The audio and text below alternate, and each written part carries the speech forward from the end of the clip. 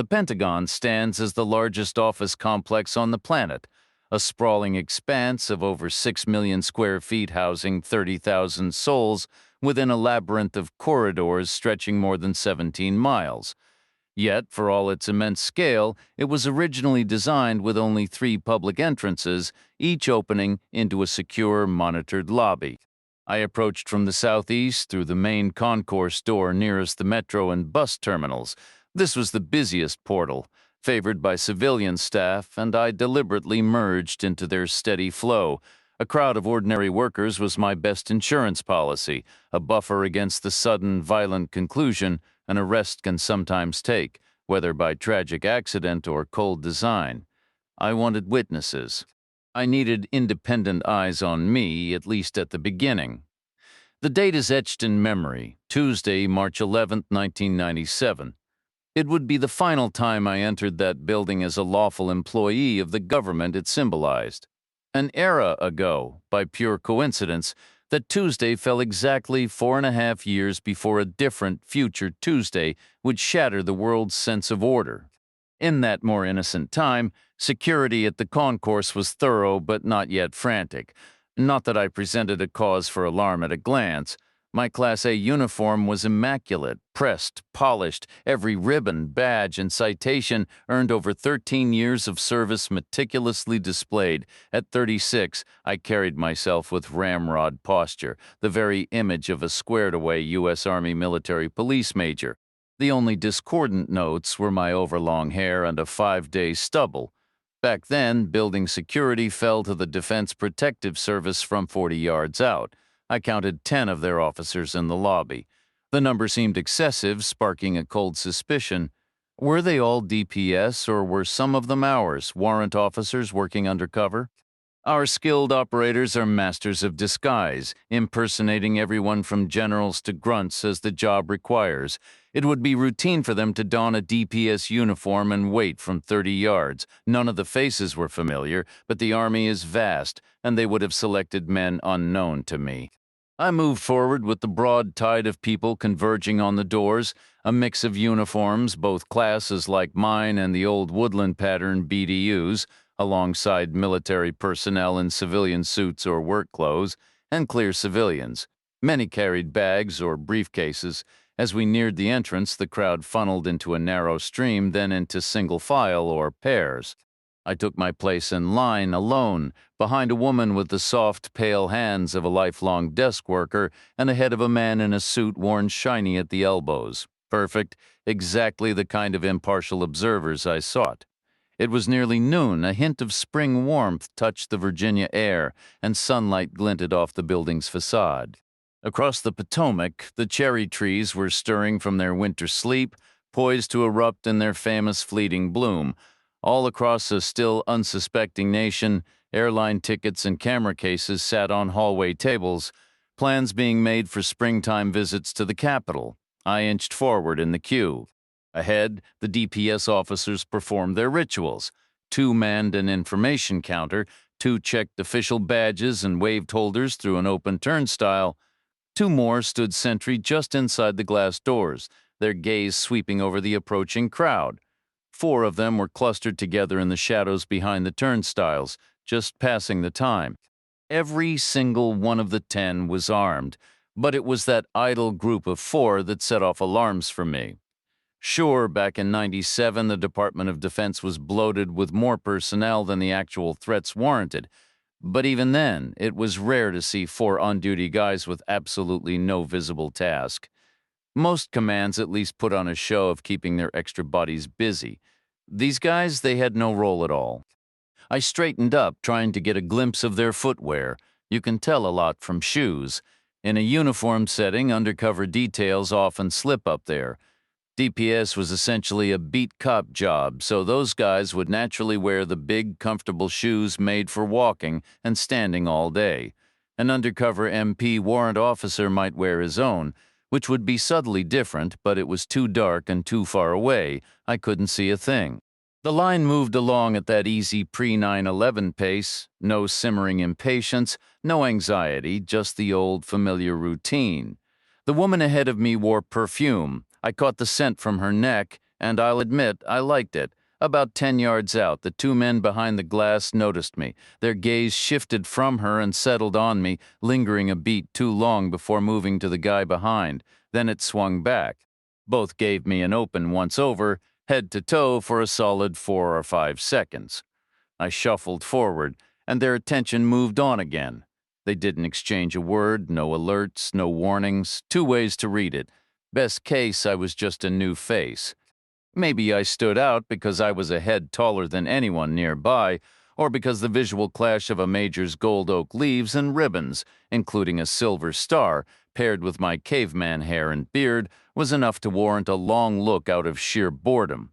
Sentry duty is dull, anything unusual is a welcome distraction. Worst case, they were simply confirming an expected event was right on schedule.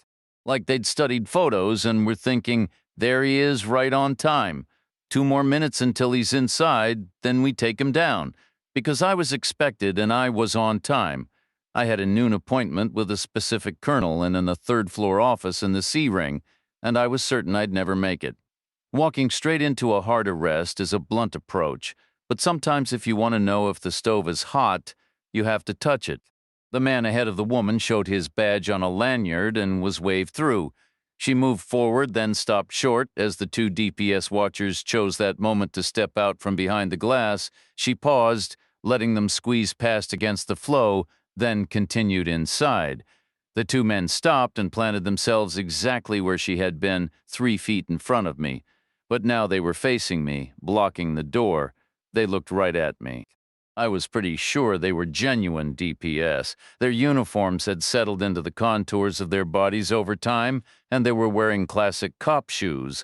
These weren't disguises pulled from a locker that morning. My gaze drifted past the two men in front of me, settling on their 4 colleagues standing idle inside. I attempted to assess the cut of their suits as a point of comparison, but it was difficult to be sure. The man on my right spoke up. "Sir, can we assist you with something today?" "Assist me with what exactly?" I replied. "Just curious about your destination. Is that a requirement for entry here?" "Not at all, sir," he said, his tone practiced and smooth. "We're simply here to expedite your visit if you'd like." Expedite me right into a quiet, windowless room, I thought. They were undoubtedly thinking about civilian witnesses just as I was. "I'm fine waiting my turn," I said. "I'm nearly at the front anyway." They offered no response to that. A stalemate. Frankly, their approach felt amateurish. Trying to initiate an arrest out here was a foolish move. With a little shove and a quick pivot, I could vanish into the foot traffic on the concourse in an instant, and they wouldn't fire. Not out here, not with all these people. This was 1997, March 11th, a world still operating under the old rules, years before everything changed. Their smarter play was to wait until I was sealed inside the lobby. These two could swing the doors shut and form a wall while I received the bad news at the desk. Sure, I could theoretically turn and fight my way back out, but it would cost me a precious second or two. In that time, the 4 idle guys could fill my back with lead. Charging forward would yield the same result, just from the front. And then where would I go? Escaping into the Pentagon was a laughable plan. The world's largest office building, a maze of 5 floors, 2 basements, and 17 miles of corridors. They claim you can get between any 2 points in under 7 minutes at a quick march, but if I was sprinting, I could be anywhere in about 3. To do what? Hole up in a supply closet, surviving on stolen sack lunches for a day or two? Take hostages and try to plead my case to a skeptical world? I'd never seen that story end well, so I waited. The officer on my right finally broke the silence. "You have yourself a good day now, sir," then with a casual air. Both men strolled past me, one on each side, as if they were just 2 guys enjoying a change of scenery on their patrol. Maybe they weren't so dumb after all. They had a plan and were sticking to it. Their attempt to lure me into a side room had failed. No harm, no foul. So now it was straight on to Plan B. They'd wait until I was inside and the doors were secured, then shift into crowd control, herding incoming people to safety in case the lobby turned into a shooting gallery. I assumed the glass was supposed to be bulletproof, but betting on the Department of Defense getting exactly what it paid for was a sucker's bet. The door stood open before me. I drew a breath and stepped across the threshold. Sometimes the only real way to know if the stove is hot is to touch it. The woman with the faint perfume and pale hands was already well down the corridor beyond the open turnstile, having been waved through. Directly ahead was the two-person inquiry desk. To my left, two officials were checking badges, the turnstile gaping between them. The four spare men remained in their cluster, quiet and observant, a self-contained unit. I still couldn't see their shoes. I took another steadying breath and approached the counter, like a lamb to the slaughter. The desk agent on the left looked at me, a weariness in his eyes. "Yes, sir," he said, his voice flat with resignation. A statement, not a question, as if I'd already spoken. He looked young and reasonably intelligent. The man behind the desk was likely a real DPS officer. Military police warrant officers are sharp, but they wouldn't be the ones running a Pentagon visitor check-in, no matter how deep their cover was supposed to be. He glanced at me again, waiting, so I told him, "I have a 12 o'clock appointment with whom?" "Colonel Fraser," I replied. He pretended the name meant nothing to him. In the world's largest office building with 30,000 souls, that was the game. He flipped through a binder as thick as a phone book. "Would that be Colonel John James Fraser, Senate Liaison?" "That's the one," I said, or in other words, guilty as charged. Out of the corner of my eye, the four extra men were watching. They hadn't moved. Not yet. The desk guy didn't ask for my name, partly, I assumed, because he'd been briefed and shown pictures, and partly because my Class A uniform had my name right there on the Namatape, regulation perfect on my right breast pocket. 7 letters, Reacher, or maybe 11, arrest me now. The inquiry desk guy said, "Colonel John James Fraser is in 3C315. Do you know how to get there?" "I do," I said. "3rd floor, C ring, near Radial Corridor 3, Bay 15. The Pentagon's own version of map coordinates absolutely necessary for a building sprawled across 29 acres. The guy wished me a great day, his innocent gaze already sliding past me to the next person in line. I paused. They were wrapping this up with a neat little bow, making it all perfect. The basic legal principle for criminal guilt is summed up by the old Latin phrase, actus non facit reum nisi mens sit rea. An act alone doesn't make you guilty unless your mind is guilty too. Action plus intention. They were waiting for me to prove my intention. They were waiting for me to step through that turnstile and into the maze. That's why the 4 spares were on their side of the gate, not mine. Crossing that line would make it real. Maybe there were jurisdiction headaches. Maybe the lawyers had gotten involved. Fraser wanted me gone, for sure. But he wanted his own backside covered just as badly. I took a breath, crossed the line, and made it real. I walked between the 2 badge checkers and slid through the cold metal arms of the turnstile. The bar was retracted. Nothing hit my legs. I stepped out on the other side and stopped. The 4 men were now on my right. I looked at their shoes. Army regs are oddly loose about footwear. Plain black lace-up Oxfords or something close conservative, no designs, at least 3 pairs of eyelets. Closed toe, heel no higher than 2 inches. That's it. These 4 were in compliance, but they weren't wearing standard-issue cop shoes, not like the pair outside. They had 4 slight variations on a classic theme: high shines, tight laces, a little wear and creasing. Could be genuine DPS, could be something else. No way to know. Not right then. We looked at each other. No one spoke. I looped around them and headed deeper into the building. I took the E-ring counterclockwise and turned left at the first radial corridor. The 4 fell in behind, keeping about 60 feet back, close enough to keep me in sight, far enough not to crowd me. The Pentagon's famous rule, a maximum 7 minutes between any 2 points. I was the filling in a sandwich. I figured another crew would be waiting outside 3C315, or as close to it as they'd let me get. I was walking straight toward them. Nowhere to run, nowhere to hide. I found a stairwell on the D-ring and went up 2 flights to the 3rd floor. Just for the fun of it, I switched to a clockwise direction, passing radial corridors 5 and then 4. The D ring was a hive of activity. People hustled by with armfuls of khaki folders. Men and women in uniform moved with blank-eyed purpose, stepping smartly toward their next task. The space was packed. I weaved through the crowd, feeling eyes on me with every step. The hair and the beard were a dead giveaway. Pausing at a water fountain, I bent for a drink as people streamed past. The 4 extra DPS guys who'd been trailing me were nowhere in sight, but then they didn't really need to be. They already knew my destination and my schedule. Straightening up, I turned into radial corridor 3, making my way to the C ring. The air carried the scent of wool uniforms, linoleum polish, and a faint, stale hint of cigars. The walls were coated in that thick institutional paint. Glancing both ways, I saw no crowd gathered outside Bay 15. Maybe they were waiting inside. I was running 5 minutes behind, but I didn't turn. Instead, I followed Radial 3 all the way across the B ring until I reached the A ring, the heart of the building, where the radial corridors either began or ended, depending on your perspective. Beyond it lay nothing but a vast 5-acre pentagonal courtyard, like the hollow center of a geometric donut. Back in the day, folks called it Ground Zero, convinced the Soviets had their prime missile permanently locked on it as the ultimate bullseye. Honestly, I think they underestimated. My money says the Soviets had 5 of their best aimed right at it, just in case the first 4 failed to connect. After all, the smart money knows you don't always get what you pay for. I lingered in the A-ring until I was a full 10 minutes late, better to keep them guessing.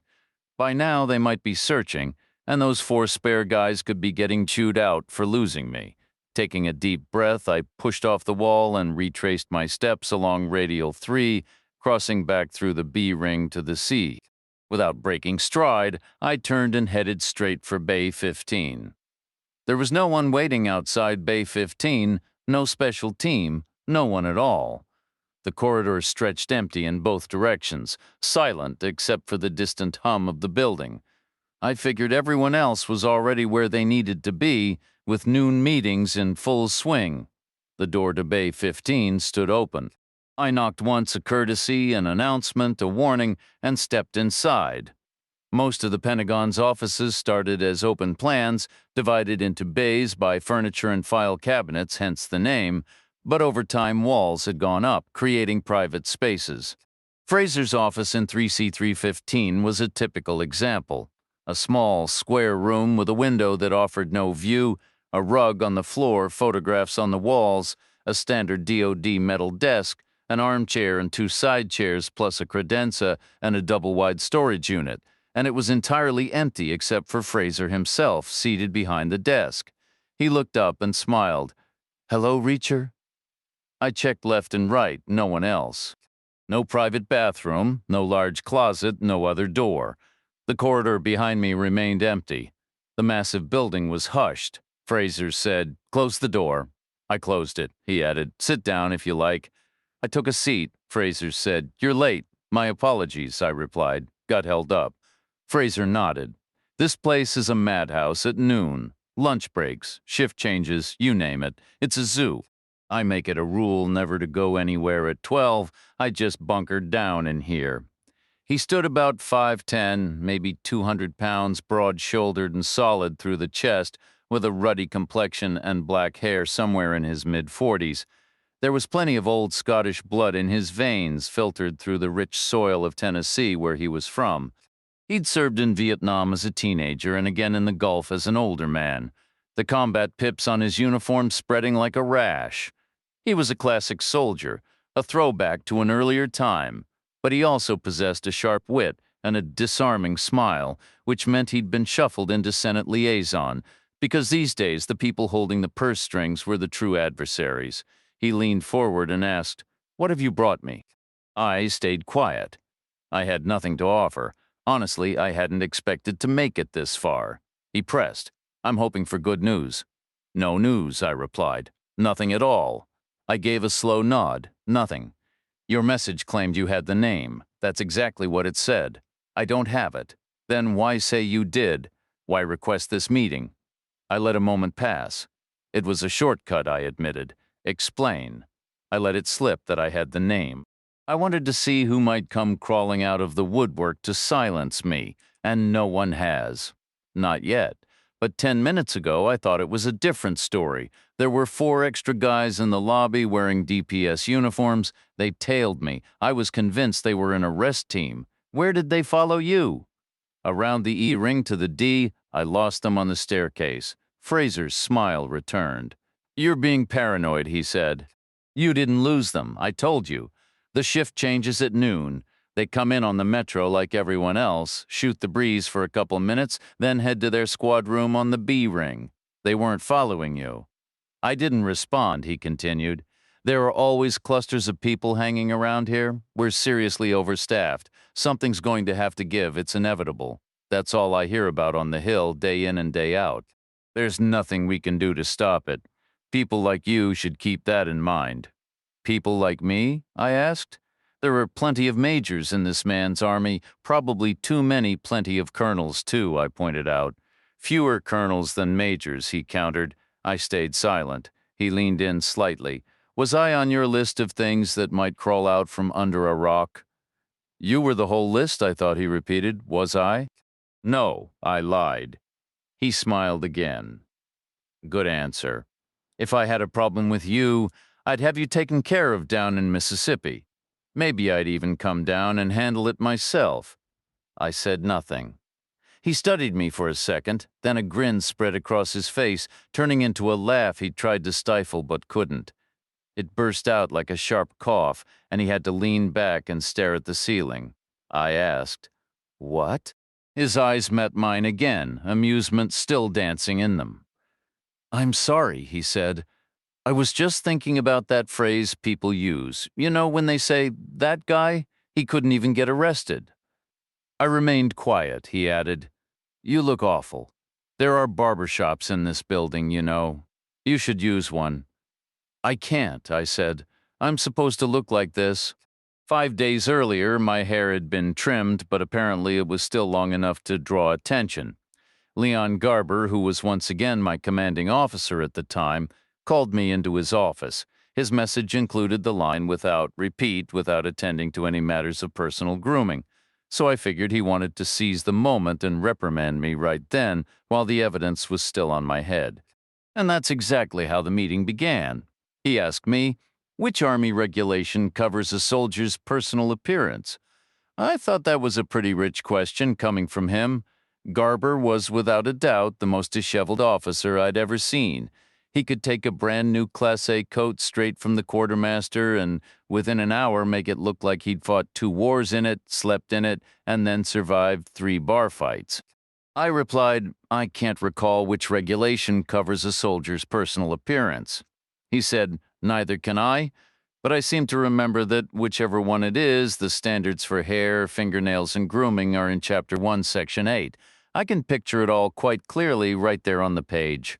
I couldn't recall the exact wording. No, I admitted. It states that hair grooming standards are essential for maintaining uniformity among military personnel, he explained. Understood. It's a mandate, not a guideline. Are you familiar with the specifics? I've been occupied, I replied. I just returned from Korea. I heard it was Japan. That was a brief stopover on the route. How brief? 12 hours. Do barbers exist in Japan? I'm certain they do. Would a Japanese barber require more than 12 hours for a haircut? I'm sure they wouldn't. Chapter 1, Section 8, Paragraph 2, he recited, specifies that the hair on the crown must be neatly groomed. Its length and bulk cannot be excessive or convey a ragged, unkempt, or extreme look. Instead, it must exhibit a tapered appearance.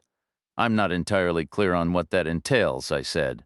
It means the hair's outline should follow the shape of the head, curving inward to end naturally at the base of the neck. I'll have it addressed, I assured him. These are regulations, you understand. Absolute requirements, not polite suggestions. All right, I said, he continued. Section 2 adds that when combed, the hair must not cover the ears or eyebrows, nor touch the collar. All right, I repeated. Would you characterize your current hairstyle as ragged, unkempt, or extreme? That depends on the comparison, I countered.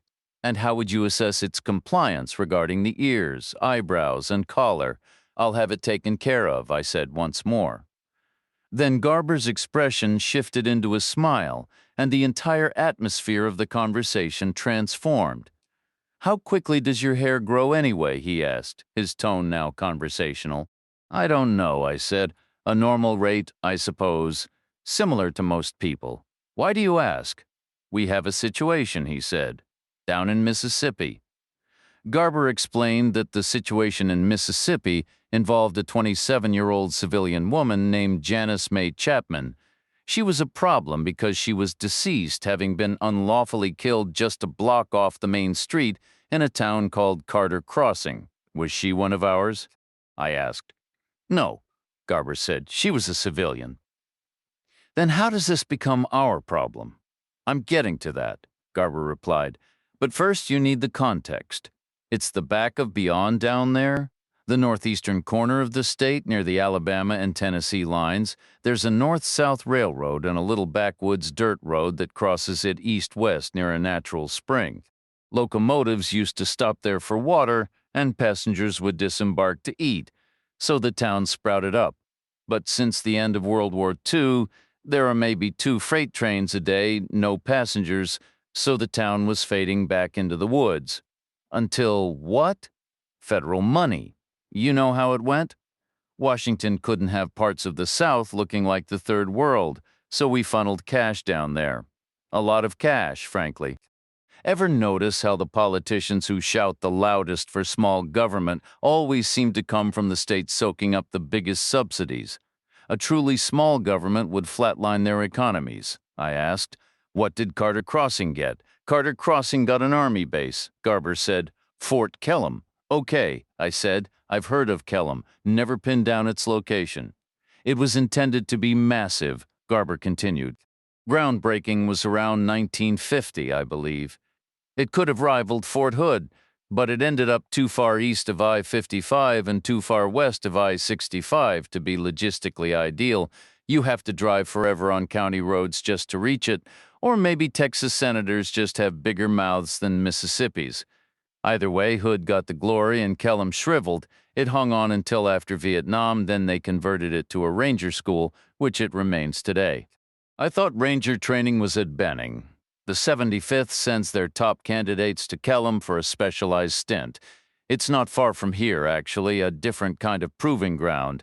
It's the landscape, he explained. The 75th is a special operations unit, so I've heard. You think there are enough rangers in training to sustain an entire town? Close enough, Garber replied. It's not exactly a metropolis.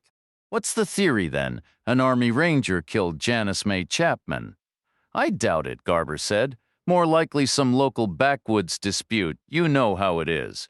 Do they even have backwoods in Mississippi, or hills for that matter? Plenty of trees, though. Call them what you want. The point is, why are we discussing this? Garber stood then, moving from behind his desk to cross the room and shut the door. He was older than me and shorter, but built just as solid. The worry on his face was unusual. He rarely closed that door, and even rarer was a stretch of silence from him without some pithy saying or slogan meant to drive a point home. He returned to his chair with a soft sigh from the cushion and asked, "You ever hear of a place called Kosovo?" "Balkans," I said. "Near Serbia and Croatia. There's a war brewing there. We're supposed to try to stop it. Odds are we'll fail and just end up bombing one side into the ground instead." "Always good to have a backup plan," I said. "The mess in Serbia and Croatia was a disgrace. Like Rwanda, an embarrassment. This is the 20th century, for crying out loud. Seemed pretty on brand for the 20th century to me. It's supposed to be different now. Maybe wait for the 21st. That's my advice." "We're not waiting. We're going to handle Kosovo the right way. Good luck with that. Don't come to me, I'm just a cop. We already have people over there in and out, quietly." "Who?" I asked. "Peacekeepers? Untroops?" "Not exactly. Just our guys." "I hadn't heard that. You weren't supposed to. It's been going on 12 months. We've had ground troops secretly in the Balkans for a year." "It's not a major operation," Garber said. "Partly reconnaissance in case things escalate. Mostly it's about keeping tensions down. Lots of factions over there, if anyone asks. We say the other side invited us. Makes everyone think they've got our support. It's a deterrent. Who'd we send? Army Rangers? Garber explained that Fort Kellam still functioned as a legitimate Ranger training base, but it also housed two full companies of seasoned Rangers Alpha and Bravo, handpicked from the 75th Regiment. They rotated into Kosovo covertly a month at a time. Kellam's remote location made it ideal for keeping things quiet. Not that we should feel ashamed, he added. It was a humanitarian mission driven by good intentions. But Washington being Washington, some things were better left unspoken. I asked, does Carter Crossing have its own police? Yes. Let me guess. Their homicide investigation is going nowhere, so they want to cast a wider net. They want to include Kellam personnel in their suspect list, correct? Including members of Alpha and Bravo. Yes. They want to question them. Yes. But we can't allow that because it would expose the rotations, right? Do they have probable cause? I hoped he'd say no. Instead, he said, it's circumstantial, but there's something there. Something. The timing is unfortunate. Janice May Chapman died 3 days after Bravo Company returned from Kosovo. They flew directly into Kellam's private airstrip under the cover of night, standard procedure for operational security. A returning unit spends its first 2 days in lockdown for debriefings before being released. Then what happens? I asked. On the third day, they get a full week's leave, so they head into town, almost always to Main Street and the surrounding blocks. That's where the bars are located, and the bars are where they meet women from the area. Some things never change, and Janice May Chapman was a local woman with a reputation for being friendly. Terrific, I said. Garber's voice tightened. She was raped and mutilated. How was she mutilated? I didn't ask for details. I didn't want to know. She was 27. Jody is 27, too. His only daughter, his only child, deeply loved. How is she doing? I asked. She's fine. Where is she now? She's a lawyer, he said, as if stating a location rather than a profession. Then he turned the question, how's your brother? He's okay, as far as I know. Still with the Treasury Department. As far as I know, he was a good man, Garber said, with the solemn tone of someone speaking of the deceased. I stayed quiet.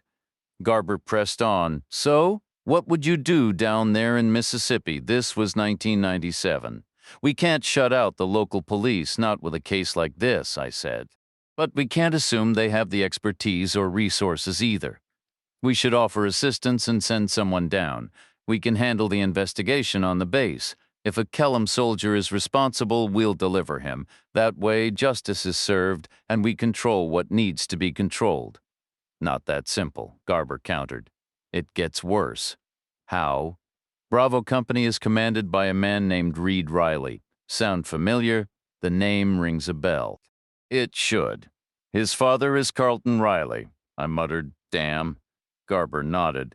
The senator, chairman of the Armed Services Committee, he could become our best ally or our worst nightmare, depending on how this unfolds. You know how it is with politicians like him. Having an infantry captain for a son is worth 1,000,000 votes. Having a decorated hero is worth twice that. I don't even want to imagine the fallout if one of young Reed's men turns out to be a murderer. We need someone at Kellam immediately, I said. That's the reason for this meeting, Garber replied. When do you want me there? I don't want you there, Garber stated flatly. He explained that his first choice for the Kellam assignment wasn't me. It was a newly promoted MP major named Duncan Munro. Military family, Silver Star, Purple Heart, the whole impressive resume. He had recently wrapped up solid work in Korea and was currently excelling in Germany. He was 5 years my junior and, from what I gathered, was exactly what I had been half a decade ago. I'd never met him. He's already in the air, Garber said, heading straight there. He'll arrive late tomorrow morning. Your call, I said, though it came out a bit flat. It's a delicate situation, he emphasized. Evidently, I replied. Too delicate for me, apparently. Don't get your feathers ruffled. I need you for something else, something I hope you'll consider just as critical. Like what? Undercover work, he said. That's why I'm pleased with your current look, ragged and unkempt. There are two things we usually botch on undercover assignments: hair and shoes. You can buy shoes from a thrift store, but you can't buy convincingly messy hair on short notice. Undercover wear, Carter Crossing, of course, down in Mississippi, off post. You'll drift into town like some aimless former military drifter. You know the type. You'll be the kind of guy who feels right at home there because it's the environment he knows, so you'll settle in for a while. You're going to build a rapport with the local police, and you'll leverage that connection quietly to ensure both they and Monroe are executing this operation flawlessly. You want me to pose as a regular citizen? It's not rocket science. We're all human, give or take. You'll get the hang of it. Am I conducting an active investigation? Negative. Your role is strictly observation and reporting. Think of it as a field evaluation. You've handled those before. Be my eyes and ears on the ground. This has to be perfect. Understood, I replied. Anything else? When do I ship out? Tomorrow at dawn? And what's your definition of perfect execution? Garber shifted in his seat, letting the question hang in the air without a reply. I returned to my quarters and stepped into the shower, deliberately skipping the razor. Going undercover is a lot like method acting, and Garber had a point. I knew the profile every soldier does. The towns circling military bases are dotted with men who didn't make the cut for one reason or another and never ventured far. Some put down roots, others get pushed along, winding up in another town near another base. The scenery changes, but the story stays familiar. It's their comfort zone. They cling to a certain ingrained military bearing, like stubborn old habits or leftover strands of DNA, but they let the small disciplines slide. The meticulous grooming standards from the manual no longer dictate their days, so I left the stubble and let my hair air dry into something untamed. Then I started assembling my kit on the bed. A trip to the thrift store for shoes wasn't necessary. I already owned a pair that would work. About a dozen years back, during a stint in England, I'd picked up some brown brogues from a classic men's shop in a village in the middle of nowhere. They were substantial, heavy things, well kept, but showing their age with creases and worn-down heels. I set them on the blanket, and they looked oddly solitary. I didn't own any other civilian clothes, not a single item, not even socks. Rummaging through a drawer, I found an old army t-shirt, olive drab cotton that was once thick but now washed to a pale, silky thinness. It seemed like the sort of thing a guy might hold on to. I placed it beside the shoes. Next, I headed to the PX and browsed aisles I normally avoid. I settled on a pair of dirt-colored canvas trousers and a long-sleeved shirt, a faded maroon number with seams bleached to a soft pink from pre-washing. It wasn't my first choice, but it was the only thing in my size. The clearance price tag made sense, and it looked civilian enough. I'd seen people wearing far worse. Plus, it was practical. I wasn't sure what March weather would bring in northeastern Mississippi. If it turned warm, I could roll the sleeves up. If it got cold, I could roll them down. I grabbed some white briefs and khaki socks, then swung by the toiletries for a compact travel toothbrush. I was impressed by the design, the head tucked into a clear plastic case, and you could pull it out, reverse it, and snap it into place to form a full-length brush. Obviously made for a pocket, it would be easy to carry and kept the bristles clean. A clever little invention. I sent the new clothes straight to the base laundry to take the fresh off the rack edge off. Nothing breaks in gear quite like those industrial machines. Afterward, I walked off post to a burger joint for a late lunch. Inside, I spotted an old buddy, a fellow MP named Stan Laurie. We'd partnered on plenty of assignments. He was at a table with a tray holding the remains of a half-pound burger and some fries. I got my food and slid into the seat across from him. He said, "Word is you're Mississippi bound?" I asked, "Where'd you hear that?" "My sergeant got it from a sergeant in Garber's shop. When? Couple hours ago." "Fantastic," I said. "I didn't even know myself 2 hours ago. Some days it feels like the whole post knows your orders before you do. So much for keeping things quiet. My sergeant tells me you're playing second fiddle on this one. Your sergeant is correct. He also says the lead investigator is some green kid." I gave a nod. "I'm on babysitting duty." That's rough, Reacher. That really stinks. Only if the kid messes it up, and he might. I took another bite of my burger and washed it down with coffee. Truth is, I'm not sure anyone could handle this perfectly. There are delicate issues at play. There might not be a right way to do it at all. It's possible Garber is shielding me and throwing the kid to the wolves. Lowry chuckled. Keep dreaming, pal. You're the aging workhorse, and Garber's putting in a pinch hitter with the bases loaded in the bottom of the ninth. A new star is getting his moment. You're yesterday's news. Then you're finished too, I replied. If I'm the old horse, you're already lined up at the glue factory door. Precisely, Lowry said. That's what has me worried. I might start scanning the classifieds tonight. The afternoon dragged on without much event. My laundry returned, looking a bit faded and beaten up by the industrial machines. It was neatly pressed, though I knew a day on the road would undo that. I left the stack on the floor, folded on top of my boots. Then the phone rang, and after a moment of static, a Pentagon switchboard connected me to a colonel named John James Fraser. He mentioned he was currently with Senate Liaison, but he made sure to list his entire combat record first, so I wouldn't dismiss him as just another desk jockey. His voice was tense. I need to know the instant there's even a whisper about anyone in Bravo Company. Immediately, understood, day or night? I said, and I need to understand how the local police even know Bravo Company is stationed at Kellam. I thought that was classified.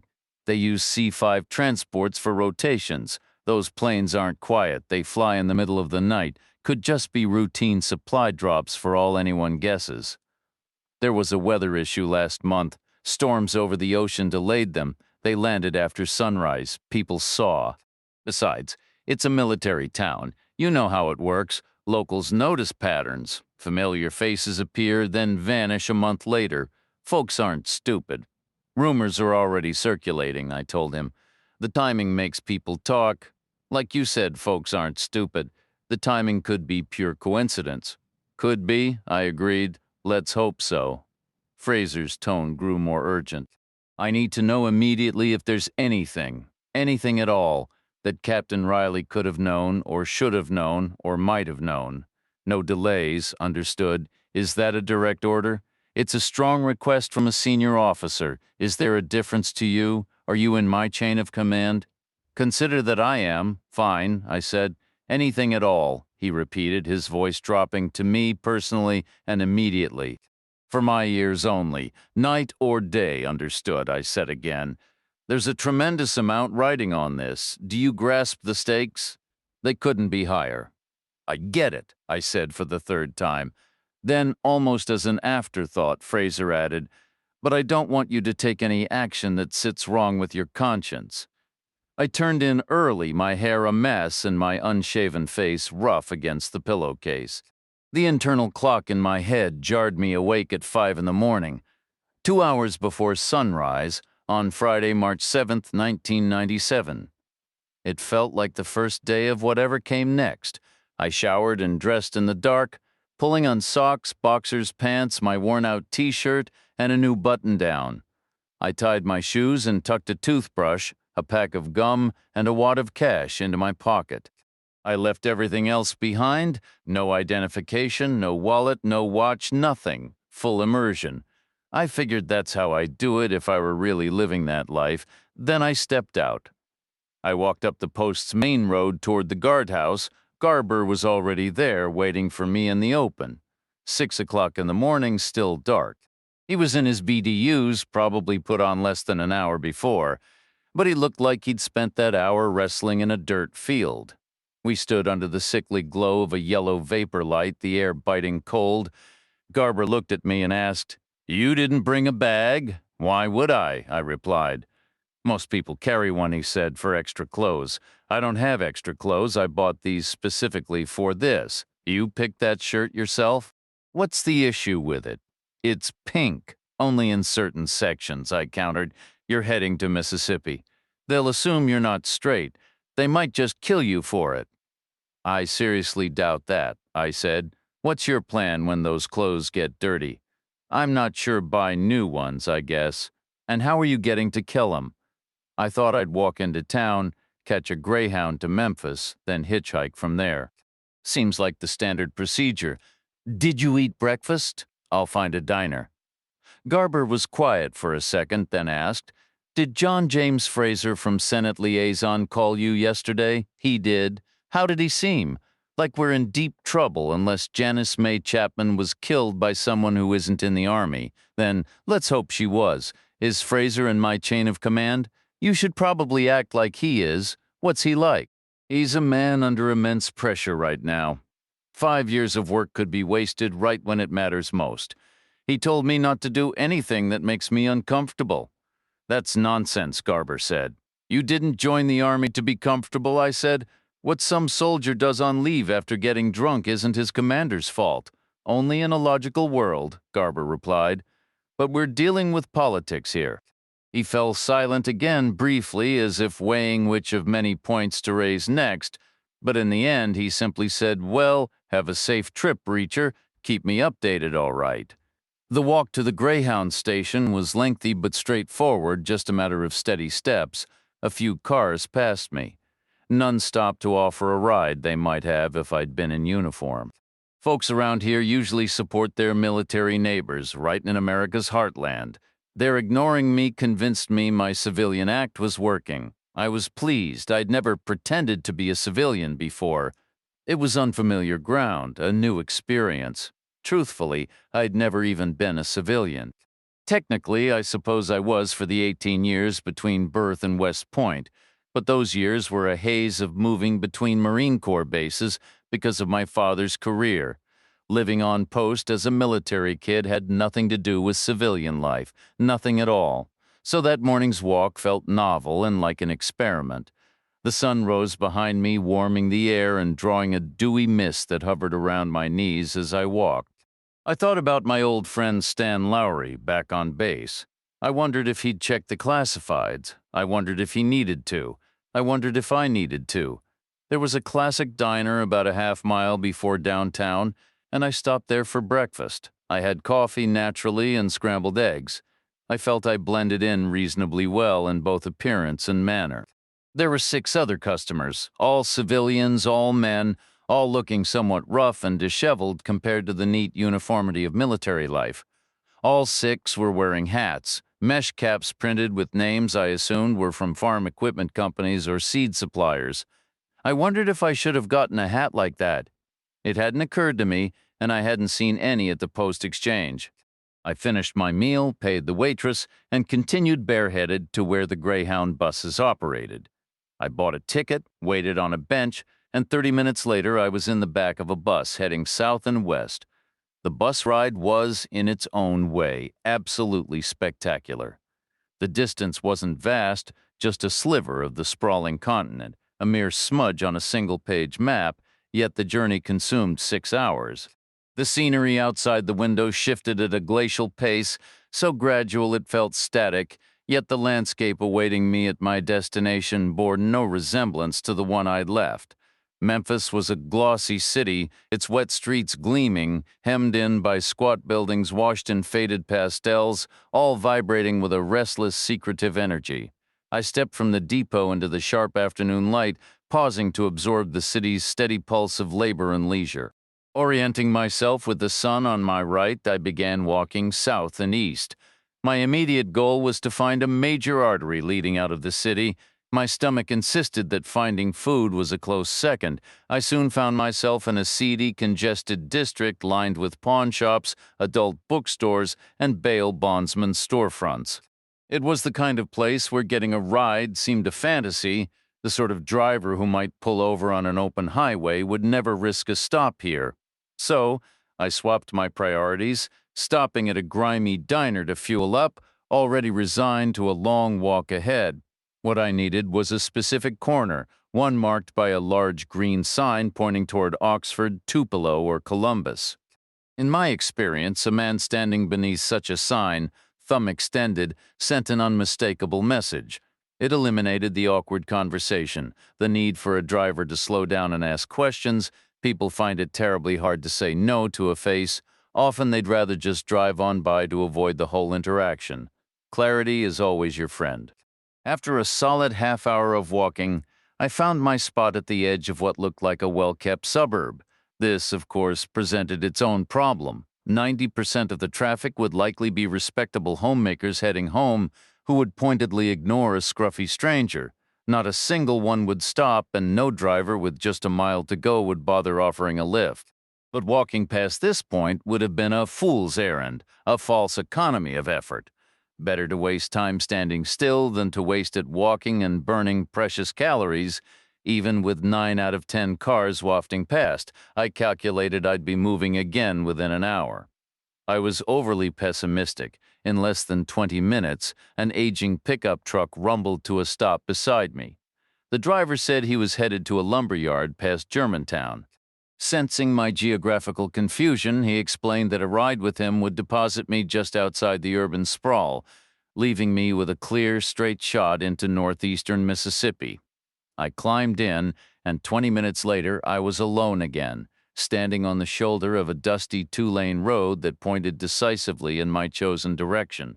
A man in a sagging Buick sedan picked me up next, and we crossed the state line together, covering 40 miles east before he dropped me off. Then a driver in a dignified old Chevy truck carried me 20 miles south on a back road, leaving me at what he assured me was my necessary turn. By then the afternoon was aging, the sun beginning a rapid descent toward the horizon.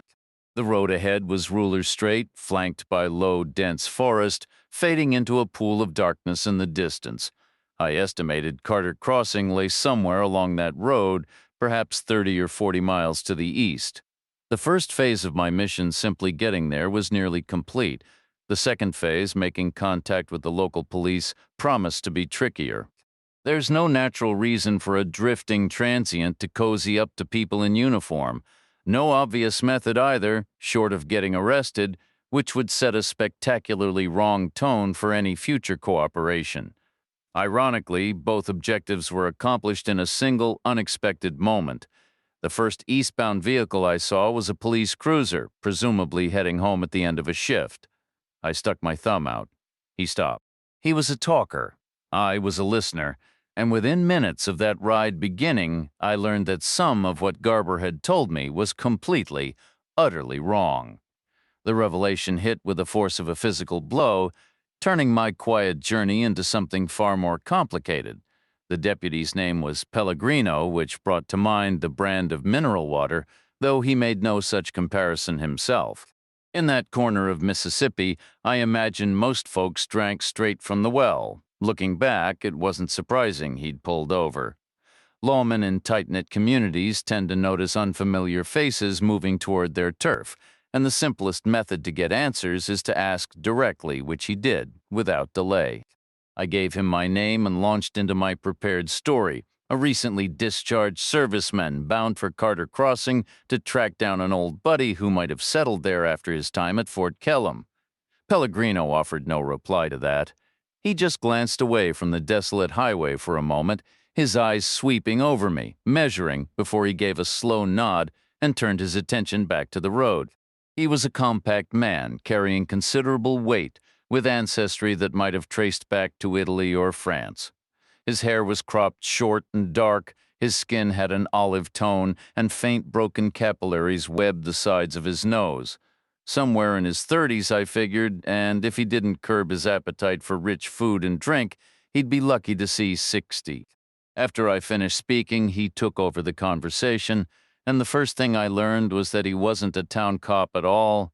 Garber had been mistaken, technically speaking. Carter Crossing didn't have its own police force. It fell under Carter County, which was patrolled by a county sheriff's department covering nearly 500 square miles.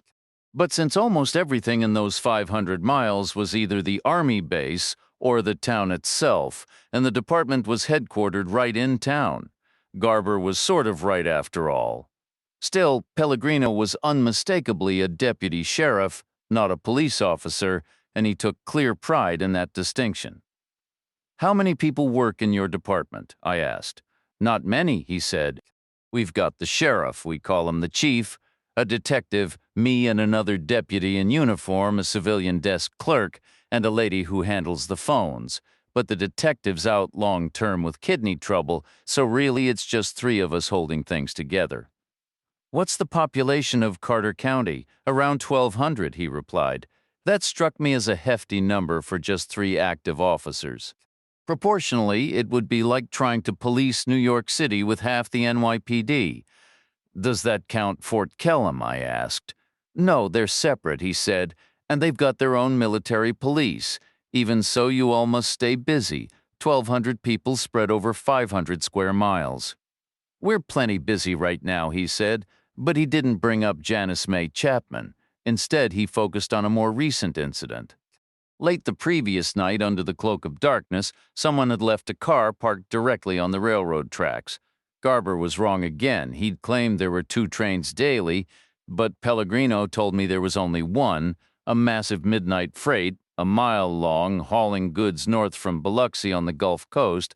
That train had plowed into the abandoned vehicle, utterly demolishing it and hurling the wreckage far up the line into the woods.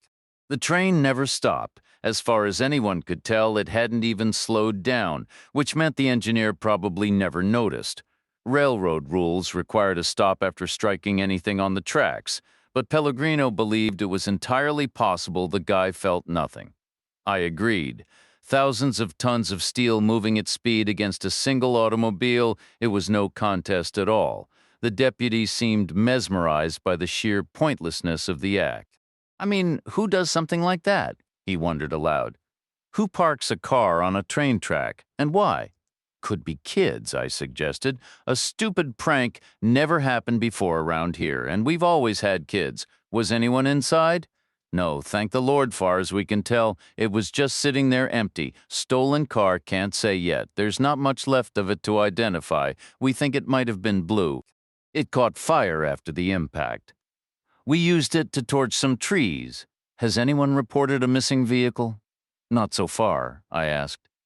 What else has been keeping you busy? Pellegrino fell silent then, and I worried I'd overstepped. I replayed the exchange in my mind, convinced it was a fair question, just casual talk. If a man claims he's swamped but only brings up a burned-out car, it's natural to wonder what else is on his plate, especially when you're sharing a quiet ride at dusk. As it turned out, his pause was just good manners. That old Southern politeness.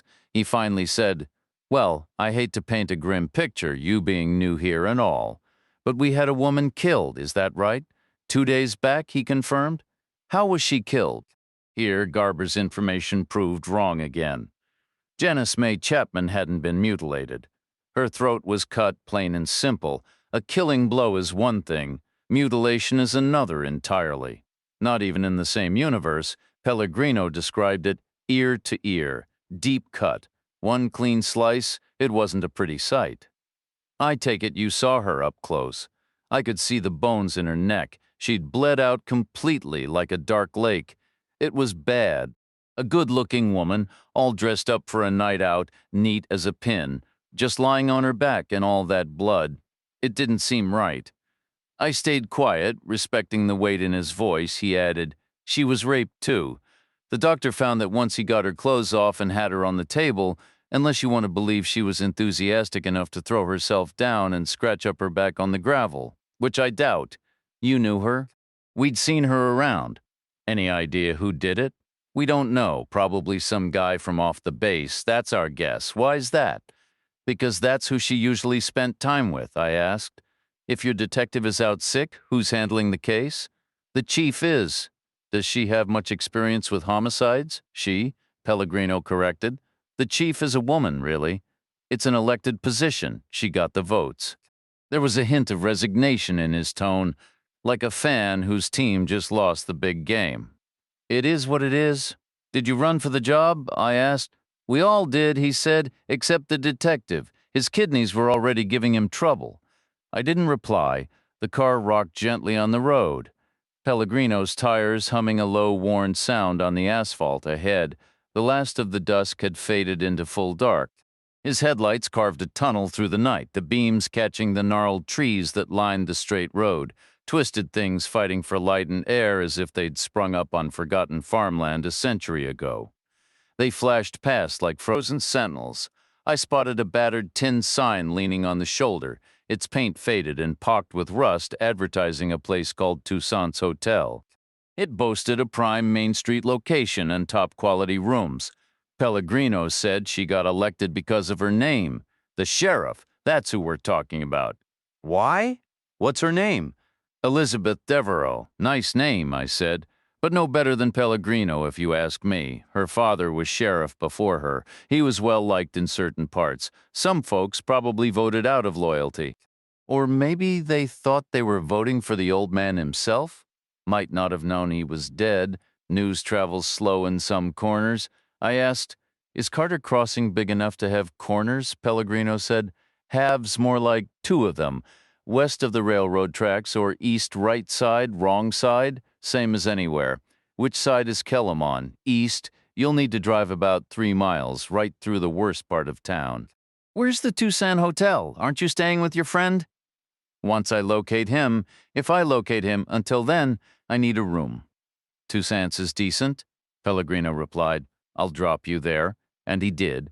We emerged from the tunnel of trees, the road widening as the forest thinned into a scrubby patch of young trees and overgrown weeds littered with garbage. The asphalt stretched like a dark ribbon across a flat, barren expanse, the size of a football field. It curved right and became a straight street lined with low, plain buildings. This had to be Main Street. There was no real architecture to speak of, just old construction, mostly wood with stone foundations. We passed the Carter County Sheriff's Department, then a vacant lot, then a diner, before pulling up at the Toussaint Hotel. It had clearly been elegant once, with its peeling green paint, ornate trim, and second-floor balconies edged with wrought iron railings, a design that seemed borrowed from the French Quarter. A faded sign bore its name, and a row of dim lights washed over the facade, 3 of them dark. Pellegrino brought the cruiser to a gentle stop. I thanked him for the lift and stepped out. He executed a wide U-turn and headed back the way we came, probably to park at the sheriff's department. I climbed a set of weathered wooden steps, crossed a creaking veranda, and pushed through the hotel's front door. Inside, I found a small square lobby with an empty reception desk. The floor was worn boards, partly covered by a threadbare rug with a faded Middle Eastern pattern. The desk itself was a hardwood counter, polished to a dull sheen by years of use. Behind it, a wall of pigeonholes stood 4 high and 7 across, 28 rooms in total. 27 keys hung in their slots. None of the cubbies held letters, notes, or any sign of recent activity. A small brass bell sat on the counter, its edges tinged with green. I tapped it twice. The polite ding-ding echoed briefly in the quiet, but nothing stirred. No one appeared. A closed door stood beside the pigeonholes, presumably leading to a back office. It remained shut. It made no sense for a hotel owner to ignore a potential guest. I waited a moment, then tried a door to the left of the lobby. It opened into an unlit lounge that smelled of damp, dust, and mildew. In the darkness, I could make out the humped shapes of what were probably armchairs. No movement, no people. I returned to the desk and hit the bell once more. "Silence. Hello," I called out. Nothing giving up for now, I went back outside, across the unsteady veranda and down the worn steps, pausing in the shadow of a broken lamp on the sidewalk. There wasn't much to see. Across Main Street stretched a row of low, dark storefronts. Beyond them lay an impenetrable blackness. The March night air in Mississippi was clear, dry, and faintly warm. It could have been almost anywhere. I could hear the whisper of a breeze in distant leaves and a faint, granular sound like shifting dust or termites at work. From the diner next door came the hum of an extractor fan. But that was all. No human sounds, no voices, no laughter, no traffic, no music. A Tuesday night near an army base, and it felt unnervingly still. I hadn't eaten since lunch in Memphis, so I headed for the diner. It was a narrow but deep building set perpendicular to Main Street, likely with a kitchen entrance around back. Just inside the front door was a payphone on the wall, a cash register, and a hostess stand. Beyond that, a long aisle ran between tables for 4 on the left and tables for 2 on the right. Freestanding chairs, not booths, giving it more of a cafe feel. The only customers were a couple roughly twice my age. They were seated across from each other at a 4 top, the man with a newspaper, The woman with a book settled in as if they had all the time in the world. The only employee in sight was a waitress who had been lingering near the kitchen's swinging door. She spotted me the moment I entered and hurried the length of the aisle to greet me, leading me to a two-person table near the middle of the room. I took the chair facing the entrance, my back to the kitchen, a compromise since I couldn't watch both doors at once. "Can I get you something to drink?" she asked. "Black coffee, please," I replied. She returned shortly with a mug of coffee and a menu. "Slow night," I observed. She gave a resigned nod, likely thinking about her tips. "They shut the base down," she said. "Kill 'em. It's closed. Locked tight this afternoon. Everyone's stuck inside eating army food tonight." "Does that happen often?" "Never has before." "That's rough," I said. "What's good here? For dinner? Everything's decent. I'll take a cheeseburger. 5 minutes," she promised, and left. I carried my coffee with me back past the host stand to the payphone. Fishing in my pocket, I came up with 3/4 from lunch, enough for a brief call, which suited me fine. I dialed Garber's office. A duty lieutenant patched him through. "You there?" he asked. "Yeah. How was the drive?" "Uneventful." "Found a place to stay." "I'll manage. Listen, I've got about 4 minutes before my food shows up. Need to ask you something." Go ahead. Who filled you in on this situation? Garber hesitated. "Can't say." "Well, whoever it was, the details are pretty fuzzy. That happens, and Kellum's under lockdown. Munro's doing, he ordered it as soon as he arrived. Why? You know how these things go. Tensions between town and base, it was a precaution. Feels more like an admission. Maybe Munro's got information you don't. Your job is to listen in on the local police. Nothing more. Already on it. Rode into town with one. Did he buy your cover? Seemed to. Good. They'll shut down if they know you're connected. I need you to check if anyone in Bravo Company drives a blue car. Why? The cop mentioned a blue car left on the railroad tracks. The midnight train demolished it. Could have been an attempt to hide evidence. Wouldn't you just torch it? Not if the evidence was something fire couldn't erase, like a massive dent in the fender. What's that got to do with a woman killed in an alley? She wasn't carved up. Her throat was slit. One clean, deep cut. The cop said he saw a bone. Garber was quiet for a second. "That's Ranger technique. I let that hang." He pressed. "But a car? Might be nothing, but let's check. All 200 guys in Bravo statistically, maybe 50 own blue cars. Every one of those should be on base right now. Let's see if one isn't. Probably a civilian vehicle. Hope so? I'll check that angle too, but either way, I need to know." "Remember, this is Munro's investigation," Garber said. "And we should find out if anyone's showing gravel rash, hands, knees, elbows." The cop said Chapman had abrasions. "This is Munro's case," Garber repeated, his tone firm. I didn't argue. Through the window of the kitchen door, I saw the waitress approaching, balancing a plate heaped with a towering cheeseburger and a chaotic mound of fries that looked like something a squirrel might build. "Gotta go, boss. I'll check in tomorrow," I said, hanging up and returning to my table. She set the plate down with a small flourish. "The food looked excellent and smelled even better, appreciated," I replied. "Anything else I can do for you?" "I was hoping you could tell me about the hotel," I said. "I'm looking for a room, but there wasn't anyone at the front desk." The waitress glanced over her shoulder, and I followed her look toward the elderly couple seated at their table for 4. They were still absorbed in their reading. "They tend to linger here a while before heading back," she told me. "That would be your best chance to catch them." Then she left me to my meal. I took my time savoring each mouthful. The old couple remained motionless, engrossed in their papers. The woman turned a page every so often. Far less frequently, the man made a theatrical show of cracking the spine of his newspaper and refolding it for the next section. He was scrutinizing it so closely he might as well have been trying to absorb the ink. Eventually, the waitress returned to clear my plate and offered dessert, boasting about her excellent pies. "I think I'll take a walk," I told her. "I'll check back on my return. If those two are still here, I'll stop in for a slice. Doesn't seem like they're in any rush." "Usually not," she agreed. I settled the bill for the burger and coffee, leaving a tip that couldn't match what a room full of hungry rangers might leave, but it was enough to bring a slight smile to her face. Then I stepped back out onto the street. The evening was growing chilly, with a faint mist hanging in the air. I turned right, ambling past the empty lot and the sheriff's department building. Pellegrino's car was parked outside, and a soft glow from one window hinted that someone was inside. I continued on until I reached the T intersection where we had turned earlier. To the left was the route Pellegrino had brought me in on, through the woods. To the right, the road stretched eastward into the darkness. Presumably, it crossed the railroad tracks and then wound through the less prosperous part of town toward Kellam.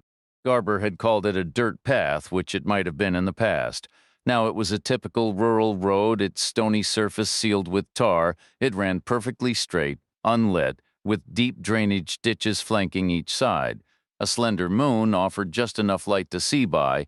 I turned right and walked on into the deepening gloom. 2 minutes and about 200 yards later, I reached the railroad crossing.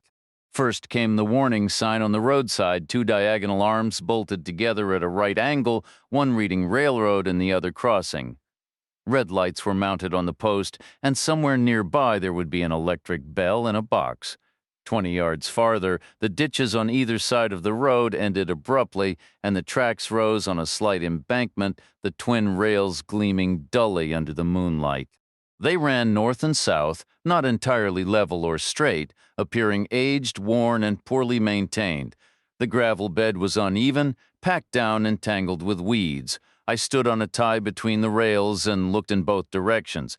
20 yards to the north, on the left, loomed the shadowy shape of a dilapidated water tower, its wide, limp hose still dangling like an elephant's trunk. It must have once been connected to Carter Crossing's freshwater spring, standing ready to quench the thirst of the steam locomotives that stopped here. I turned a full circle in the darkness. Everywhere was utter stillness and silence. On the night air, I caught the scent of charcoal, perhaps drifting from where the blue car had scorched the trees to the north. Faintly from the east came the smell of barbecue, likely from the rest of the township on the other side of the tracks. But I could see only darkness in that direction, just a vague gap in the trees where the road passed through, and nothing beyond. I turned back the way I had come, the firm road under my feet, my thoughts drifting to Pi when I spotted headlights in the distance. A large car or a small truck was approaching slowly, heading straight for me. At one moment it seemed about to turn onto Main Street, then it appeared to reconsider. Maybe its driver had spotted me in the beams. It straightened out and kept coming. I continued down the road. A blunt-nosed pickup truck approached, its headlights bobbing in the mist as it navigated the uneven pavement. The low, wet rumble of an old V8 engine grew louder.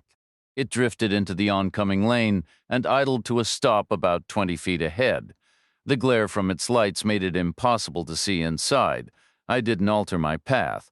The shoulder was narrow, edged by a deep ditch, so I kept walking straight, which would bring me right past the driver's door. As I got within 10 feet, the window rolled down and a thick forearm, covered in coarse hair and faded tattoos, rested on the door frame, blocking my way. In the spill of light, I could make him out. He was a heavy-set white guy in a stained T-shirt, his sleeves rolled up. His hair was long and greasy. Beside him sat another man of similar build, maybe a cousin equally unkempt with the same look of grimy, entitled arrogance you sometimes see in roadside bars. They stared at me with a lazy, challenging insolence. I met their gaze without a word. I'm comfortable with silence. I could live the rest of my life without speaking another sentence if it came to it. The driver broke the quiet. "Who are you, and where are you headed?" I remained still, saying nothing. I had no desire to get into a physical altercation, especially not with my hands. The thought of touching either of them was unpleasant enough that I'd need a thorough scrub afterward, preferably with strong soap. In my mind, I pictured a simpler solution. If he stepped out, a well-placed kick would solve the problem efficiently. "I asked you a question," the driver pressed. The passenger chimed in. "Maybe he's Mexican." "Are you a Mexican?" the driver demanded. I offered no reply. The driver scoffed. "He doesn't look Mexican. He's too big." It was an ignorant comment considering the legendary size and strength of some athletes from Mexico, men who could outmatch both of them combined without breaking a sweat. The driver tried another angle. You coming from Kellam? There was always tension between the town and the base, a tribal friction that simmered beneath the surface. Maybe these two had known Janice May Chapman. Maybe they resented her choice of company, never once considering their own reflection in a mirror. I didn't answer, but I didn't move on either. Letting them get behind me on a dark, isolated road wasn't an option. So I just stood there, looking from one face to the other with a calm, faintly amused skepticism. It's a look that tends to get under the skin of a certain kind of person. It worked. The passenger wound his window down and hauled himself halfway out, bracing against the door pillar. He made a sharp, aggressive gesture as if he were throwing something my way. "We're talking to you, asshole," he snarled. I said nothing. He leaned out the window, his face tight with anger. "You want me to step out of this truck and teach you a lesson?" I kept my voice steady. "I can think of 206 reasons why that's a bad idea." "What's that supposed to mean?" "That's how many bones are in the human body. I could snap every last one before you even raised a fist." That got his friend riled up. He shoved his head out the passenger window, ready to back his buddy. "You really believe that?" "I believe in thinking things through," I said. "It's a healthy practice, saves a lot of trouble." That left him silent, chewing over my words. His lips moved slightly as he replayed the exchange in his head. "Let's all just mind our own business," I suggested. "Where are you two headed anyway?" Now I had the upper hand, and they didn't like it. No reply. "Looked like you were about to turn onto Main Street, that where you live?" Still nothing. I pushed a little. "What? You don't have a place to stay?" The driver finally spoke up. "We got a place?" "Where?" "About a mile past Main." "Then go there, kick back, have a beer. Don't waste your time worrying about me." "You from Kellam?" "No," I said. "I'm not from Kellam." That took the wind right out of them. They sank back into the cab like deflating balloons, pulling themselves through the windows and into their seats. I heard the grind of the transmission, and then the truck jerked backward, spun a hard 180 in a cloud of dust and squealing tires, and sped off. It braked sharply before swerving onto Main Street and disappearing behind the dark shape of the sheriff's department. I let out a slow breath and kept walking. No harm done. A wise man once told me the best fights are the ones you avoid. It wasn't advice I always heeded, but today I was glad to walk away with my hands clean in every sense. Just then I spotted another vehicle approaching. It did the same hesitant dance as the truck, started to turn, then straightened and aimed right for me. A police cruiser by the shape and the faint outline of a light bar on the roof. At first I figured it was Pellegrino on his rounds, but as it drew closer, the headlights cut off and I saw a woman behind the wheel. Mississippi just got a whole lot more interesting. The car eased across the center line and stopped beside me. It was an aging Chevy Caprice painted in Carter County Sheriff's Department colors. The woman driving had a wild tumble of dark hair, caught back in a loose ponytail. Her skin was pale and smooth. She sat low in the seat. Either she was petite or the cushion was worn down from years of use. Given the length of her arms and the set of her shoulders, I guessed it was the seat. She looked to be in her mid-30s, with the kind of experience that shows but hasn't yet hardened into cynicism. A slight smile touched her lips and reached her eyes, which were large, dark, and held a lively gleam, though that might have just been a reflection from the dashboard.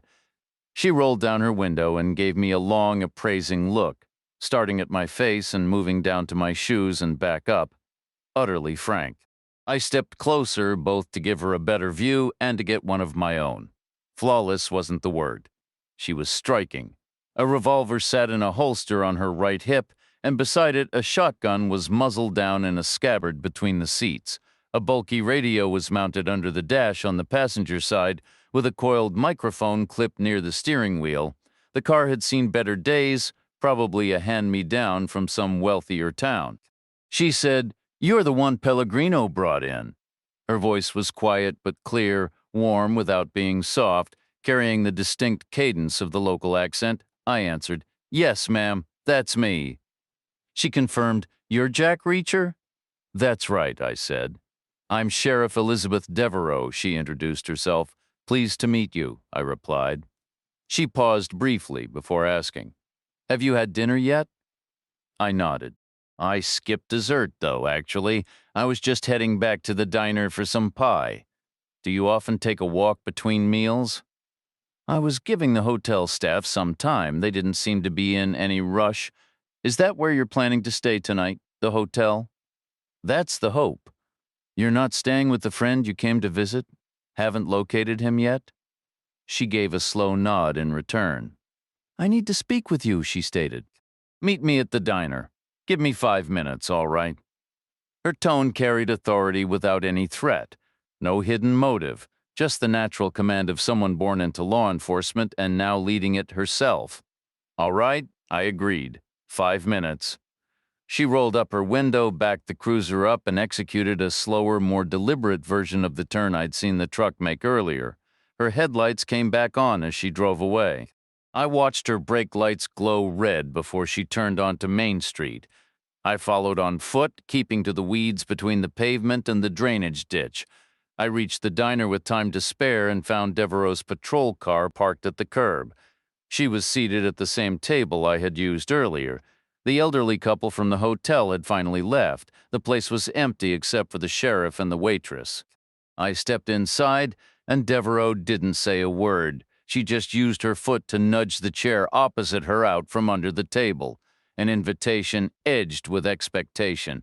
The waitress took the hint and didn't attempt to seat me elsewhere. Clearly, Devereaux had already ordered. I asked the waitress for a slice of her best pie and another coffee. Once she disappeared into the kitchen, a quiet settled over the room. Up close, I had to admit Elizabeth Devereaux was strikingly attractive. She was taller than I'd realized outside the car, and her hair was incredible. There had to be pounds of it gathered in that ponytail. Everything about her was proportioned just right, and she wore the uniform well.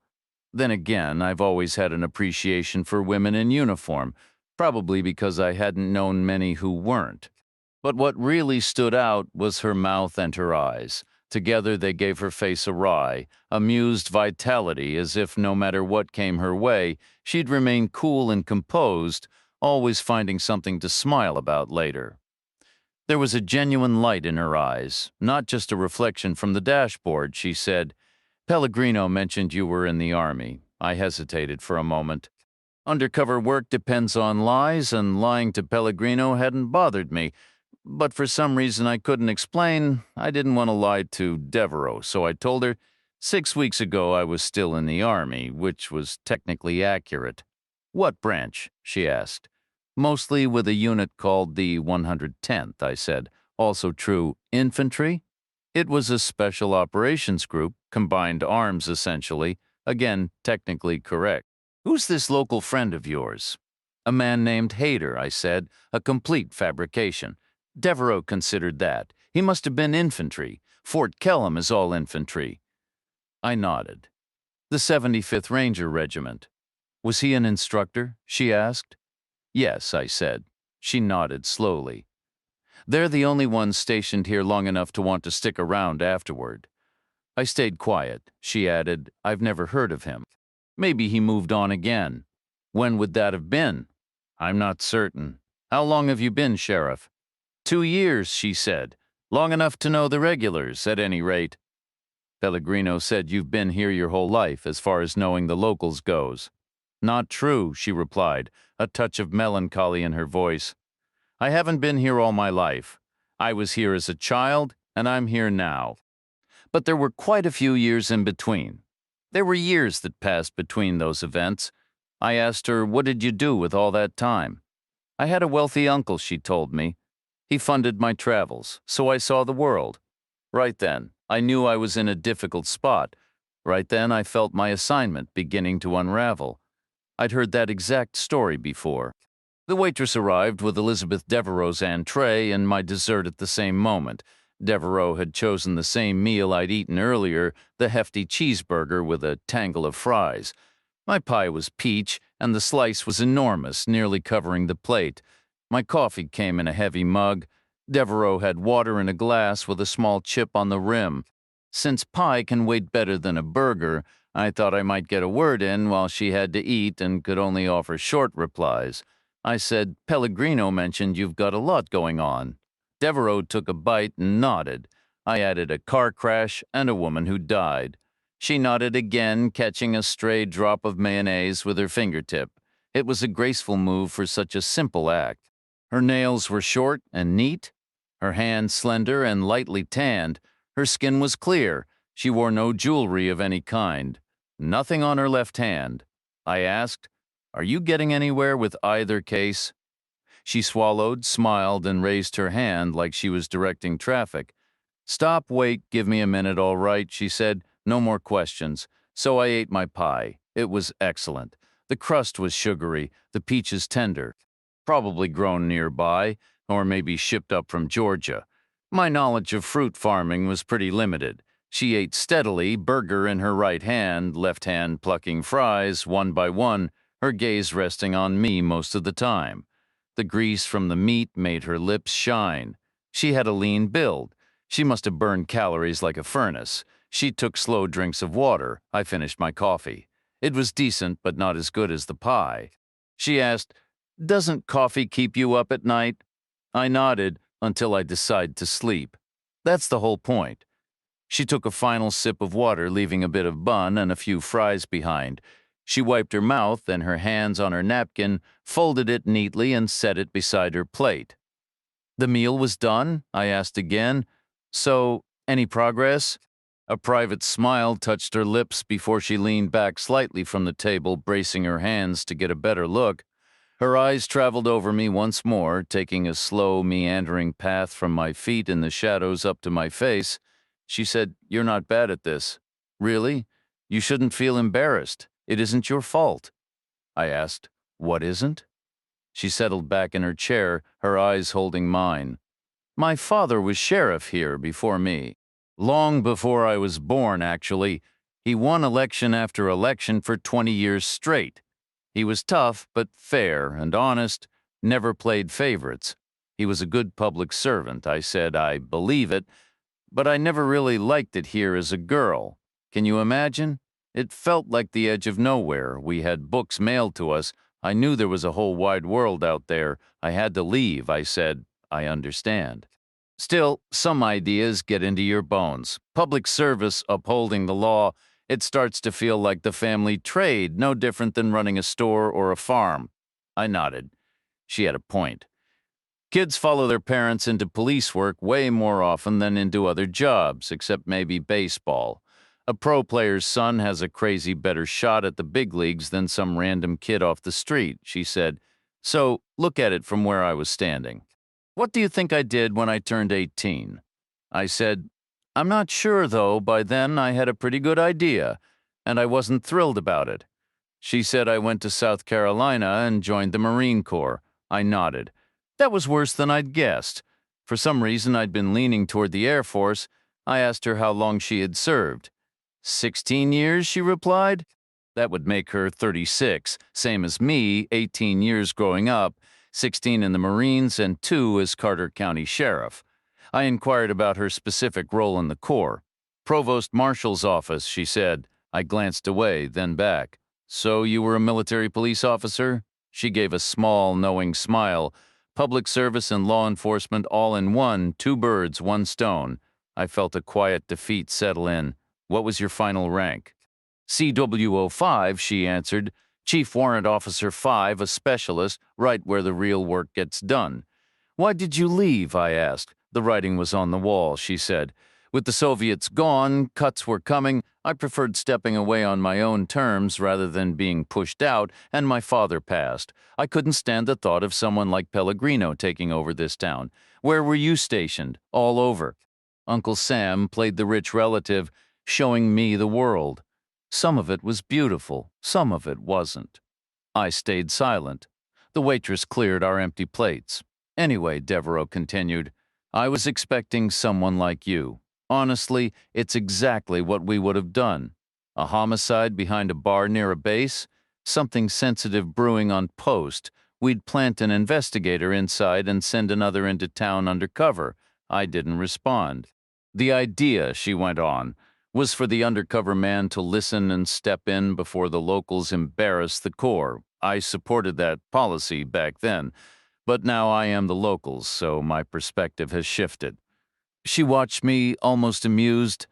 Don't take it too hard. You did better than some. The shoes are a nice touch and the hair works. You just had bad luck running into me. The timing was a little obvious, but it always is. And you're not the most natural liar. You shouldn't have mentioned the 110th. I know all about them.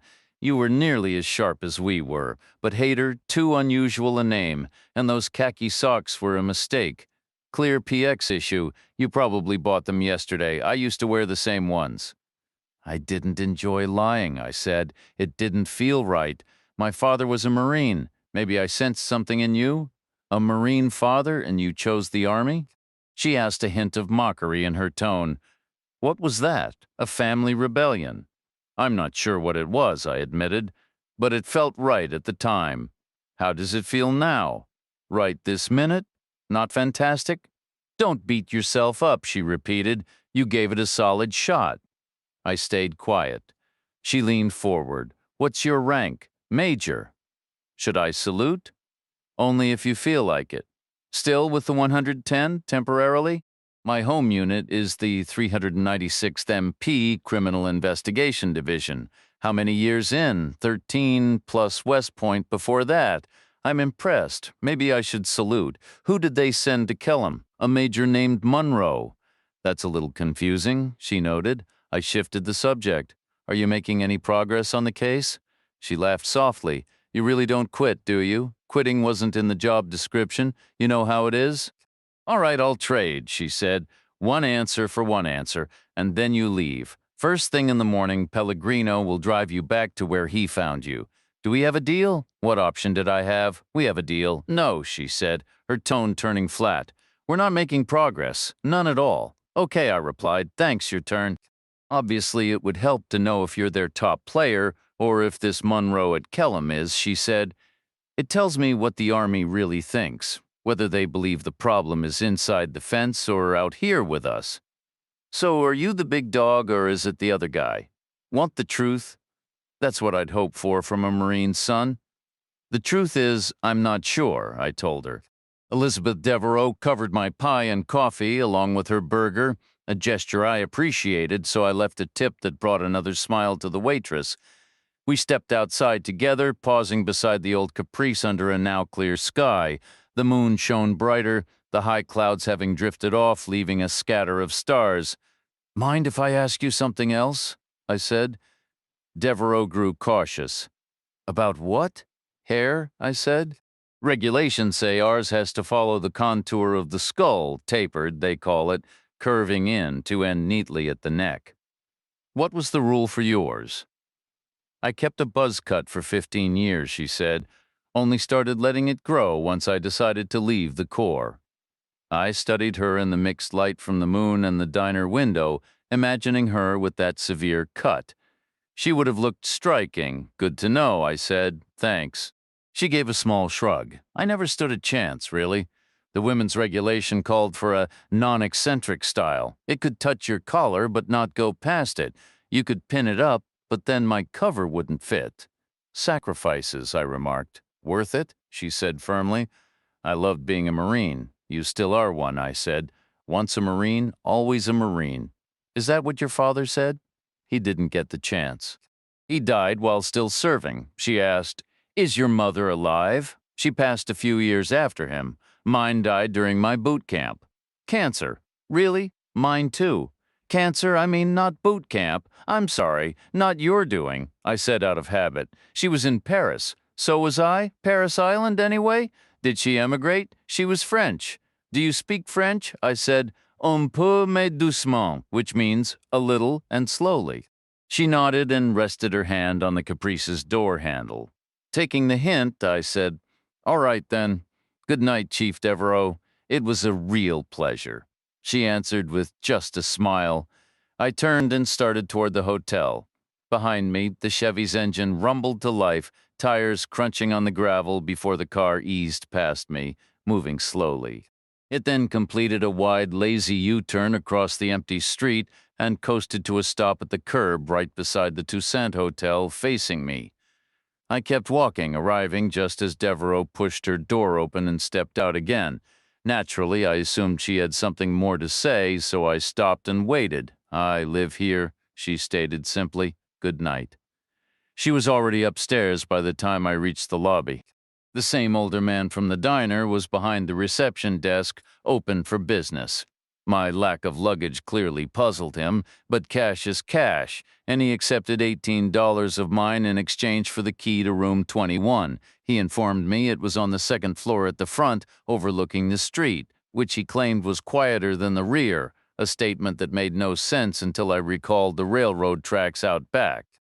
Upstairs, the staircase opened onto a long, uncarpeted north-south hallway, dimly lit by 4 feeble bulbs. 8 doors lined the back wall, 9 on the street side. From under the door of room 17, on the street side, a slim bar of yellow light spilled into the corridor. Devereaux, presumably settling in for the night. My room was 4 doors farther down. I unlocked it, flicked on the light, and was met by a wave of still, dusty air carrying a persistent chill, the kind that speaks of long vacancy. It was a rectangular space with a high ceiling and proportions that might have been pleasant, if not for the clumsily attached bathroom that had been crammed into one corner at some point in the last 10 years.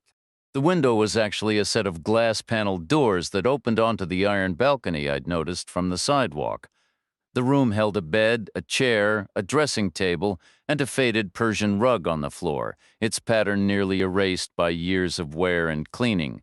After drawing the curtains, I unpacked a quick task that amounted to putting together my new toothbrush and standing it in a cloudy glass on the bathroom ledge. I hadn't brought any toothpaste.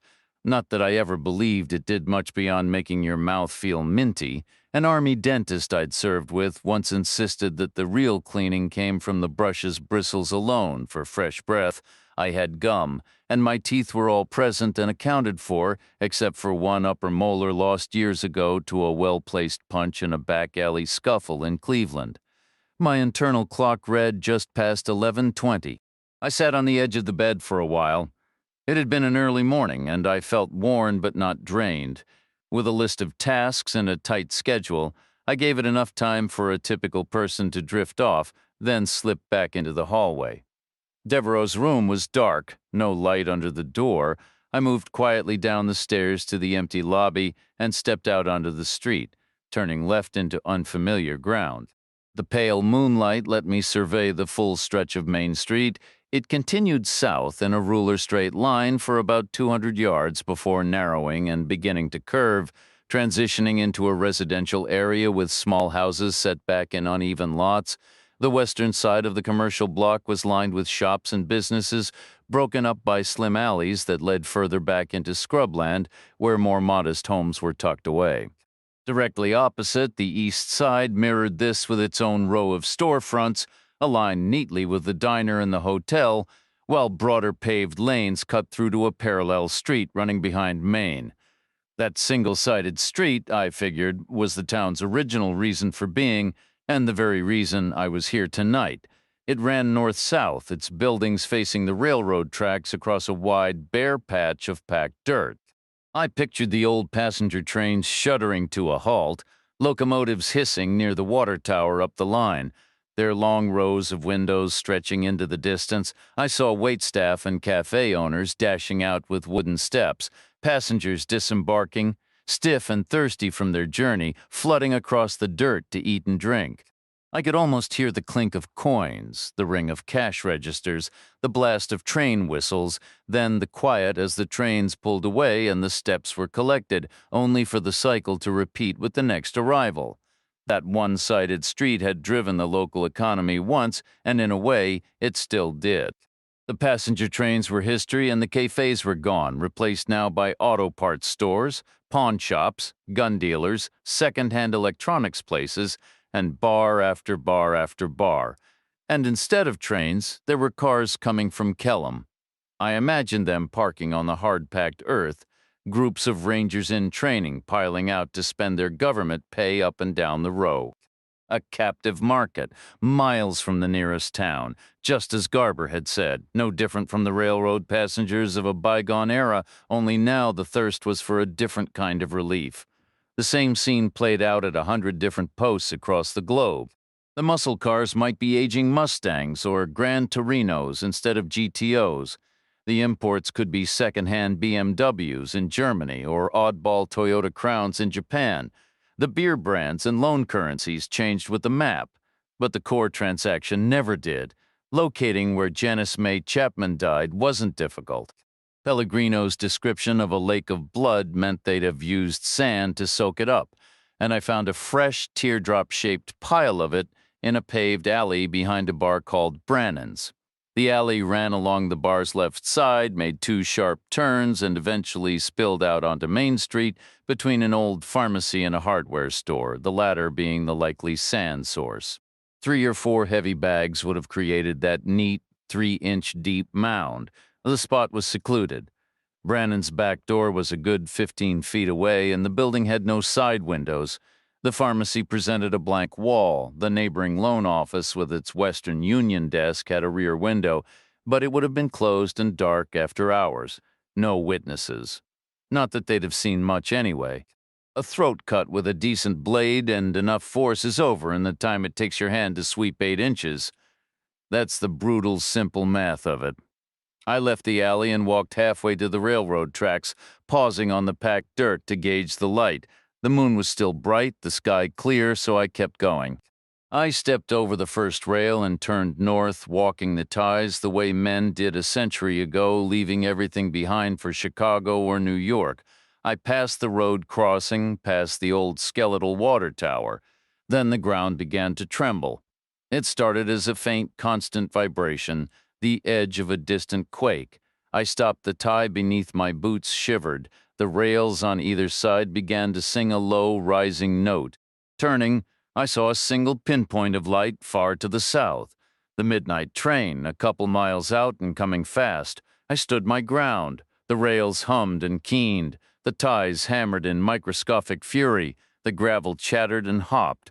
The tremors deepened into bass shudders that traveled up through my bones. That distant headlight twinkled like a frantic star. With a shrug at the universe's noisy indifference, I finally stepped off the track and looped back to the water tower, leaning against a tarred wooden post. It shuddered against my shoulder. The world was now pure vibration and sound. The rails howled. A long, lonely whistle cut the night. The warning bells at the nearby crossing clanged to life, red lights stabbing the darkness. For a long moment, the train remained a resolute, approaching star. Then, with shocking suddenness, it was upon me, huge, insanely massive, and louder than anything has a right to be. The ground convulsed so violently the old water tower danced a jittery, silent jig beside me, bouncing me on my heels. A hurricane of displaced air whipped and battered my clothes. The locomotive flashed past in a blast of noise and wind, followed by an endless, juddering parade of cars. 10, 20, 50, 100 strobing in the moonlight as they hurtled north without a pause, carrying their weight and their secrets away into the dark. For a solid minute I held onto that tarred pole, 60 endless seconds, where the world was nothing but screaming metal, a shuddering earth, and a wind that felt like it was trying to strip the skin from my bones. Then, as suddenly as it arrived, the train was gone. The final silo car dwindled into the distance, and the deafening roar dropped to a whisper, the violent tremors fading to a faint shiver in the rails before silence reclaimed the night. The frantic crossing bells cut off. In that new quiet, my first thought was a complete revision of how far I'd need to walk to find what was left of the blue car. I'd assumed it would be nearby. After witnessing that raw, terrifying force, I half expected to find it had been hurled clear into the next state. I eventually located the bulk of the wreck about 200 yards up the line, preceded by a long, scattered trail of debris. Moonlight caught on 1,000 pebbles of windshield glass scattered in wild, glittering arcs as if tossed by some careless giant. A chrome bumper, twisted into a sharp V like a cheap straw, was driven into the dirt like a lawn dart. A lone wheel, hubcap missing, lay nearby. The violence of the impact was staggering. The car must have been parked right on the tracks, maybe 20 yards north of the water tower, and the locomotive hit it like a batter connecting with a ball on a tee, 0 to 60 in a heartbeat. It likely launched 50 yards through the air before it even touched the ground, then cartwheeled end over end in a catastrophic disassembly. The initial hit would have blown it apart, and the tumbling finished the job, scattering pieces and fuel everywhere. The last 50 yards were scarred with narrow, blackened lines where spilled gasoline had ignited, burning the scrub in precise, angry tongues. The main wreckage itself was a crushed ash-gray tangle nestled against a stand of trees, the center of a starburst of charred trunks. Honestly, an arson investigator could have probably calculated its exact rotations just from the fuel splatter patterns. Pellegrino had called it blue in daylight, but under the moon, it was just a colorless, burned-out husk. I couldn't find a single intact painted panel or a piece bigger than my palm. It was so utterly destroyed it was barely recognizable as a car, and I only accepted that it was because I couldn't fathom what else it might be. If someone's goal was to erase evidence, they'd succeeded beyond all doubt. I got back to the hotel at 1 on the dot and fell straight into bed, setting my mental alarm for 7, figuring that's when Devereaux would be up to start her day at 8. She struck me as someone who valued efficiency, a Marine through and through, so an hour to shower and get ready seemed about right. My grand plan was to sync up my morning routine with hers and then casually run into her at the diner for breakfast. Beyond that, my strategy was pretty thin. I hadn't a clue what I was actually going to say, but I didn't get to sleep until 7. At 6, a loud, insistent knocking jerked me awake. Less than thrilled, I rolled out of bed, pulled on my pants, and opened the door. It was the old hotel keeper. "Mr. Reacher?" he asked. "Yes? Good. I'm glad I got the right person." "At this hour, you can't be too careful. What do you need?" "Well, first, just confirming who you are, like I said. I really hope there's more to it than that. You've only got 2 guests, and the other one isn't a mister. You have a phone call." "Who from? Your uncle?" "My uncle?" "Your Uncle Leon Garber. He said it's urgent." I pulled on my T-shirt and trailed the guy downstairs barefoot. He took me through a side entrance into the office behind the front desk. Inside, a weathered mahogany desk held a telephone, its receiver off the hook and lying on the surface. The old man offered a polite, "Make yourself comfortable," before stepping out and shutting the door. I settled into his chair and lifted the phone. "Yeah?" Garber's voice came through. "You all right?" "I'm fine. How'd you track me down?" "Phone book Carter Crossing has exactly 1 hotel, everything going smoothly. Just peachy, you're certain?" "Absolutely. Because you were supposed to check in at 6 this morning, was I?" "That's what we arranged. When?" "We talked yesterday at 6, as you were heading out." "I remember," I said. "But we never set a standing 6 a.m. appointment. You called me yesterday around dinner. You said you'd call again today." "I didn't name a specific time." "I believe you did." "Well, you're mistaken, you old buzzard.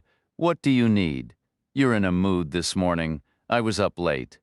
"Doing what?" "Poking around and—" "There are a couple of points," I said, "such as—" "Just 2 particular items?" "Points of curiosity. Do they move us forward?" "Right now. They're just questions. The answers might eventually mean something, if I ever get them," Garber said. "Monroe is hitting walls at Kellam so far anyway. This whole situation might be more tangled than we assumed." I stayed quiet. Garber waited a moment. "Hold on," he said. "What do you mean, if you get the answers?" I didn't reply. Garber pressed. "And why were you out snooping in the dark? Wouldn't daylight have been smarter?" I said. "I met the local police chief, and not what you'd picture." "How so?" Garber asked. "Is she straight?" "She's a woman. Her father was sheriff before her." Garber went quiet again. "Don't say it," he muttered. "She made you—" I didn't answer. "Good grief," he sighed. "That's got to be a new record. How long did it take her?" 10 minutes? 5. "She was a Marine MP," I said. "Practically one of us. She knew from the start. She was expecting me. To her, it was the obvious play." "What's your move?" "I'm not sure." "Is she going to freeze you out?" "Worse. She wants to kick me out of town." "Well, you can't let that happen." "No chance. You have to stay put. That's non-negotiable. In fact, I'm ordering you not to come back. You hear me? Your orders are to stay. She can't force you out anyway. It's a civil rights issue, the First Amendment or something like that. Freedom of association. Mississippi is part of the United States, same as anywhere. It's a free country, so stay there, understood. I ended the call with Garber and sat for a minute in the cramped office.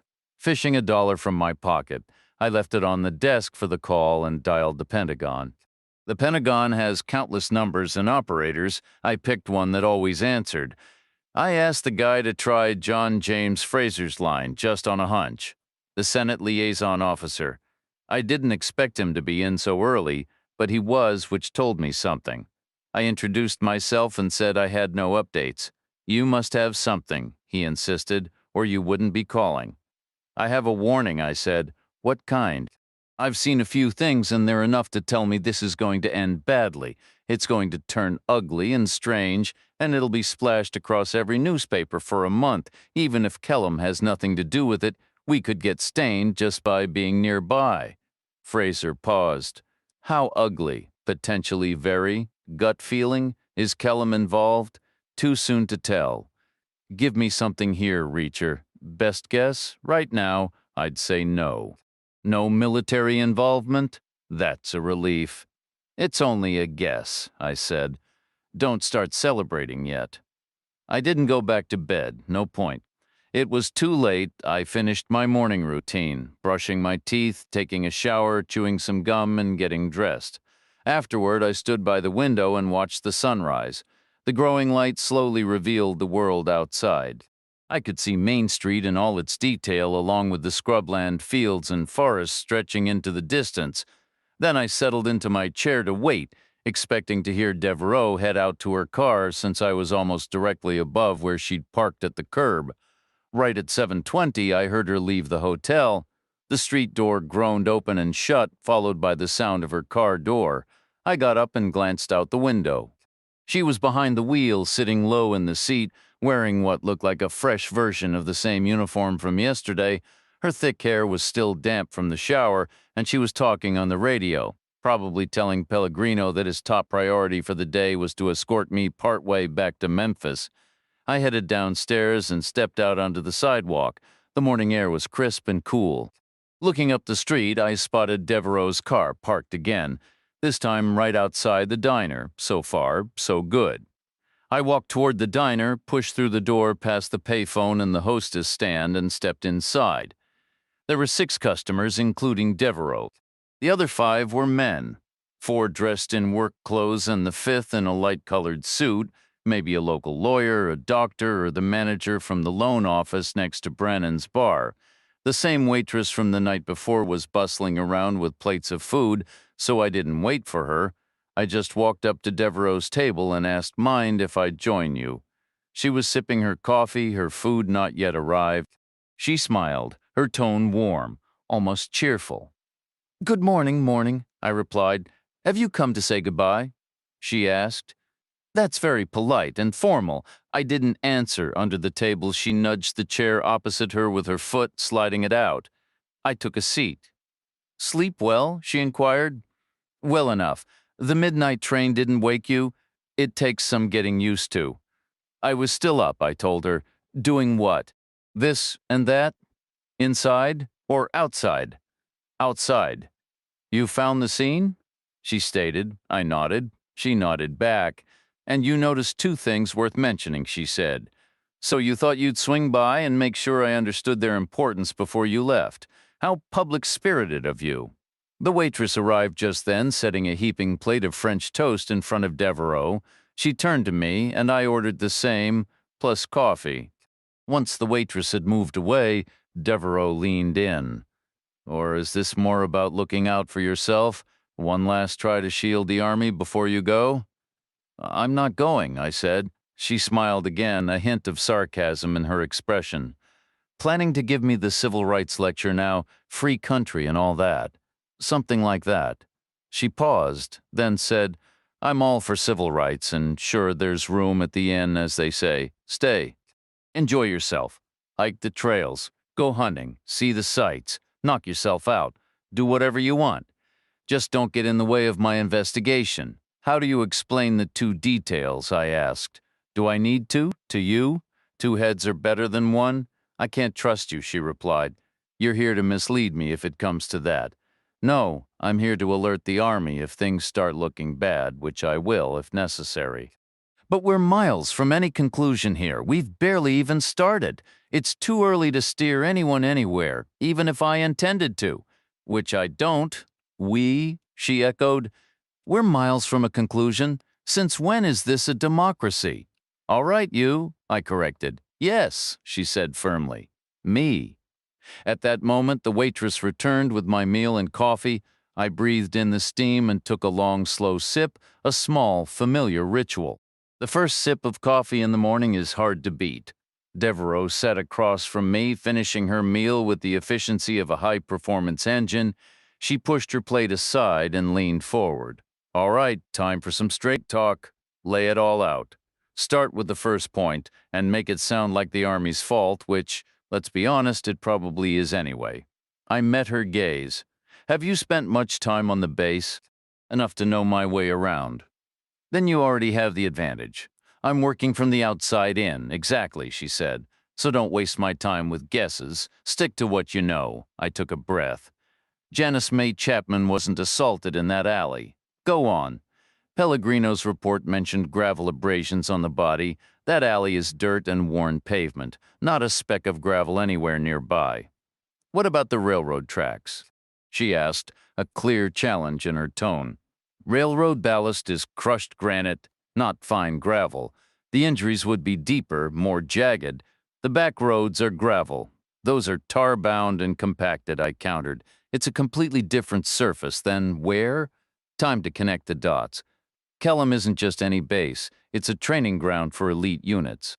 They replicate every kind of terrain you can imagine.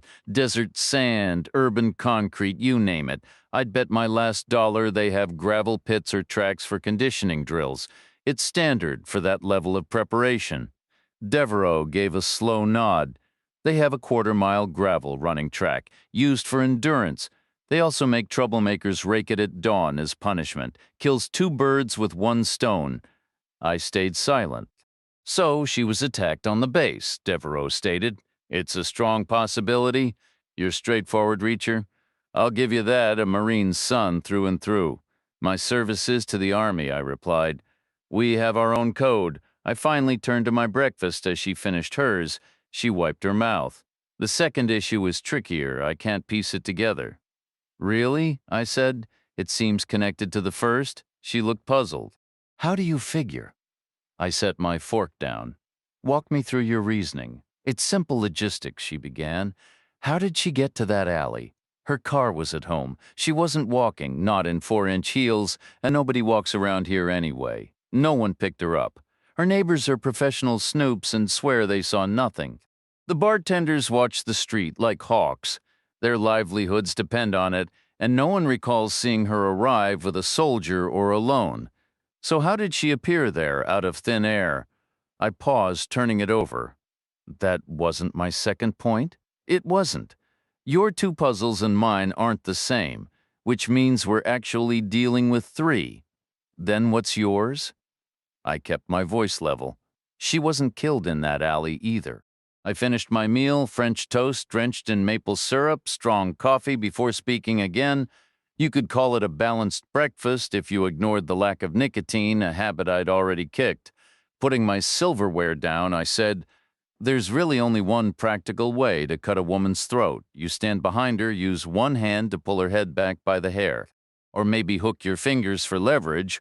Or if you're confident, cup your palm under her chin. No matter which method you choose, you expose the throat and apply tension to the ligaments and vessels. Then you go to work with the blade. They train you to anticipate serious resistance because there's some very tough material in there. You're also taught to begin an inch earlier and end an inch later than seems strictly necessary. Just to be completely certain, Devereaux replied, I'm assuming that's precisely what occurred in the alley, but quickly, I hope. So it was over before she even knew it was starting. I shook my head. It didn't happen in the alley. It couldn't have. Why not? A side advantage of the approach from behind is you avoid getting drenched in blood, and there's a tremendous amount of blood. We're talking carotids and jugulars, a young, healthy person suddenly terrified and thrashing, possibly fighting for her life. Her blood pressure would have been through the roof. I know there was a lot of blood. I saw it. There was a massive pool. She was completely drained, pale as paper. I assume you saw the sand. That's how large the pool was. It looked like a gallon or more. Ever cut a throat yourself? No. Ever seen it done? She shook her head. No, the blood doesn't just trickle out like a wrist slit in a bathtub. It erupts like a fire hose. It sprays everywhere, 10 feet or more in great surges, splattering all over the place. I've even seen it on ceilings, wild patterns like someone took a paint can and flung it around. Like that artist, Jackson Pollock. Devereaux was silent. I continued, there would have been blood all over that alley. Definitely on the loan office wall and on the bar's wall, probably on the pharmacy's wall, too. On the floor, yards away. Those crazy, thin spatter patterns, not a tidy pool right beneath her. That's simply not possible. She wasn't killed there. Devereaux laced her fingers on the table and lowered her head over them. She was doing something I'd never literally seen before. She was hanging her head. She took a slow breath in, let it out, and after a few seconds looked up again. I'm a fool. I suppose part of me must have known that, but I didn't recall it. I just didn't see it. Don't be hard on yourself, I said. You've never witnessed it, so you have no memory to draw from. No, it's fundamental, she insisted, her voice tight. I'm an idiot. I've wasted days. A bitter, almost sarcastic laugh escaped her. Some detective, I am missing the giant red paint splatter that wasn't there. It gets worse, I said. There's more. She didn't want to hear how it got worse. She didn't want more, not right then. She was still berating herself for missing the blood evidence. I'd seen that reaction countless times. I'd had it myself. Smart, diligent people despise errors. Not merely for pride's sake, but because certain mistakes carry consequences that people with a conscience can't easily bear. She frowned, clenched her jaw, and silently seethed for a moment before shaking her head and stopping herself. She managed a brave, tight smile, a stark contrast to her usual bright demeanor. All right, tell me more. Tell me how it gets worse, but not in here.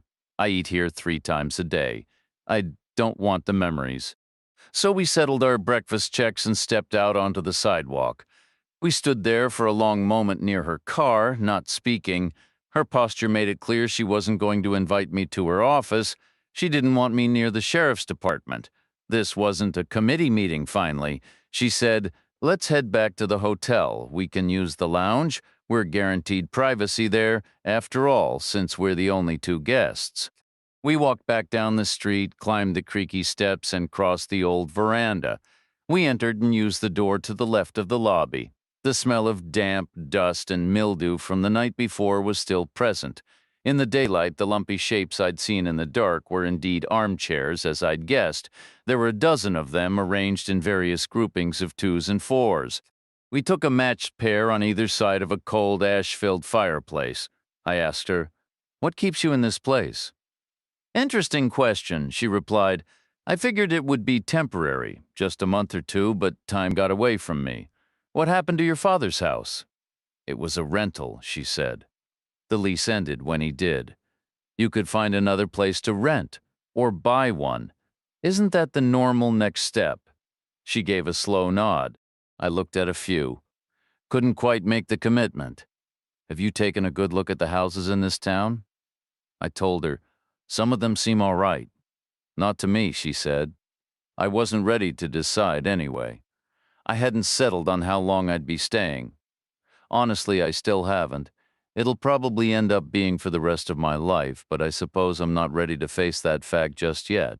I'd rather let the reality dawn on me slowly, one day at a time. It made me think of my friend Stan Lowry and his endless perusal of the classifieds. Leaving the service was about more than just finding work. It meant choosing a house, a car, the right clothes. It was 100 unfamiliar, tiny details, like trying to understand the rituals of some distant culture you'd only glimpsed from a passing train. Devereaux cut into my thoughts. So let's hear your theory. I said, her throat was cut, correct? We're certain about that. Absolutely, there's no doubt. And that was the only injury, according to the medical examiner? Yes. Which means there's a location somewhere, soaked in blood, wherever it actually happened, in a room, or maybe out in the woods. You can't ever really clean that up. It's simply not possible. So the evidence is out there, just waiting to be found. I can't search the military base? They won't allow it. It's a jurisdictional issue. You don't know for certain it happened on the base. She was assaulted on the base. It's not impossible she was assaulted there, but that's a slightly different statement. I also can't search 500 square miles of Mississippi countryside, then focus on the person who did it. Narrow your scope. How? A person can't bleed to death twice, I said. Her throat was cut in some hidden spot. Blood went everywhere. She died, end of story. Then her body was placed in that alley, but whose blood was she lying in? It couldn't have been her own because she'd left all of that behind at the original scene. Oh no, Devereaux said, her voice dropping. Don't tell me the killer collected it and brought it with him. It's a possibility, I admitted, but it seems a little far-fetched. It would be quite a trick to slit someone's throat while also juggling a container to catch the spray. There could have been two people, also possible, I said again, but still unlikely. It's like trying to catch the spray from a fire hose going wild. The second guy would be lucky to gather a cupful. So what's your point? Whose blood was it? Maybe an animal's, I suggested. A deer, perhaps freshly killed, but not immediately fresh. There was a delay that blood was already starting to thicken. A full gallon of liquid blood would have spread much farther than that darkened sand. A little blood goes a long, long way. A hunter, she asked, skepticism creeping into her tone. That's my current thinking, based on precious little evidence. You didn't see the blood yourself? You didn't test it. It could have been staged blood from a costume shop, or it could have been hers. Maybe someone devised a method to collect it. Just because you can't imagine a way doesn't mean a way doesn't exist. Or they could have drained her blood first and then cut her throat afterward. Still points to a hunter, I insisted. Why? Because there's more, I said, and it keeps getting worse. Right then, the elderly woman I'd seen earlier in the diner poked her head through the doorway. She was the hotel's co-owner. She asked if we needed anything. Elizabeth Devereaux shook her head. I asked for coffee. The old woman apologized and said she didn't have any. She said I could get some to go from the diner if I was desperate. I found myself wondering what, exactly, her offer of assistance was supposed to cover, if anything. But I didn't press it. The woman left, and Devereaux turned back to me. Why are you so stuck on the idea of a hunter? Pellegrino told me she was dressed for a night out, looking perfectly put together, just lying on her back in that pool of blood. Those were his exact words. Is that an accurate description? Devereaux nodded. It's precisely what I saw. Pellegrino might not be the sharpest tool in the shed, but you can count on him to be consistent. That detail further confirms she wasn't killed at the scene. A forward fall would have landed her face down, not on her back. I caught that as well. Thanks. No need to dwell on it. What was she wearing when she was found? A fitted dark blue dress with a simple white collar. She had on undergarments, pantyhose, and dark blue high heels. Were her clothes disturbed? Not at all. Everything was perfectly in place, just as Pellegrino described. That means she was dressed before she died. You can always tell with post-mortem dressing. It never looks quite right, especially with pantyhose. So she was killed in those clothes. I agree. Was there any blood on the front of the white collar? Devereaux paused, closing her eyes to visualize the scene. No, she finally said. It was completely clean. Any blood on the front of her dress at all? None. All right, I said, so her throat was cut somewhere else while she was wearing that outfit, yet she didn't get a drop of blood on herself until she was placed on her back in a pool that was brought to the location. Explain how that doesn't point to a hunter. You explain how it does, you can assist the army all you like, but don't start buying your own stories. I'm not assisting the army. Soldiers can be hunters too. Plenty of them are. Why assume it's a hunter at all? Tell me how you slit a woman's throat without getting a single drop of blood on the front of her clothing. I don't know. You hang her from a deer trestle. That's how. By her ankles, upside down, you bind her hands behind her back and pull her arms up until her spine arches and her throat becomes the lowest point. We sat in the dim quiet for a long moment, neither of us speaking. I imagine Devereaux was visualizing it just as I was. Some secluded clearing deep in the woods or a forgotten room miles from anywhere, rigged with makeshift gear. A rough shack with exposed beams, Janice May Chapman suspended upside down, her wrists wrenched toward her feet behind her, shoulders straining, back painfully curved. She was likely gagged, too, the cloth secured by a third rope over the top rail, pulling her head back and out of the way, leaving her throat utterly exposed. How did she wear her hair? I asked. Short, Devereaux replied. It wouldn't have been in the way. I stayed quiet. Do you really believe that's what happened? Devereaux asked. I nodded. Any other method? She wouldn't have bled out completely, not pale as paper. She would have died, her heart would have stopped, and there would have been blood left inside her. 2 or 3 pints, maybe, being upside down finished the job. Simple gravity, wouldn't the ropes have left marks? What did the doctor's report say? Have you seen it? We don't have a medical examiner, just the town physician, a slight step up from when we relied on the undertaker, but not a big one. Not exactly a model of modern procedure. You should go take a look for yourself. Will you come with me? She asked. We walked back to the diner, got into Devereaux's car parked at the curb, and made a U-turn.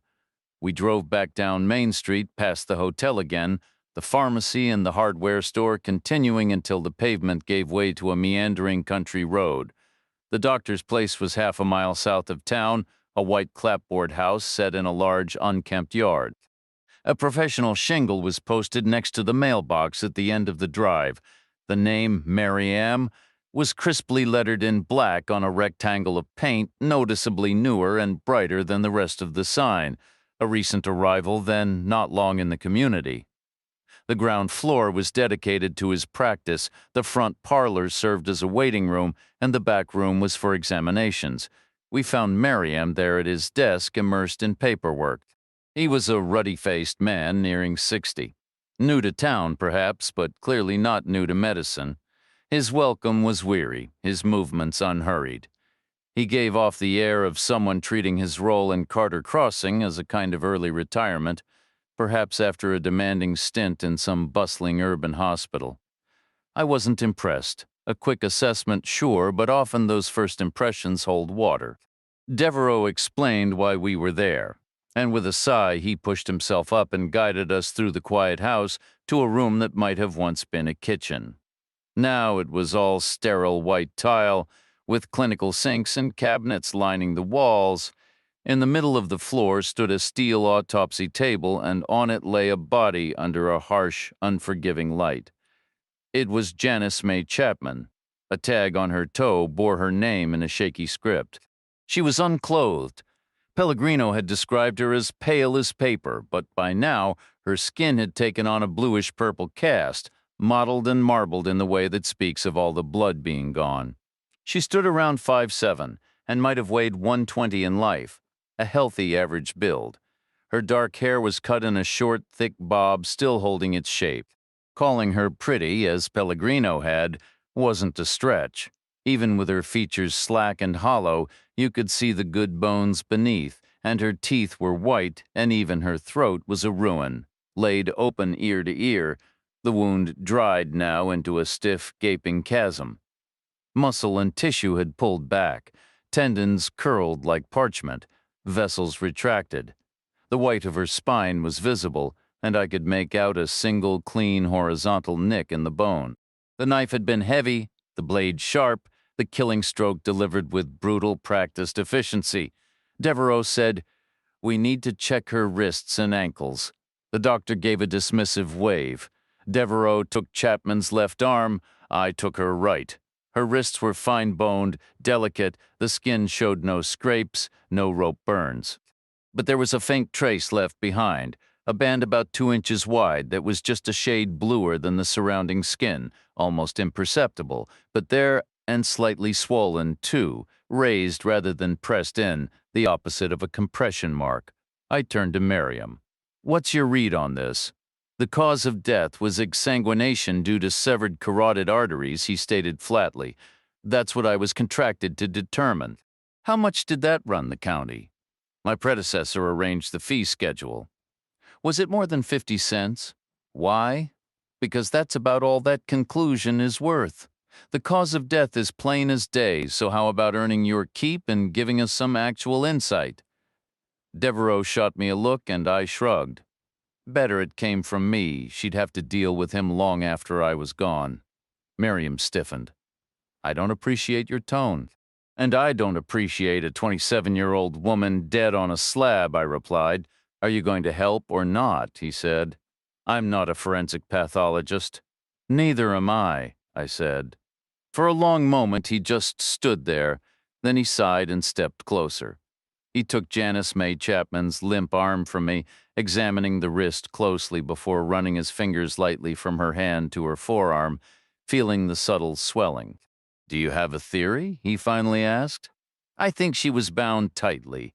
Wrists and ankles, whatever was used, started to bruise her, but she didn't survive long enough for the marks to fully form. Still, some blood seeped into the tissue and stayed there after the rest drained out. That's why we're seeing these raised areas. Bound with what?" "Not rope," I said. "Something wide and flat, belts maybe, or straps. Could have been silk scarves, something padded to hide what was being done." Merriam said nothing, his silence hanging in the cold, bright room. He walked around me to the far side of the table and studied Janice May Chapman's ankles. After a moment, he remarked, "She was still wearing pantyhose when the body arrived. The nylon wasn't damaged, no tears, no runs." "That suggests some kind of padding," I said. "Maybe foam rubber or something similar." "But she was restrained." Miriam fell silent again, then conceded. "It's not out of the question. How likely is it?" "You have to understand, a post-mortem can only tell us so much," he replied. "To be absolutely sure, you'd need someone who saw it happen." "Then how do you account for all the blood being gone? She might have been a hemophiliac. Assume she wasn't. Then gravity is the only explanation left. She would have been suspended upside down, using belts, straps, or ropes with padding to protect the skin." "It's possible," Merriam repeated. I told him, "Turn her over." "Why?" "I need to see the abrasions. You'll have to give me a hand," he said. So I did. The human body is remarkably efficient at repairing itself, and it doesn't wait around to get started. When skin is broken or bruised, blood floods the area right away. Red cells form a scab, weaving a fibrous net to pull the edges back together, while white cells hunt down germs and pathogens underneath. This process kicks off within minutes and continues for as long as it takes to restore the skin to its original, unbroken state. Inflammation follows a predictable arc, peaking when blood flow is greatest, when the scab is thickest, and when the battle against infection is most intense. The small of Janice May Chapman's back was dotted with tiny cuts, as were her buttocks and the areas just above her elbows. Each was a small, thinly scabbed incision surrounded by faint, bloodless bruising. The cuts ran in every direction as if made by small, hard objects that were neither sharp nor completely blunt objects that had rolled or shifted under pressure. Classic road rash. I glanced at Miriam. "How old would you say these injuries are?" I really couldn't say. "Come on, doctor," I pressed. "You've treated cuts and scrapes before, or haven't you?" "What was your specialty before this psychiatry?" "Pediatrics," he admitted, a hint of exasperation in his voice. "And to be honest, I have no business being in this part of the morgue. None at all. Kids get scraped up all the time. You must have seen hundreds of cases. This is a formal autopsy. I can't afford to guess. Call it an educated estimate." 4 hours, he said finally. I nodded. 4 hours seemed about right. The scabs were well formed but not yet fully hardened. They'd been developing steadily until everything stopped. When her throat was cut, her heart quit, her brain died, and all metabolism ceased. Did you establish a time of death? I asked. That's very difficult. Honestly, it's almost impossible. The massive blood loss disrupts the usual biological markers. Give me your best guess. Several hours before she was brought to me. How many hours? More than 4. That's clear from the abrasions. How many more than 4? I don't know. Less than 24. That's the most I can say. I noted no other injuries, no bruising, no indication she tried to fight back. I agree, Miriam said. Devereaux added, maybe she didn't struggle. Maybe there was a gun to her head or a knife at her throat already. Maybe, I said. Turning back to Miriam, I asked, did you perform a vaginal exam, standard procedure, and evidence of recent sexual intercourse? Any bruising or tearing there? None that was visible. Then why assume it was rape? You think it was consensual? He countered, his tone turning dry. Who chooses a gravel patch for a romantic encounter? I might, I said, playing along. Depends on the company. She had an apartment, Miriam pointed out, with a bed in it and a car with a back seat. Any supposed boyfriend would have a place or a car of his own. There's a motel right here in town, and other towns with other motels not far away. People don't usually opt for the rocks unless they have no other choice. No one needs to arrange a secret meeting outside, Devereaux remarked, especially not in March. The room fell silent until Miriam finally broke it. Are we finished here? He asked. We're finished, Devereaux confirmed. Well, good luck, Chief, Miriam said. I hope this one ends better than the last 2 did. Devereaux and I left the doctor's office, walking down the driveway past the mailbox and the professional sign until we reached the sidewalk beside her car. I already knew she wasn't offering me a ride. This wasn't a partnership. Not yet. I broke the quiet. Have you ever seen a rape victim whose pantyhose were still perfectly intact? Do you think that matters? It has to. She was attacked on gravel. Those stockings should have been torn to pieces. Maybe he made her take them off first, slowly and carefully. The marks on her skin had clear edges. She was wearing something when it happened, hiked up, pulled down, whatever, but she wasn't completely undressed. And then she changed later. Which is possible. She had 4 hours before she was found. Don't go down that road, Devereaux warned. What road? You're trying to reduce this to just a rape by a soldier. You want to argue she was killed by someone else later in a separate incident? I stayed quiet. And that story won't hold up, she said.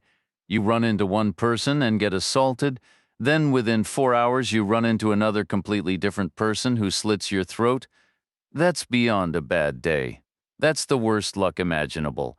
It's too much coincidence. No, it was the same man, but he took his time. He planned it. He brought what he needed. He had access to her clothes and made her change. This was calculated from start to finish. It's possible, I admitted. The Army does teach thorough tactical planning, or so they say. True, I said, but they don't hand out whole days off very often during training. Not usually. Devereaux leaned against her car. But Kellam isn't just a training post, is it? From what I've gathered, there are rifle companies rotating through, and when they come back, they get leave, days off, plenty of them strung together. I didn't respond. You should call your commanding officer, she said. Tell him it's looking bad for your side. He already knows, I replied. That's why I'm here. She was quiet for a long moment, then said, I need you to do something for me. What? Go take another look at that car wreck. See if you can find a license plate or identify the vehicle. Pellegrino came up empty. Why trust me with it? Because your father was a Marine, and because you know if you hide or destroy evidence, I'll lock you up. I shifted my weight, the morning sun warming the back of my neck. What did Miriam mean about the last 2? Wishing you better luck this time. She didn't answer right away. I pressed, the other 2 what? Her expression softened, a shadow crossing her features. 2 girls were killed last year. Same method, throats cut.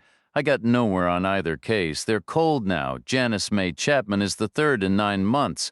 Elizabeth Devereaux said nothing else. She just got into her Caprice and drove off, making a wide U-turn before heading north toward town. I watched until the first curve took her out of sight.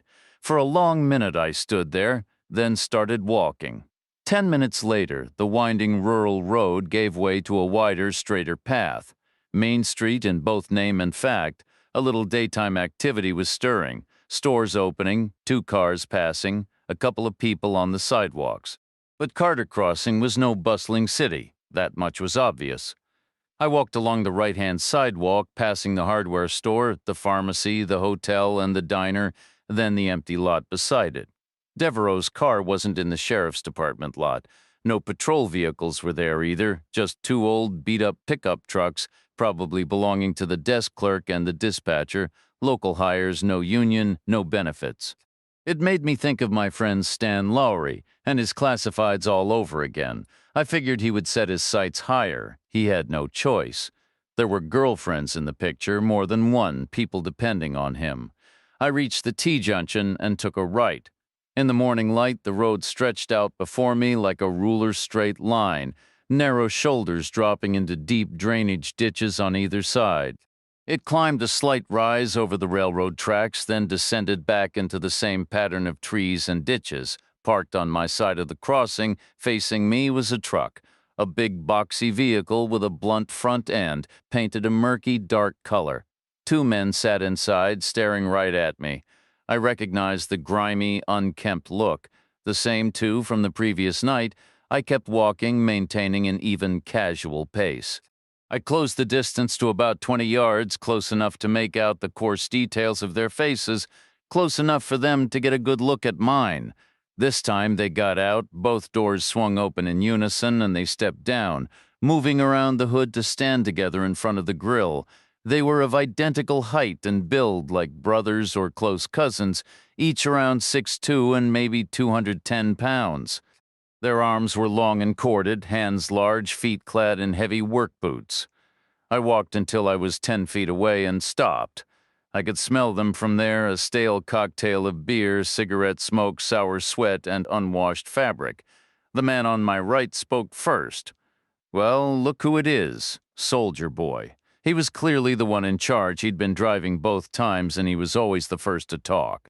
I doubted his partner was some silent genius. He just followed the lead. I stayed quiet. The guy asked, "Where you headed?" I didn't reply. He said, "You're going to Kellam. Let's be real. Where else does this road even go?" He made a broad, theatrical sweep with his arm, emphasizing the road's unwavering path and its singular destination. Turning back, his tone hardened. "Last night you told us you weren't from Kellam? That was a lie." "Maybe I live on the other side of town," I said. "No," he replied flatly. "If you tried living over there, we'd have paid you a visit long before now." "What for?" "To explain how things work, certain places are for certain people." He took a small step forward, his buddy mirroring him. "The odor intensified," I said. "You two should consider a shower. Separately is probably best." The lead guy asked, "What have you been up to this morning?" "You don't want to know." "Oh, we really do." "No, you genuinely don't. You're not welcome around here anymore. None of you are." "It's a free country," I said, "not for your kind." Then he paused, and his eyes flickered past me, focusing on something far down the road behind my back. "Oldest trick there is, except this time." He wasn't bluffing. I didn't turn, but I heard the distant hum of a car, a big sedan with wide, quiet tires. Not a police cruiser, I could tell by the lack of recognition in his face. It was a vehicle he didn't know, one that didn't belong. It approached fast, a sleek black town car with tinted windows, probably from the city. It surged up the rise, rattled over the tracks, and sped away down the other side, shrinking into the haze until it was just a speck. An official visitor heading for Kellam. Someone with rank, or maybe bringing urgent news. The guy refocused on me. "You need to get back on that base, and then you stay there." I said nothing. "But first you're going to tell us what you've been doing and who you saw. Maybe we should go check if she's still breathing." "I told you I'm not from Kellam." He took an aggressive step. Liar. I drew a breath as if to answer, then instead drove my forehead straight into his face.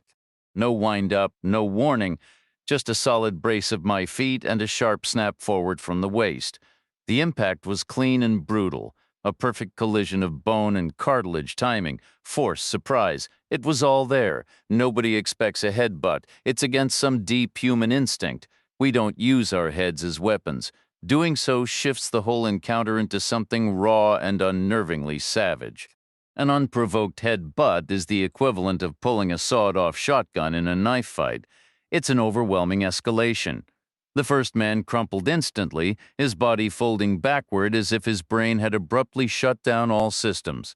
He was out cold before he even struck the pavement, the back of his skull meeting the asphalt with a sickening, unresisting thud. Maybe he'd earned a few matching fractures in the rear to go with the ones I'd delivered up front. His nose bled freely, already puffing up the human body. Ever the efficient self-repair machine doesn't dawdle. The second guy just stood frozen. The silent strategist, or maybe just the subordinate pack member, eyes locked on me. I shifted left and drove my forehead into his face with the same brutal efficiency. Bang! A kind of twisted double bluff. He'd braced for a fist. Not this. He dropped into a similar heap. I left him sprawled on his back, a few yards from his friend.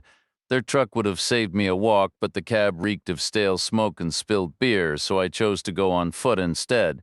I made my way to the railroad tracks, turned left on the ties, and headed north.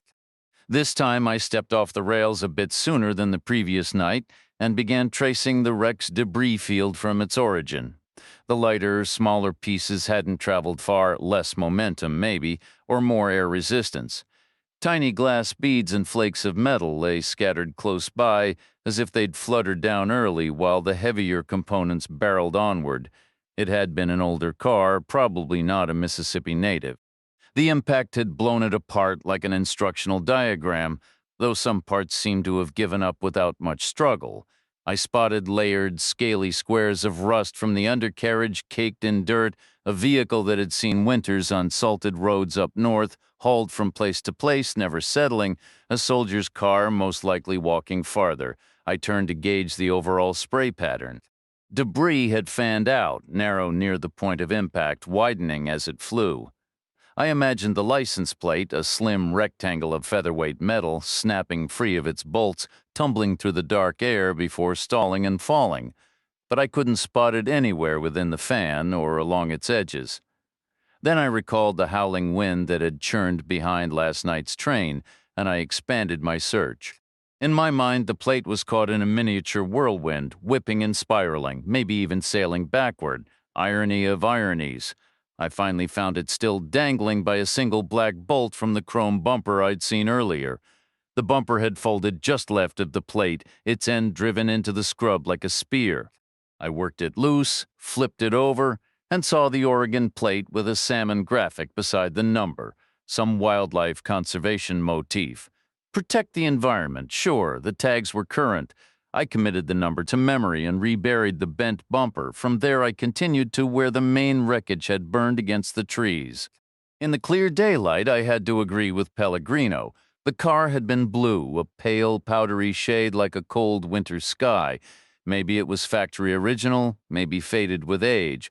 But enough untouched paint survived to be sure, a clean patch inside the former glove compartment, an overspray stripe beneath melted trim and a door. Not much else remained. No personal items, no paperwork, no discarded belongings, no hairs or fibers, no ropes or knives. I wiped my hands on my pants and started back the way I'd come. The two men and their pickup truck were gone. I figured the quiet one, the sidekick, had come to first. I hadn't hit him as solidly. He must have dragged his unconscious friend into the cab and driven off, unsteady and cautious. No real damage was done. Nothing lasting, at least for him. His partner was going to have a world-class headache for the better part of a year. I stood where they had fallen and watched another dark sedan approach from the west. It was moving with a determined speed, its suspension dipping and swaying on the rough pavement. The car had a deep, polished shine and tinted windows. It roared past me, bounced over the railroad tracks, and sped on toward the Kellam base. I watched it disappear, then turned and continued walking. I didn't have a destination, but I was getting hungry, so I aimed for Main Street and the diner. The place was deserted. I was the only patron. The same waitress was working. She intercepted me near the entrance and asked, "Are you Jack Reacher?" "Yes, ma'am, I am. A woman was in here about an hour ago asking for you." The waitress was a classic unreliable witness. She couldn't provide a useful description at all. Tall or short, heavy or thin, older or younger, she had no clear memory. She didn't catch a name. She had no sense of the woman's job, her background, or how she might know me. She hadn't noticed a car or any other way she might have arrived. All that stuck was a polite smile, and the question itself: had a new man come to town, very large, very tall, who went by the name Jack Reacher? I thanked her for telling me, and she showed me to my regular booth. I ordered coffee and a slice of pie and asked for change for the payphone. She opened the cash register and traded me a paper-wrapped roll of quarters for a $10 bill. She brought the coffee and said my pie would be out in a minute. I walked across the quiet room to the phone by the door, split the roll with my thumbnail, and dialed Garber's office. He answered immediately. "Did you send another agent down here?" I asked. "No," he said. "Why? There's a woman asking for me by name." "Who?" "I don't know. She hasn't caught up to me yet." "Not one of mine," Garber said. "But I did see two official-looking cars heading for Kellam, limousines, probably Defense Department or political types. Is there a difference?" I asked. "Have you heard anything new from Kellam?" "Nothing about politicians or the DOD," he said. "I heard Monroe is chasing down a medical angle." "Medical? What does that mean?" "I don't have the details." "Is there a medical aspect to this?" "With a suspect?" "Not that I've seen, aside from the gravel rash issue I mentioned before. The victim is covered in abrasions. The perpetrator should show some signs, too. Apparently, they've all got gravel rash. There's some brutal running track on that base. They run until they collapse. Even Bravo Company, right after returning from deployment. Especially Bravo Company right after they get back. There's some intense pride in play. These men consider themselves exceptionally tough, or they desperately want to believe they are. The irony was thick enough to spread on toast. Here were these supposedly invincible soldiers, so focused on proving their hardness they were literally grinding their own skin off on a track, while the real investigation swirled around a brutal crime. It was a pathetic, macho charade. "I got the plate from the wrecked car," I said. "Light blue sedan, Oregon registration." I recited the number from memory and heard him jot it down. "Call me back in 10 minutes, he said. "Don't talk to anyone until then." "No one understand." "Not a word." I technically broke his rule by speaking to the waitress when she brought my pie. I thanked her. She lingered, seeming troubled. It turned out she was worried she'd caused me a problem by confirming my presence to a stranger. She felt guilty about it. I got the sense Carter Crossing was that kind of town, where people's business was their own and a certain segment of the population preferred to stay off the grid. I told her not to worry. By then, I had a pretty good idea who the mystery woman was. It was a simple process of elimination. Who else had both the information and the resourcefulness to track me down here? The blueberry pie was exactly what I needed. Flaky crust, sweet fruit, and a generous scoop of cream. Nothing green or healthy in sight. It was perfect. I took my time with it, savoring each small bite, and finished my coffee. Then I crossed the diner and called Garber back. He answered and said, "We identified the vehicle." "And?" I asked. "And what? Who does it belong to?" "I can't tell you that," he replied. "Seriously. It's classified now as of about 5 minutes ago. It's Bravo Company, isn't it? I can't confirm or deny that. Did you write the number down?" "No, where's the plate now?" "Right where I found it. Who else knows?" "No one." "You're certain?" "Absolutely." "All right," Garber said. "Here are your instructions. First, do not, I repeat, do not give that number to any local authorities under any circumstances. Second, go back to the crash site and destroy that plate right away." I followed the first part of Garber's order by not racing straight to the sheriff's office. I ignored the second part by not rushing back to the wreckage. Instead, I stayed in the booth, ordered more coffee, and just thought things over, Honestly, how do you even destroy a license plate? Burning. It might hide the state, but the raised numbers would still be visible. I figured I could bend it, stomp it flat, and bury it somewhere. But I didn't move. I just sat there, half expecting that if I lingered long enough with a coffee cup in my hand, the person I was waiting for would eventually walk through the door, and she did about 5 minutes later. I spotted her before she noticed me. Outside, the sun was glaring on the pavement. Inside, the diner was shadowy and cool. She was on foot, dressed in black pants, black leather shoes, a plain black tee, and a weathered leather jacket the color of an old mitt. She carried a matching briefcase. She moved with that slow, economical grace that really fit people have, as if the world around her was stuck on fast forward. Her hair was still dark and cropped short, her face sharp and alert. Francis Neagley, First Sergeant, United States Army.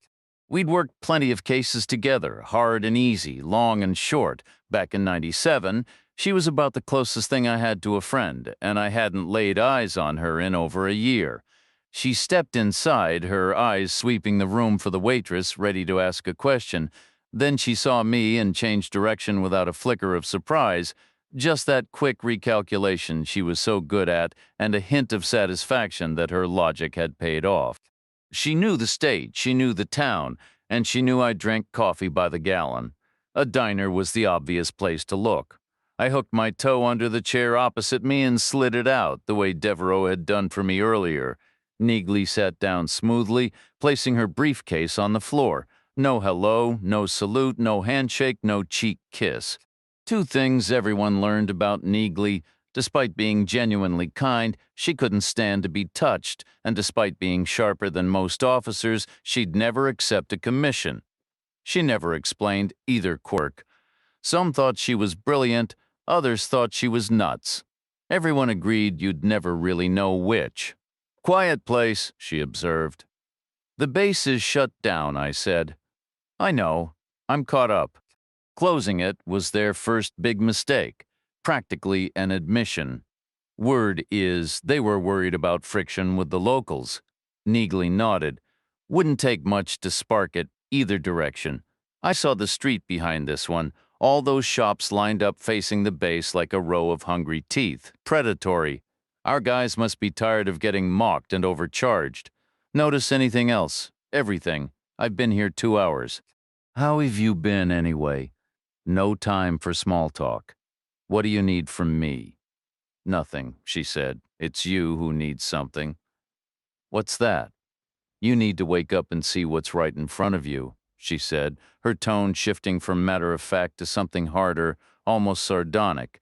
This whole thing is a suicide mission, Reacher. Open your eyes. Stan Lowry reached out to me, his voice tight with concern. After checking around, I had to admit he had a point. You really should have walked away from this whole mess, I was told. I'm a soldier, I replied. I follow orders. So am I. But I make it a policy not to volunteer for a hanging. The noose is around Kellum. Monroe's the one on the line here. I'm just observing from the perimeter. I don't know Monroe, she said flatly. Never laid eyes on him. Didn't even know his name until recently. But I'd bet my last dollar he'll toe the party line. He'll bury the truth and call night day if ordered. You won't. A woman is dead. We can't just look the other way. Try 3 women. You know about that already? I told you I've been in town for 2 hours. I'm fully briefed. How did you find out? I ran into the sheriff, Chief Devereaux herself. When? She stopped by her office. I was there asking about you. And she just volunteered that? I gave her the look. What look? Neagley paused, reset her expression, and then dipped her chin slightly, locking her wide, earnest eyes on mine. Her gaze was profoundly serious, layered with sympathy and a conspiratorial understanding, her lips slightly parted as if ready to whisper complete solidarity. Her whole face seemed to marvel quietly at the sheer weight I was carrying. That's the look, she said. Works wonders with women. It says we're in this together, right? I had to nod. It was a masterful performance. A flicker of disappointment went through me that Devereaux had bought it. Some tough Marine she was supposed to be. What else did she tell you? Something about a car. She's convinced it's key to the case and that it belongs to someone from Kellam. She's right. I just tracked down the plate. Garber ran it and told me to bury it. And are you going to? I haven't decided. It might not be a legal command. See? This is exactly what I'm talking about. You're marching straight toward a cliff. I knew it. That's why I'm here, to keep you from doing something stupid. Aren't you supposed to be on assignment? I'm at a desk in D.C. They won't notice I'm gone for a day or two.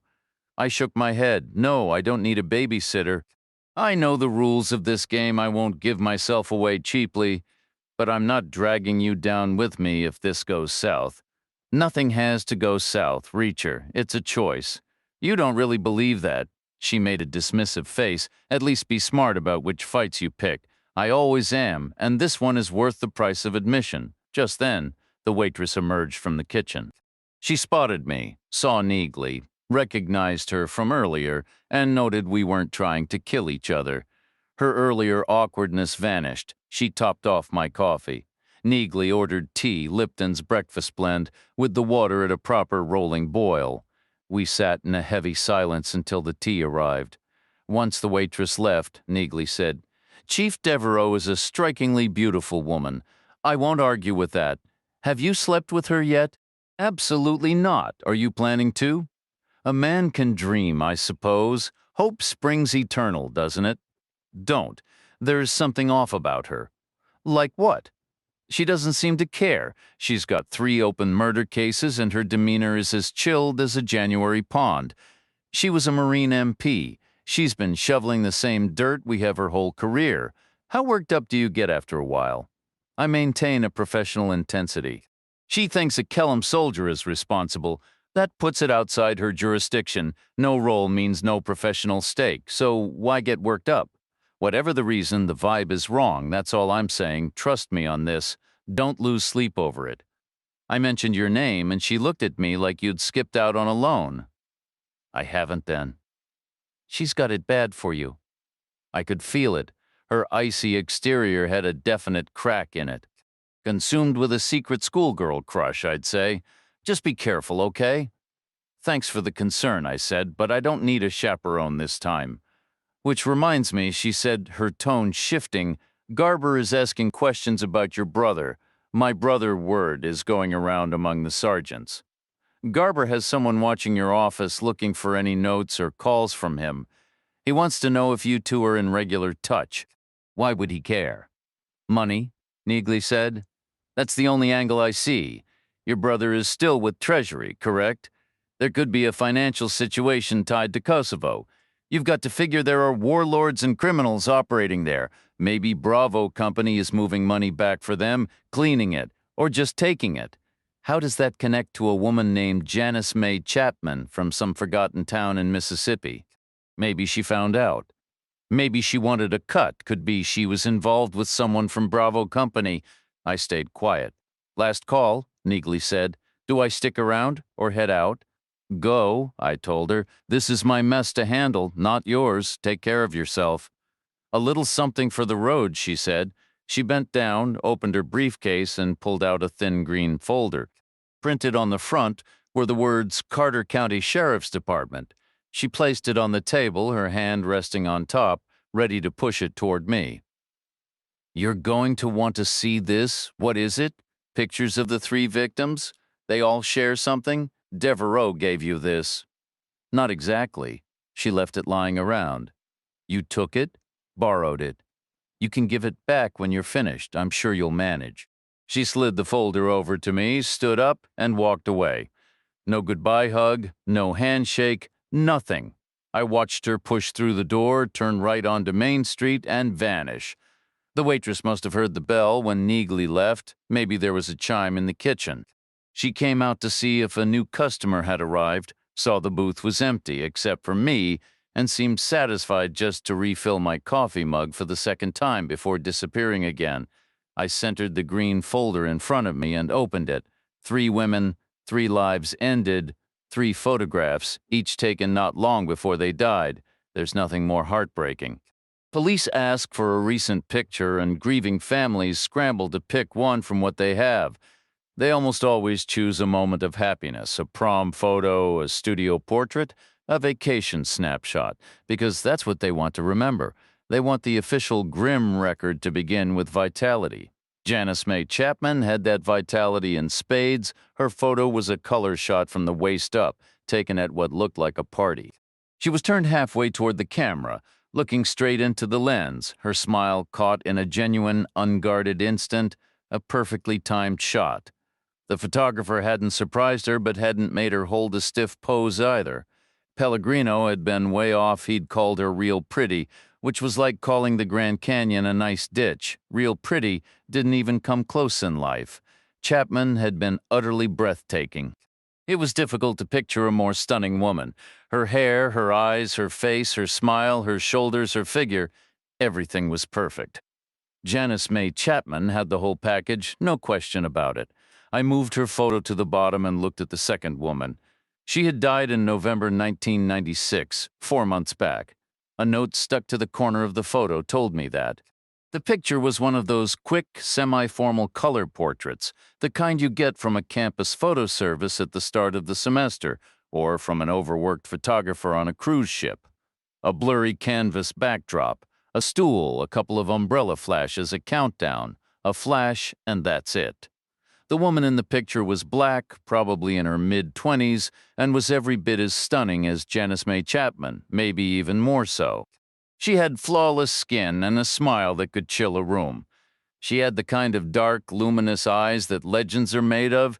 She wasn't just looking at the camera, she was looking right through it, right at me, as if she were sitting right across the table. The third woman had died in June 1996, 9 months ago. She was also black, also young. The similarity was unsettling, a silent echo that made the coffee in my mug taste suddenly bitter. The image was breathtaking, absolutely stunning. She had been captured outdoors in a backyard, sheltered by the shade, where the soft, late-day light reflected off a white wooden wall and wrapped her in a gentle radiance. Her hair was cut short and natural, and she wore a simple white blouse with the top 3 buttons left open. Her eyes were deep and expressive, her smile tentative. Her cheekbones were extraordinary. I couldn't look away. If you had programmed the world's most advanced computer with every known ideal of beauty, from ancient queens to modern icons, after an hour of processing it would have produced this exact photograph. I shifted my coffee mug and arranged all 3 photos in a row. Neagley had pointed out they shared a trait. They were all about the same age, likely within 2 or 3 years of each other. But Chapman was white. While the other 2 women were black, Chapman appeared financially comfortable based on her attire and jewelry. The first black woman seemed less so, and the second appeared almost struggling, in a rural sense, judging by her plain clothing, the lack of any jewelry, and the simple yard where she sat. 3 lives unfolding near each other geographically, yet divided by immense social chasms. They might never have crossed paths or exchanged a single word. They may have been complete strangers to one another. On the surface, they had nothing in common except for one undeniable fact. Each of them was astonishingly beautiful. I slid the file back into its envelope and secured it under my shirt, tucked into the waistband of my pants. After settling my check and leaving a tip, I stepped out onto the sidewalk. I decided to walk to the sheriff's department. It felt like the right moment for a little scouting mission. Time for a preliminary probe, an initial incursion, just testing the waters. It wasn't a social call, but it was a public building, and I had a valid reason to visit. I had lost property to return. My plan was simple. If Sheriff Devereaux was out, I'd leave the file with the desk clerk. If she was in, I'd improvise. She was in. Her aging Caprice was parked in the lot, neatly slotted into the space closest to the entrance. A perk of the position, no doubt. Office hierarchies work the same everywhere. I walked past the car, pulled open a heavy glass door, and entered a worn, tired-looking lobby. The floor was cheap plastic tile, the walls were scuffed and needed paint, and a battered inquiry desk faced the entrance. Behind it sat an old man with no hair and a sunken, toothless face, dressed in a suit vest with no jacket, like a character from an old movie. The moment he saw me, he picked up a desk phone, pressed a button, and said, "He's here." After a brief pause, listening to a reply, he pointed down the hallway with the phone handset stretching its cord and said, "End of the corridor on the right. She's expecting you." I walked down the hall, catching a glimpse through a partially open door of a sturdy woman working at an old-fashioned telephone switchboard, and then I arrived at Devereaux's office. Her door was open. I gave a single courtesy knock on the frame and stepped inside. It was a plain, square room in no better shape than the lobby. Same dingy tile, same battered paint, same layer of grime. It was furnished with items that looked like they were purchased cheaply at the end of the last ice age. The desk, chairs, and file cabinets were all plain, municipal, and hopelessly outdated. On the wall hung framed grip and grin photos of an older man in uniform who I assumed was Devereaux's father, the previous sheriff. A standing coat rack held an old cardigan sweater on one peg. It had hung there so long it looked stiff and crusted with age. At first glance, not an impressive room, but it contained Devereaux. I had photographs of 3 incredibly beautiful women pressing against my back, yet she more than held her own against any of them. She was right there at their level. Frankly, she might have outshone them all, a very beautiful woman, Neagley had said, and I was pleased my personal impression had been objectively confirmed. She looked small in her desk chair, slender in the shoulders, poised and relaxed as usual. She was smiling. She asked, "Did you identify the car for me?" I didn't answer. Instead, her phone rang. She lifted the receiver and listened briefly before responding, "Understood, but it remains a felony assault. Keep it prioritized, all right?" After hanging up, she glanced my way and offered Pellegrino, as if that explained everything. I asked, "Rough day. 2 men were assaulted this morning by someone they insist was a soldier from Kellam. Yet the Army maintains the base is still sealed. I can't make sense of it. Our doctor is putting in extra hours, diagnosing concussions, he says. But it's my department's budget that's going to feel dazed." I stayed quiet. Devereaux offered another faint smile and said, "Anyway, first, tell me about your friend." "My friend?" "Frances Neagley. I met her. I'm assuming she served as your sergeant. She had that unmistakable military bearing. She was years ago, on and off for a long time. I'm curious why she showed up. Maybe I invited her. No, if that were the case, she'd have known exactly where and when to find you. It would have been coordinated. She wouldn't have needed to ask around town." I gave a slow nod. "She came to warn me. Apparently, I'm stuck in a no-win scenario." She called it a suicide mission. "She's correct," Devereaux said. "She's sharp. I liked her. She's skilled. There's this specific expression she uses, a kind of collegial, confidential look. I'd bet she's exceptional at interrogation." "Did she give you the photographs? You intended for her to take them?" "I hope she would." I left them within reach and stepped out briefly. "Why?" "It's complicated," Devereaux replied. "I wanted you to see them privately on your own terms, like a controlled study. No pressure from me and absolutely no influence, no framing. I wanted a completely unfiltered first reaction from me. Yes. Are we running a democracy now? Not quite, but as they say, any port in a storm." "All right," I said. "So what was it your initial impression?" "All 3 were strikingly beautiful." "Is that the only common thread?" "I suppose so, aside from all being women." Devereaux nodded. "Good," she said. "I agree. They were all strikingly beautiful. I'm genuinely relieved to have that confirmed from an outside perspective. It was a difficult notion for me to pin down, even internally, and I'd certainly never voice it aloud. It would sound strange, almost like some kind of fixation. Is that a concern for you?" "I live in Mississippi," she said. "I served in the Marine Corps, and I'm not married." "Fair enough," I said. "And I'm not seeing anyone at the moment." "Right?" I said. "I'm not gay," she clarified. "Understood. But even so, for a woman in law enforcement to be perceived as fixating on a female victim's appearance never plays well." "Understood," I repeated. I shifted forward, freeing the file from where it was tucked at my back, and placed it on the desk. "Mission accomplished," I said. "Smooth maneuvering, by the way. Not many people outplay Neagly in a psychological chess match. Takes one to know one, she replied. She drew the file closer, sliding her palm over it once, then letting her hand settle at one end, perhaps where it still held the warmth from my back. She asked, "Did you identify the car?" She kept her hand resting on the folder, her gaze steady on me. Her question lingered in the quiet room. "Did you identify the car?" In my mind, I replayed Garber's urgent, staticky voice in my ear from the diner phone call. "Do not, repeat, do not provide that number to local law enforcement," my commanding officer. "Orders are orders," Devereaux pressed. "Did you?" I said. "Yes." And "I can't tell you." Can't or won't, both. It became classified information roughly 5 minutes after I reported it. She didn't answer immediately. I asked, "Well, what would you do in this situation? Now? Not now. Back then, when you were in the Corps. As a Marine, I would have done precisely what you're doing. I'm glad you understand." She nodded, her hand still on the file. She said, "I wasn't entirely truthful earlier. About my father's house. It wasn't always rented. He owned it from his marriage. But when my mother fell ill, they discovered they had no insurance. It was supposed to be included with his job, but it wasn't. They had to sell the house to cover her medical bills. It was a brutal lesson in how everything you think is secure can vanish overnight.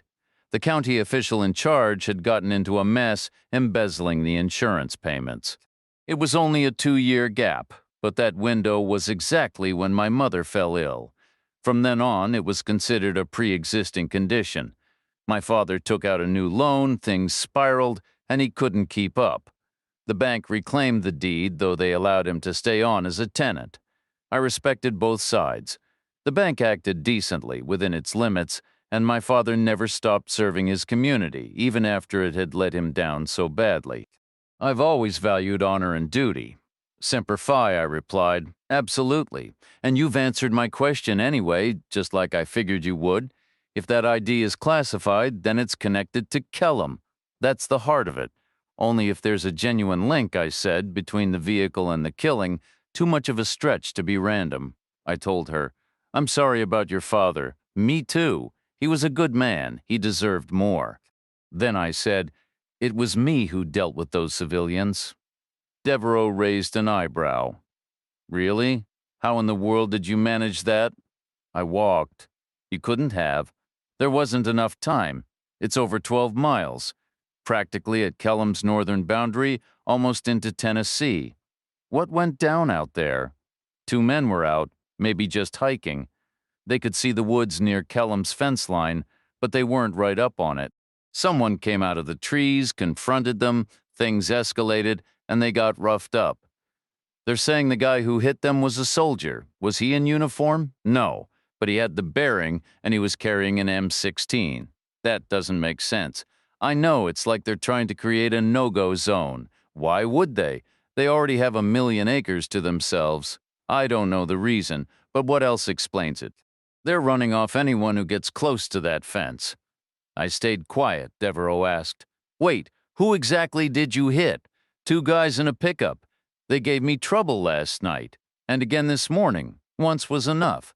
Description: covered in grime, greasy hair, tattoos everywhere, in an old black truck that looks like it was painted with a broom. That's the one the McKinney cousins.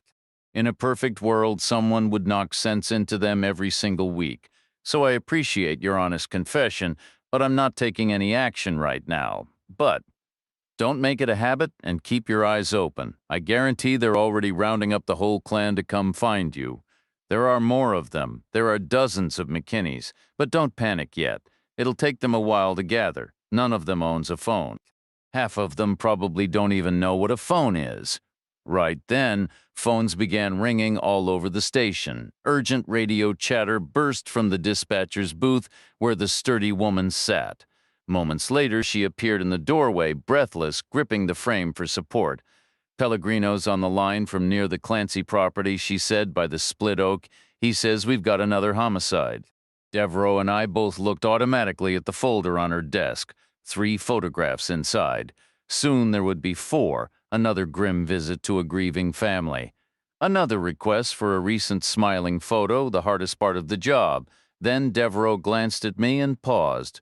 This wasn't a committee decision. I said, "You owe me this? I need to see it. I need to know exactly what I'm risking my neck for." She hesitated a second longer, then said, "All right," and we sprinted for her car. The Clancy place was more than 10 miles north and east of town. We crossed the quiet railroad tracks and drove a mile toward Kellam, deep into the hidden side of Carter Crossing, the wrong side of the tracks. Over there, the road had no shoulders and no ditches. The ditches had long since filled with silt, and the shoulders had been plowed under.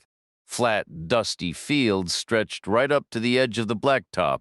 The landscape unfolded as a series of weathered structures. Frame houses set back in yards, low barns, sheds with sagging roofs, and shacks that seemed to be surrendering to the earth. Elderly women watched from porches while children in worn clothes rode bicycles along the roadside. A slow-moving pickup truck passed, followed by a lone figure in a straw hat carrying a woven basket. Every person I saw was African American. It was a reminder of a simple truth my cousins from McKinney once shared. Different places belong to different people. This was rural Mississippi in the late 90s. Sheriff Devereaux turned the car north onto a rutted two-lane road, leaving the scattered homes behind. She pressed the accelerator and the Chevy Caprice answered with a surge. There was a reason this sedan was a favorite among officers. It was a brilliant exercise in possibility. Imagine taking a spacious family car and dropping a powerful Corvette engine under the hood. Then reinforce the suspension, add four-wheel disc brakes, and unlock a top speed pushing 130.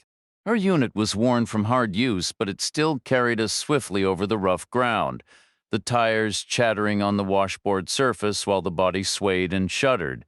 We arrived at a sprawling, hard-packed property with a dilapidated house at its center.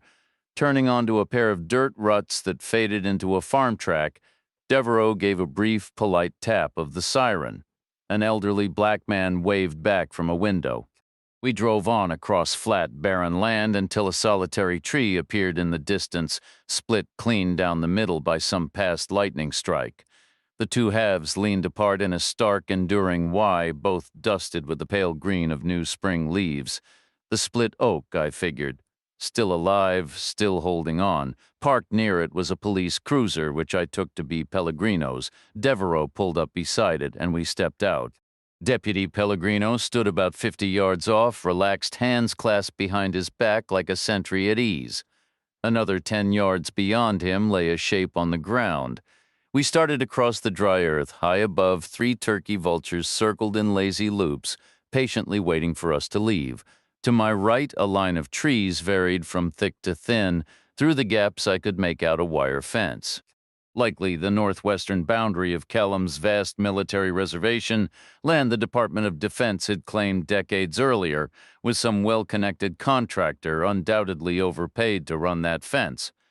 Halfway to Pellegrino, details of the shape behind him came into focus.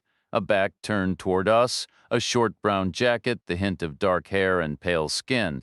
The empty slump of a body, the absolute stillness that follows recent death, that unmistakable, profound relaxation. Devereaux didn't stop for a briefing. She walked straight past Pellegrino and continued, arcing wide to approach from the far side. I held back, stopping 5 yards short. This was her scene, not a committee. She moved closer with careful steps, watching where she placed her feet, then crouched down, elbows on knees, hands clasped. Her gaze traveled from right to left, head, torso, arms, legs, then reversed, left to right. She looked up and said, "What the hell is this?" I followed the same wide path she had taken, approaching from the north. Crouching beside her, I mirrored her posture, elbows on knees, hands together, and scanned the body. The deceased was a white male, around 45, maybe 5'10" and 180. His dark hair was fading to a mousy shade, and he had 2 or 3 days of stubble going gray. He wore a green work shirt, a brown canvas windbreaker, blue jeans, and scuffed engineer boots, cracked and caked with dried mud. I turned to Devereaux. Ever seen him before? She shook her head. Not a face I recognize. He'd bled out. A high-velocity rifle round had torn through his right thigh, saturating his pants with blood. The femoral artery is a major pipeline. Once it's breached, You have minutes without immediate proper care. The bizarre part was that someone had tried to provide exactly that. His pant leg was slit open with a knife, and a military issue field dressing was pressed against the wound. Devereaux took a few careful steps backward, her gaze fixed on the body until she was a good 10 feet away. I followed, and she lowered her voice as if we were in a library. "What's your read?" "An argument got out of hand," I said. "A shot was fired, maybe intended as a warning that went low, or someone got jumpy and pulled the trigger. Why not a deliberate kill shot that just missed? Because if it was deliberate, the shooter would have finished the job, put one in the head. Instead, they tried to save him. And then they realized it wasn't working. They panicked, ran, and left him here. Wouldn't have taken long after that. The shooter was military? Not necessarily. Who else carries GI field dressings? Anyone who shops at an army surplus store." Devereaux turned her back on the scene. She raised her arm and swept it toward the horizon on our right. "What do you see over there?" "Kelham's perimeter fence." "Exactly," she said. "I told you they're enforcing a quarantine zone." While Devereaux went back to her car, I studied the ground. The soil was soft, etched with footprints. The dead man's steps looped and staggered, some backtracking in a strange final dance that ended where he fell. Around his legs were the clear impressions of knees and toes where someone had knelt to work on him. Those marks led to a line of deep, widely spaced prints, mostly toe, little heel showing where the shooter had sprinted in, a reasonably tall person, not overly heavy. The tread wasn't from any standard-issue army boot I knew. Devereaux returned with a silver SLR camera to document the scene. I followed the fleeing footprints away, keeping them to my right. They traced a straight line for about 100 yards before fading out on a patch of hard, sun-baked earth, maybe a geological seam or where Old Man Clancy stopped plowing. Seeing no reason for a change in direction, I continued straight ahead, hoping to pick up the trail again. Within 50 yards, the ground gave way to a tough, low-growing weed that thickened into brush near Kelham's fence. No broken stalks were obvious. This vegetation wouldn't show much. As I turned back, a metallic glint caught my eye 12 feet off to the side. I walked over and bent down. A spent cartridge case, bright and new, lay in the dirt, rifle length at best, a .223 Remington from a civilian hunting rifle. At worst, a 5.56 millimeters NATO round from a military weapon. To the naked eye, they're nearly identical. The Remington cartridge uses lighter brass, while the NATO version feels more substantial in the hand. I lifted the casing, testing its weight against my palm. No question. This was military issue. Up ahead, Devereaux and Pellegrino stood with the distant body, maybe 140 yards out. For a trained rifleman, that's practically next door. The .556 NATO round was engineered to punch through a steel helmet at 600 meters, roughly 650 yards. Our victim was less than a quarter of that distance away. An easy shot, almost impossible to miss, which offered my only sliver of comfort.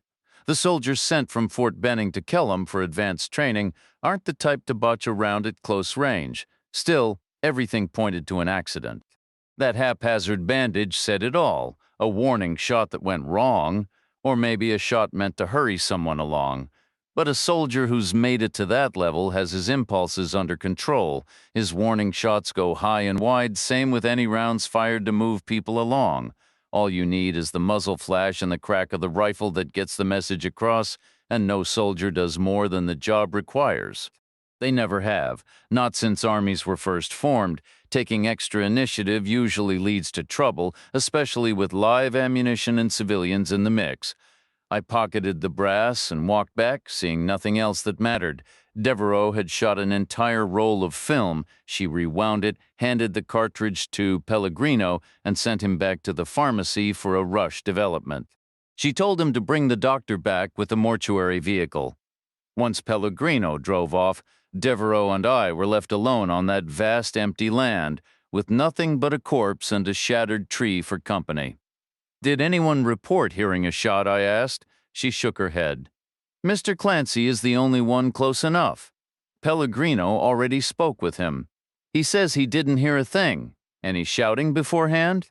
A warning shot usually follows some yelling. If he didn't hear the shot, he wouldn't have heard yelling. A single NATO round fired outdoors at a distance isn't always loud.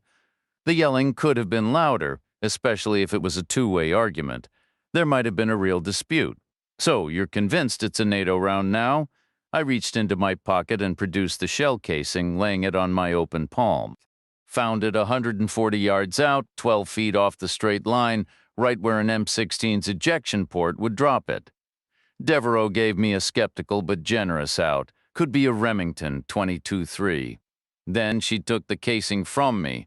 Her fingernails brushed my skin the first time we'd touched. We hadn't even shaken hands when we met. She did what I had done, weighing the brass in her hand. It wasn't scientific, but long experience can be as good as any lab scale. Definitely NATO, she said. I've fired plenty of these and picked them up afterward. Same here, I said. I'm going to raise hell over this, she declared, her voice tight. Soldiers targeting civilians on American soil? I'll take it all the way to the Pentagon, the White House if I have to. Don't, I told her. Why the hell not?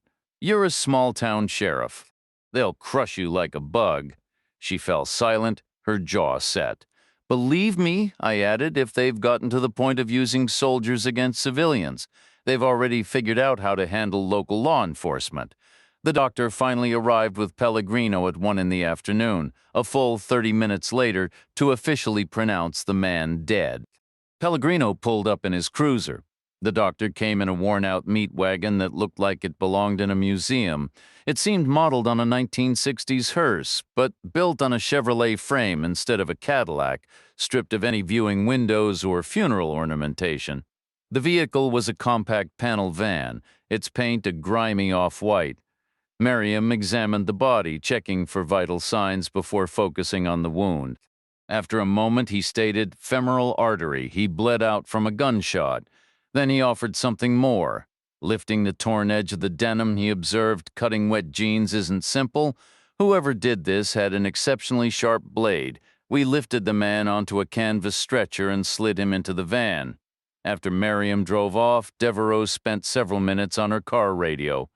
Pellegrino and I waited in silence until she dismissed him. Alone again, we stood by the shattered tree and the dark stain in the earth. Devereaux broke the quiet. Butler reports no one exited Kellam's main gate this morning. Who's Butler? My other deputy. He's been watching the base entrance since dawn. I wanted advance notice if they lift the lockdown. Tensions are running high after what happened to Chapman, but not after the first 2 victims. That depends on who you talk to and where. But the soldiers never cross the tracks. All the bars are on the other side. She paused, her gaze drifting toward the distant perimeter. There have to be other ways out. Weak spots in a 50-year-old fence that spans 30 miles. Someone definitely came out and went back in, I added. If your theory holds, someone returned to base covered in blood, carrying a dirty knife, and at least 1 round lighter. My theory is correct, she said, her voice firm. I shook my head. A quarantine zone inside the U.S.? I've never heard of such a thing. It doesn't add up. It adds up to me, she replied. And something shifted in her expression, a flicker of old memory. I caught it. What have the Marines done this before? It wasn't a major incident. Tell me. Classified, she said flatly. Where did it happen? I can't say when. That's classified too. A beat passed. Have you spoken to Monroe yet, the investigator they sent to the base? She nodded. He called as a courtesy when he arrived. Left me a number. Good, I said, because I need to talk to him now. We drove back together, retracing our route across Clancy's property and onto the rough 2-lane road.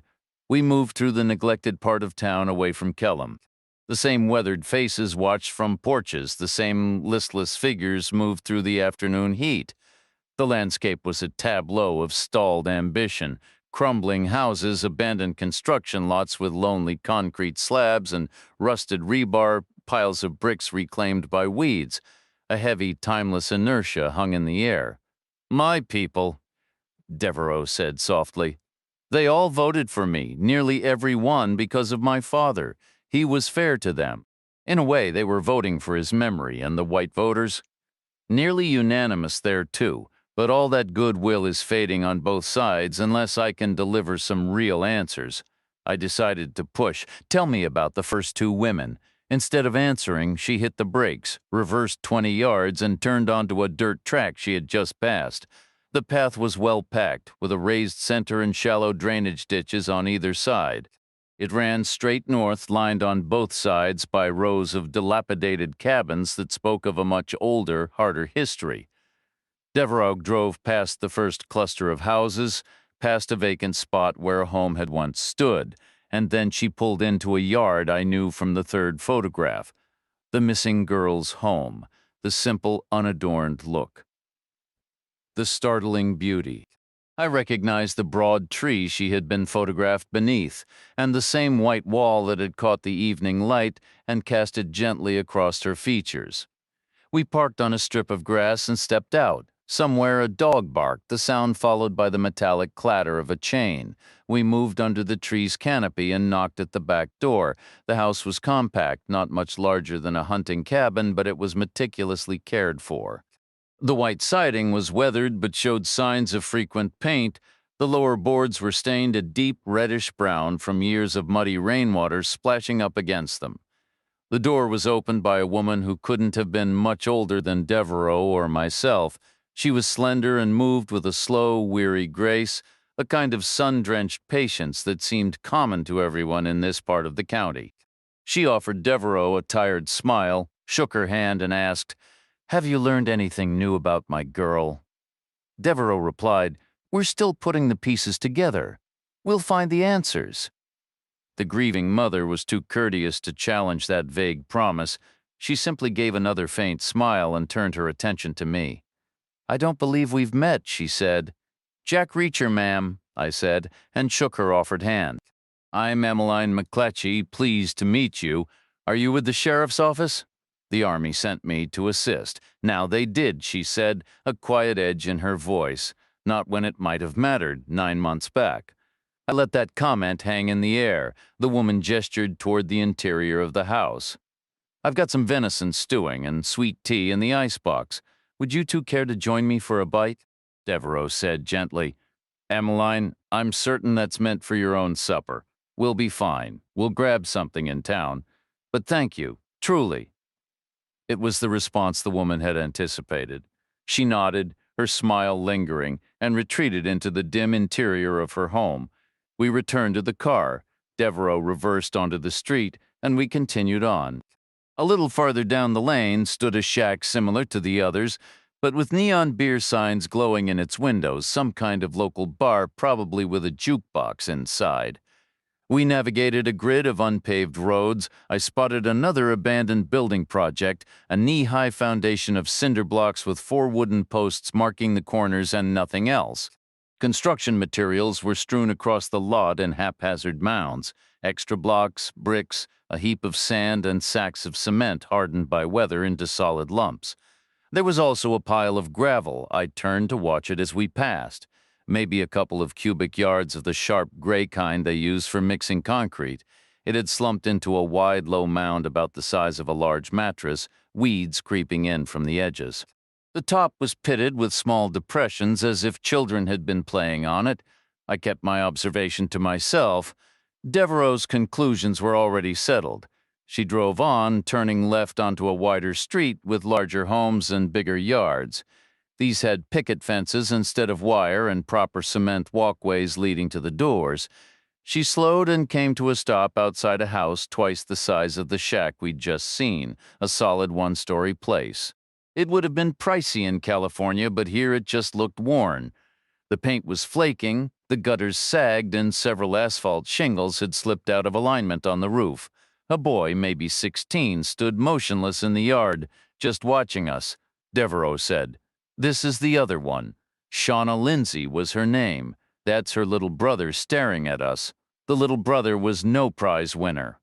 He'd drawn the short straw in the family genetics, that was for sure. He bore no resemblance to his sister, none whatsoever. He looked like he'd taken a tumble from the ugly tree and smacked into every single branch on the way down. Honestly, the kid made a warthog look refined. The boy's head was round and smooth as a bowling ball, his eyes dark and set as close as the finger holes. I glanced at him, then back at Devereaux. "Are we going in?" She shook her head. "Shauna's mother said not to come back until I could tell her who cut her daughter's throat, her exact words. And I understand, losing a child is a nightmare. For families like this, it's everything. They never expected their girls to become superstars or buy them a mansion, but to have something precious after a lifetime of having nothing, that meant the world." The boy's stare was steady, silent, and full of a patient kind of resentment. "Let's go then," I said. "I need a phone back at her office. Devereaux let me use hers. We weren't exactly partners yet, but the ice was thinning." She dug up the number Monroe had left, dialed it herself, and announced to whoever answered that Sheriff Elizabeth Devereaux was calling for Major Duncan Monroe. Then she passed me the receiver and left, closing the door behind her. I settled into her chair, the phone silent in my ear, the warmth from where she'd been sitting still lingering against my back. I waited. No hold music. The Army wasn't into that kind of thing back in '97, just empty static. After a minute, there was a sharp clatter as a handset was grabbed and a voice came on, crisp and efficient. "Sheriff Devereaux, Major Monroe here. What can I do for you?" The tone was all business, but there was a thread of cheerful energy underneath. Then again, I figured most men would sound happy getting a call from Elizabeth Devereaux. I said, "Monroe." He paused. "I was expecting the sheriff." "You got me instead? Name's Reacher. I'm with the 396th, temporarily attached to the 110th. We're the same rank. Jack Reacher? I've heard the name. What do you need?" "Did Garber mention he was sending someone undercover into town?" "He didn't, but I assumed he would. That's you, I take it? Sent to keep an eye on the locals? Must be going well if you're calling from the sheriff's desk. Heard she's easy on the eyes, by the way. Also heard she prefers women. Any insight there?" "That's not your concern, Monroe. Call me Duncan. I'll stick with Monroe. Suit yourself. What's the problem?" "We've got trouble here. A man was shot dead this morning near your northwest fence. Unknown shooter. But the round was likely military, and someone tried to patch him up with a GI field dressing after. So someone shoots a guy and then plays medic. Sounds like a civilian mess to me," I sighed. "I was hoping you wouldn't go straight to the obvious. How do you explain the ammunition in the dressing? Remington, 223 and an Army surplus store. And 2 other men were beaten up earlier by someone they swear was a soldier, not one of mine from Kellam." "Really?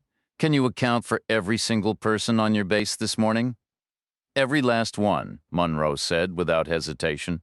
"Alpha Company shipped out 5 days ago. Everyone else is either confined to quarters or sitting in the mess or the officers' club. My MPs are watching them, and each other. No one left this base today, or since I arrived for that matter. Is that standard procedure? It's my secret weapon. Make them sit with nothing to do, no books, no TV, nothing. Eventually, boredom makes them talk, works every time. I don't need to break arms anymore. Time does the work for me." He sounded almost smug about it, as if he'd invented a new kind of interrogation by doing nothing at all. "I need to be absolutely clear," I said. "No one left. Not last night, not this morning, not on secret orders from local command, from Benning, or even from the Pentagon. This is serious, and don't try to fool someone who knows the game." "I'm certain," Monroe insisted. "I swear on my mother's grave, I understand how these things work, you know. Give me that much credit." "All right," I replied. Monroe then asked, "Who was the victim?" "No identification yet. Almost certainly a civilian, close to the perimeter, same area as the assaulted men, like a restricted zone. That's absurd, that isn't happening. I'm positive about that." We both fell silent for a moment before I pressed, "What else are you so sure about?"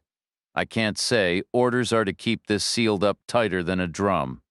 "Let's play a quick round of questions." "Let's not. The abbreviated version, 3 questions. Yes or no answers. Don't corner me, all right?" "We're both already cornered, don't you see that? We have a genuine disaster on our hands, and whether the source is inside with you or out here with me, one of us will eventually need to assist the other. We might as well begin now. Silence. Then, fine, for crying out loud, 3 questions. Were you informed about the vehicle? Yes. Was money from Kosovo mentioned as a potential motive? Yes. Were you told about 2 other female victims? No. What other victims? Last year, local residents. Same method. Throats cut. Linked, most likely. Good grief. No, no one breathed a word about that. Do you have any written logs of Bravo Company's activities for June and November of last year? That's your 4th question. We're just talking now. 2 officers, same rank, having a casual conversation. The game is finished. There are no local records of Bravo Company's movements. They're operating under special operations protocols. Consequently, everything is archived at Fort Bragg. It would require the most massive subpoena you've ever imagined just to glimpse the filing cabinet. I asked, "Are you making any overall headway there?" No response. I asked, "How long does it typically take for your secret approach to yield results?" He said, "It's usually much quicker than this." I didn't reply, and there was more empty air, some faint breathing. Then Monroe said, "Listen, Reacher, I suppose this is barely worth mentioning, because you'll just think, well, what else would I claim since we both know I was dispatched here to protect someone?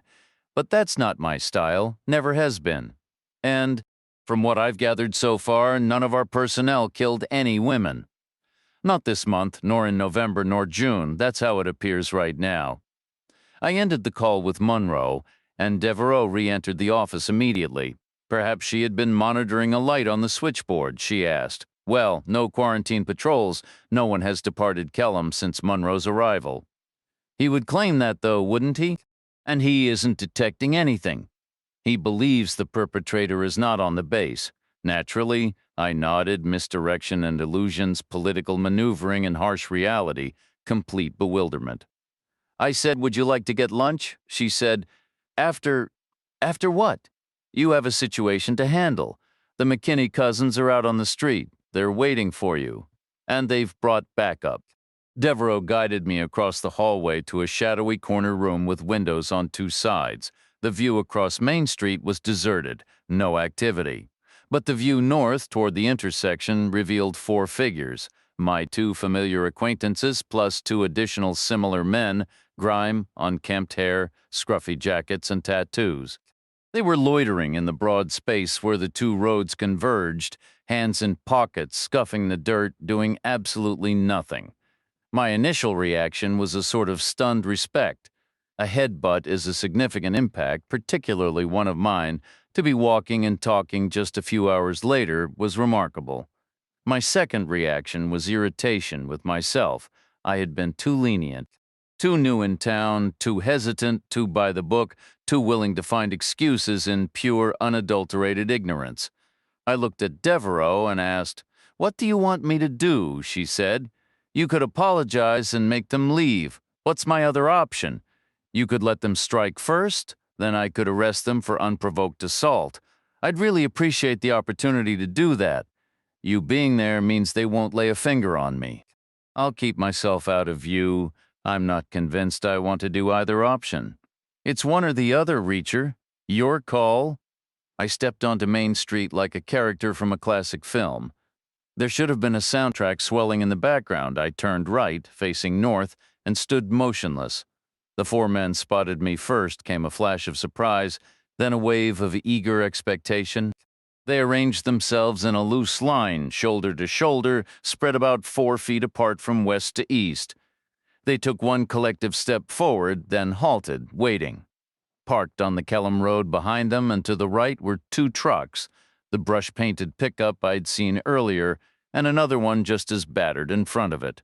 I walked ahead, feeling like a fish swimming toward a net. The March sun hung almost at its peak. The air was mild, and I could feel its warmth on my skin, the solid pavement beneath my shoes. I slid my hands into my pockets. They were empty except for most of the roll of quarters I'd gotten from the diner.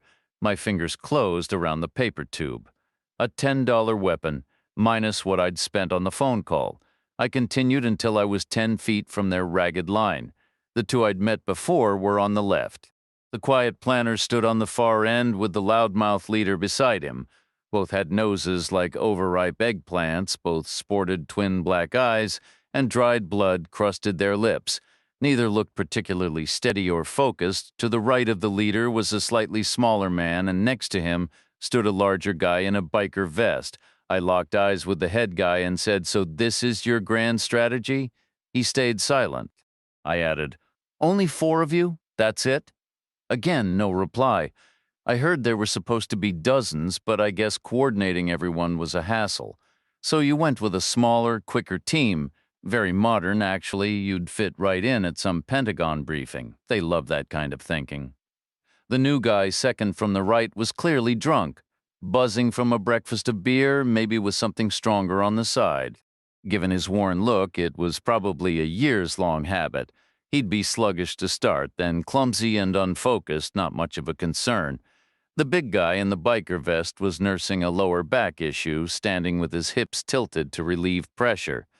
Some old injury, maybe from lifting something too heavy or a bad fall. He'd be his own worst enemy one hard swing, and he'd likely hurt himself, stumbling off like he'd been crippled. By then, his drunk buddy would already be down, and the two I knew were already in rough shape. The leader was positioned slightly to my left, perfect for a right-handed fighter like me.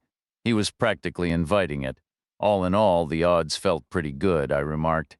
"It's too bad none of you are bigger, or ideally all of you." Silence. I went on, "But hey, a plan's a plan. Did it take long to come up with this?" "Nothing. You know what they taught us about plans up at West Point?" "What?" "Everybody has a plan until they get hit in the mouth. No response, no movement. I let go of the roll of quarters. I wouldn't be needing it. I took my hands out of my pockets. The trouble with a light force is that when things go wrong, they go wrong fast. Remember Somalia? So think hard about this choice. You're at a crossroads here. You could come at me now, all 4 of you. But I promise you, the next stop will be the hospital. That's a promise you can take to the bank. You're going to get hit so hard you won't know what hit you. I'm talking shattered ribs, maybe a broken jaw. I can't guarantee a concussion, though. Seems like someone might have already taken care of that part for me." Silence, I continued. "Or you could make a strategic exit right now. Take all the time you need to rally the troops. Come back in a few days with an army, dozens of you. Maybe dig your grandpa's old hunting rifle out of the attic.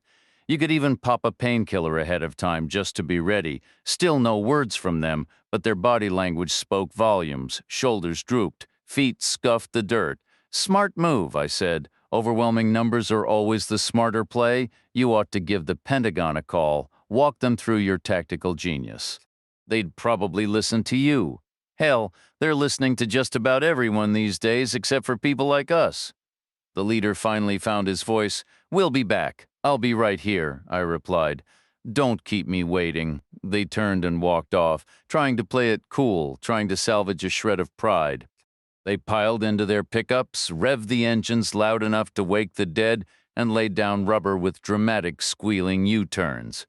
They headed west, disappearing into the trees toward Memphis and the world beyond. I watched their dust cloud settle, then headed back to the sheriff's office. Devereaux had seen the whole standoff from the dim corner office window. "A silent film, no soundtrack," she said. "You actually made them leave?" "You apologized." "I'm stunned." "Not quite," I corrected her. "I just postponed the party. They're planning to come back later with reinforcements, a whole crowd. Why on earth would you do that? More arrests for your record. It'll look great for your re-election campaign flyers. You're insane." "Feel like getting lunch now?" "I already have plans," she said. "Since when?" "About 5 minutes ago. Major Duncan Munro called back and formally invited me to dine with him at the Kellam Officers Club, Chapter 30. Devereaux drove off toward Kellam, leaving me alone on the sidewalk. I walked past the empty lot to the diner, a table for one. I ordered the cheeseburger again, then ambled over to the payphone by the door and dialed the Pentagon. Colonel John James Fraser, Senate liaison. He picked up on the first ring. I got straight to it. "Whose brilliant idea was it to classify that license plate?" I can't disclose that, he said. Whoever it was a major blunder. All it did was scream that the car belongs to someone from Kellam. You might as well have put out a press release. We had no other option. We couldn't let it become public information. Journalists would have had it 5 minutes after the local cops. We couldn't allow that. Now you're making it sound like it definitely belonged to a Bravo company soldier. I'm not confirming anything, but trust me, there was no choice. The fallout would have been catastrophic. There was a strange tension in his voice. Tell me you're joking, I said, because right now it sounds an awful lot like you're describing Reed Riley's personal vehicle. Silence on the line. Was it? I pressed. No answer. Was it his car? I can neither confirm nor deny, Fraser stated, his voice tight. And don't ask again, and don't use that name again either, not on an open line. Does the officer in question have an alibi? No comment, I said. This is spiraling, Fraser. You need to reconsider. The cover-up is always worse than the original mess. You need to shut it down now, negative reacher. There's a plan in motion, and it stays in motion. Does this plan involve creating a no-go zone around Kellam, for journalists maybe? What in God's name are you talking about? I've got circumstantial evidence here of military activity outside Kellam's fence. Part of that evidence happens to be a dead body. I'm telling you this situation is already off the rails. Who's the dead man? A tough-looking guy, middle-aged? A reporter? I don't know how to spot a journalist just by looking. Maybe that's an infantry skill, but they don't teach it to MPs. No identification on him. We haven't checked yet. The medical examiner is still with him. Fraser's reply was firm. There is no exclusion zone around Fort Kellam. That would represent a significant change in policy, and an unlawful one. Agreed. Also foolish and entirely counterproductive. It's not occurring. It never has. I believe the Marine Corps executed something similar once. When within the past 2 decades? Well, Marines, they're known for unconventional approaches. You should verify it. How? Do you imagine they'd document it in an official chronicle? Investigate indirectly. Look for an officer, perhaps a colonel, who was dismissed abruptly without a clear reason. After ending the call with Fraser, I finished my burger and coffee.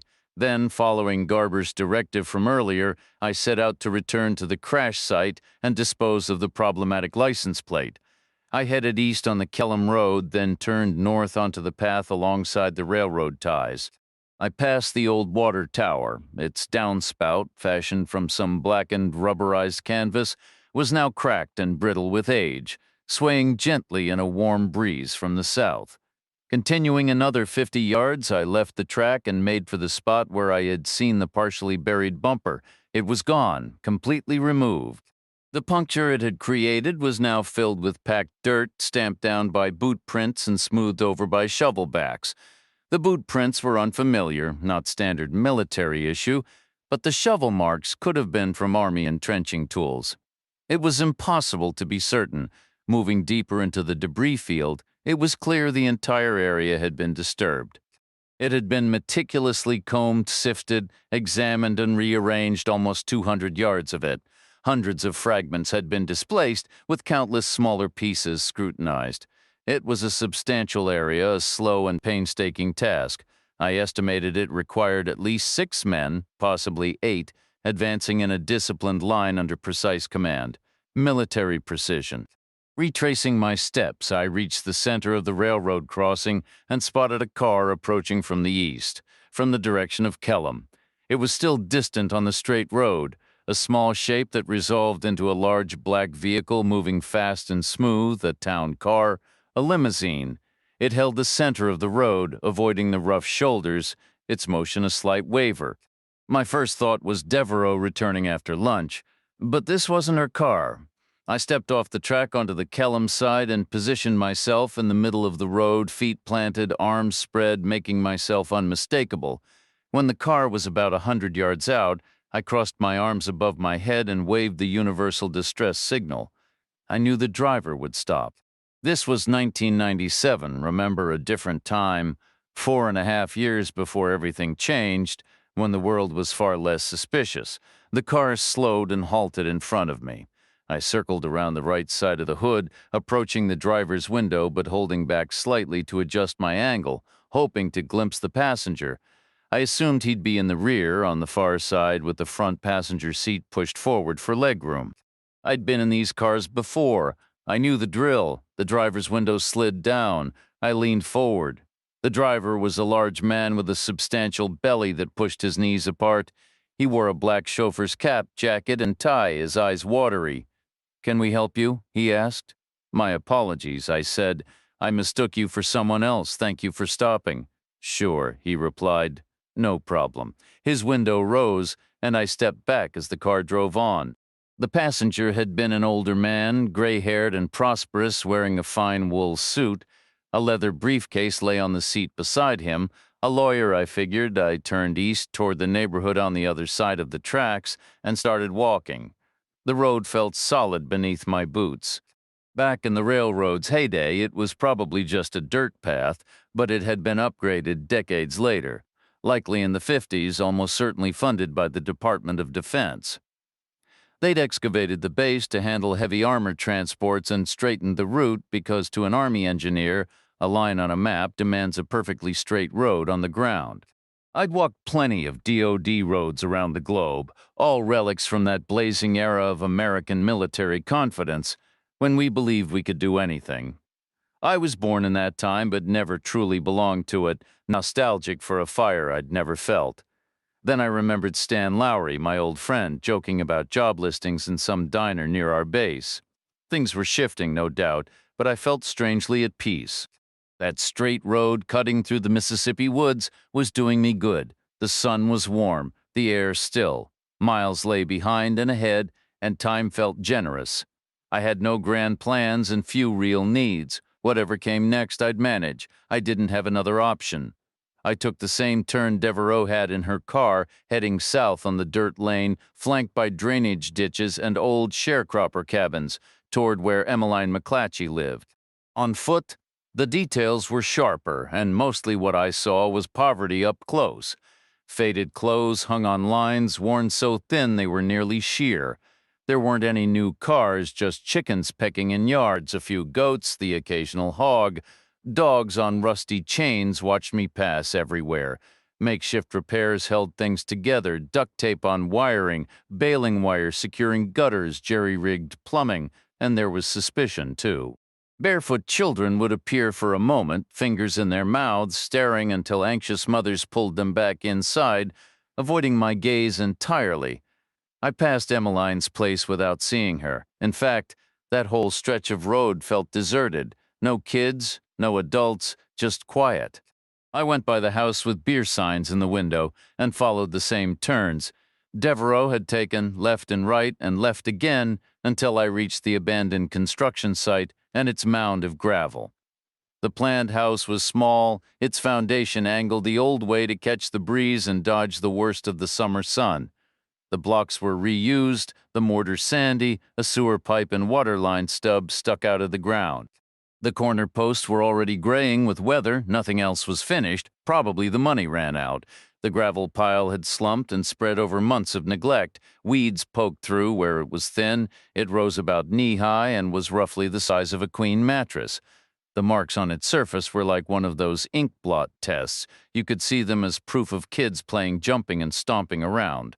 Or you could just as easily read them as signs of a struggle, of a woman thrown down hard. I crouched and dragged a finger through the small stones. They didn't give way easily. The gravel was packed down tight, a dusty residue clinging to the stones that had mixed with rain or dew to form a weak, grimy paste. I carved a shallow furrow about an inch wide and deep, then turned my hand over. Pressing the back of it into the pile, I held it there for a full minute. The result was faint white marks, no real indentations. There wasn't enough flesh there to leave an impression, so I pushed up my sleeve and pressed the inside of my forearm against the gravel. I laid my other hand flat on top and leaned my weight into it, bouncing and shifting the skin against the rough surface. When I pulled my arm away, it was a mess of small red marks, pale streaks, and a thick coating of dust and mud.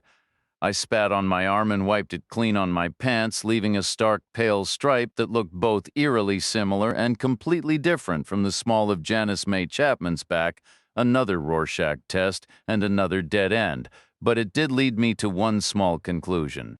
After cleaning up as best I could, I was certain of this. Wherever Chapman had been assaulted, she hadn't just gotten dressed afterward. She had showered, too. I moved on until I found the wider, slightly better-kept street where Shauna Lindsay had lived. The second victim, the middle-class girl, relatively speaking, her younger brother was still there in the yard, 16 years old, the awkward, unattractive boy. He was just standing there, motionless, his eyes fixed on the street. He watched me approach without blinking, tracking me all the way to the low picket fence that separated us. I stepped onto the shoulder and stopped directly in front of him. "How's life treating you, kid?" He didn't miss a beat. "My mom's not home." "Noted," I said, "but that wasn't my question." "Life's a bitch," he muttered. "And then you die," I finished, instantly regretting it. Insensitive, given what his family had been through, but he didn't even flinch, which I was grateful for. "I need to talk to you," I said. "Why? You trying to earn some kind of white guy merit badge? Need to talk to a black person off your list today? I'm in the Army," I told him. "Which means half my friends are black, and more importantly, half the people who tell me what to do are black. I talk to black people every single day, and they talk right back, so save the ghetto attitude for someone else." He fell silent for a moment, then asked, "What part of the Army? Military police. Is that a hard job?" "Hard doesn't even cover it," I said. "Think it through, any soldier out there could probably kick your ass. My job is to be the guy who can kick their ass. Seriously, more than serious. Serious is for civilians, not for us." He shifted his weight, his gaze dropping for a second. "What do you want to talk about? A hunch? What kind?" "My hunch is that nobody ever really sat down and talked to you about your sister's death." He looked at the ground. I went on. "Normally, when someone is killed, investigators talk to everyone who knew her. They ask what she was like, what she did, who she spent time with. Did anyone ever ask you those kinds of questions?" "No," he said softly. "Nobody ever talked to me." "They should have," I said. "I would have. Brothers know things about their sisters, especially at the ages you two were. I bet you knew stuff about Shauna that nobody else did. I bet she told you things she couldn't tell your mom, and I bet you figured out some things on your own." He shuffled his feet, a mix of bashfulness and quiet pride flashing across his face. It was like he was thinking, "Yeah, maybe I did." Out loud he just said, "Nobody ever talks to me about anything." "Why do you think that is?" "Because I'm deformed. They think I'm slow too." "Who says you're deformed? Everybody? Even your mom?" "She doesn't say it, but she thinks it." "What about friends?" "I don't have any. Who'd want to be friends with me?" "They've all got it wrong," I told him. "You're not deformed. You're ugly. Sure, but there's a difference. Ugly isn't the same thing." A faint smile touched his lips. "That's what Shauna used to tell me." I could picture the two of them together, Beauty and the Beast, siblings navigating a world that was tough on both of them. For him, it must have been a constant, silent comparison. A shadow he could never quite step out of. It was a tough situation for her, requiring endless tact and patience. I told him, "You should consider the Army compared to half the people I've served with. You'd look like a movie star." "You should have seen the guy who sent me here." "I'm planning to join," he replied. "I already spoke to someone about it." "Who did you talk to?" "Shauna's last boyfriend," he said. "He was a soldier." "The kid invited me inside. His mother wasn't home, and he pointed out a pitcher of iced tea in the refrigerator. The house felt closed in and dim, the air stale. It was a narrow, somewhat grim place, but it had plenty of rooms, an eat-in kitchen, a living room, and what I guessed were 3 bedrooms down the hall, space meant for 2 parents and 2 kids. Yet I saw no trace of a father, and Shauna was never coming back. He told me his name was Bruce. We poured glasses of tea and sat at the kitchen table. An old wall phone, its pale yellow plastic casing faded, hung near the refrigerator, its cord stretched a good 12 feet. On the counter sat a small color TV with chrome accents, practically an antique, likely salvaged and polished up like a vintage car, up close. The kid's appearance hadn't improved, but if you looked past his face, he was built solid, all bone and muscle, broad in the chest and shoulders with thick arms. Underneath, he seemed patient and surprisingly cheerful. I found myself liking him. He asked, would they really let someone like me join? Who's they? The Army itself? Would they accept me? Do you have any felony convictions? No, sir. Any kind of arrest record? No, sir. Then, of course, they'll take you. They'd sign you up today if you were old enough. The others would make fun of me. Probably, I admitted. But not for the reason you're thinking. Soldiers are like that. They'll find something you never even considered. I could just wear my helmet all the time, only if they can find one big enough, and night vision goggles, or maybe a bomb disposal hood, I said, figuring that specialized field was the coming thing with small wars and hidden traps, though I kept that thought to myself. Not the kind of detail a hopeful recruit needs to hear. I took a sip of tea. The boy asked, do you watch much TV? Not really, I said. Why? They have commercials, he explained, so they have to fit a whole hour's story into about 40 minutes. They get right to the point. You think that's what I should do now? That's what I'm saying. So who do you think killed your sister? Bruce took a sip of tea, drew a serious breath, and then everything he'd been turning over in his mind came pouring out, fast, clear, and thoughtful. He said, well, her throat was cut, so we should think about who's trained to do that, or has experience with it, or both, that kind of thing. His sister's throat, I asked. So who fits that description? Soldiers, he said, especially around here, and ex-soldiers. Fort Kellam trains special operations guys, they know those skills. Also hunters, and honestly, most people in town, including me. You? Are you a hunter? No. But I have to eat. People around here keep pigs, and you think pigs commit suicide? We cut their throats. You've done that dozens of times. Sometimes I get $1 for it, I asked. When and where did you last see Shauna alive? It was the day she died. A Friday in November. She left here around 7 o'clock after dark. She was all dressed up. Where was she headed? Across the tracks. Probably to Brannan's bar. That's where she usually went. Is Brannan's the most popular spot? They're all popular, but Brannan's is where most folks start out and end up.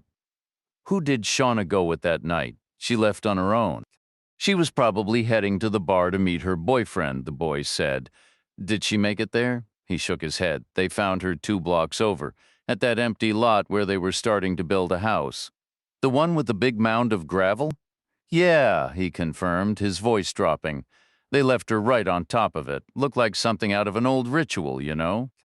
We stood up from the table and wandered into the kitchen, not really looking for anything. After refilling our mugs with tea, we settled back down.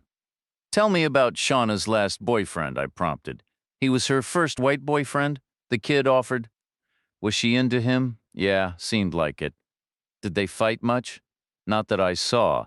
No real issues? Nothing obvious. You think he killed her, maybe? What makes you say that? Can't exactly cross him off the list, can you? I'd like to say no, but somebody did it. Could have been him. Do you know his name? Reed. That's all she ever called him. It was always Reed said this, Reed did that, just Reed. Last name? No idea. We have name tags, I explained, on our uniforms, right over the pocket. I never saw him in uniform. When they come into town, it's always jeans and t-shirts, maybe a jacket. Officer or enlisted? The kid shrugged. He never said, I asked, but he just said his name was Reed. Was he a jerk? Kind of. Did he seem like the hard-working type? Not really. He acted like nothing was a big deal. Probably an officer then, I mused. What did he tell you about joining up? He said serving your country was an honorable thing to do. Yep, definitely an officer. He told me I could learn a trade. Said I might even make specialist rank. You could aim higher than that, he said. The recruiters in Memphis would explain everything, that they have a good office there. Don't go to Memphis, I warned. That's a trap.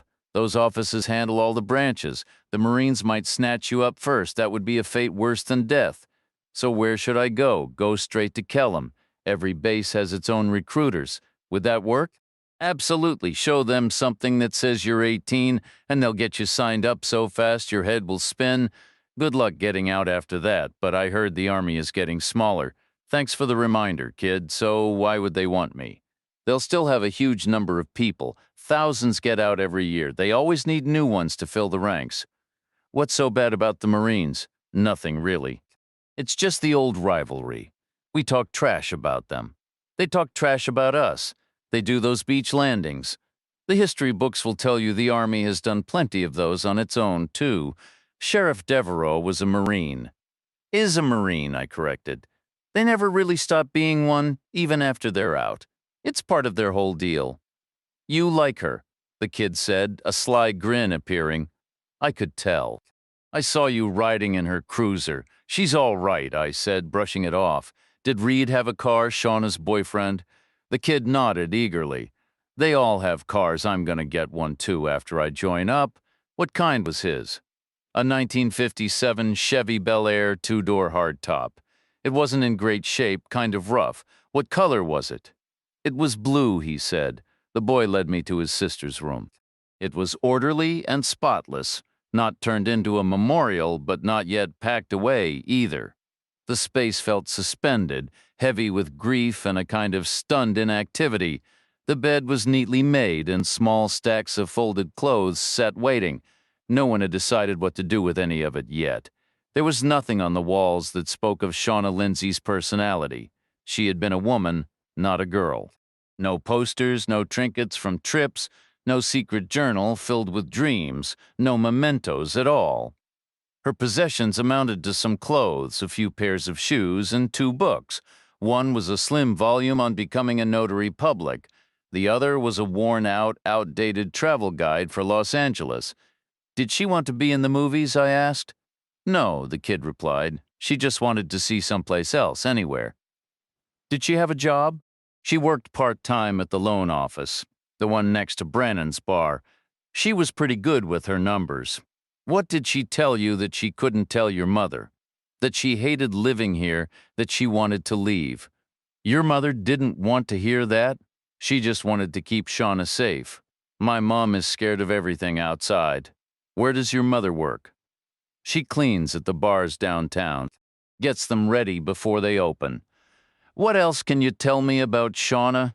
The boy opened his mouth, then closed it again. Finally, he just shook his head and stayed quiet. He drifted into the middle of that plain square room and stood there, like he was absorbing something from the quiet air.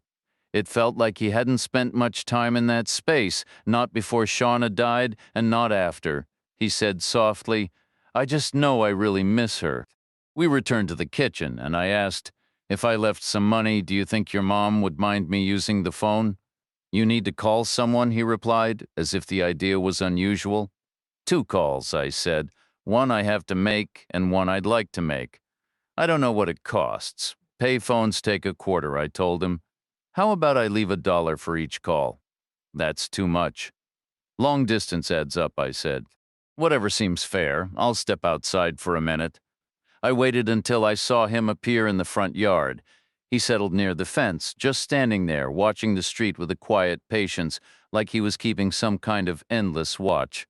I slipped $1 between the phone and the wall and lifted the receiver. First, I dialed the call I needed to make. Stan Lowry, back at our home base. After getting past his sergeant, he came on the line. Look at that, I said. You're still around, still employed. He shot back. Pretty sure I'm safer than you are right now.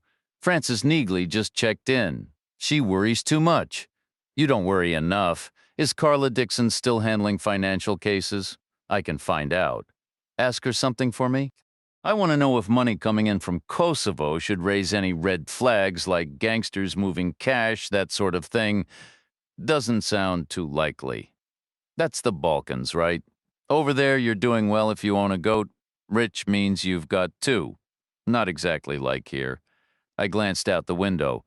Not so different from some parts of this country, though. Lowry sighed. Wish I'd taken up financial work. Might have learned how to actually save money. Don't sweat it, I said. You'll get unemployment for a little while anyway. You sound upbeat. I've got plenty to be upbeat about. Why? What's happening down there? All sorts of marvelous things, I said, and hung up. Then I wedged another $1 by the phone and dialed the call I wanted to make. The Treasury Department's main line picked up. A woman with a refined, mature voice answered, "How may I direct your call? Joe Reacher, please?" There was some clicking, then a stretch of silence.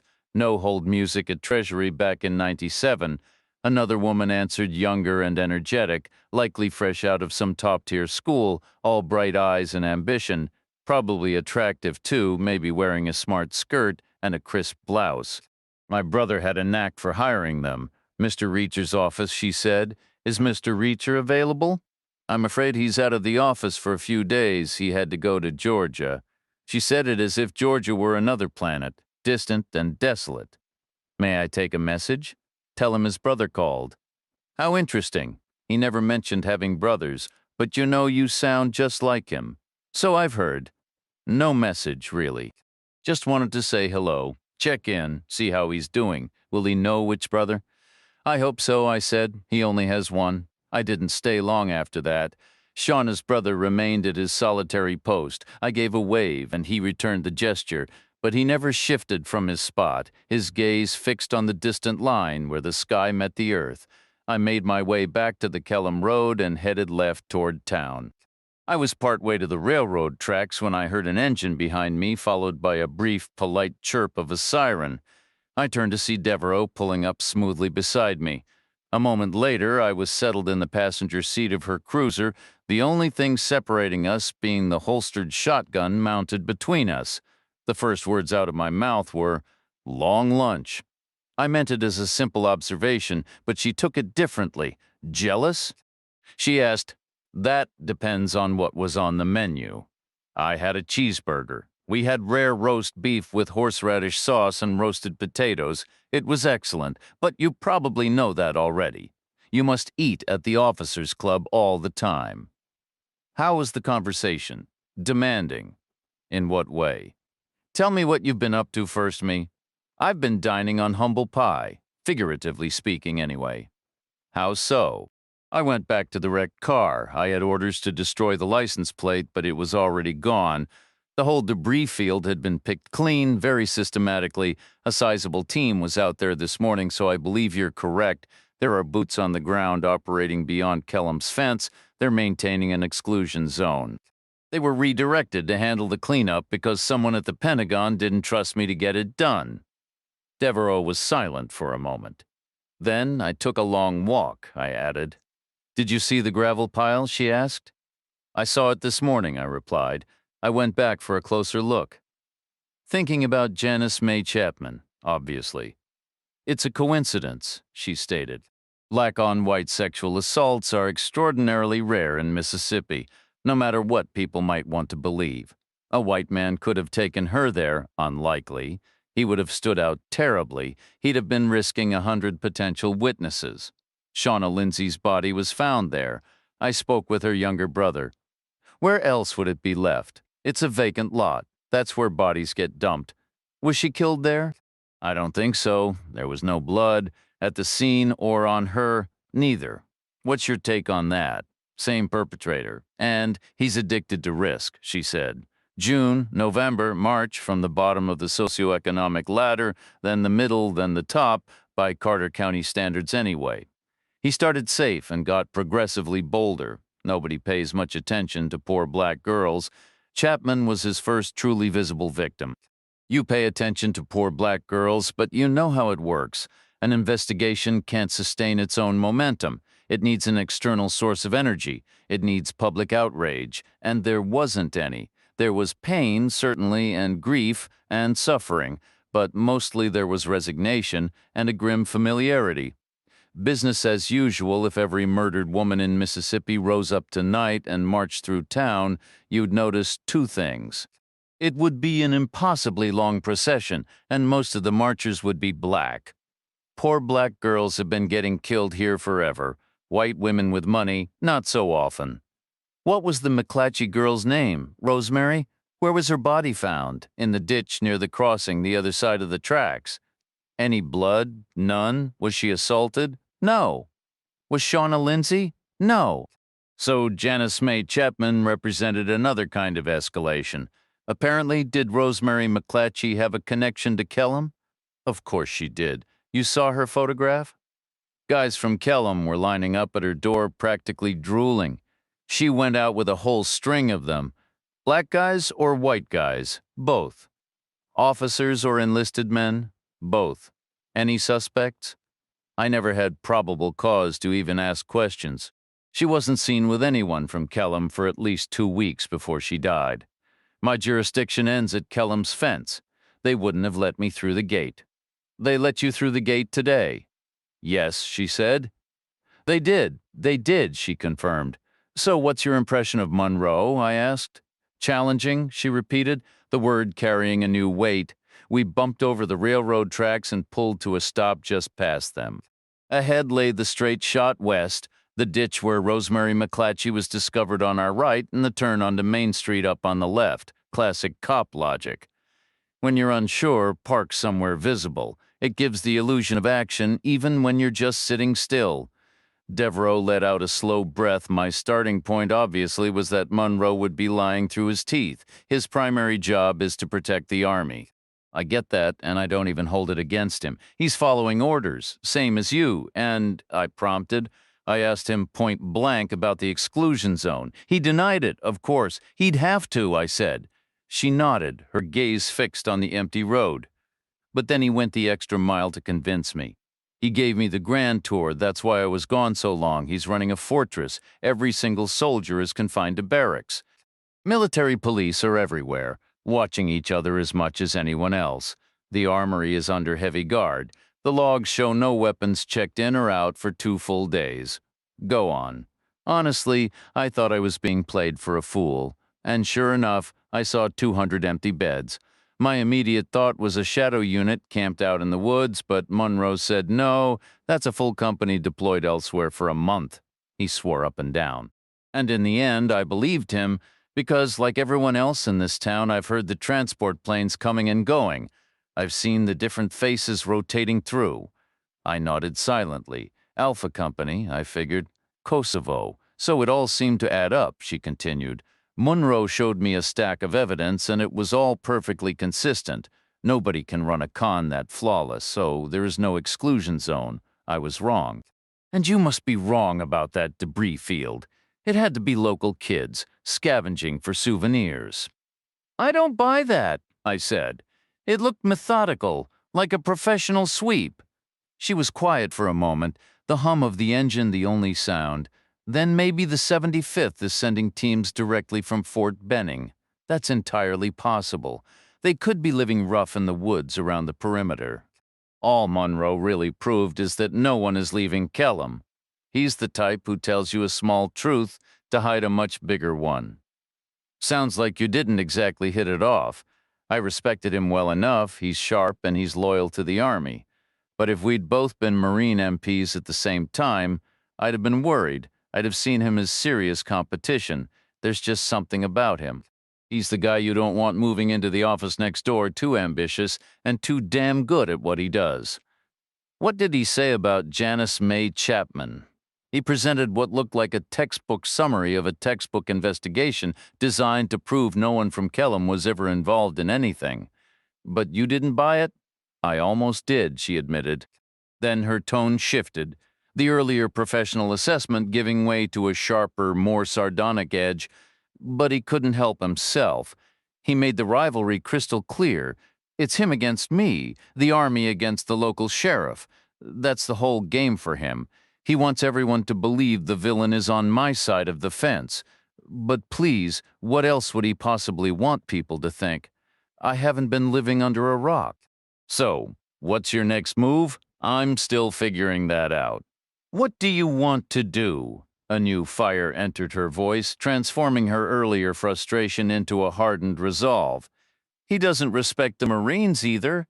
Him against me means the Army against the Corps. That's a fight he shouldn't have picked. So if he wants a rivalry, I'll give him one. I want to take him on. I want to beat him so thoroughly he feels it for a week.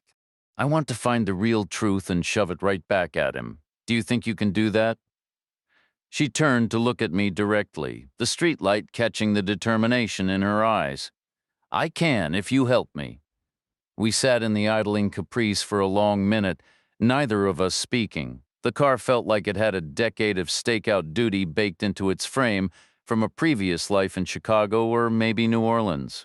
Every surface inside was saturated with the ghosts of old sweat and exhaustion. Grime was etched into the dashboard and door panels. The floor mats had worn down into hard, separate tufts of fiber, each one flattened like a worn-out pearl. Devereaux offered an apology, and I asked what for. She explained it was about pulling me into her investigation, admitting it wasn't fair, and that I should forget the whole thing. I agreed, and she offered to drop me off somewhere. Instead, I suggested we go speak with Janice May Chapman's curious neighbors. She refused, saying she couldn't let me turn against my own people. I countered that maybe I wouldn't be turning against them at all. Perhaps I'd be doing exactly what they wanted by helping Monroe, since we still had no clear idea what really happened. I noticed she didn't correct my use of we. She then asked for my best guess. I considered the sleek limousines constantly coming and going from Fort Kellam, ferrying high-priced attorneys. I thought about the restricted zone and the clear panic in John James Fraser's voice during our call from the Pentagon. My conclusion was that it was likely someone from Kellam. She questioned if I was really willing to risk finding out the hard truth. I told her that facing an armed man is a risk. Asking questions is just conversation. That's what I believed back in 1997. Chapman's house sat about 100 yards from the railroad tracks, one of the last 3 homes on a quiet, dead-end street southeast of Main Street. It was a modest place, tucked into a pie-shaped lot at the rounded end of the lane where cars could turn around. Positioned like it was 9 on a clock face, it directly faced its 2 neighbors at roughly 2 and 4 o'clock. The house was maybe 50 years old but well kept, with fresh siding, a new roof, and careful landscaping. Both neighboring houses were in similarly good shape, and the whole street had that feel. This was clearly Carter Crossing's comfortable, middle-class area. Lawns were impeccably green, driveways smoothly paved, and mailbox posts stood perfectly straight. The only downside was the train. But with just one passing a day, it was a minor inconvenience. A single minute out of 1,440 wasn't a bad trade-off. Chapman's porch stretched across the front of the house, shaded by the roof and decorated with ornate spindle railings. It held 2 matching white rocking chairs and a faded rag rug. Her neighbors' porches were nearly identical, each currently occupied by a white-haired woman in a floral house dress, sitting rigidly in a rocker and watching us intently. We waited in the car a moment before Devereaux pulled forward and parked in the center of the turnaround. Stepping out into the afternoon sun, I asked which house we should approach first. She said it didn't matter. Whichever we chose, the other neighbor would join us within half a minute. She was exactly right. We headed for the right-hand house, the one at the 4 o'clock position. Before we'd taken 3 steps onto its porch, the woman from the 2 o'clock house was right behind us. Devereaux made introductions, giving my name and stating I was an Army investigator. Up close, the women had slight differences. One was older, the other thinner, but they shared a similar demeanor, thin necks, tight lips, and crowns of white hair. They greeted me with a respectful courtesy common to a generation that held the military in high esteem, likely having had husbands, brothers, or sons serve in World War II, Korea, or Vietnam. I turned to survey the view from the porch. Chapman's house was perfectly framed between her 2 neighbors, like a focal point or a target.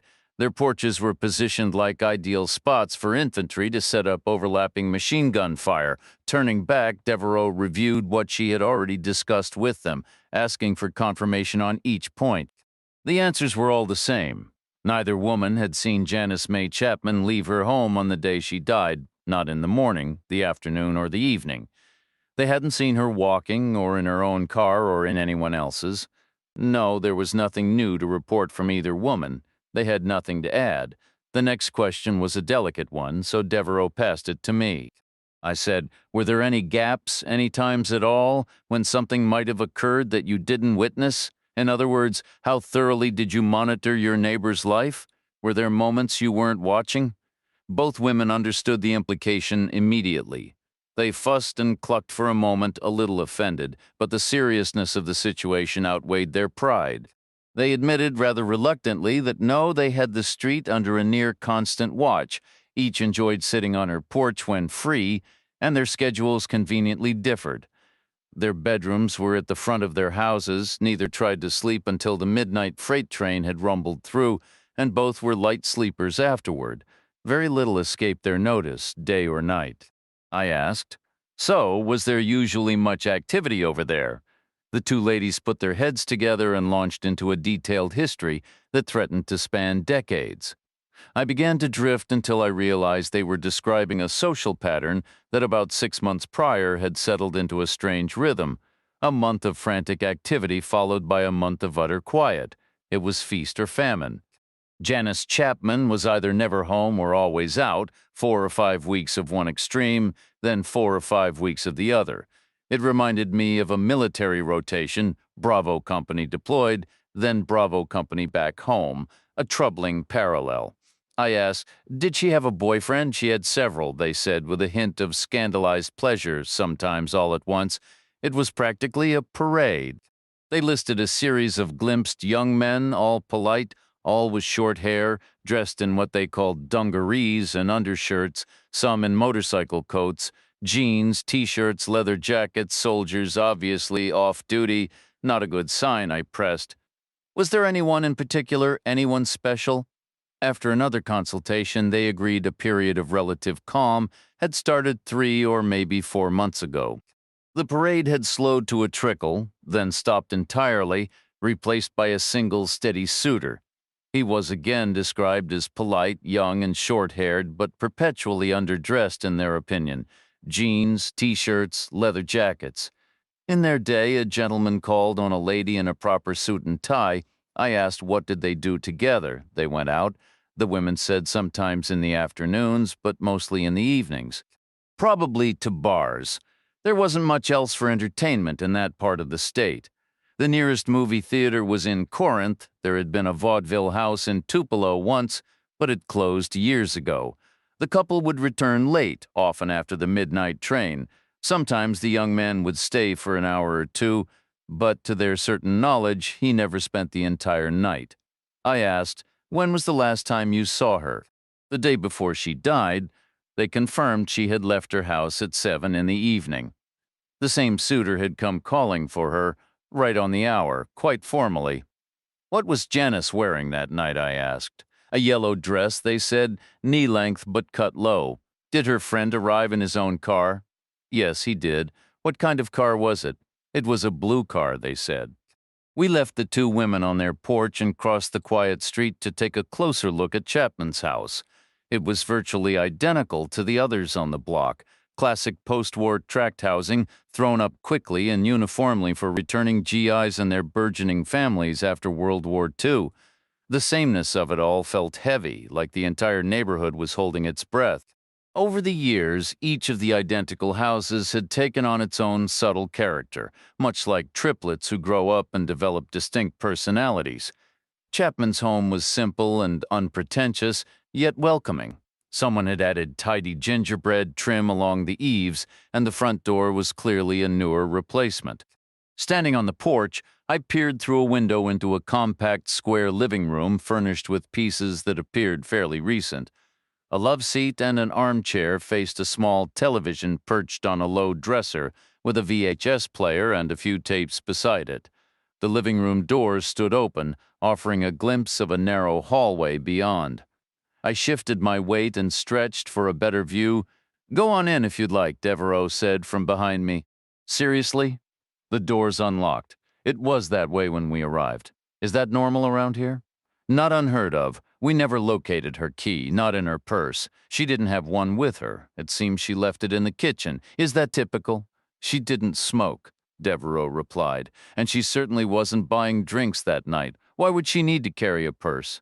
Touch-ups? I suggested. But 27-year-olds don't usually stop to reapply makeup midway through an evening. That's an old habit, not so common anymore. I pushed the door open and stepped inside. The house was orderly and clean, but the air felt stagnant and thick. The floors, rugs, paint, and furniture all looked fairly new, though not straight out of the box.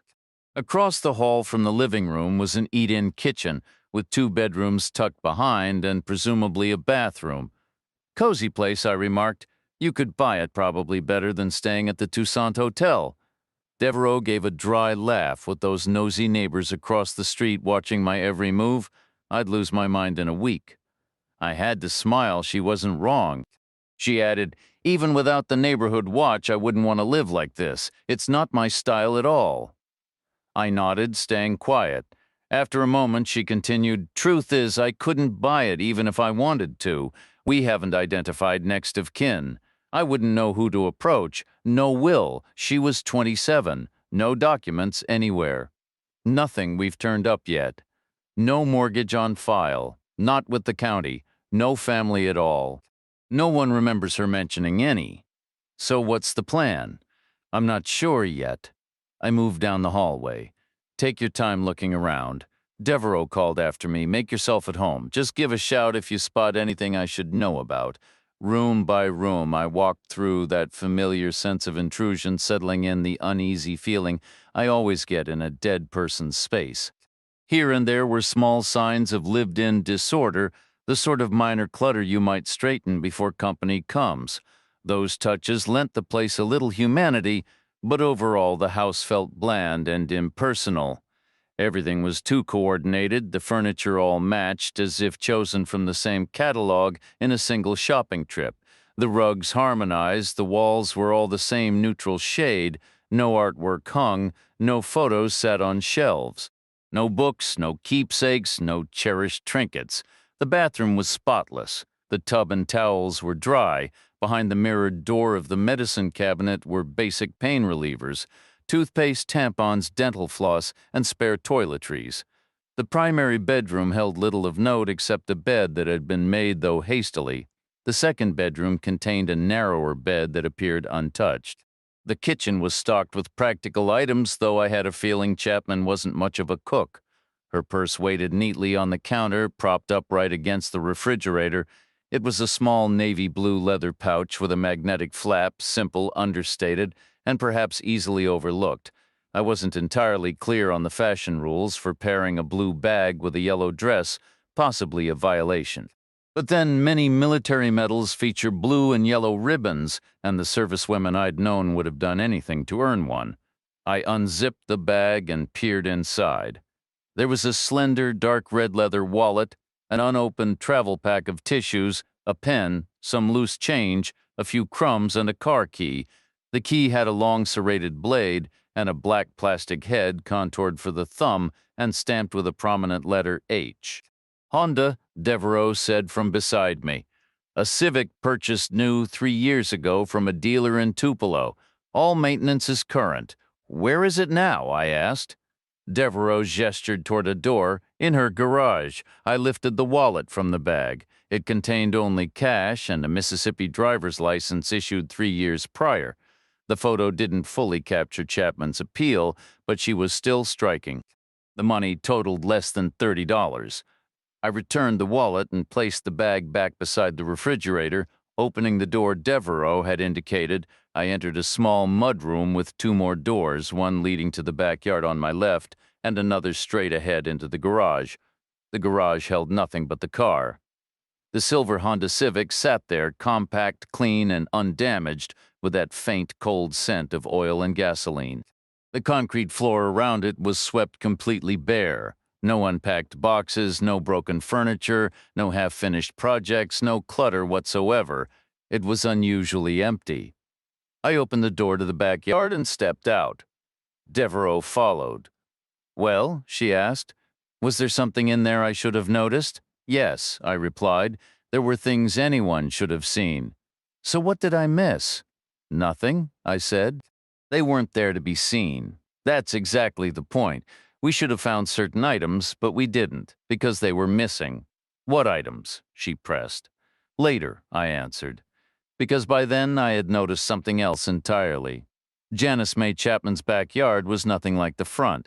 It was barely tended at all, a neglected stretch of mostly lawn that looked sunken and forlorn. It had been mowed, but what passed for grass was really just weeds.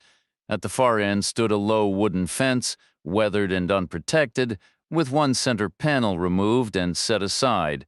What caught my eye from the doorway was a faint, narrow path through the cut weeds, so subtle it was almost invisible. Only the angle of the late afternoon sun revealed it, casting light that showed a ghostly trail where the weeds were slightly crushed and darkened. The path curved gently, leading directly to the gap in the fence. It had been worn by repeated footsteps. I took 2 steps along it and stopped. The ground crunched under my shoes. Devereaux bumped into my back the second time we'd ever made contact. "What is it?" she said. I looked up. "One thing at a time," I told her, and continued walking. The path led off the weedy lawn, through the broken fence, and out into a wide, barren field. On the far side ran a railroad track. About halfway along the right edge of the field were 2 collapsed gate posts. Beyond them, a dirt road ran east and west, I assumed, toward other old field entrances and a connection to Main Street, and east until it dead-ended at the railroad. The entire field was marked with tire tracks. They entered between the ruined gateposts, carved a wide right-angle turn, and headed straight for the gap in Chapman's fence. They finished up near me in a wide looping triangle where cars had backed up and turned around, ready to head back the way they came. She got tired of the old gossips, I told Devereaux. She was playing games with them. Some nights she'd leave by the front, others by the back. And I'd bet money that sometimes those boyfriends said goodnight, drove around the block, and came right back for more. Devereaux just muttered, "Damn." Can't really blame her, or the boyfriends, or even the busybodies when you think about it. People are going to do what people do, but it makes their statements worthless. That's exactly what she wanted. She had no idea it would ever matter. So now we have no clue when she actually came or went that last day. I stood there in the quiet, scanning the emptiness all around us. No other homes, no other people in sight, just an open, private stretch of land. Then I turned and looked back at the weed-choked patch that was supposed to be a lawn. "What?" Devereaux asked for what felt like the 10th time. "She bought this place 3 years back? Right? Yeah." She was 24 then. "That's right. Is that normal? A 24-year-old buying property out here? Not exactly common, with no mortgage at all. Definitely not common, but what's that got to do with her yard? She wasn't exactly winning any gardening awards. That's not a crime. And the person before her wasn't much better. Did you ever know who owned this place before? I was still deployed 3 years ago. So, not some local fixture you remember from growing up? Not another one of those neighborhood watch types? Why does it matter? Just curious, not important, I guess. But whoever it was, they got sick of mowing, so they tore up the grass and put down something else. Like what? Go see for yourself." She walked back through the gap in the fence, moved halfway along the path, and crouched down. Parting the overgrown weeds, she dug her fingers into the ground beneath. She raked them back and forth, then looked up at me. "Gravel." The previous owner had apparently given up on lawn care entirely and switched to stones, maybe going for some kind of Japanese garden vibe, or one of those water-conscious yards you see out in California. There might have been pottery planters here and there filled with bright flowers, or maybe not. Hard to tell now, but the gravel clearly hadn't been the low-maintenance solution they'd hoped for. It was spread too thin, and the soil underneath was packed with weed roots. It would have needed regular weed killer to keep it clean, something Janice May Chapman had obviously skipped. No hose in her garage, no watering can. This is rural Mississippi, after all. Plenty of rain and sun. Those weeds didn't just grow, they exploded out of the ground like they were making a point. At some point, some boyfriend, probably a soldier, the type who likes things tidy, had brought over a gas mower and hacked them back. The kind of guy who fixes things for people who can't stand a mess. Devereaux looked at me. "So, what are you thinking, that she was attacked right here?" "Maybe she wasn't attacked at all." Devereaux stayed quiet. "It's possible," I went on. "Think about it. A sunny afternoon, total privacy. They're out back to avoid the front porch and those prying eyes. They're on the steps, feeling good, and things escalate. On the ground, wouldn't you?" She met my eyes squarely. "Like you told the doctor, it would depend entirely on who I was with." We spent the next few minutes talking through the injuries. I demonstrated with my forearm again, pressing it down and grinding it against the weedy gravel, mimicking the kind of movement you might get caught up in. It came away streaked with green and smeared with dry, dusty dirt. When I brushed it off, we both saw the same kind of faint red marks we'd noticed on Janice May Chapman's body. They were surface level, no broken skin, but we agreed Chapman might have been at it longer with more weight and intensity. We should go back inside, I said.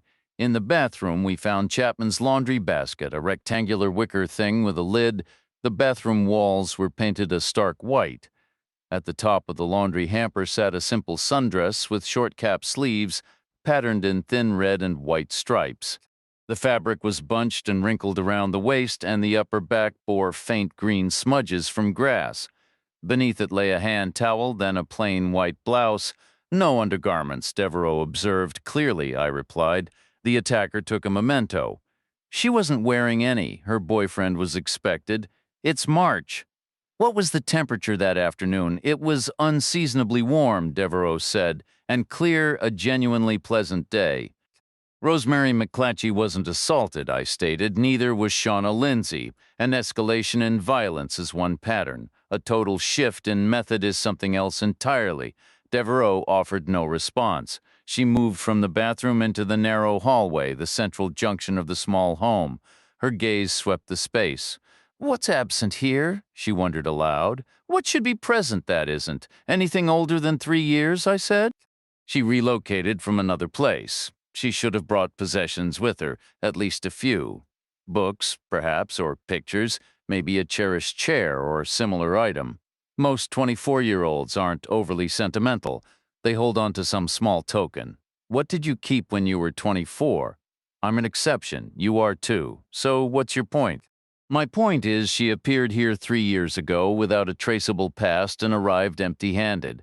She purchased a house, a car, obtained a local license. She bought a home's worth of brand-new furnishings, all with cash. If she had a wealthy father, his photograph would be in a silver frame beside the TV. I need to know who she really was.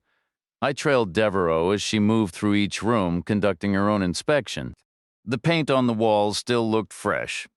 The love seat and armchair in the living area appeared recently purchased. The TV was a modern model paired with a high-end VHS player. Even the kitchenware, pots, pans, cutlery, showed no signs of wear from prolonged use. The closet held no clothing older than a couple of years. There was no prom dress sealed in plastic, no old cheerleading uniform, no family portraits. No mementos, no aged letters, no softball awards, no jewelry box with a broken dancer figurine, no worn childhood stuffed animals preserved for sentiment. Does it truly matter? Devereaux finally said. She was merely a random target when you think about it. She's an unresolved thread, I countered. I dislike unresolved threads. She was already established here when I returned to town. It never crossed my mind. People relocate constantly. This is America, after all. Did you ever catch wind of her history? Nothing. No gossip or speculation? None whatsoever. Was she employed? No. An accent? Possibly Midwestern, or just south of there. The heartland, anyway. I only spoke to her that one time. Did you fingerprint the body? No. Why would we? We knew her identity. Did we, though? It's too late now. I nodded. By this point, Chapman's skin would be peeling from her fingers like a thin, decayed glove, wrinkling and tearing like damp paper. I asked, "Do you carry a fingerprint kit in your patrol car?" She shook her head. "Butler handles fingerprinting here," the other deputy. "He trained with the Jackson Police Department. You should summon him. He can lift prints from the house. They won't all belong to her. 9 out of 10 will. He should start with a box of tampons. She won't be in any database. Why would she be? She was young, never served in the military, wasn't in law enforcement. I said, you miss every shot you don't take. Devereaux used the radio in her car, parked in the center of the gravel turnaround. She had pieces to reposition. Pellegrino needed to relieve Butler at Kellum's gate. She returned inside and said, 20 minutes, I need to head back. I have duties, you wait here, but don't fret. Butler should handle it correctly. He's a fairly intelligent guy. Smarter than Pellegrino? Everyone is smarter than Pellegrino. My automobile is smarter than Pellegrino, I asked. Will you have dinner with me tonight? She said, I'll be working quite late. How late? Perhaps 9 o'clock? 9 would work. Are you buying? Without a doubt. She paused for a moment, a faint, almost imperceptible smile touching her lips before she turned to go. Is this like a date? She asked. I shrugged. Might as well be. There's only one place to eat in this whole town. Odds are we'd run into each other anyway. All right, she agreed. Dinner then? 9 o'clock. Thanks. She paused at the door, turning back. And don't shave. Okay. Why's that? You look good with the stubble, she said, and then she was gone. I settled into one of Janice May Chapman's rocking chairs on her front porch. The two elderly women across the street hadn't moved, their gaze still fixed on me. Deputy Butler arrived just under 20 minutes later, pulling up in a cruiser similar to Pellegrino's. He parked where Devereaux had, unfolding his tall, well-built frame from the driver's seat. He looked to be in his mid-30s, with hair a touch long for a cop and a strong, square jaw.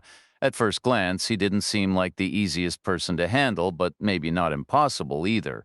He retrieved a black plastic case from his trunk and walked up the driveway toward me. I stood and offered my hand. Politeness usually helps Jack Reacher. Good to meet you. Geezer Butler, he replied. Seriously? Yep, like the bass player? He gave a tired smile. Haven't heard that one in a while. Were your parents Black Sabbath fans, both of them? You a fan too, he nodded. Got every album they ever pressed? I led him inside. He paused in the hallway, taking in the scene. The trick is to get her prints and only hers, I explained. To keep things clear, he asked. Not exactly, I thought. More to avoid accidentally flagging some guy from Bravo Company in the system. Better to play it safe, right? I said, to avoid confusion. The chief said I should start in the bathroom. Sounds smart, I agreed. Toothbrush, toothpaste, things that came sealed in boxes or plastic personal items no one else is likely to have handled. I gave him space, but kept a close eye on his work. He was thorough and efficient. In about 20 minutes, he'd collected 20 clear prints, all small, neat ovals, unmistakably a woman's. We decided that was a solid sample. He packed his gear and gave me a lift back into town. He dropped me off outside the sheriff's department. I walked south to the hotel and stood on the sidewalk wrestling with a decision. Part of me felt I should buy a new shirt, but I didn't want Devereaux to think I was making too big a deal out of a simple dinner. Or, if I'm being honest, I did want her to think it could be more than just a meal. I just didn't want her to see me trying too hard. I didn't want to pressure her or come off as desperate. In the end, I figured a shirt is just a shirt. I crossed Main Street and started checking the storefronts. Most were getting ready to close. It was past 5. 3 doors down, I found a men's clothing store. The display window wasn't promising. It featured a jacket made of some synthetic glittery denim that looked like it was woven from radioactive material. My only other option was the pharmacy, and showing up in a cheap t-shirt wasn't an appealing thought, so I went inside. The place was full of questionable fabrics, but there were simpler items mixed in. An older man behind the counter, a tape measure draped around his neck like a doctor's stethoscope, watched me browse without a word. He seemed to understand my mission. As I moved from one stack to another, his reactions were like a silent game of hot and cold. He'd frown and shake his head at some piles, then nod approvingly at others. Finally, I found a heavy cotton white button-down shirt. The collar was an 18, and the sleeves were 37 inches long. Just about my size. I brought my selection to the counter and asked, "Is this suitable for office work?" The elderly clerk nodded. "Yes, sir, it certainly is. Would it make a good impression at a dinner?" "I believe you'd prefer something a bit finer for that, sir, perhaps a pinpoint Oxford." "So it's not what you'd consider formal attire?" "No, sir, not even close." "All right, I'll take it." It was cheaper than the pink shirt I'd gotten at the post exchange. The clerk wrapped it in brown paper, securing it with tape into a neat package. I carried it back across the street, intending to drop it in my room. I entered the hotel lobby just as the owner was hurrying up the stairs. He turned at the sound of the door, saw it was me, and stopped, slightly out of breath. Your uncle is on the phone again, he said. I took the call alone in the back office. Garber sounded hesitant right away, which put me on edge. His first words were, "How are you holding up?" "I'm fine," I replied. "You? How are things progressing there?" "Not well," I said. "With the sheriff?" "No, she's all right." "Elizabeth Devereaux, correct?" "We're running a background check." "How?" "We're having a discreet conversation with the Marine Corps." "What for?" "Maybe we can find something you can use. You might need leverage eventually." "Don't bother." "She isn't the issue." "Then what is?" "We are," I said. "Or you are, or the Army, to be precise. They're conducting patrols outside Kellam's perimeter and shooting civilians." "That is absolutely impossible. I've seen the blood. And the car wreck has been cleaned up. That cannot be happening." "It is happening, and you need to put a stop to it. Right now you have a major problem, but you're about to turn it into an international disaster. You must be mistaken. There are 2 men beaten and 1 man dead here. I'm not mistaken. Dead, as in no longer breathing. How?" "He bled out from a gunshot wound to the thigh. Someone made a poor attempt to patch it with a military field dressing, and I found a NATO shell casing at the scene." "That isn't us, I would know." "Would you?" I countered. "Or would I? You're up there speculating and I'm down here seeing it. It's illegal. Tell me about it. At worst, it's a sanctioned operation. At best, someone's gone off the reservation. You need to figure out which and shut it down." "How?" Garber asked. "You want me to walk up to a group of senior officers and accuse them of the most severe legal breach in American military history? I'd be in confinement before lunch and facing a court-martial by morning." I took a breath. "Are there names I shouldn't mention on this line?" Garber said. "There are names you shouldn't even be aware of. This entire situation is spiraling. It's getting worse by the hour. I've seen 3 lawyers going in and out of Kellam. Someone has to make a decision. The officer involved needs to be pulled out and reassigned immediately. That isn't going to happen, not while Kosovo is a priority. This man could single-handedly prevent a war. He's 1 soldier out of 400, for heaven's sake. Not according to the political campaigns 2 years from now. Think about it. He'll be portrayed as the Lone Ranger. He'll be serving time in Leavenworth. Monroe doesn't think so. He believes the officer is probably innocent. Then we should start acting like it. We should stop with the lawyers and cease the patrols outside the fence." "We are not patrolling outside the fence." I decided to drop it. "Was there anything else?" "One thing," Garber said. "I have to ask this. I hope you understand." "Go ahead." "You received a postcard from your brother. Where? At your office? And you read it?"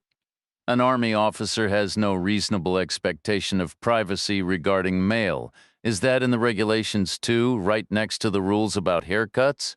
You need to explain the message to me. Why? What does it say?" The picture is of downtown Atlanta. The card was mailed from the Atlanta airport 11 days ago. He was heading to a town named Margrave, south of Atlanta, for business, but he'd heard a story that Blind Blake died there. He said he'd let me know. Then he signed it, Joe. That's my brother's name. What's the message mean?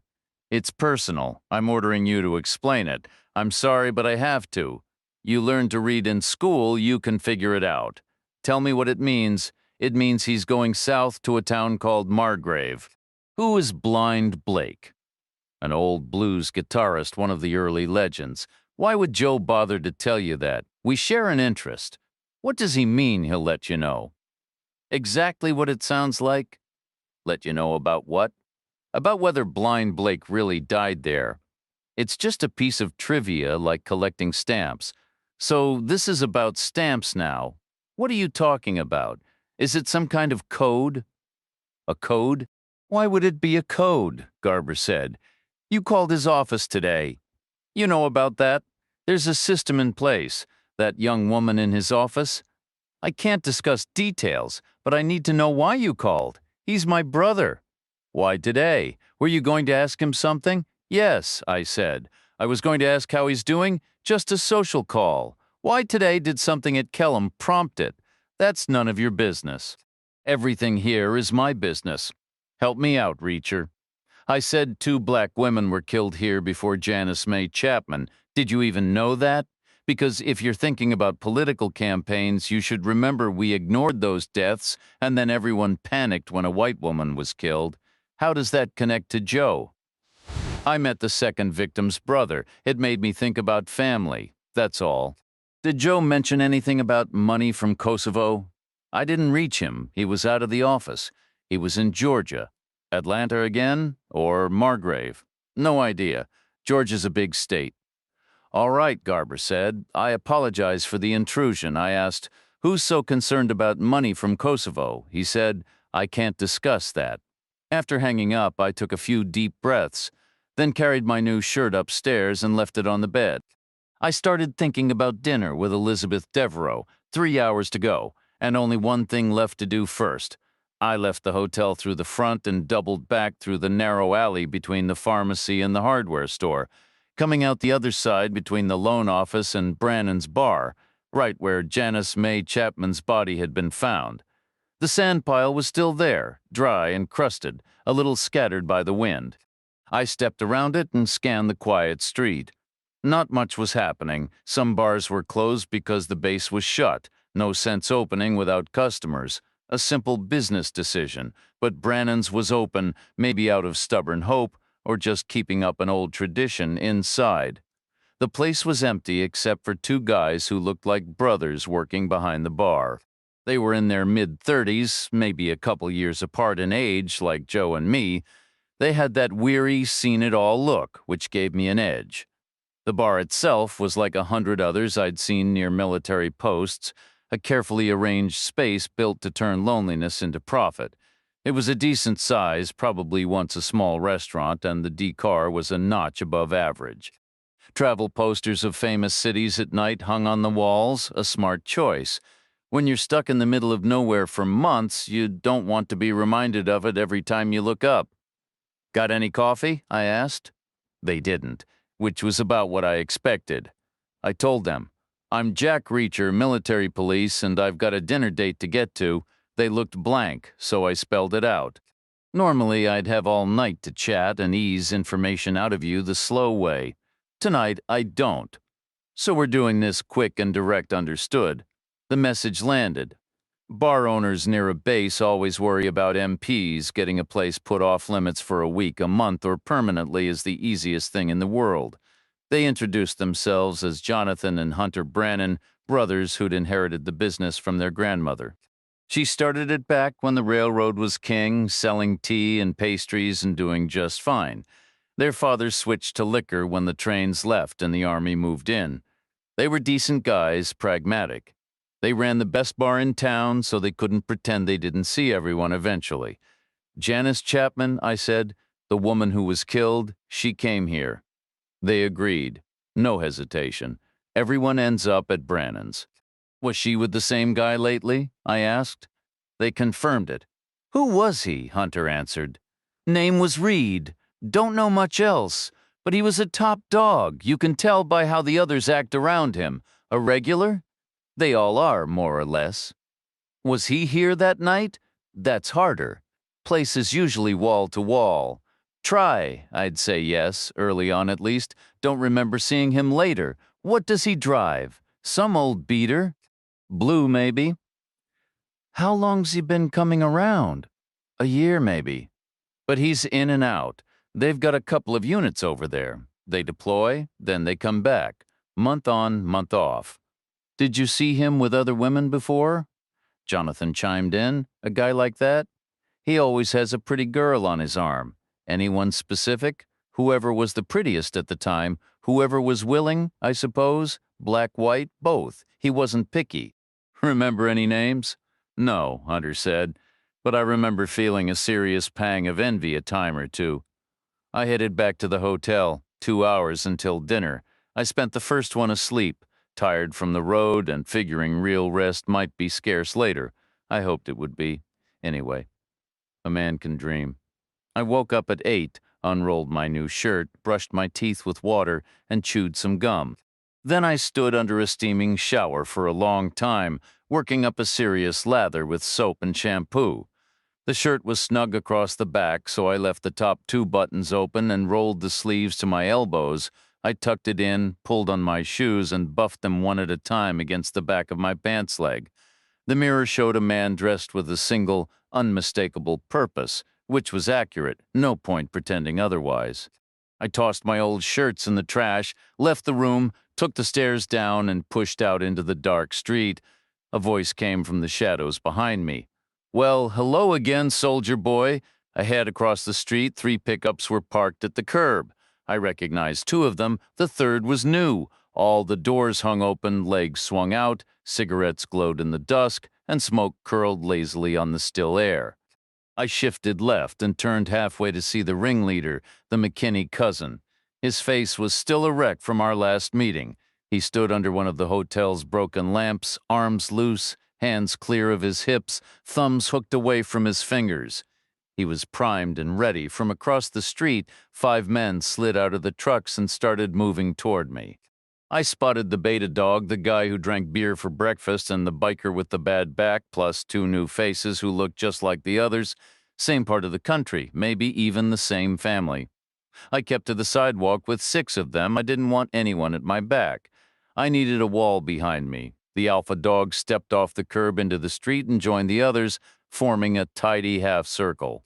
They all stayed in the road, maybe 8 or 10 feet away, out of arm's reach, but I could smell them. They were all doing that ape thing with their arms and thumbs, like gunfighters without guns.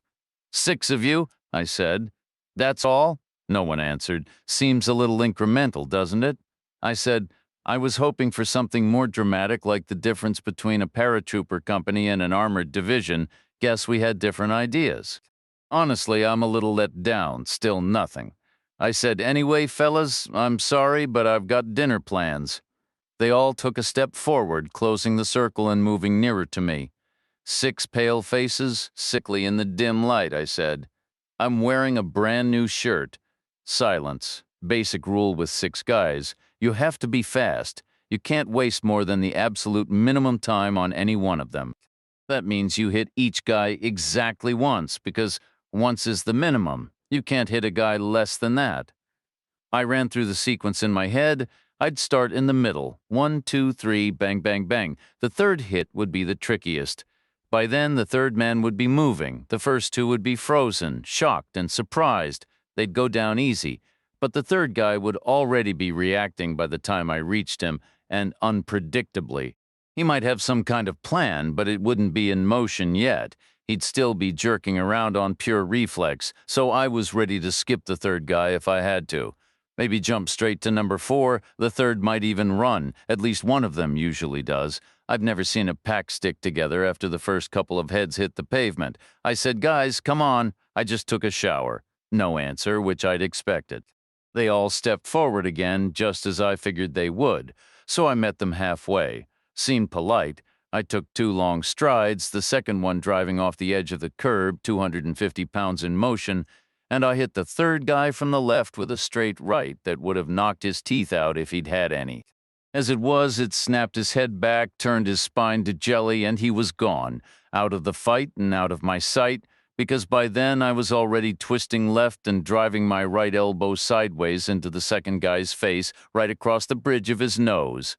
It was a brutal shot, loaded with torque from my waist and force from the fact I was basically falling into him.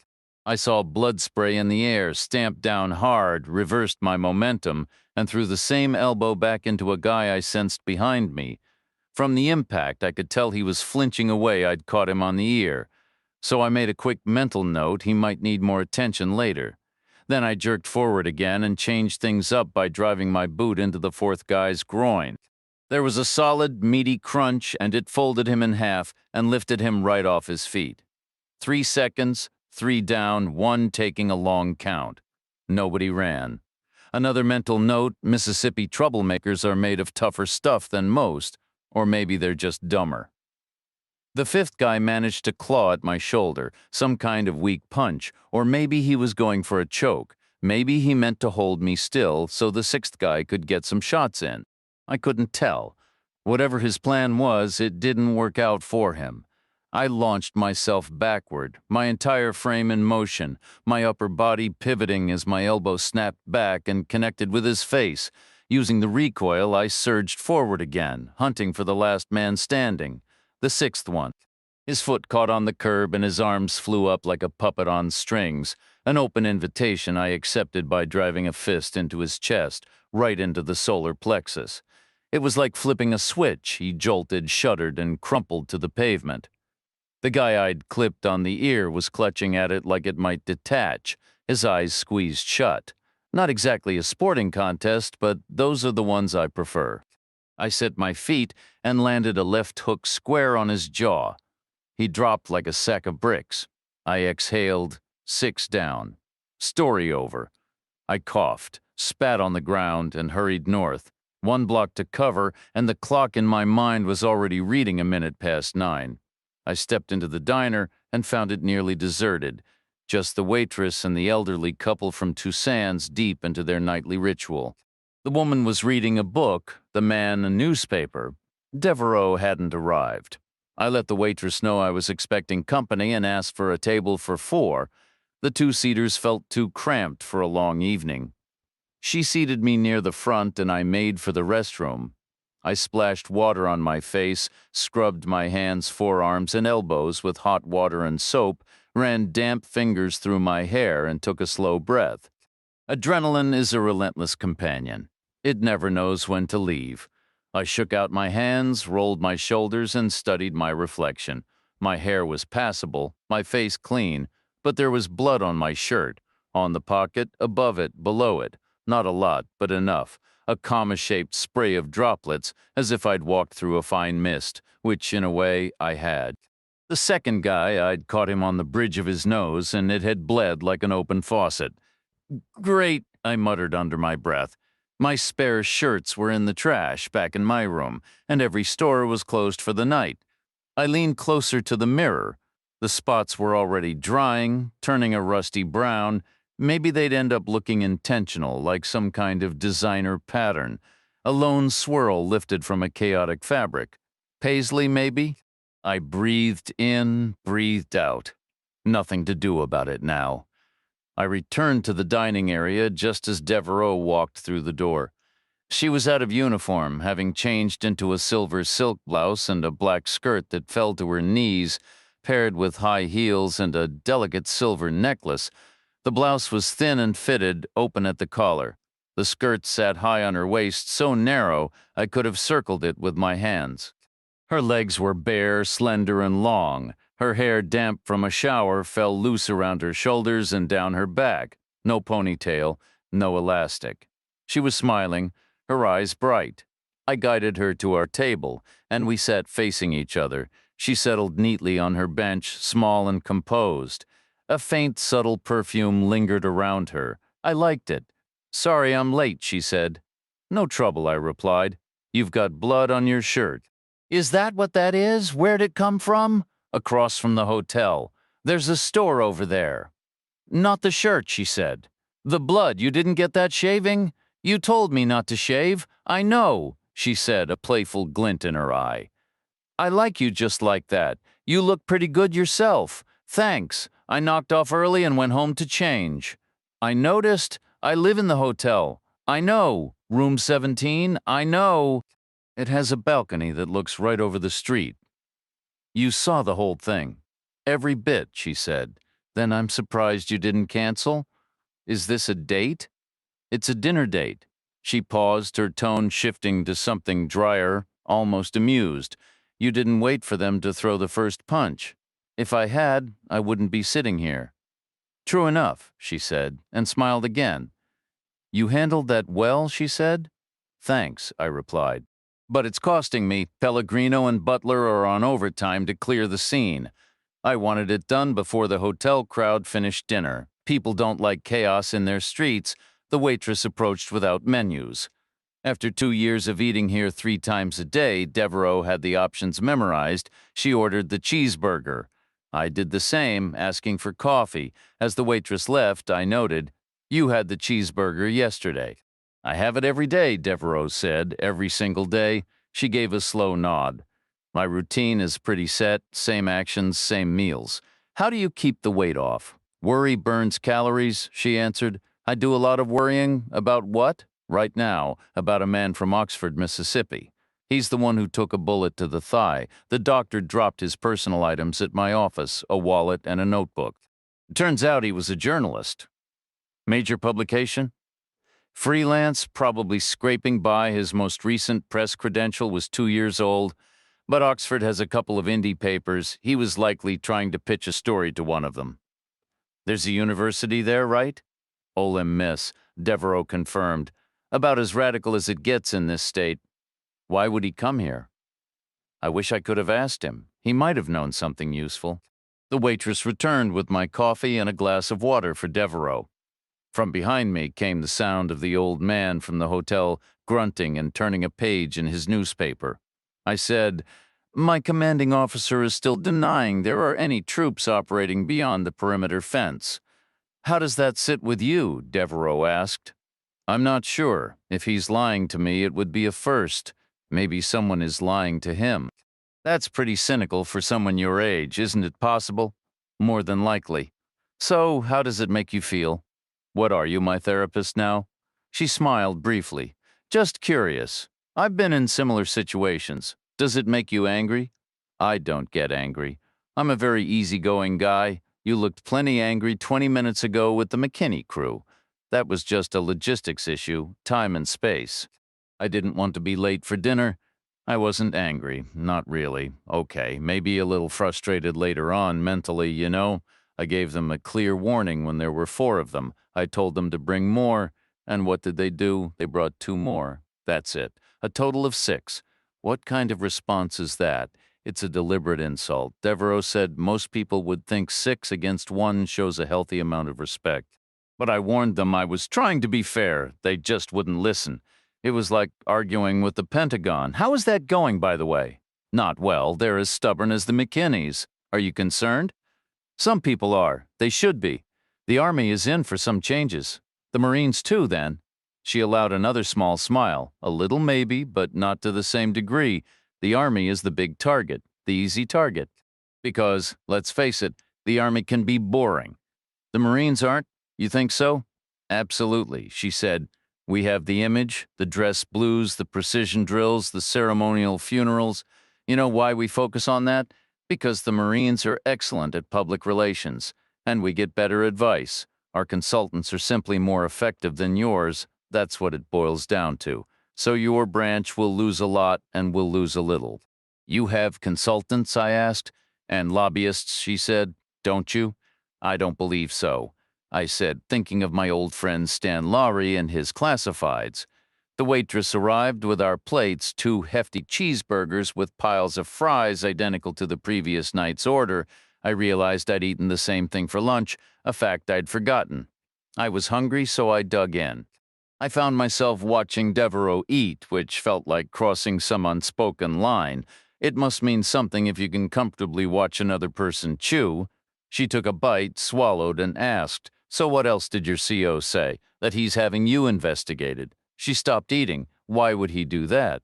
To give him leverage against you. She offered a faint smile. There's not much to find, I'm afraid. I was a model Marine.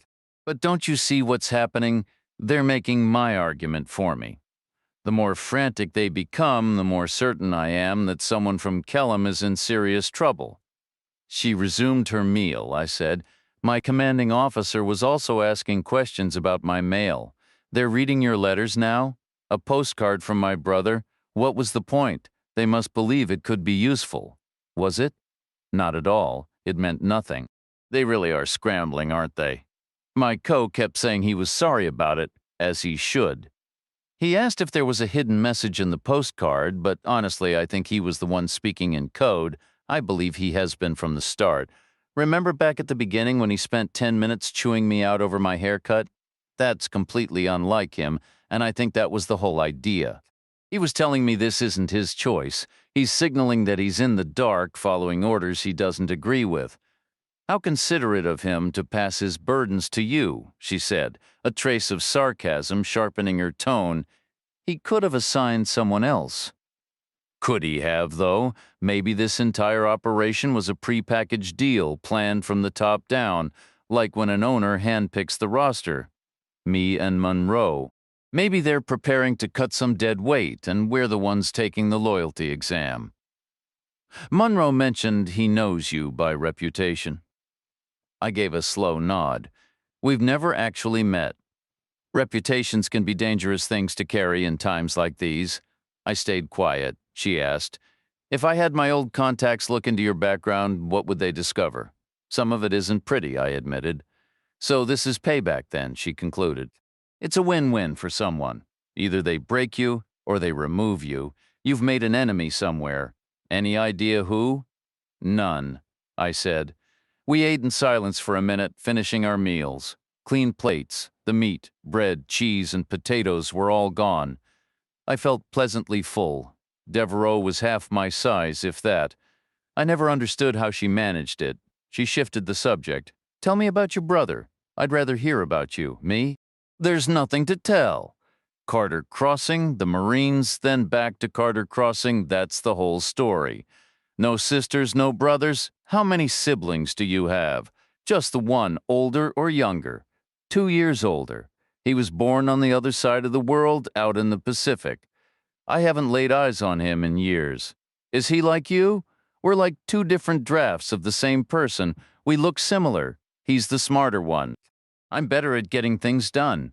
He's more of a thinker. I'm more of a doer, according to our parents. He was the good one, and I was the troublemaker.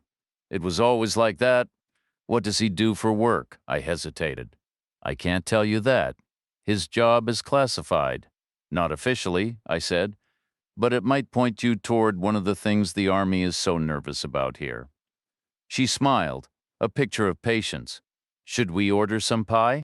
We asked for 2 peach pies, identical to the one I'd had the previous night, and coffee for both of us, which I took as a promising sign. She wasn't concerned about staying awake. Perhaps she intended to. The elderly couple from the hotel rose and left while the waitress was still in the kitchen. They paused by our table. No real words were exchanged, just a series of polite nods and smiles. They were committed to being courteous. Simple economics. Devereaux was their primary customer, and for the moment I was a bonus. The internal clock in my head chimed 10 in the evening. The pies and coffee arrived. I didn't pay much attention to either. My focus was mostly on the third button of Devereaux's shirt. I'd noticed it earlier. It was the first one fastened.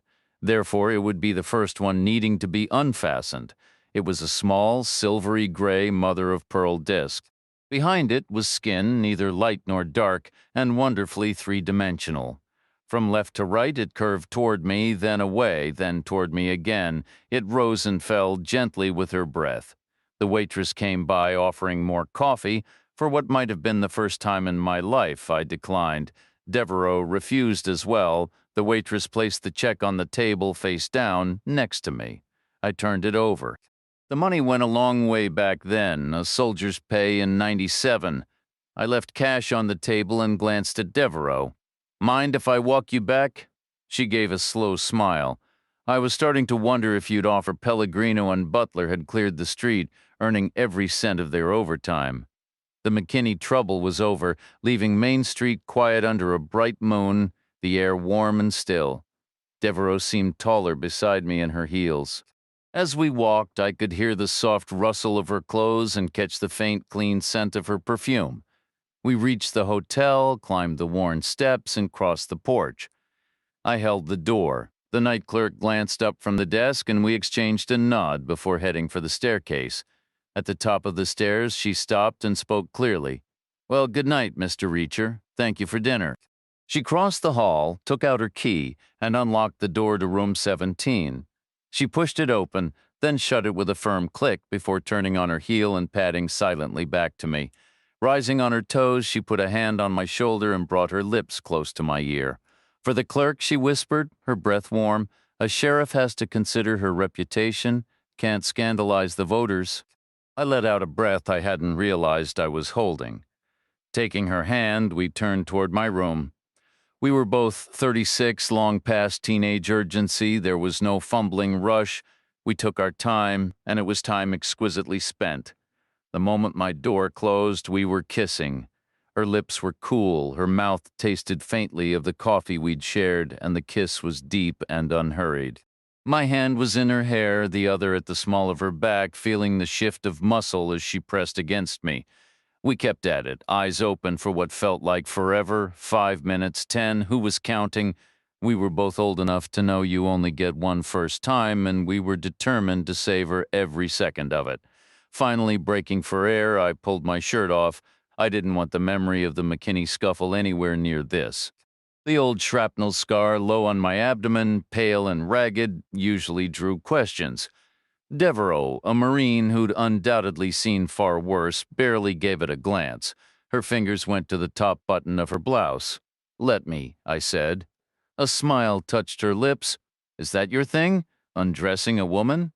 "It's a particular favorite," I said, "and I've been staring at that specific button since about 9:15. "Try 9:10, she corrected, her cop's precision surfacing. I pay attention to timelines. I took her left hand, turned her palm up, and undid the small cuff button. I repeated it with her right. The silk slid back from her wrists. She placed her hands on my chest, then slid them up behind my neck, pulling me into another long, even better kiss. Afterward, I moved to the front button of her blouse. It was small and slick, my fingers too large for delicate work, but I managed. The button gave way, aided by the curve beneath it. I worked down to the next and the next, gently tugging the silk free from the waistband of her skirt. She watched me the whole time, that smile never fading. The blouse fell open to reveal a black lace bra, minimal and sheer. Her shoulders were smooth as I eased the fabric away, letting it whisper to the floor. The scent of her skin and perfume wrapped around us. I kissed her again, then the curve of her neck, my lips finding the shallow cleft at the base of her throat. Her head tilted back, her hair a dark cascade. "Your shoes," she murmured, the words a vibration against my mouth. She spun me around and guided me back until I was perched on the edge of the mattress, then knelt before me. Her fingers worked at the laces of my right shoe, then the left, easing them off. She hooked her thumbs into the tops of my socks and drew them down. "PX issue? Definitely," she murmured. "Under $1, I replied. I couldn't pass them up. We rose together and our lips met again. I'd kissed plenty in my time, but I was ready to concede that Devereaux was in a class of her own. She was extraordinary. There was a vibrant energy to her, a quivering intensity held in check by a remarkable gentleness. She was fervent without being forceful, eager but never impatient. For the first time in as long as I could remember, the relentless clock in my mind fell silent. We had all the time we needed, and we intended to use every second of it. Her fingers found the front of my waistband, tugging lightly before undoing the button with a deft twist. We never broke our kiss. She located the zipper tab and drew it down with a slow, deliberate care, her small hands moving with a precise grace. Her palms, warm and dry, slid across my shoulder blades, then journeyed slowly down my back to my waist and lower still. She slipped her fingertips beneath the loosened fabric, tenting it out before going deeper, pushing back and down until my pants slid over my hips. We came up for air, breathless, and she turned me, sitting me back down. She pulled the pants free and tossed them atop her discarded shirt. Then she took a step back, holding her arms out wide. "Your turn," she said. "Tell me what comes off next." "I get to choose?" She gave a slow nod. "Your call." I couldn't help but smile. What a choice to have. Bra, skirt, shoes. The shoes could stay, I decided, for a while at least, maybe all night. "The skirt," I said. She complied. There was a side button and zipper. She popped the button and slid the zipper down, one deliberate inch after another. In the quiet room, the sound was distinct. The skirt pulled at her feet, and she stepped out of it, first one long-toned leg, then the other. She stood before me in just her bra, a wisp of black panties, and her shoes. I remained on the bed as she climbed into my lap. I lifted her hair and kissed the shell of her ear, tracing its curve with my tongue. I felt her cheek press against mine, felt the smile there. We traded kisses, mouth to ear, and spent what felt like a small eternity, learning every contour and curve above our shoulders. It was a delicious, unhurried exploration then, as if by unspoken agreement, we moved lower. I found the clasp of her bra and released it. The flimsy garment fell away. I dipped my head and she arched her back, offering herself. She was firm and smooth, and a soft moan escaped her lips. When I touched her, a sound I echoed. She kissed a trail across my chest before I lifted her and gently rolled her onto her back on the bed. A moment later, she rolled me. We lost another 20 fabulous minutes in a mutual waist-up discovery. The world outside the room had ceased to exist. We moved lower still. I was on my back when she knelt over me, sliding my boxers down with a playful smile that I returned. After 10 incredible minutes, we switched places. I guided her tiny panties over her hips, and she lifted her knees to help me finish removing them.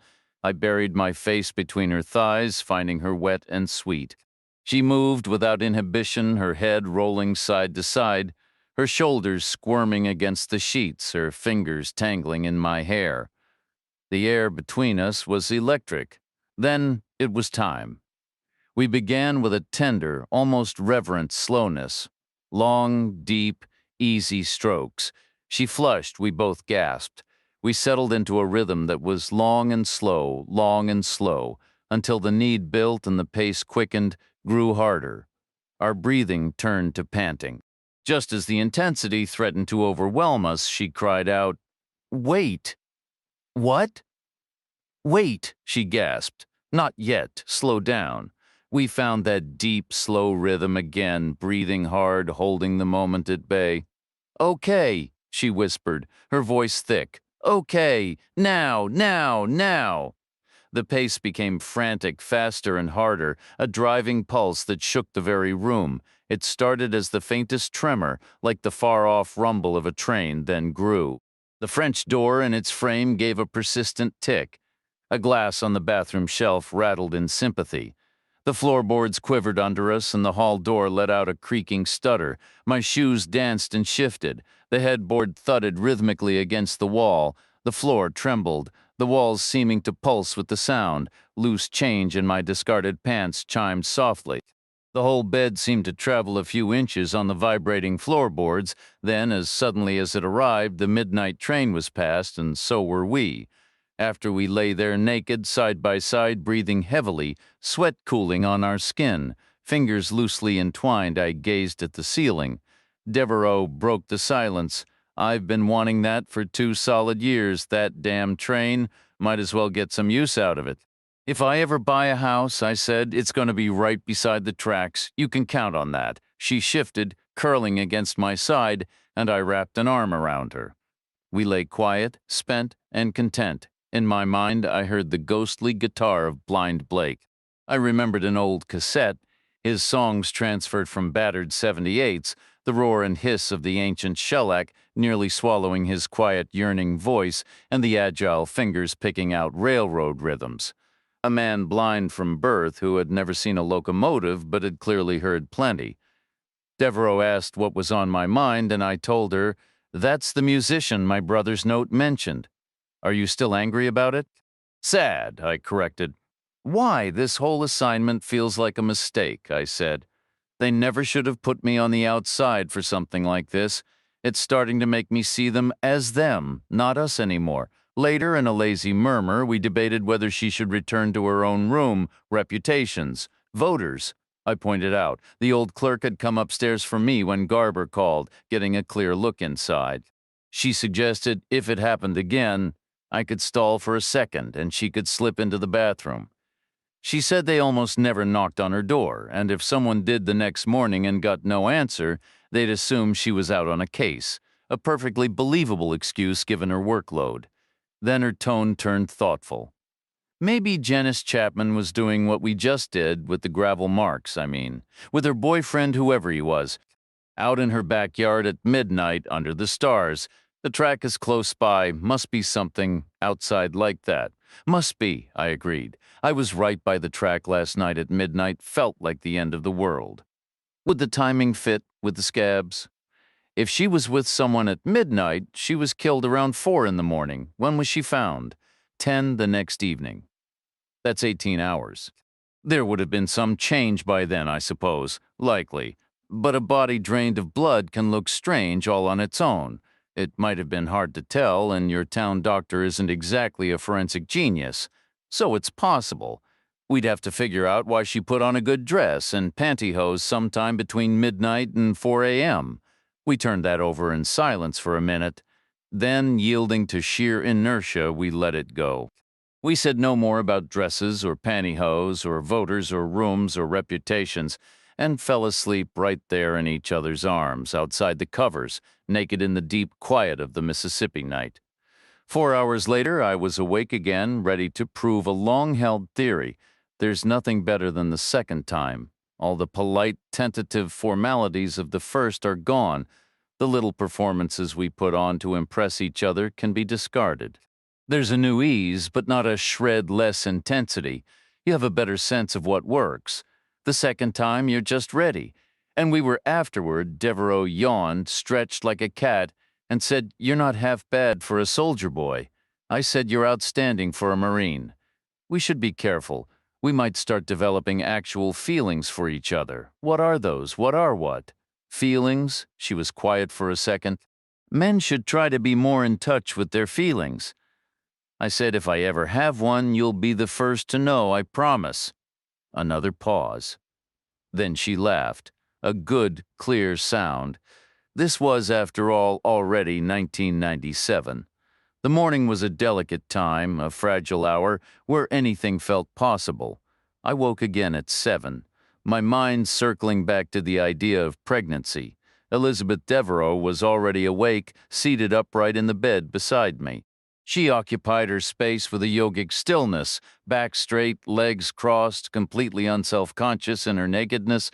She was, without question, a stunning woman, one of the most beautiful I had ever seen, and certainly the most beautiful I had ever shared a bed with. But her mind was already elsewhere, locked onto the day's work. 7 a.m. meant business, not pleasure. No third chance for me, not this morning. They must have shared something else, she stated, her gaze fixed on me. Those three women, I mean. Beauty is too vague. It's purely subjective, just an opinion. I stayed quiet, letting the silence stretch. She pressed. "What?" "It's not just an opinion," I finally said. "Not with those three. It was a fact."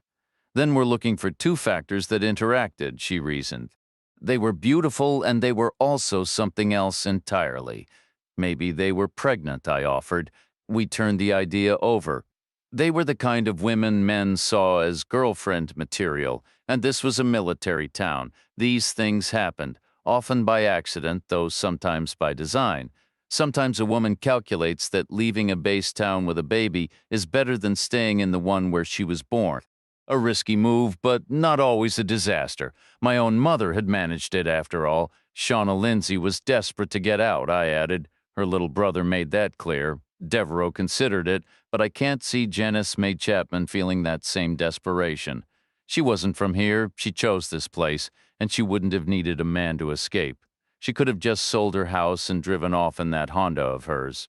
"An accident, then," I said, "at least in her case. There's another thing we didn't find in her house.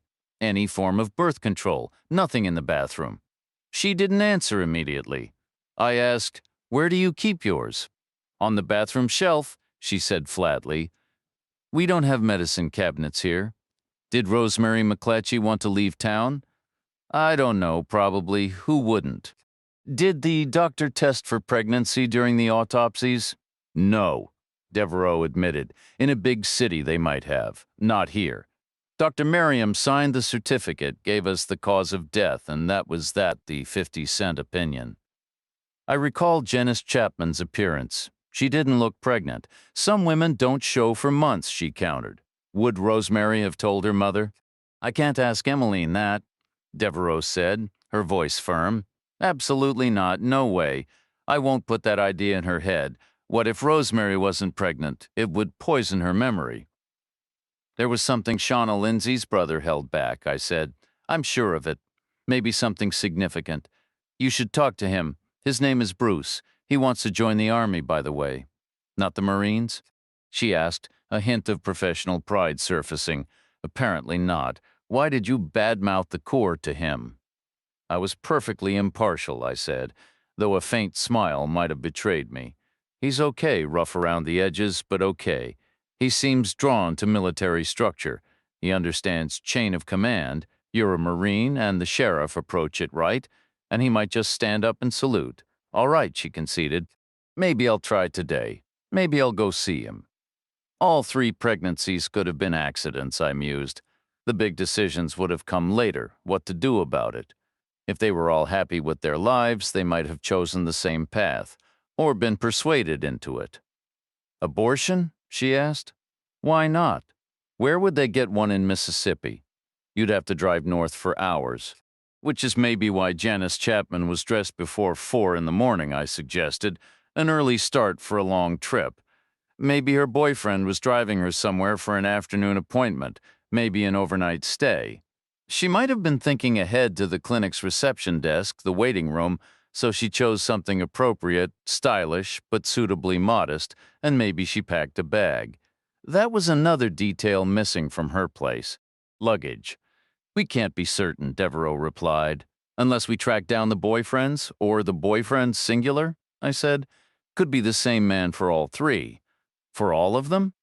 It's possible.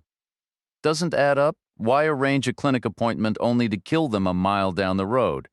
Why not just let them go through with it? Maybe he's someone who can't risk a pregnant girlfriend or any link to that kind of clinic. He's military, not a preacher or a politician. I stayed quiet. Devereaux added, maybe he plans to become one later. Still, I said nothing. Or maybe he's got family in those circles. Could be trying to avoid embarrassing them? A floorboard groaned in the hallway, followed by a soft knock on my door. I knew that sound, same as yesterday morning, the old man. I could almost see his slow shuffle, the careful lift of his arm, the faint tap of thin knuckles against the wood. Devereaux whispered, "Oh, hell." Suddenly, we were scrambling like a couple of kids caught out. Devereaux rolled off the bed, grabbing a heap of clothes that somehow included my pants. I yanked them back, sending the rest scattering. She tried to gather everything while I fought to pull my pants on, got twisted up, and tumbled back onto the mattress. She made a dash for the bathroom, but left a trail of socks and underwear behind. I straightened my pants as best I could, and the knock came again. Hobbling toward the door, I nudged stray clothes toward the bathroom with my foot. Devereaux darted out, scooped them up, and vanished again just as I turned the knob. The old man announced, "Clear as day, your fiancé is on the phone for you." Chapter 46. I headed downstairs barefoot, wearing only my pants, and took the call alone in the back office behind the front desk. It was Carla Dixon, my old colleague and financial expert from the original One-Tenth Special Unit, my second choice after Francis Neagley. Stan Lowry must have passed along my question about money from Kosovo, and Dixon was calling back directly to save time. I asked, "Why did you have to say you were my fiancé?" She shot back, "Why did I interrupt something?" "Not exactly. But she heard you. Elizabeth Devereaux. Neagley mentioned her. You two moving that fast? Now I've got some explaining to do. Be careful, Reacher." Neagley always says that. This time she's right. The sergeant's network is buzzing. They're digging deep on Devereaux. "I know," I said. "Garber already told me. It's a waste of time." "I don't think so." Everything went quiet all of a sudden. Because there's nothing to find. No, silence means they found something. You know how it works, easy to say no, but quiet means yes. What would they find if they looked into you? Plenty. Or me. "I don't even want to think about it." "Exactly," I said. "Nothing to worry about. Trust me, something's off, Reacher. Seriously off. Maybe something big. My advice, steer clear of her." Too late for that, and I don't buy it. She was a solid Marine. "Who told you that?" "She did." Silence hung on the line. I asked what else. Dixon said, "There's no money coming out of Kosovo, none. Anyone worried about that is chasing ghosts. It's not a factor." "You sure?" "Absolutely. They think Joe might be telling me things." "Wild goose chase," she repeated. "Treasury wouldn't know anyway unless it was billions, and it's not. It's not even pocket change. It's nothing. Someone's just panicking, thrashing around for something that isn't there." "All right, Good to know, I said, thanks. That was the good news, she replied. What's the bad news? Connected Intel, she replied. Someone I know managed to access the Kosovo files, and they're pretty substantial at the moment. With what? For starters, 2 local women have gone missing completely. Dixon explained that over the past year, 2 women from Kosovo had disappeared without any logical reason. There were no domestic issues or personal conflicts to explain it. Both were single. Both had been in areas frequented by U.S. Army personnel. Both had socialized with soldiers. Potential girlfriends, Dixon called them. Attractive, I asked. I never saw pictures. Was there an official inquiry? Kept very quiet, Dixon said. Remember, officially we're not even there, so they had to keep it off the books. They flew an investigator in from Germany. Paperwork said he was en route to Italy for some NATO meeting, but Kosovo was the real stop. The travel orders are still on record, and, as a proud American, you'll be relieved to know every single member of our military was cleared completely. No one in uniform was implicated, so they shut it down, tighter than a drum. Who was the investigator? Major Duncan Munro. I ended the call with Dixon and headed back upstairs. Devereaux wasn't in my room. I walked quietly to hers and found the door locked. The shower was running. I knocked but got no answer. So I took my own shower, got dressed, and returned 15 minutes later to total silence. I walked up to the diner, but she wasn't there either. Her car was gone from the station lot. So I just stood on the sidewalk, with no place to be, no one to speak to, and nothing to do, completely oblivious that the hour that would upend everything had just begun its countdown from 60 minutes to 59. Chapter 47. I killed half that hour right there on the sidewalk. Mostly I just leaned against a brick wall and didn't move. It's a professional habit, useful in my line of work. I'm decent at it, though. I've known guys who are masters, people who've waited days or even weeks for a single moment. I was waiting for the old man with the tape measure to arrive and open the clothing store. He finally showed up. I pushed off the wall, crossed the street, and followed him inside. He fiddled with the locks and lights while I went straight for the stack of button-downs. I found an exact match for the one I was wearing and brought it to the counter. The old man asked, "Building a wardrobe?" No, the first one got soiled. He leaned in and squinted at my pocket. I watched his eyes follow the faint, dried curve of the blood stain. He said, "I'm sure that would come out cold water, maybe some salt. Salt helps with blood. Use cold water. Hot water sets the stain." I doubt the hotel here offers much of a laundry service, I said. In fact, I'm pretty sure they don't offer one at all. They don't even have coffee in the lobby. You could always take the shirt home with you, sir? How? Well, in your luggage. Easier to just replace it, but that gets expensive. Compared to what? How much does a suitcase cost? But a suitcase lasts forever. You'd use it for years. I'll just take the new shirt, I said. No bag needed. I paid him, stepped into the changing booth, and pulled the curtain. I swapped the old shirt for the new and stepped back out. Got a trash can. He looked startled for a second, then bent down and came up with a short metal bin. He held it out hesitantly. I crumpled the dirty shirt and sank a clean shot from about 10 feet away. The guy looked utterly appalled. Then I headed back across the street to the diner for breakfast and a more focused kind of waiting. I figured my best shot at catching Devereaux was right there. A woman with her appetite wouldn't stay away for long. It was only a matter of time. As it turned out, it was less than 20 minutes. I was finishing some eggs and on my third cup of coffee when she walked in. She spotted me from the doorway and stopped. Everything seemed to freeze, the air itself turning thick and still. She was back in uniform, her hair pulled neatly away from her face, which held a composed, almost rigid expression. She looked incredible. I drew a breath and nudged the chair opposite me out with my foot. She didn't flinch. I watched her eyes scan the room, considering the empty tables. Clearly, she decided sitting alone might draw more attention than she wanted. Voters and her reputation were on her mind, so she walked over, pulled the chair out another foot, and sat with a quiet reserve, knees together and hands folded in her lap. "I don't have a fiancé," I said. "There's no other woman in my life." She stayed silent, I added. That phone call was just a fellow MP playing a joke. They all get a kick out of this undercover charade. My commanding officer even pretends to be my uncle. Still no reply.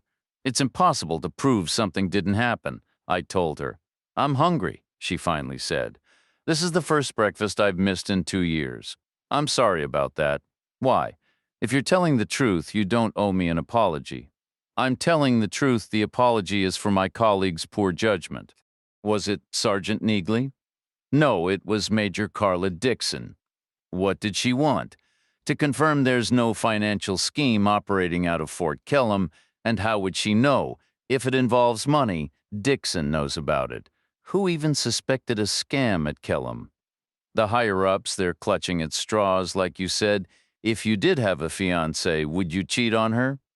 Most likely not, I answered, but I'd be tempted if it were you. I've been hurt before. That's difficult to imagine. It happened. It doesn't feel good. I get that, I said. But last night wasn't about hurting you. She fell quiet, thinking it over last night. She signaled the waitress and ordered French toast, just like the previous morning. I called Bruce Lindsay, she said. Shauna Lindsay's younger brother. Did you know they have a telephone? Yes, I've used it. Carla Dixon was returning a call I made from there. I'm going to see him this afternoon. I believe you're correct. He has something to tell me, she said. Me, not us, I replied. It was just a dumb joke from another officer, nothing more. Then she shifted topics. There's an issue with the fingerprints from Janice Chapman's house. My mistake, really. What kind of issue? Deputy Butler has a contact at the Jackson Police Department from his training days. I had him ask her to process our prints quietly to save county money. Our budget is tight. But this time she mixed up the files. Chapman's data went to a case for a woman named Audrey Shaw, and we got Shaw's data instead. A completely different person, some federal employee. Chapman definitely wasn't that, since there's no federal work here, and she didn't have a job. Unless Audrey Shaw was the house's previous owner, but then that would be Butler's error for checking the wrong spots, or yours for allowing it. Butler did fine, I said. He checked all the right places. Those prints weren't from a past owner unless someone snuck in to use Chapman's toothbrush overnight. Sometimes things just go sideways. Tell me once more about that phone call, she said. It was Major Carla Dixon from the 329th giving me an update. That's all? And the fiancé part was a joke? Don't tell me the Marines have better comedians, too. Is she attractive? She's easy on the eyes. Was she ever involved with you? No. Devereaux went silent again. I could sense a decision forming, hovering close. I felt fairly optimistic about where it was headed. But I didn't get to find out, not right then, before she could say another word.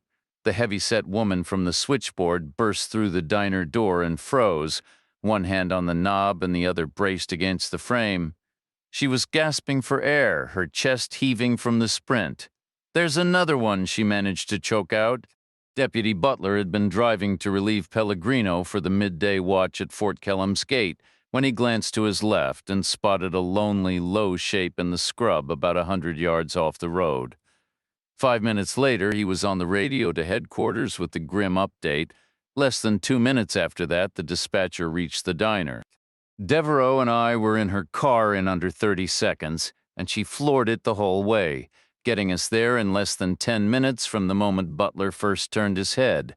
Not that hurrying changed a thing.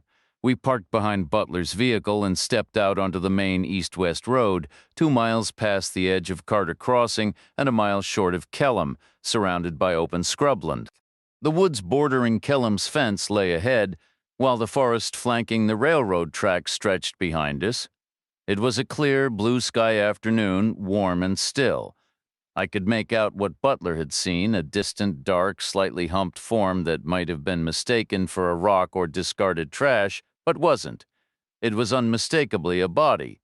Gauging its size was tricky without knowing the exact distance.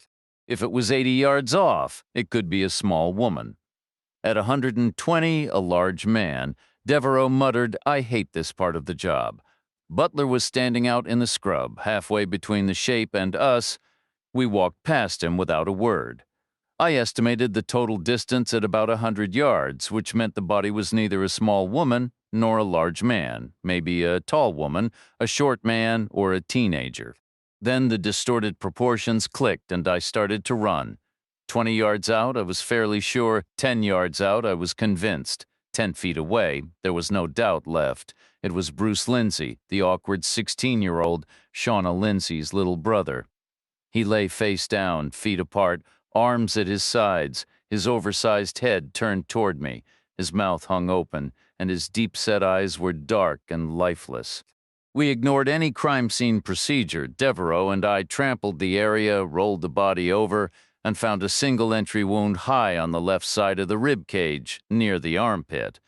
No exit wound, the bullet had torn through the heart and spine, then deflected and lodged inside. I stood and scanned the horizon. If the kid had been walking east, he was shot from the north, likely by a rifleman who had emerged from Kellam's fence-line woods and was patrolling this open scrub, the quarantine zone. Devereaux said, "I spoke with him just this morning. We had an appointment at his house. So what was he doing out here?" It was a question I didn't want to answer even to myself. He had a secret to keep, I suppose, about Shauna. He knew you'd get it out of him, so he decided to be somewhere else this afternoon. Where? Where was he headed? Kellam, I said, but this is open ground. If he was aiming for Kellam, he'd have taken the road. He was self-conscious about strangers seeing him because of his looks. I doubt he ever walked on the roads. If he was that shy around strangers, why risk going to Kellam at all? There were at least a dozen unfamiliar faces in the guardhouse. Maybe more, I told Devereaux. He went because of me. I said it would be safe. I promised him soldiers would be different, that he'd find a welcome there. A welcome for what? She shot back. They don't run a visitor's center. The boy was dressed in canvas pants similar to my own, a plain navy sweatshirt, and a dark warm-up jacket. When we had turned him over, the jacket fell open. I spotted a folded paper in the inner pocket. "Take a look at that," I said. Devereaux carefully extracted the document. It was on heavy, official-looking stock, folded into thirds and worn with age.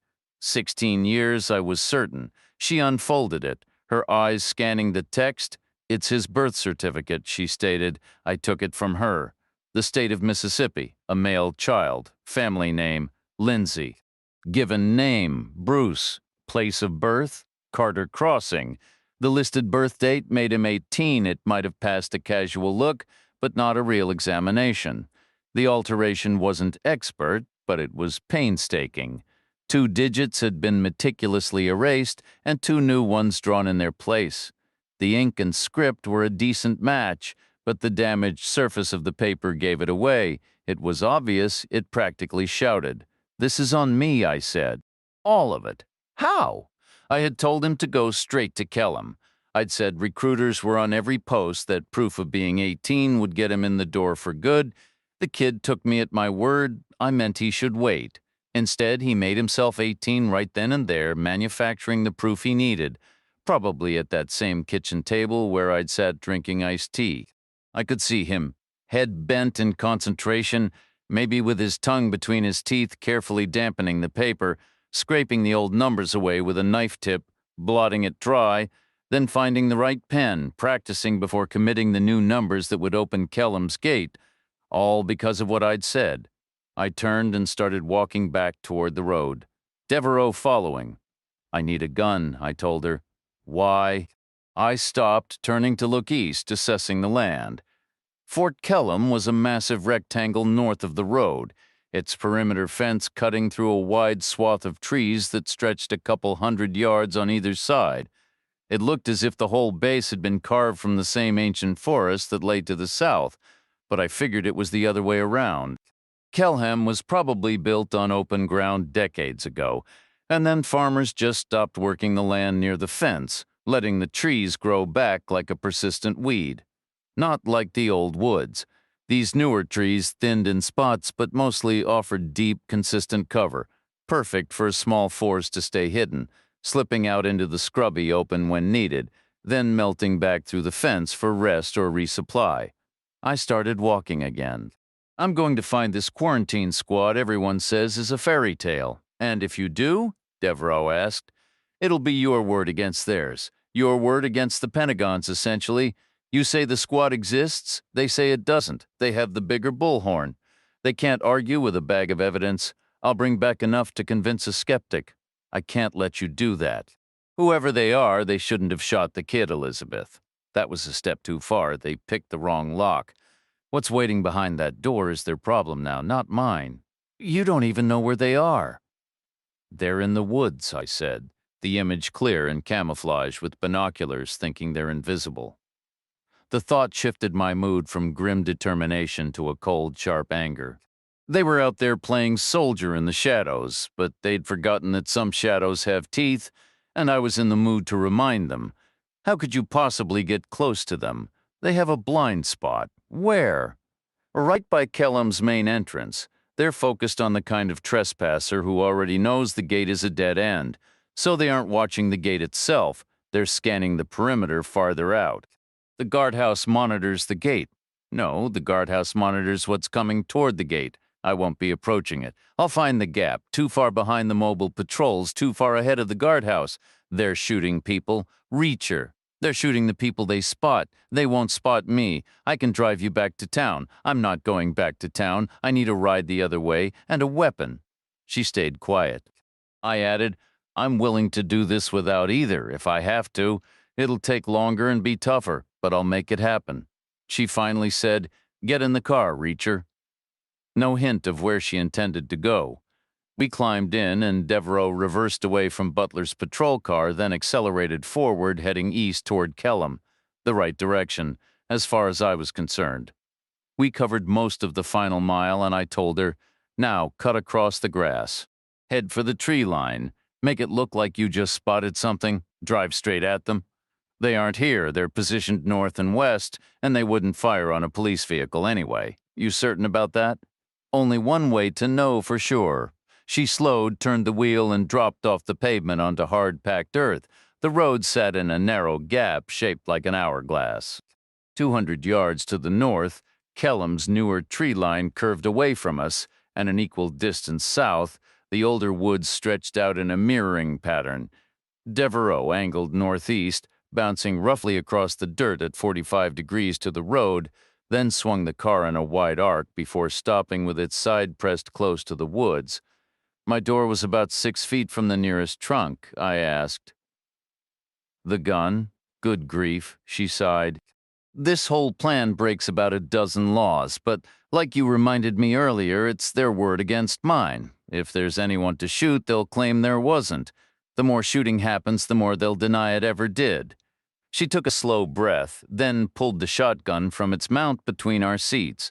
It was an older Winchester Model 12, about 40 inches long and maybe 7 pounds.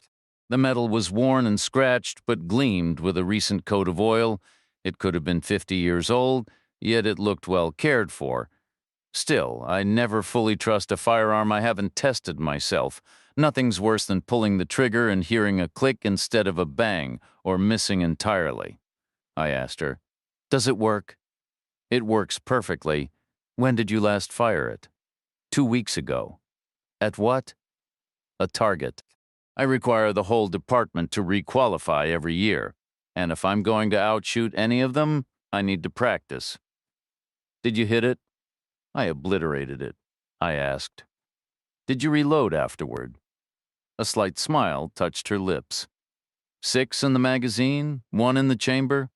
I've got extra shells in the trunk. I'll give you as many as you can carry. Appreciate it. It was my father's. Take care of it. I will. Take care of yourself, too. Always do. We stepped out and she moved to the trunk, lifting the lid. Inside was messy clumps of dry soil scattered around, but I wasn't focused on the mess. A metal ammo box was bolted to the floor behind the seatback for someone of Devereaux's height. Reaching it meant stretching forward on her toes and leaning deep into the trunk, a maneuver that, from behind, was nothing short of spectacular.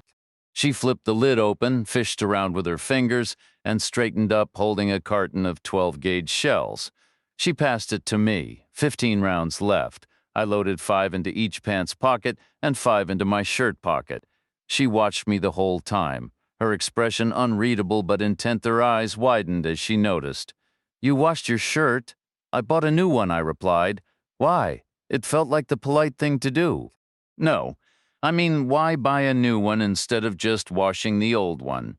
I already had this conversation with the guy at the store. Made sense to me. "All right," she said, then added with a smirk, "You've got a great ass, by the way." "All right," she repeated. "Just thought I'd mention it. Thanks. Are we good now, you and me?" She smiled. "We always were. I was just messing with you. That's all."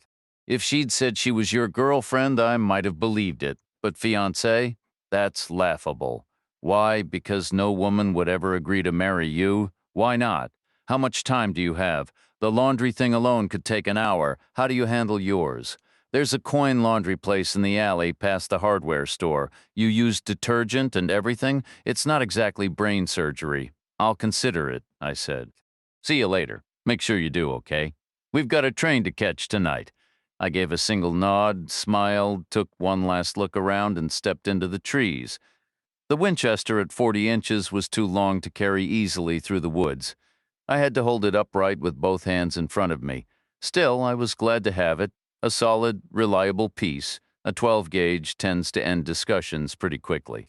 It was March in Mississippi, and the new leaves blocked most of the sky, leaving me to navigate by guesswork or dead reckoning if you prefer. That's tricky in a forest. Most right-handed people drift in wide counterclockwise circles because their left leg is usually a bit shorter. Simple biology and geometry. To avoid that, I made a point of stepping to the right of every 10th tree, whether it seemed necessary or not. The woods were thick but passable, lots of underbrush and fallen leaves, deciduous trees I couldn't name. Trunks varied in size, mostly 3 or 4 feet apart, with lower branches dead from lack of light. No paths, no signs anyone had been through recently.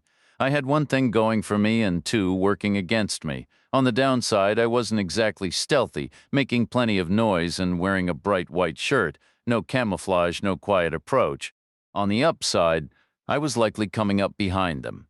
They'd be tucked just inside the tree line, watching for outsiders, journalists, anyone approaching from the open, but from behind, they wouldn't be expecting that.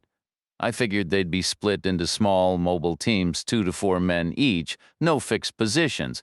They'd be sitting on logs, leaning against trees, always ready to shift their view or move out to meet a threat. Covering 30 miles of fence means spreading thin. Even a full company in those woods would leave teams 1,000 yards apart and in dense forest. That's like being 1,000 miles away. No quick backup, no covering fire. Rifles are nearly useless here. Too many trees in the way. After about 200 paces north and west, I slowed my advance. I realized I must be nearing the first major lookout point, positioned roughly at 9 o'clock on an imaginary clock face high above the road's narrow pass, tucked just inside a curve that offered a broad panorama to the west and south. This was almost certainly the vantage from which Bruce Lindsay had been spotted. He would have been on their left side, an easy mark from over a mile off.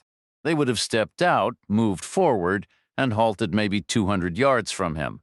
Perhaps they shouted a command or a warning. Maybe his reaction was delayed, unclear, or defiant, so they fired. I arched wide to my right before inching forward along what I hoped was a direct line behind where I guessed that first lookout would be. I wove through the pines like someone navigating a dense crowd, shifting left, then right, leading with one shoulder and then the other. My eyes never stopped scanning, side to side, up and down. I paid close attention to the ground. There was no avoiding most of the debris underfoot, but I didn't want to stumble, and I steered clear of anything thicker than a rake handle. Dried timber can snap with a noise like a gunshot. I kept moving until I sensed brightness ahead. Nearly at the tree line, I glanced left, glanced right, took one careful step forward, and found I was both right and wrong. Right because the spot where I stood was indeed a prime observation post. Wrong because it was empty. I paused a few feet back from the last trees and gazed southwest. The view was a wide, tapering wedge, the highway to Carter Crossing cut diagonally across the distance. Nothing moved on it, but if anything had, I'd have seen it plainly. I could have spotted anything in the fields up to a quarter mile on either side of the road. It was a superb position, no doubt about it. I couldn't grasp why it was deserted. It defied tactical logic. Plenty of daylight remained, and as far as I knew, nothing had shifted at Kellam. No new strategic urgency had emerged. If anything, Bravo Company's predicament was more precarious than before. The state of the ground also hinted at a startling lack of discipline. Cigarette butts were ground into the dirt. A crumpled candy wrapper had been tossed aside. There were distinct boot prints, similar to those I'd seen near the journalist who bled out on Old Man Clancy's property. I wasn't impressed. Army Rangers are drilled to leave no trace. They're supposed to pass through a landscape like phantoms, especially when assigned to a shady, legally questionable operation. I retreated deeper into the woods, realigned myself, and pressed north. I maintained a path about 50 yards in from the edge, watching for side trails leading back toward Kellam's fence. I saw none. No real surprise. Covert access was probably arranged far to the north, at some isolated point on the reservation's tip, distant from any area in regular use. 200 yards farther, I detoured again to where the trees grew sparse, to a spot with a poorer view of the road but a clearer look at the fields. Another excellent vantage, again empty, and, as far as I could tell, never used. No cigarette ends, no wrappers, no footprints. I pulled back once more to my original line and tried again another 200 yards on. Still nothing. I started to question whether I was dealing with less than a full company, but thinning out a 30-mile perimeter with fewer men made no sense to me. I'd want more 2 full companies or 3. And I'm frugal compared to the Pentagon. If I asked for 500 men, the brass would demand 5,000. By any normal planning, this woods should have been packed. Like Grand Central at rush hour, I should have been picked off from behind already. Then my thoughts turned to shift rotations and chow times. Maybe the seeming shortage of men left certain gaps unguarded at specific hours. I was certain those positions would be in regular use. They were prime real estate not to be utilized. If the objective was monitoring for any threats nearing Kellam's boundary, then the entire circle would need to be divided into practical observation posts, and all 3 I'd spotted would fit the bill. I figured it was only a matter of time before I caught someone's movement. Turning, I retreated further into the forest. About halfway to my starting line, I halted completely. I just stood there, waiting for 10 solid minutes. I heard nothing. Then 20, then 30. A breeze shook the leaves, tree trunks creaked, and small creatures rustled. That was it. Then footsteps and muted voices far ahead, and to my left I shifted westward and pressed my left shoulder against a thin tree, barely wider than my leg. Raising the shotgun, I sighted down the barrel toward the approaching sounds, keeping both eyes open. I fell silent, and still 3 men, I estimated. Their pace was slow, loose, undisciplined, a casual stroll. They were chatting, shooting the breeze. I caught the uneven scuff of their boots in the leaves, their voices low, conversational, utterly bored. I couldn't decipher words, but their tone held no tension or alertness.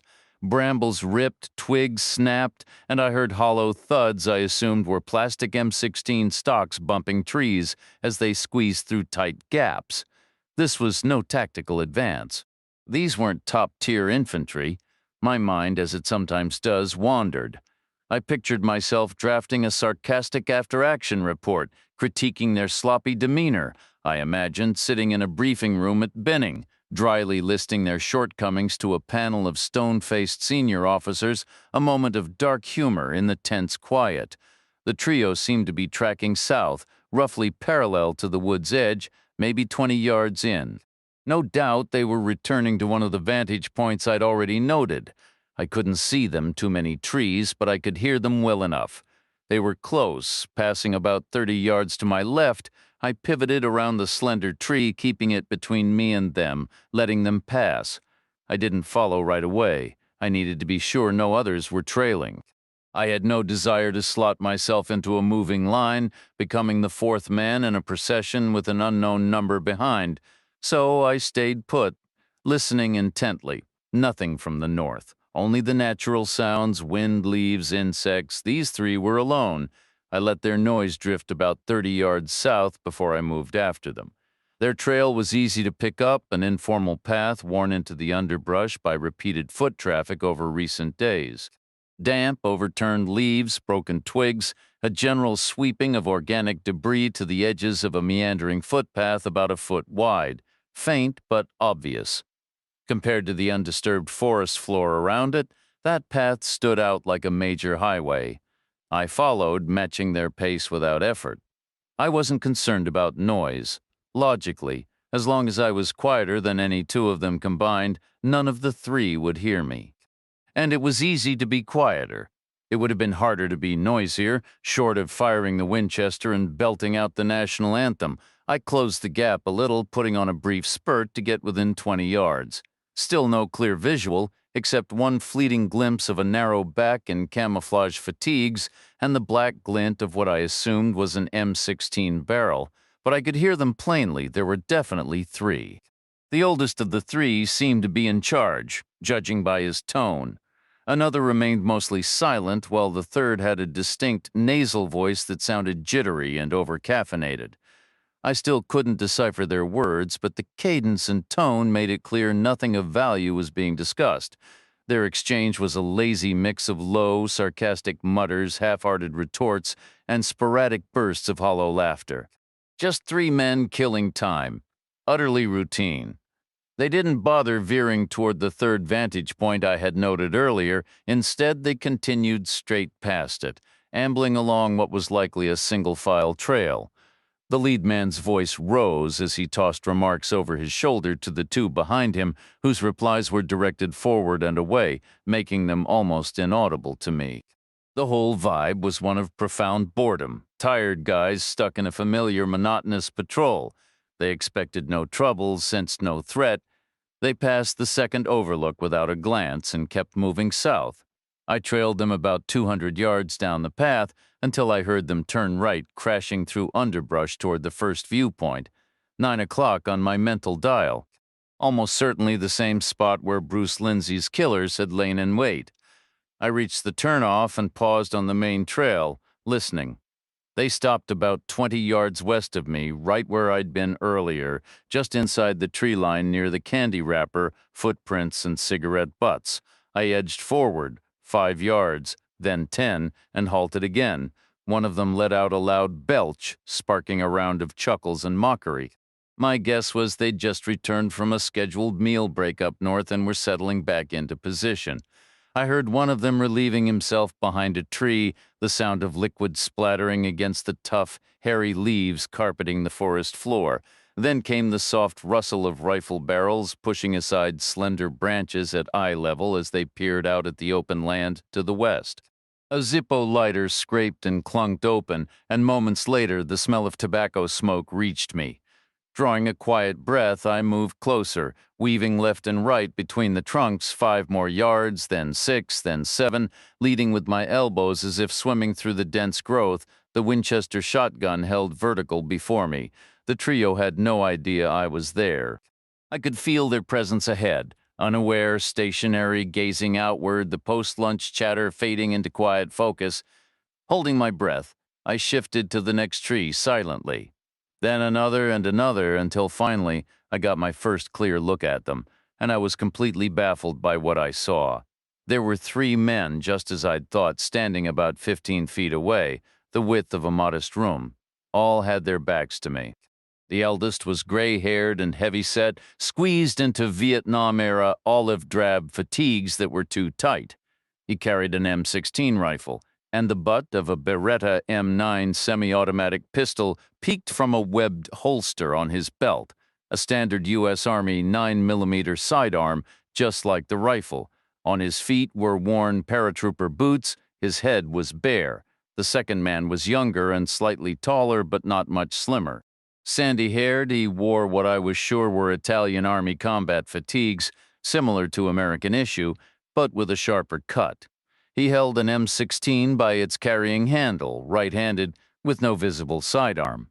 His footwear was a pair of black athletic sneakers, no hat, and he had a small backpack in mismatched camouflage. The third man wore 1980s issue U.S. Army Woodland pattern BDUs. He wasn't overweight, far from it. He was a runt, maybe 5'6" and 140 pounds, lean, wiry, and jittery. He also carried an M16, wore civilian shoes, no hat, and no sidearm. He was the smoker, a lit cigarette dangling between the first two fingers of his left hand. At first, the mismatched uniforms threw me off, one guy in Vietnam-era fatigues, another in Italian surplus gear, and the third in street shoes. Nothing about them fit a coherent military picture, not their lack of helmets, their absence of field rations, or their overall sloppy demeanor. My brain scrambled for an explanation, flipping through possibilities like arrivals on a terminal screen. I was half convinced they could hear the whirring inside my skull. Studying them left to right and back again, it finally clicked. These weren't soldiers, they were weekend warriors. The kind you find in the backwoods near the Tennessee border, playing army in the pines. Civilian militia types, grown men who enjoyed tromping through the woods with rifles while pretending to defend some abstract liberty. The sort who spend Saturday mornings bullshitting in the surplus store after buying up old camo and foreign gear. And they were exactly the type to buy their firearms from certain rural shops, the ones conveniently located near military bases, because those shops sometimes have a special selection under the counter. It only takes one person on the inside, and trust me, there's always someone on the inside. Every year, a steady trickle of M16s, Berettas, and worse gets logged as lost or damaged, slated for destruction, only to never see the crusher. Instead, it slips out a back door in the dark and winds up for sale by sunrise. I've made plenty of arrests, often of groups bigger than this trio, but I've never really enjoyed the performance. The best callers run on pure, loud authority, and I've always felt awkward shouting commands. I'd much rather lead with a decisive move to shut things down fast. Even yelling freeze makes me cringe a little. It tends to come out sounding like a polite suggestion. But today I had the ultimate persuader, a pump-action shotgun. For the price of one unfired shell, I could produce a sound that would root any man to the earth. The most commanding noise ever engineered. Crunch, crunch, the spent shell casing hit the fallen leaves, and all three men turned to statues. "Now let the rifles hit the ground," I said, keeping my voice utterly level. The sandy-haired one dropped his first surprisingly fast. The older fellow followed, and finally the wiry one. "Don't move," I told them. "Don't give me a reason." They obeyed, arms lifting slightly from their sides, fingers splayed wide in universal surrender. No doubt their toes were curling inside their boots, too, every muscle straining to appear harmless. "Now take 3 big steps back," I instructed. They complied with clumsy, exaggerated strides, each ending up well beyond reach of their weapons. "Now turn around." I didn't recognize a single one of them. After their slow rotation, the older man stood to my left, just a worn-looking, average guy with a soft middle. The sandy-haired one in the center was like a younger, milder version of him, softened by an easier life. But the third man was different. He was the product of 4 generations living off the land and whatever they could trap, shrewd as a rodent, tough as old leather, and twitchy as both combined. I settled the Winchester's stock firmly against my side, my right arm drawing back to hold the shotgun steady in a one-handed grip. My aim toward the men on the right wasn't precise, but with a 12 gauge it didn't need to be. I gestured with my free hand, locking eyes with the older man. "Here's what happens next," I stated. "You're going to take out your sidearm and pass it over to me." He remained silent. I continued, laying out the steps. "You'll use just a finger and thumb to draw it, then you'll turn it around in your hand until the muzzle is pointing at your own stomach. Understand?" Still nothing. I kept my voice even, conversational. "The alternative is, I put a round in each of your legs." No reaction, not immediately. I considered racking the shotgun again for emphasis, but it proved unnecessary. After a brief hesitation, the older man complied. He wasn't looking to be a martyr. He fumbled the pistol around awkwardly until the barrel was pressed against his abdomen. "Now, find the safety," I instructed, "and switch it off." It was a clumsy process done backward, but he managed. "Grip the barrel with your thumb and first 2 fingers," I said. Keep your ring finger free. Now slide it back into the trigger guard. All the way back, you should be putting pressure on that trigger. He did as told. What does that tell you? I asked. He didn't reply. It tells you that any sudden move puts a bullet in your gut, I said. That's the situation, are we clear? Do you understand? He gave a tight nod. Now extend your arm and bring the gun out toward me. Slow and easy, keep it on the same line, pointed right at you. Keep that finger tight on the trigger. He inched the pistol out, and when it was a couple of feet from his body, I stepped forward and plucked it smoothly from his grasp. I stepped back, he dropped his arm, and I swapped hands, the Winchester to my left, his Beretta now in my right. I let out a slow breath, allowing a faint smile. 3 men disarmed, no shots fired. I looked at the older man. Who exactly are you people? He swallowed hard, then seemed to find a shred of defiance. We're on a mission, he said, his voice gaining a little strength. The kind of mission civilians should steer clear of for their own good. Civilians as opposed to who, as opposed to military personnel. Are you military personnel? Yes, we are, he asserted. I shook my head. No, you're not. You're a pathetic bunch of pretenders. It's an authorized operation, he insisted. Authorized by who? By our commander? And who authorized him? That's when the bluster began. He stammered, started, and stopped sentences. I crossed the shotgun with the Beretta, leveling the handgun directly at him. I hadn't fired it myself, so I couldn't be certain it was operational, but the weight felt correct. The safety was off. I'd seen to that, and his flinching was a pretty good indicator. It was, after all, his own weapon. I placed firm pressure on the trigger. He saw it, yet he stayed silent. Then the sandy-haired man, the quieter one, spoke up. He doesn't know who authorized it, he said, a note of weary resignation in his voice. He's too embarrassed to admit it. That's why he's not talking. Can't you see that? He'd rather get shot than be embarrassed. None of us knows who authorized anything, the sandy-haired man replied. Why would we? I shifted my focus to him. Where are you from? You first, he said. Tell me who you are. I'm a commissioned officer in the United States Army, I stated. A brief, unexpected memory flashed a stifling briefing room back at Fort Bragg, the weight of a different kind of authority, which means if your so-called mission has any legitimate military backing, then as the senior officer here, you currently fall under my command. Correct? That's how it works, isn't it? A beat of silence then. Yes, sir. Where are you from, Tennessee? He said. We're the Tennessee Free Citizens. You don't look all that free from where I'm standing, I told him. Right now, you look pretty well detained. He didn't reply. What brought you down here? I asked. We received word? What kind of word? That our presence was required? How many of you showed up? 60 men, 20 teams covering 30 miles. That's correct, I pressed on. What were your specific orders upon arrival? Our directive was to keep people out. Why? Because it was time for patriots to stand with the nation's military. That's every citizen's duty. Why would the military need your particular brand of help? We weren't given a reason. Rules of engagement. We were to keep people away by any means necessary. Did you kill that kid this morning? A heavy, drawn-out silence filled the space. Then the scrawny one on my right spoke up. You talking about the black kid? The older man cut in. This operation is fully sanctioned. I'm talking about the African-American teenage male. Yes, I said. The sandy-haired man shot frantic looks at his companions, his head whipping from one to the other. We shouldn't be answering questions about that. At least one of you ought to, I said. The old-timer insisted, this mission has authorization from the absolute highest level. There is no level higher. Whoever you are, sir, you're stepping into something way over your head. Shut your mouth, I said.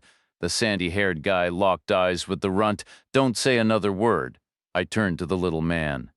Say whatever you want. Nobody's going to believe you anyway. Everyone knows a coward like you is just along for the ride. I shifted my attention back to the leader, but the runt spoke up. I shot the black kid. I turned back to him. Why? He was acting aggressive.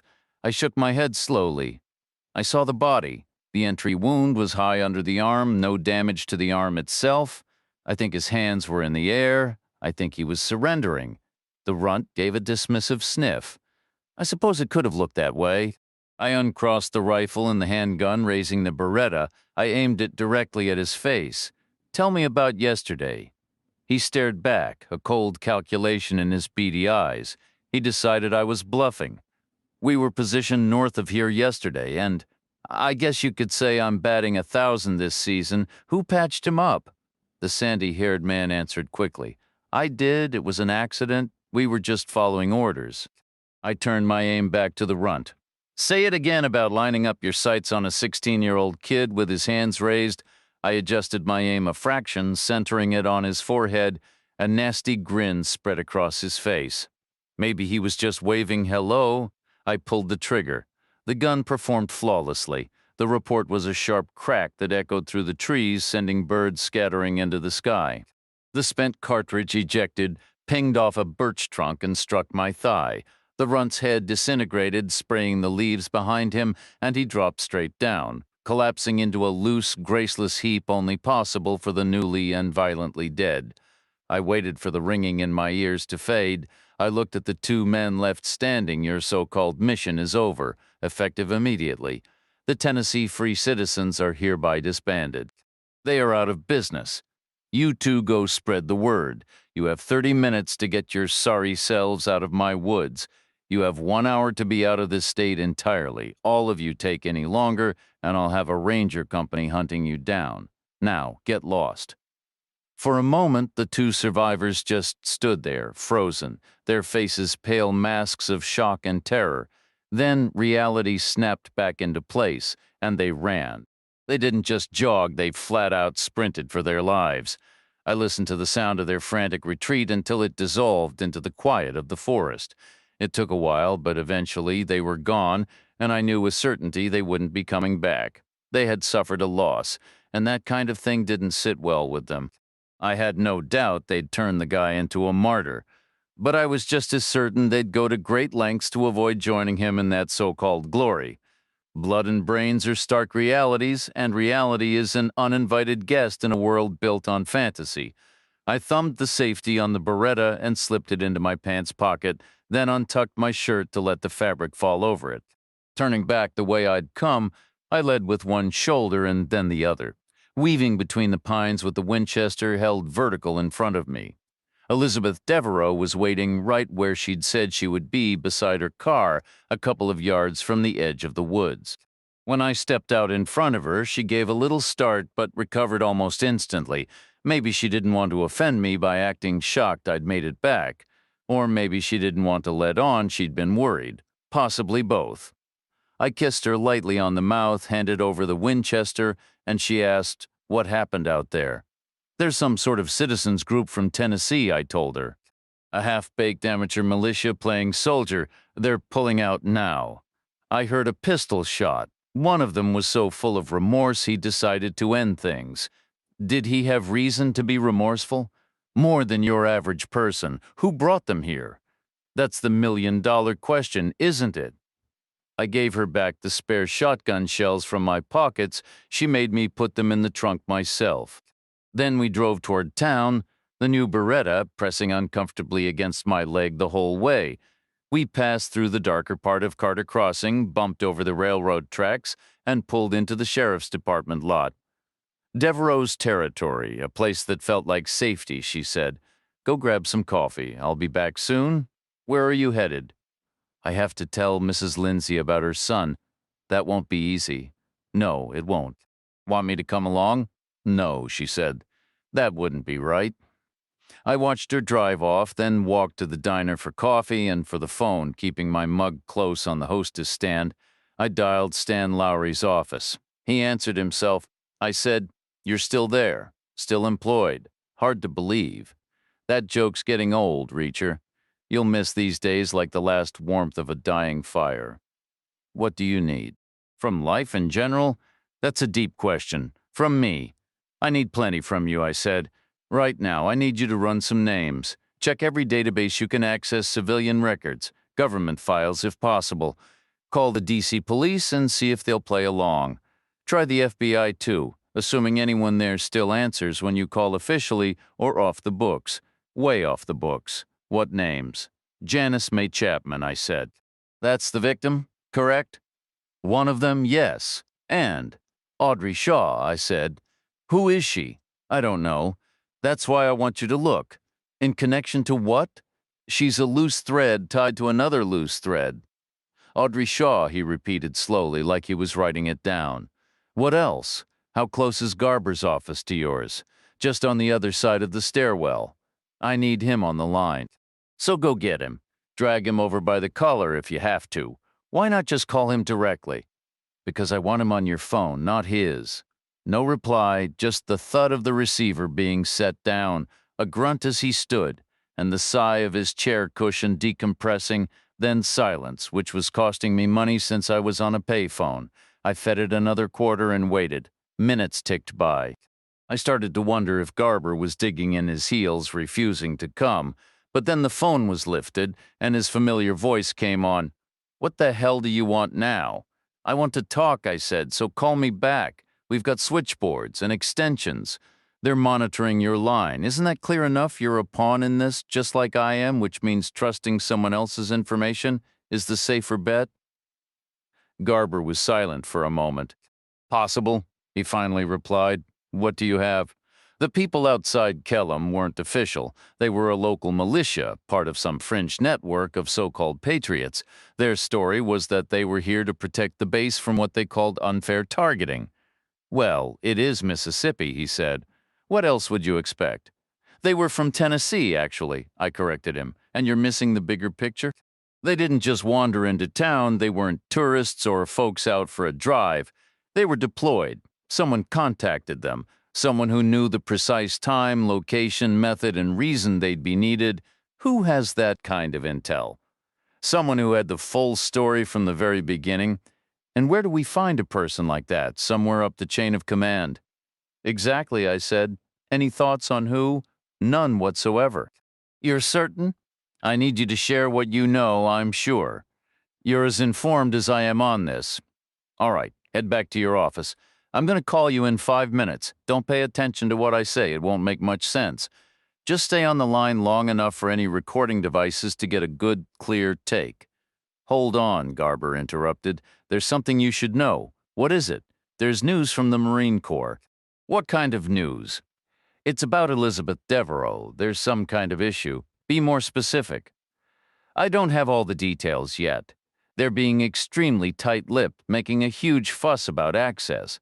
Her file is apparently flagged as highly sensitive, top category, biggest deal imaginable, all that nonsense. But the rumor is there was a significant incident about 5 years back. The story goes that Devereaux had another Marine MP dismissed without proper cause. Talk says it was motivated by personal jealousy. 5 years ago was 3 years before she left. Was her discharge honorable? Yes, it was. Voluntary or involuntary separation. Voluntary? Then it's a non-issue, I said. Don't waste your time on it. You're not thinking straight, Reacher. You're letting something else do the thinking for you. 5 minutes, I repeated. Be at your desk. The waitress refilled my cup, and I drank most of it while counting off 300 seconds in my head. Then I walked back to the phone and dialed Garber directly. He answered, and I said, "Sir, this is Major Reacher reporting from Mississippi. Can you hear me clearly?" Garber replied loud and clear. I continued. I have identified the individual who mobilized the Tennessee Free Citizens to Kellam.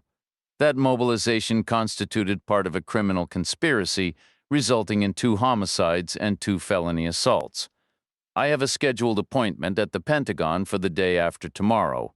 Following that, I will return to base immediately and involve the JAG Corps at that time.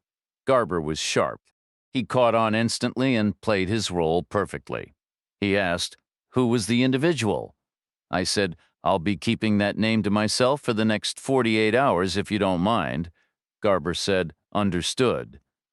I ended the call and immediately dialed a new number, the office of Colonel John James Fraser, the Senate liaison buried deep within the Pentagon.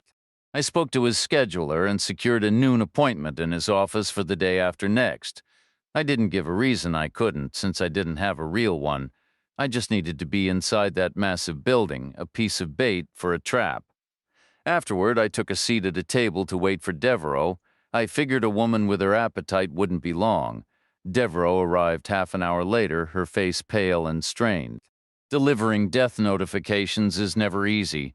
It's especially brutal when it happens twice to the same grieving mother, a woman already simmering with anger. But that's part of the job. Bereaved families are always angry, and who could blame them? Devereaux sat down across from me and let out a long, weary sigh. "Rough?" I asked. She nodded. "It was terrible," she said. "She's definitely never voting for me again. Honestly, if I owned a house, she'd probably set it on fire. If I had a dog, she'd find a way to get rid of it." "Hard to blame her," I replied. "That's 2 solid strikes, and a third is coming, I'm sure of it. I give it a week tops before that woman decides to take a late-night walk along the train tracks. Has that sort of thing happened around here before?" "Not regularly, but the train comes through every night right around midnight. Almost like it's whispering that there's always an exit if things get too heavy." I stayed quiet, trying to picture the midnight train in a better light, a simpler time, maybe. She broke the silence. "There's something I want to ask you, but I'm not going to." "What is it?" "Who sent those fools into the woods?" "Why hold back?" "Because I figure this is all tangled up in something bigger, some major mess on the base. Getting a piece of the story wouldn't help. I'd need the whole picture, and I'm not going to ask you to lay it all out. Even if I wanted to, I couldn't give you the whole story. I don't have all the pieces. If I did, my job here would be finished. I'd already be back at my post, moving on to the next assignment." "Are you eager to get back?" Is that a roundabout way of asking something else? "No, just curious." "Don't forget, I've been in your shoes. Sooner or later, everyone hits that point where the spark just fades. I'm wondering if you've reached it yet, or if it's still ahead of you." I shrugged. "Honestly, I'm not in a hurry to return, but that's more about the social life than the work itself." She cracked a smile. "So, who do you think put those idiots in the woods?" "Your guess is as good as mine. Could be plenty of people." Kellum is like any other messy situation. Lots of hands in the pot, lots of agendas. Some are professional, some are personal. Maybe 5 or 6 could be unstable enough to pull something like this. That means 5 or 6 separate chains of command, each leading back to a high-ranking officer somewhere. Any one of them might feel backed into a corner badly enough to try a stunt this reckless. And let's be real, you don't climb that high in this army by being a pushover. Who are these 5 or 6? I have no idea. That's way above my pay grade from where they sit. I'm just another grunt, no different from a private. But you're going to catch them. Absolutely. I'm going to catch them. When? Hopefully the day after tomorrow. I have to head up to D.C. for a night, maybe. Why? I got on a line I knew was monitored and said I had a name. Now I need to show up there, make myself visible, and see who takes the bait. So you're the bait in your own trap? It's all relative. Whether I go to them or they come to me, it amounts to the same thing, especially when you don't even know who they are or which one is actually guilty. I didn't answer.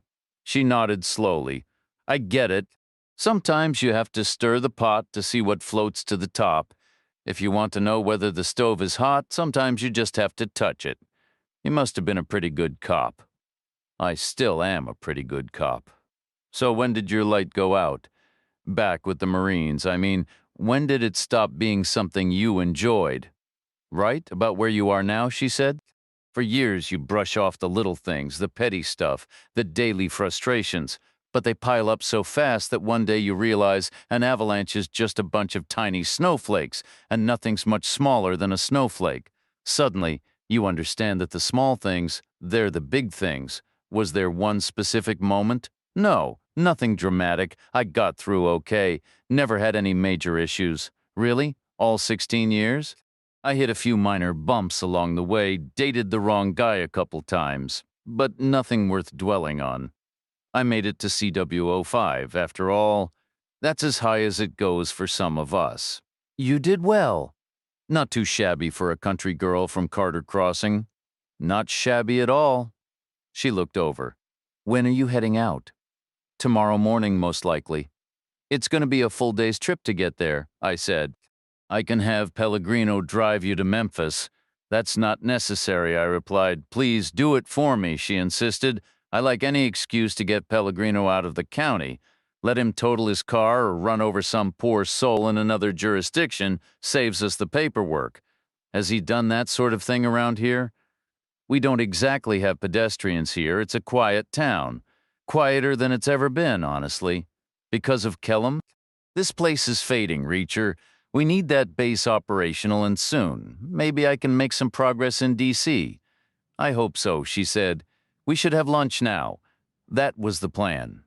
Devereaux's usual order was chicken pot pie. We both got one and were about halfway through when the elderly couple from the hotel walked in. The woman carried a book, the man a newspaper, another routine stop in their day. The old gentleman spotted me and made his way to our table. He told me my wife's brother had just called the hotel saying it was very urgent. I must have looked confused for a moment, probably making him think my wife came from a sprawling family. Your brother-in-law, Stanley? He clarified. Right, I said. Thanks. As he shuffled away, I explained to Devereaux. That's Major Stan Lowry, a friend. We've been on temporary duty together for a couple weeks. Devereaux gave a small smile. I think the jury's back. Marines were definitely funnier.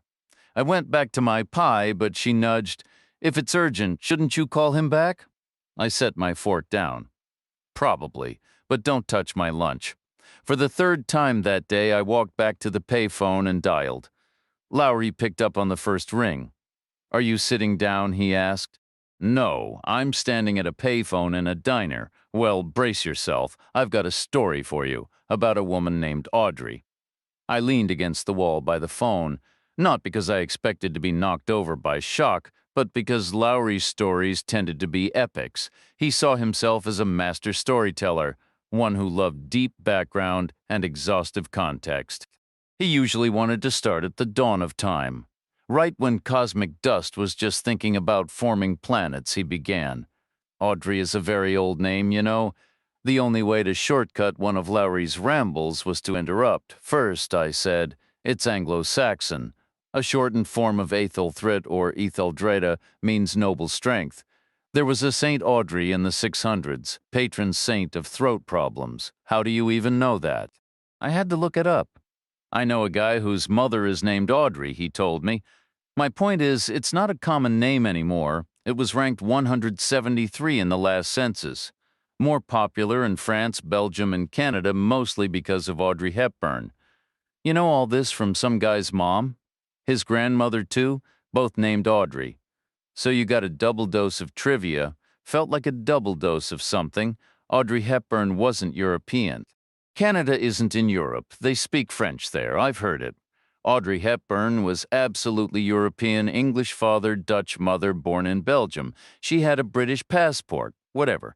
My point is, if you'd ever let a guy finish a sentence, when you go looking for Audreys, you don't get a huge list. So you found Audrey Shaw for me? I believe so. That was quick. I know a guy at a bank. Corporations have the best data. Still fast. Thank you. I'm a diligent worker. I'm going to be the most diligent unemployed guy in history. So what do we know about Audrey Shaw? She's an American citizen, Lowry said. Is that it? Caucasian female, born in Kansas City, Missouri, educated locally, then went to college at Tulane in Louisiana, the Southern Ivy League. She was a liberal arts major and a bit of a party girl, middling grades. No health issues, which I suspect implies a bit more than it states, considering she was a party girl from Tulane. She finished her degree right on time, and then, after college, she leaned on family connections to land an internship in Washington, D.C. What sort of internship? Political, in a Senate office, working for one of the senators from her home state of Missouri. Probably fetching coffee most of the time, but her title was something like assistant to an assistant executive director, and, by all accounts, she was stunning.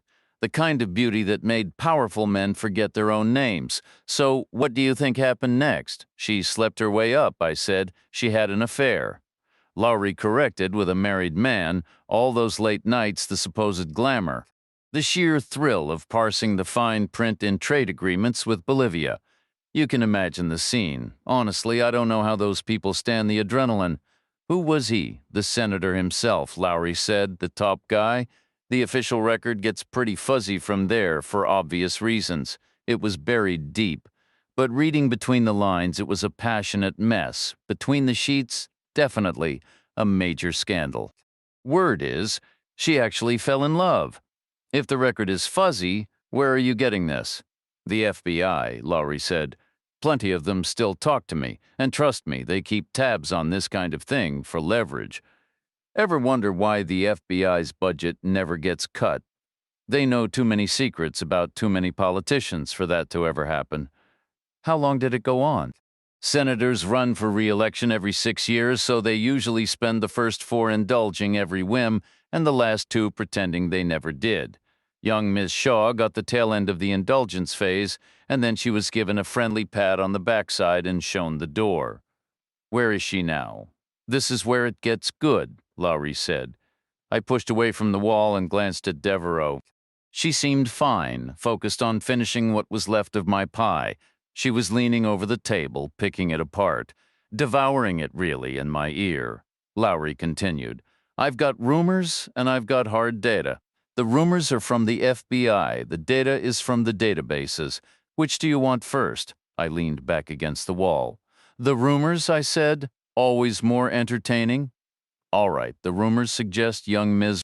Shaw wasn't too happy about being tossed aside. She felt used, disposable, like a paper napkin after a messy meal. She started giving off the vibe of an intern who could make serious waves. That was the FBI's assessment anyway. They monitor that sort of potential for their own reasons. So what happened? In the end, nothing blew up. The involved parties must have reached a quiet understanding. Everything went silent. The senator got re-elected, and Audrey Shaw simply vanished. Where is she now? This is where you ask me about the hard data. What does the hard data say? The hard data says, Audrey Shaw isn't anywhere. The databases are a total void. No records of anything. No financial transactions, no tax filings, no property, no vehicles, no loans, no legal actions, nothing. It's as if she stopped existing 3 years ago. 3 years ago? Even her bank records vanished then. How old was she then? 24. She'd be 27 now. Did you check the other name for me? Janice May Chapman. You just wrecked my big reveal. You ruined the suspense?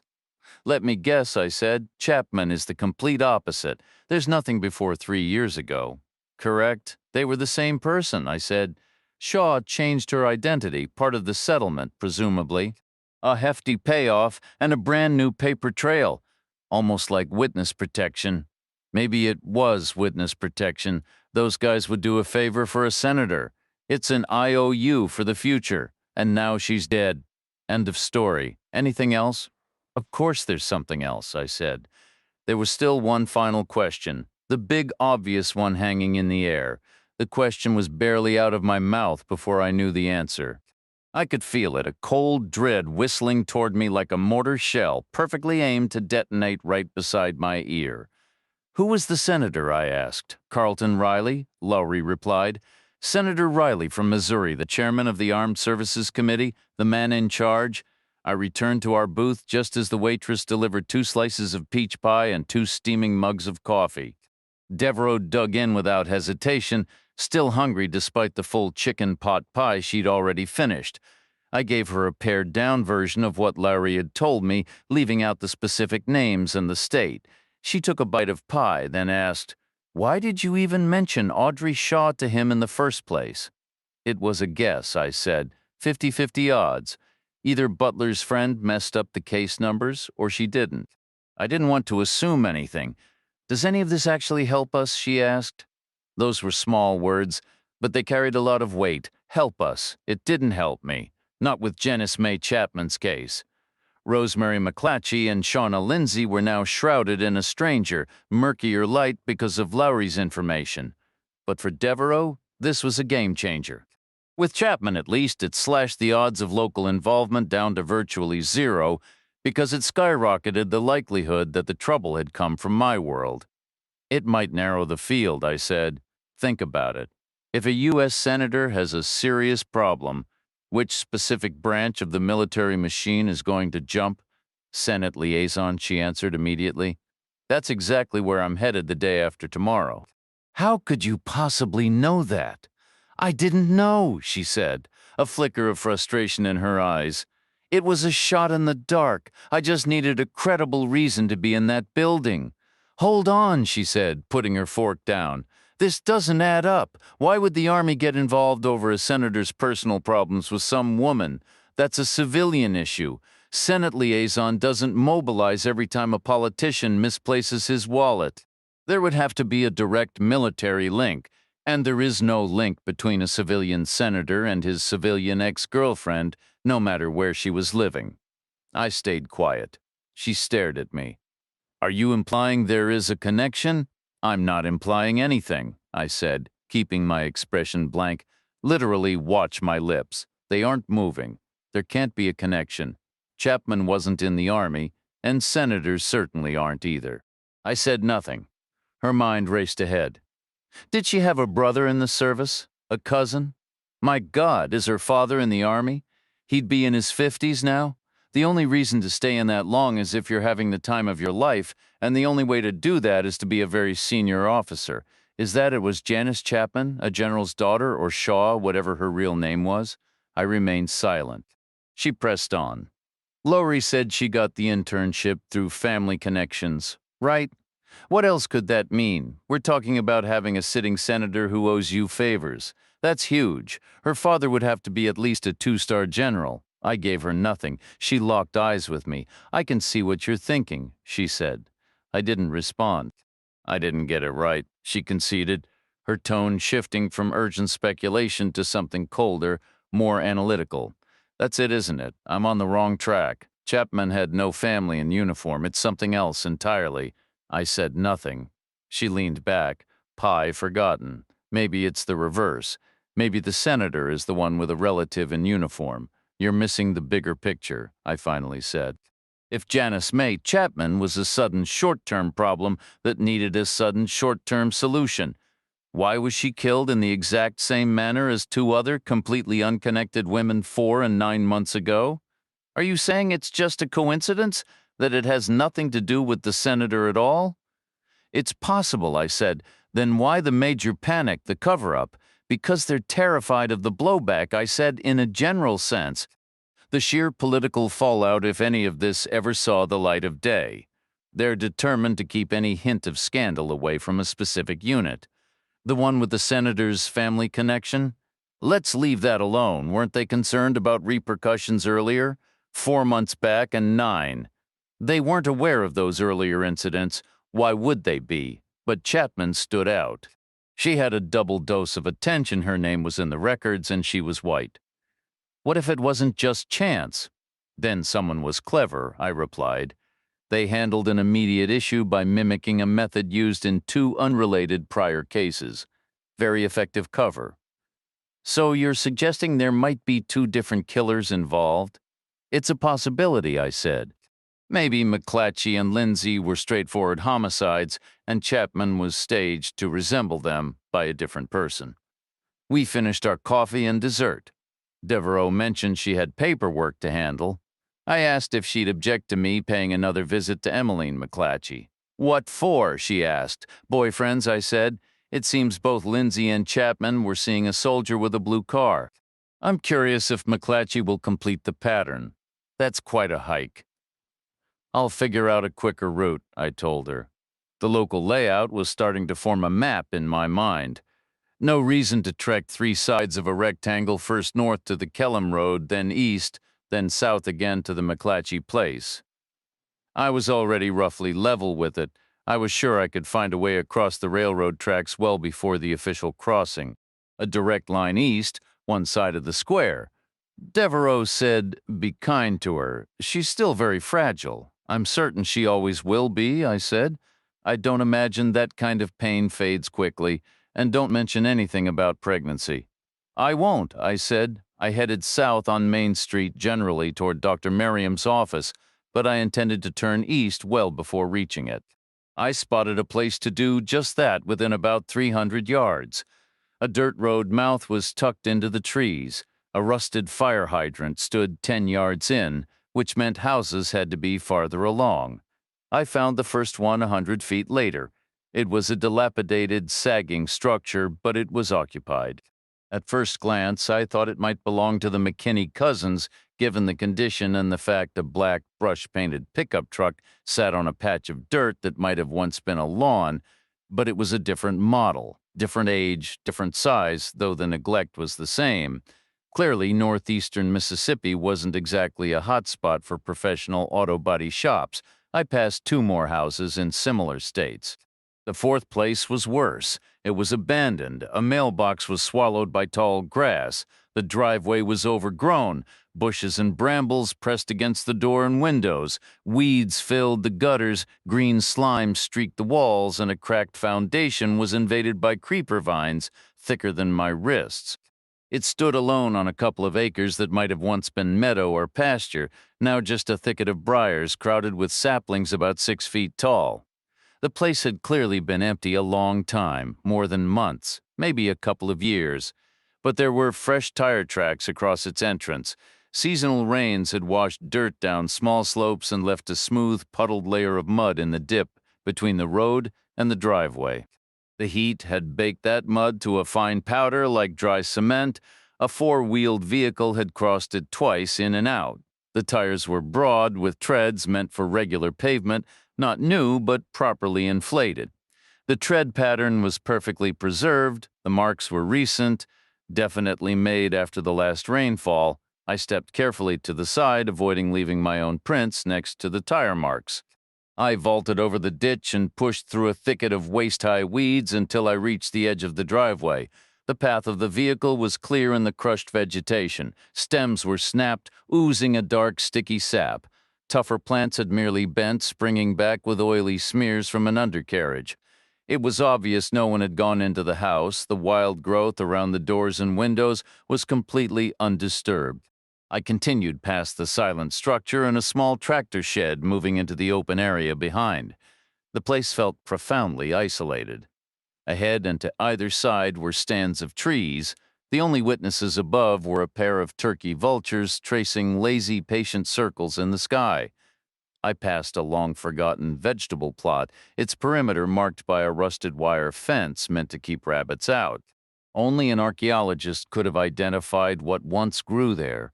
Further on, a tall, shaggy mound of unchecked greenery rose, perhaps an old hedge left to run wild for a decade. Concealed behind it, as if hidden from the house, stood two functional structures. The first was a wooden shed, sagging and rotten at one corner. The second was a deer trestle. It was a substantial A-frame built from heavy, aged timbers, standing well over 7 feet tall. I could have walked beneath its crossbeam without ducking. The design was straightforward: back a truck up, roll a carcass into the dirt between the frames, tie its hind legs, throw ropes over the polished top rail, and hoist it up for skinning and butchering. Primitive, effective, and not something I'd ever needed.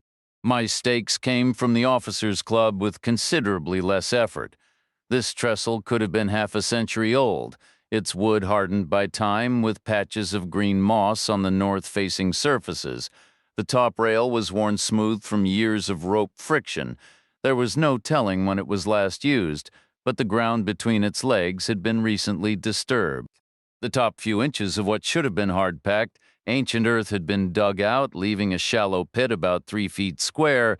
It was the only notable thing in the entire yard, aside from the tire marks that didn't belong to a work truck or any practical vehicle. The shed beside it was empty. On my way back to the road, I gave the house another look, just to be thorough. It remained untouched. The windows were clouded with a gray, organic film, and a finer layer coated the siding and door handles. Unbroken spider webs glistened faintly in the light. Every manner of plant grew unchecked, some thorny and robust, others soft and trailing, creeping over steps and across thresholds, none of it bent or cut back. Nothing had been smudged or moved. I paused at the driveway entrance and pushed aside the long grass around the mailbox. It was a standard-issue Postal Service box, its gray paint faded to nothing, finely veined with rust along the stressed curves of the metal. It was mounted on a post that had once been a solid 6x6, but was now just a gnarled, twisted core of its former self. The box had once borne a name, spelled out in old-fashioned stick-on letters that leaned forward on their rectangles. Someone had peeled them off, maybe as a final act before leaving the place behind, but they left behind faint, dry traces of adhesive like ghostly fingerprints. 8 letters had been there. I crossed back over the ditch and kept moving east, passing 2 more houses set far apart. They were lived in, but just barely, their condition worn and weary. After the last one, the road narrowed, its surface turning pitted and uneven. It tunneled into a dense wall of trees, the path so tight that branches whipped and scraped at me as I pushed through. After about 50 paces, I emerged to find the railroad tracks right in front of me, running north to south on a raised earth, berm about 3 feet high. Funny how flat land looks to us, but a locomotive sees every little dip and rise. They fill in the lows and shave down the highs to keep things level. I scrambled up the berm, crunched over the gravel ballast, and stood on a weathered tie. To the south, the tracks arrowed straight toward the Gulf. To the north, they ran just as straight to destinations unknown. In the distance, I could make out the road crossing and the old water tower. The rails on either side of me were polished to a dull shine from countless iron wheels. Ahead lay more scrub and trees than a field, and beyond that, houses. The sound of a helicopter reached me, coming from the east and a little north. Scanning the sky, I spotted a Blackhawk about 3 miles off, probably heading for Kellam. I listened to the steady whap-whap-whap of its rotors and the turbine's whine as it descended and landed. Then I scrambled down the far side of the berm and pressed on through another patch of woods. Crossing the open field, I stepped over a sagging wire fence and found myself on a street I guessed ran parallel to Emmeline McClatchy's. In fact, I could see the back of that house with the beer signs in the windows, the makeshift bar. But between it and me were other houses, each with its own yard. Private property. In the yard directly ahead, 2 old men sat in white plastic chairs, watching me. They looked like they were taking a break from some hard labor. I stopped at their fence line. "Mind doing me a favor?" They didn't speak, but tilted their chins up, listening. I said, "Would you let me cut through your yard? I need to get to the next street." The one on the left, with a scruffy white beard but no mustache, asked, "Why?" "I'm visiting someone who lives over there." "Who?" "Emmeline McClatchy. You with the army?" "Yes." "Then Emmeline doesn't want a visit from you." "Nobody around here does." "Why's that?" "Because of Bruce Lindsay, for starters." "Was he a friend of yours?" "He surely was bull," I said. "He told me he had no friends. You all called him deformed, gave him the cold shoulder, made his life miserable. So don't act all righteous now. You've got a real mouth on you, son. It's not just the mouth. You gonna shoot us too?" "The thought has crossed my mind." The old guy cracked a faint grin. "Go on through, but be decent to Emmeline. This business with Bruce Lindsay has rattled her all over again." I walked the length of their yard, and just then I heard the Blackhawk again, lifting off from Kellam in the distance. A quick visit, a delivery, or a pickup, hard to say. I watched it rise above the tree line, a distant speck tilting forward as it accelerated north. At the yard's end, I stepped over another wire fence. Now I was in the bar's lot, still private land, technically, but bars generally welcome folks passing through rather than chase them off, and the place was empty anyway. I walked past the building and reached the street without any trouble. There I spotted an Army Humvee rolling to a stop outside the McClatchy house. The vehicle was massive, painted in the usual green and black camouflage, and looked almost brand new, its wide frame nearly filling the narrow dirt road from one ditch to the other. As I approached, the engine cut off and the driver's door swung open. A man in woodland-patterned BDUs and clean boots stepped down. For as long as I could remember, Army uniforms had used such faded name tapes and rank insignia that you couldn't make them out from more than a few feet away. Some officer's bright idea, no doubt, worried about snipers, so I had no clue who this guy was. He could have been a private or a general, though generals don't usually drive themselves on or off duty. They have people for that, but I had a pretty good guess who he was. Who else would be authorized to be out here? He even resembled me. Similar height, build, and coloring, like looking into a mirror, except he was about 5 years younger, and it showed. He moved with a spring in his step, all energy and bounce. An outside observer might say he looked young and overeager, while I probably came off as old and worn out. That was the difference between us. He watched me walk up, curious about a white man in this neighborhood. I let him stare until I was about 6 feet away. My eyesight still sharp, and on a bright Mississippi afternoon, even those subdued tapes become readable. His said, Monroe, U.S. Army, little tan oak leaves on his collar marked him as a major. He wore a field cap, same camo as the rest, with fine lines around his eyes, the only hint he wasn't fresh out of basic. I had the upper hand. My plain civilian shirt gave nothing away. We stood there a moment in silence.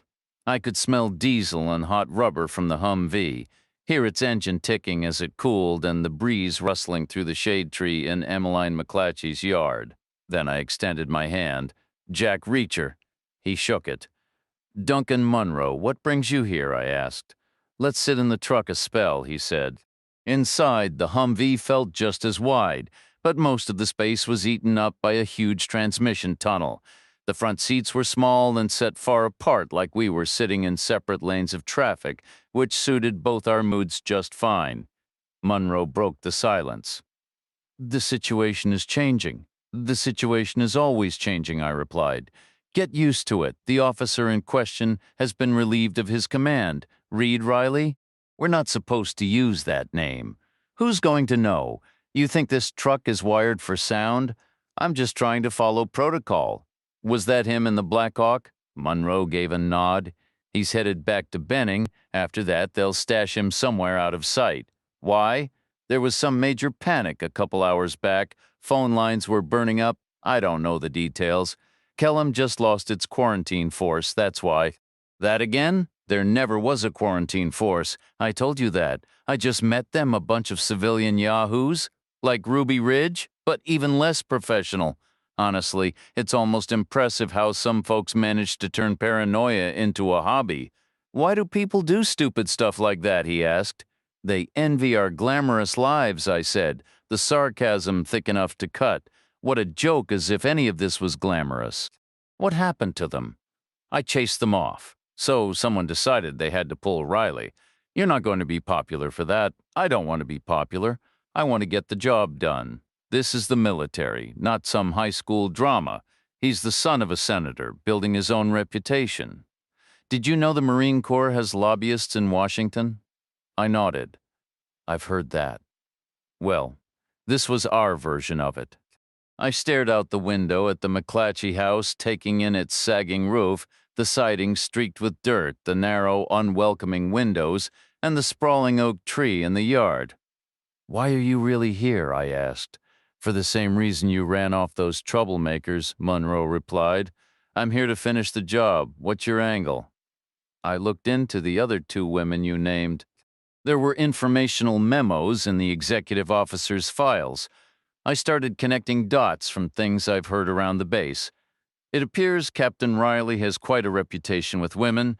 Since his posting here, his list of girlfriends is longer than a Monday morning briefing. It's probable both Janice Chapman and Shauna Lindsay were on that list.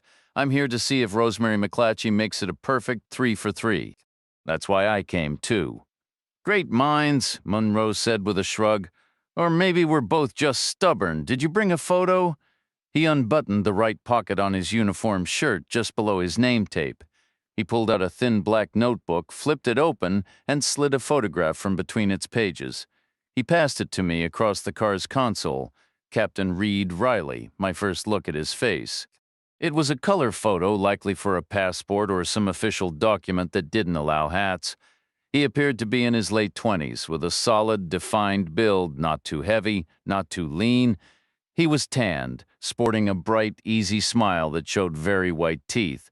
His brown hair was cut short in a military buzz, and his eyes held a familiar, confident emptiness crinkled at the corners with fine lines. He looked capable, tough, and utterly full of himself. The spitting image of every infantry captain I'd ever met. I handed the picture back.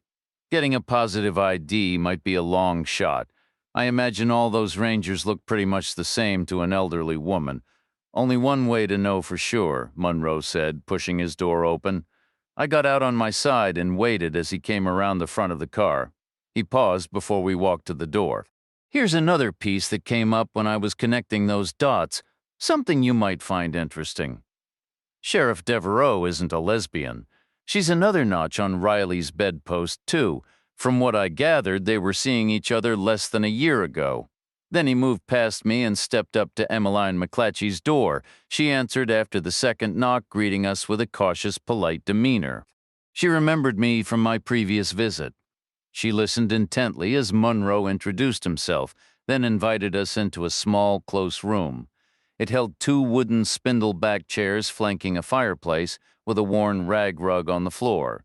The ceiling was low, the space felt tight, and the air carried the lingering scent of old meals.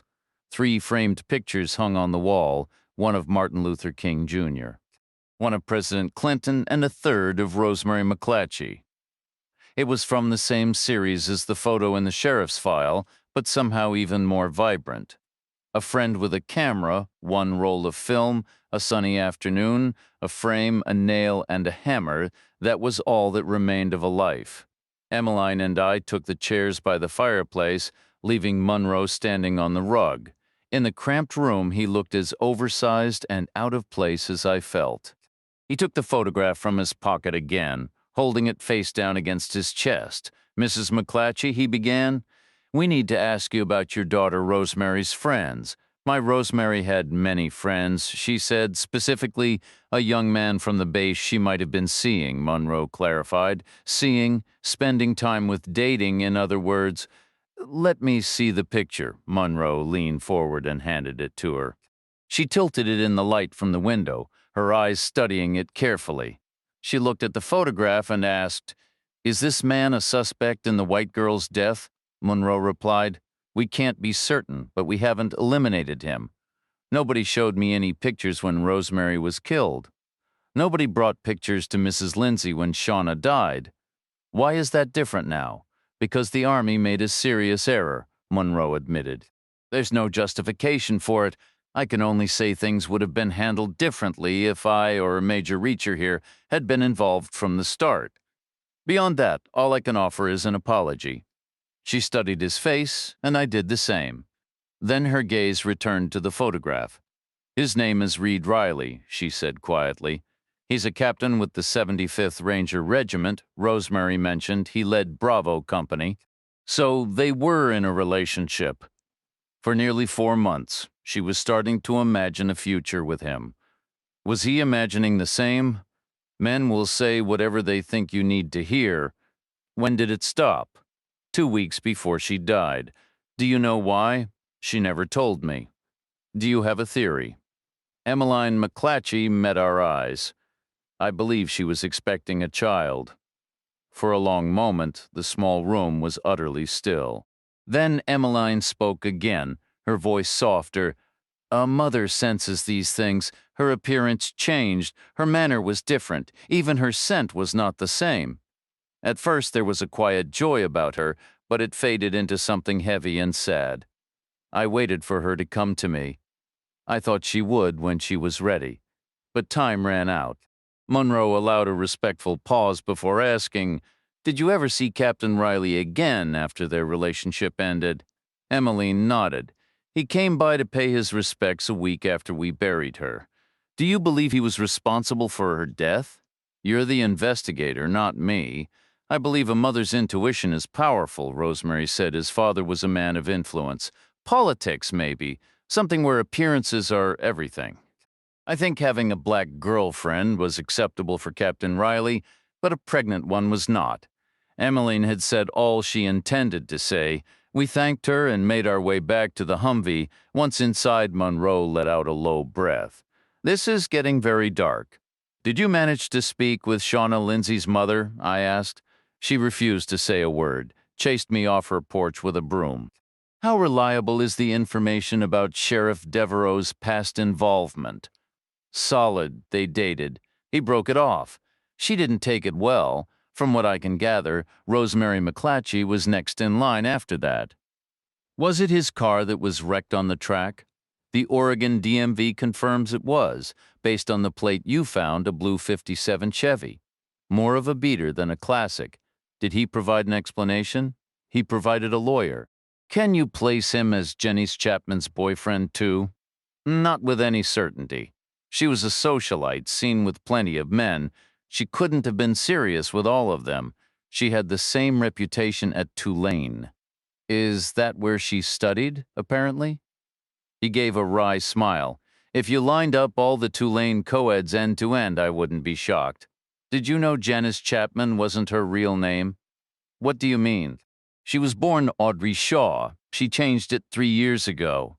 Why? Politics, I said. She was ending a 2-year relationship with Carlton Riley. I let that information settle with him, then turned and walked south. He drove north. This time I took the long way, a responsible citizen walking around the block instead of cutting through yards. I crossed the field, found the dirt path through the pines, and was back on Main Street in under 20 minutes. 5 minutes later, I was pushing through the door of the sheriff's department. 1 minute after that, I was standing in Devereaux's office.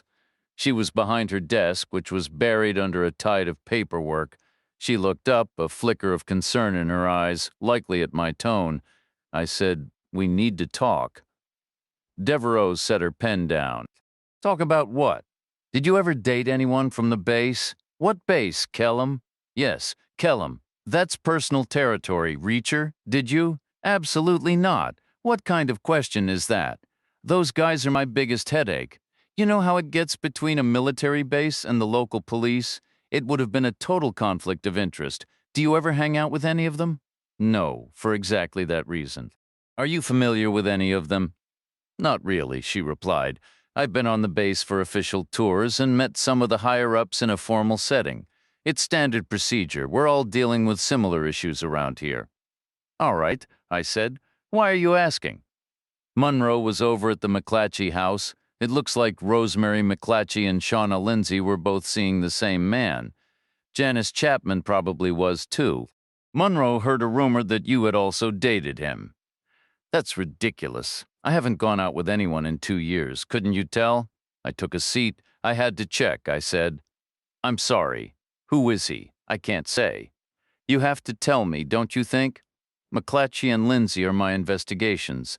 That makes it relevant. And I deserve to know if some guy is throwing my name around." "Reed Riley?" I said. "Never heard of him," she said. Then she paused. "Wait, did you say Riley?" I stayed quiet. She said, "Oh my God, Carlton Riley's son? He's stationed at Kellum?" I had no idea. I said nothing. "Oh my God," she repeated, her voice dropping.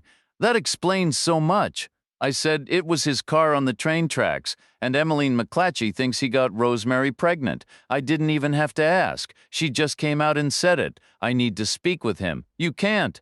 "They just airlifted him out of there." "To where?" "What's the most isolated army post on the planet?" "I don't know. Neither do I, but I'd bet anything that's where he'll be tonight." "Why would he claim he dated me?" "Ego," I said. Maybe he wanted his buddies to think he'd scored with every attractive woman in Carter Crossing. The Brannon brothers at the bar told me he was a big deal who always had some pretty girl on his arm. "I'm not arm candy, maybe not on the inside." She paused, thinking it over. "His father probably knows the man Janice Chapman was having the affair with." They served together in the Senate. I stayed silent. She looked straight at me. "Oh, no," I said. "Oh, yes." "The same woman? Both father and son? That's seriously twisted. Monroe can't prove it, neither can we, but we can guess. This is way too much fuss over a vague worry about general fallout." "Maybe," I said, "or maybe not. Who knows how people like that think? Regardless, you can't go to Washington. Not now. It's far too risky. You'd have a giant target on your back. Senate liaison has a lot riding on Carlton Riley. They won't let you mess that up. Believe me to them. You're nothing compared to keeping a good relationship with the Armed Services Committee." Right after she finished, her phone rang. She answered, listened for a moment, then covered the receiver. "It's the Oxford police asking about the dead journalist. I'm going to tell them the confirmed perpetrator was shot by police after resisting arrest, case closed." I said, "Fine by me," so she relayed that, and then she had to make a string of calls to state and county offices.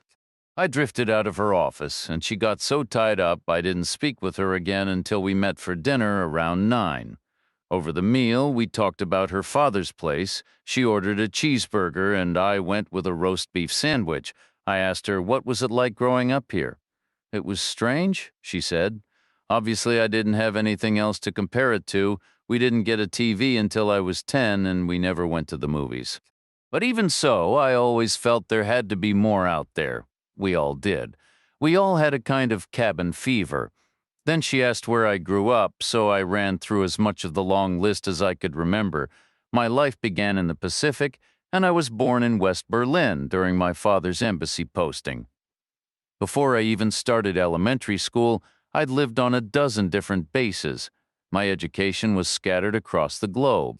I collected cuts and bruises in the steamy back alleys of Manila, only for them to heal days later in the damp chill of our quarters in Belgium near NATO headquarters. A month after that, I ran into the same guys who started the fight, this time in San Diego, and we picked up right where we left off. Eventually, I ended up at West Point, launching my own restless, constantly moving career. I saw some of the same places my father had, but also many new ones, since the Army's global presence wasn't quite the same as the Marine Corps. She asked me, "What's the longest you ever stayed in one place?" "Probably less than 6 months," I told her. "What was your father like?" "He was a quiet man," I said. "He loved bird watching. But his actual job was to kill people as quickly and efficiently as possible, and that reality was always with him." "Was he good to you?" "Yes, in a very old-fashioned way. Was yours?" She nodded. "Old-fashioned is a good word for it. He always assumed I'd get married, and he'd have to travel all the way to Tupelo or Oxford just to visit me." "Where was your house?" "South on Main Street until the road bends, then it's the first left. A little dirt road. Fourth house on the right. Is it still standing, barely? Didn't it get rented out again?" "No, my dad was ill for a while before he passed, and he just let the place go. The bank that owned it wasn't paying attention. It's pretty much a ruin now. All overgrown, with slime on the walls and a cracked foundation. A big old hedge out back. 8 letters on the mailbox. How could you possibly know all that?" "I was there," I said. "I passed it on my way to the McClatchy place." She was silent, I added. "I saw the deer trestle." Still, she said nothing, so I finished, "And I saw the dirt in the trunk of your car when you handed me those shotgun shells." The waitress came over, gathered our empty plates, and took our orders for pie. After she left, Devereaux looked at me, her expression a mix of crestfallen and, I thought, a little embarrassed. "I did something really stupid," she said. "What kind of stupid thing?" "I hunt," she admitted. "Every now and then, just for fun, mostly deer. It gives me something to do. I give the meat to the elderly folks like Emmeline McClatchy. They don't eat well otherwise. Sometimes pork if a neighbor is butchering a pig and thinks to share, but that doesn't always happen. Sometimes the neighbors can't afford to be generous." "I remember," I said. "Emmeline had deer meat cooking when we first visited. She offered us lunch. You said no?" She nodded. "No point in giving something and then taking it back. I got that deer a week ago. I obviously couldn't bring it back to the hotel, so I used my dad's old place. I've always done that since I came back here. It's a good, solid trestle. But then you came along with your theory about Janice Chapman. I didn't know you well at that point. I thought you might get on the phone to headquarters. I had visions of Black Hawk helicopters in the air, finding every deer trestle in the county. So I sent you off to identify the wrecked car to keep you busy for an hour, and I went over and dug up the blood-soaked earth. Lab tests would have proven it was animal blood." "I know that," she said, a hint of frustration in her voice. "But how long would that have taken?" "I don't even know where the nearest lab is. Atlanta, maybe. It could have taken 2 weeks or more, and I can't afford to be under suspicion for that long. I literally can't afford it. This is the only job I have. I don't know where I'd find another one. Voters are strange. They always remember the cloud of suspicion, but they never remember the all clear that comes later. I thought about my old friend Stan Lowry back on post, always scanning the classifieds. It's a brave new world for all of us. All right, I said, but it was a fairly dumb thing to do. I know it was. I panicked a little. Do you know other hunters and other trestles, a few? Because I still believe that's how those women were killed. I don't see any other way it could have been done. I agree, she said. That's exactly why I panicked. Which means we may have to scramble those Blackhawks eventually, unless we locate Reed Riley and get some answers out of him first. Reed Riley is long gone, I told her. He's likely stationed as an Army liaison at Thule Air Base by now. And where is that? Northern Greenland, I said. The absolute top of the world. It's arguably the most isolated posting the Air Force has. I ended up there once when a C-5 I was on developed an issue and had to put down. It's a key piece of the distant early warning network. They go 4 months straight without seeing the sun. The radar they've got up there could spot a tennis ball being served from 3,000 miles off. Did you happen to get a phone number? I couldn't help but smile. We'll have to find another approach. Let's see what crawls out of the shadows the day after tomorrow. She didn't answer that. We took our time with the pie, killing time. Right about then, the midnight train was probably just creeping out of the rail yards in Biloxi. Devereaux was still uneasy about the old man at the hotel and didn't want to replay her little performance on the staircase, so I handed her my key. We left the diner separately, 10 minutes apart, which left me settling the check and time for one more cup of coffee. Afterward, I ambled down the street, gave a nod to the clerk at the desk, headed upstairs, and tapped quietly on my own door. Devereaux opened it immediately, and I stepped inside. She'd kicked off her shoes and unbuckled her gun belt, but the rest of the uniform was still on, the shirt, the pants, the ponytail, all perfectly fine. We came together with the focused urgency of a ritual, half rushed and half deliberate, charged with a tense expectancy ready to commit, almost trembling for the reward. She started by pulling the elastic from her hair, shaking it free, and smiling at me from behind that dark, heavy curtain. She undid the first 3 buttons of her shirt, and the weight of her nameplate, badges, and rank, insignia tugged the fabric sideways, revealing a deep V of bare skin. I towed off my shoes, peeled away my socks, and tugged my shirt tails loose from my pants. She placed one hand on the 4th button of her shirt and the other on the button of her trousers, then said, "Your choice." A tough call, but I gave it serious thought and reached a firm decision. "Pants," I said. She popped the button, and after what felt like a long, deliberate minute, she stood barefoot and bare-legged in nothing but her tan uniform shirt. I said, "Now you get the same choice." She went the opposite way, so I took off my shirt. This time she asked about the shrapnel scar, and I gave her the abbreviated version, just some spectacularly bad timing early in my career during a routine liaison visit to a Marine compound in Beirut. A truck passed me, then blew itself to pieces near the barracks entrance, about 100 yards from where I was standing. She said, "I heard about an Army MP being there." "That was you? I'm not sure who else was around." "You went into the wreckage and pulled people out." "Only by accident," I said. "I was looking for a medic for myself. I could see what I'd eaten for dinner the night before. You received the Silver Star and a nasty case of blood poisoning," I said. "I could have done without either." I undid my waistband button and she finished the last buttons on her shirt, and then it was just us in our underwear. That arrangement didn't last long.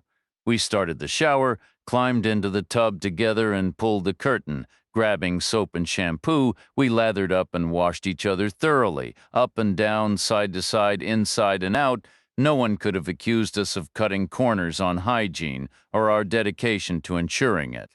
We stayed under the spray until Toussaint's water heater gave up and ran cool, then grabbed enough towels to avoid leaving puddles in the bed before the serious business began. She tasted warm and slick and faintly of soap, and I'm sure I did too. She was agile and strong, full of restless energy. We took our time. I guess the midnight train was now somewhere north of Columbus and south of Aberdeen, maybe 40 miles and 40 minutes out.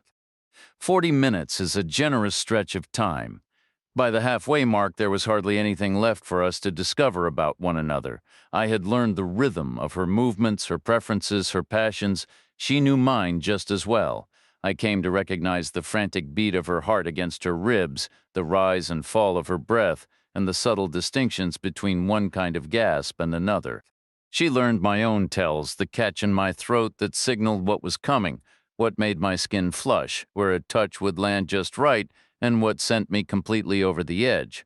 Then we began a long, slow ascent, aiming for a precise moment like soldiers counting down to an invasion, watching the shore draw near or pilots fixing a target in their sights, slow and steady, drawing closer for 5 full minutes. Then the pace quickened, harder and faster, again and again, right on schedule. The glass on my bathroom shelf began to tremble and chime. The pipes in the walls groaned, the French doors shuddered, wood and glass and latch each adding their own sound. The floorboards hummed like drumheads, a kicked shoe righted itself, her sheriff's badge tapped a faint rhythm against the wood, the Beretta in my pocket thumped with each movement.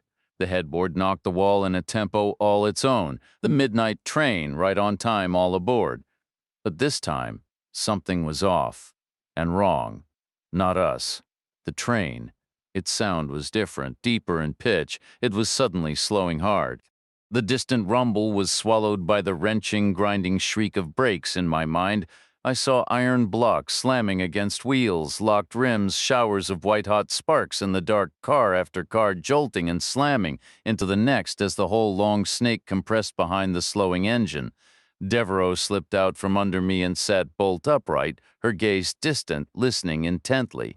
The grinding wail went on, loud, mournful, raw, stretching impossibly long before it began to fade, partly because the train had carried itself beyond the crossing, and partly because it was finally nearly stopped.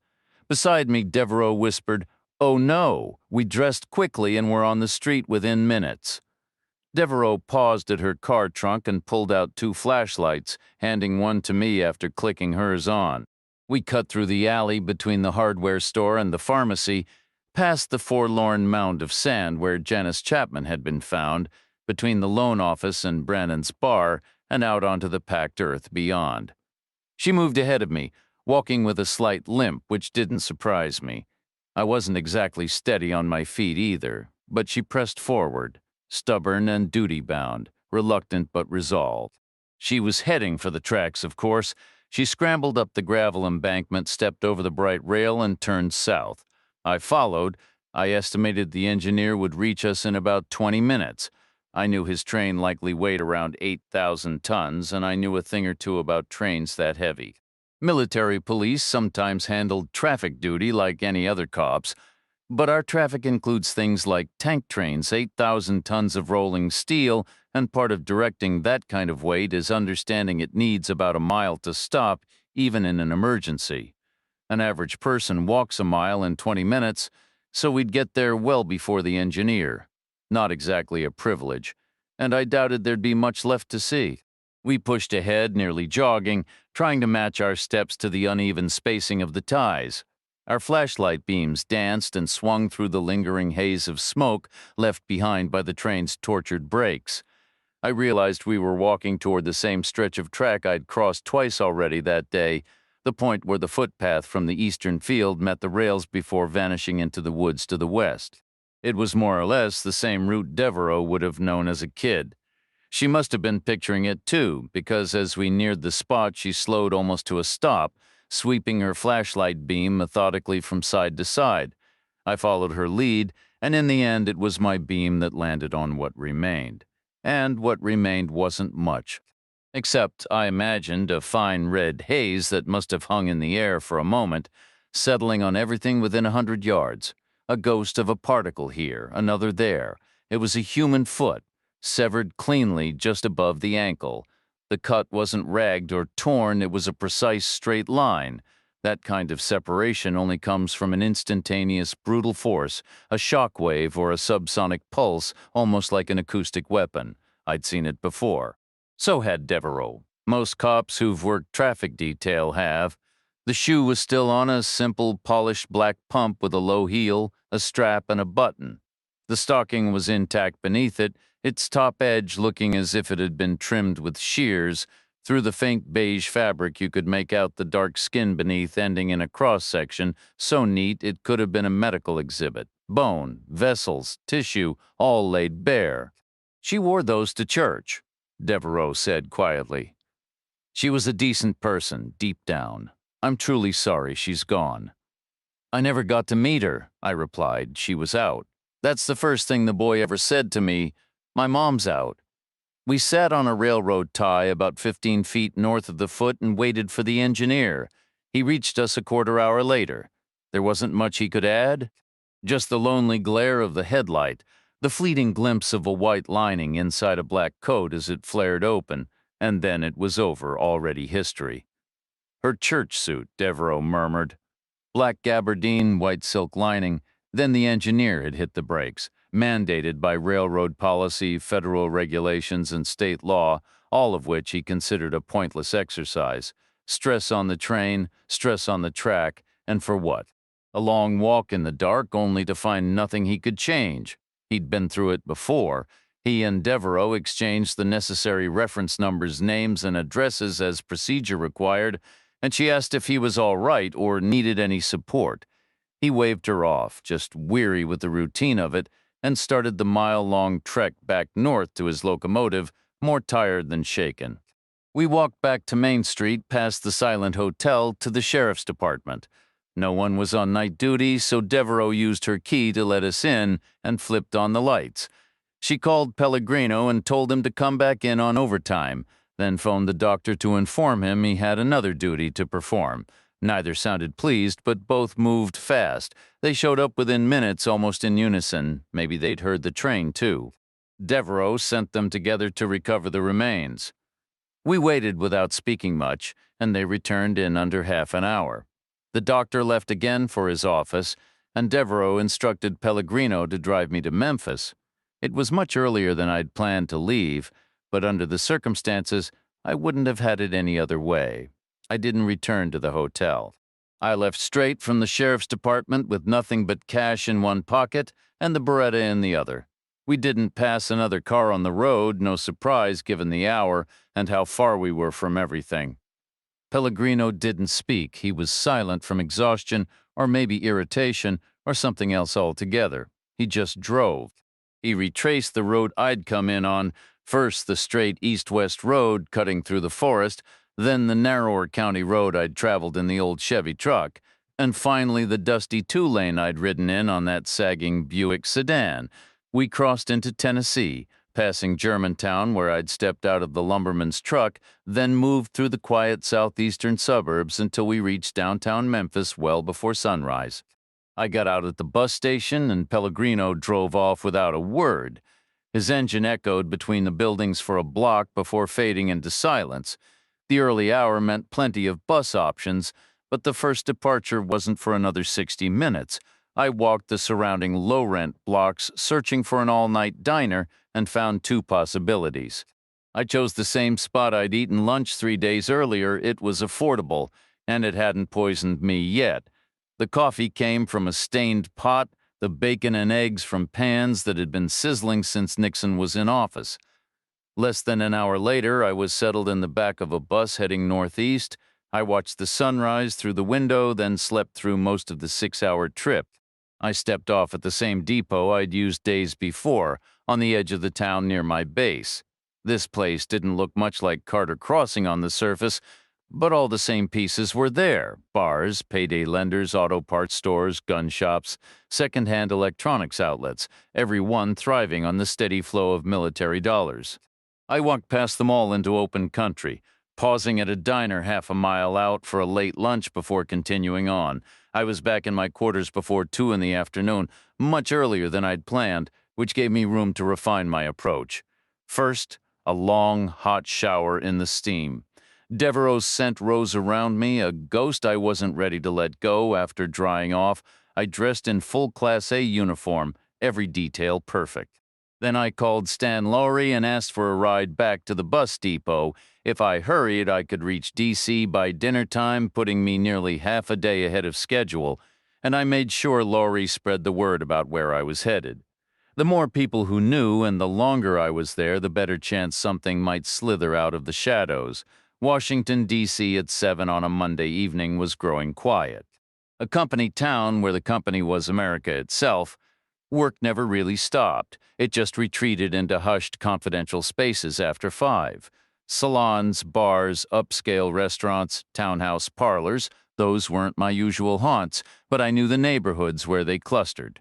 So I skipped the distant chain hotels a major like me would normally use and aimed for the brighter lights, cleaner sidewalks, and steeper prices south of DuPont Circle. Not that I planned to pay for anything.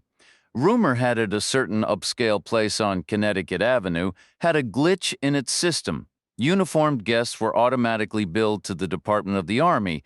Maybe it was a forgotten conference agreement or some disgruntled vet working the books. No one knew for sure. But the story went you could be buried in Arlington before the bill caught up to you. I walked there slowly, staying visible in the middle of every sidewalk.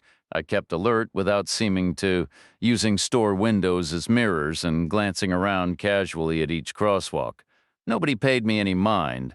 I got bumped and jostled now and then, but only by ordinary people rushing to the next item on their endless lists. I reached the hotel without trouble, checked in under my real name and rank, and the rumor held no credit card or deposit required.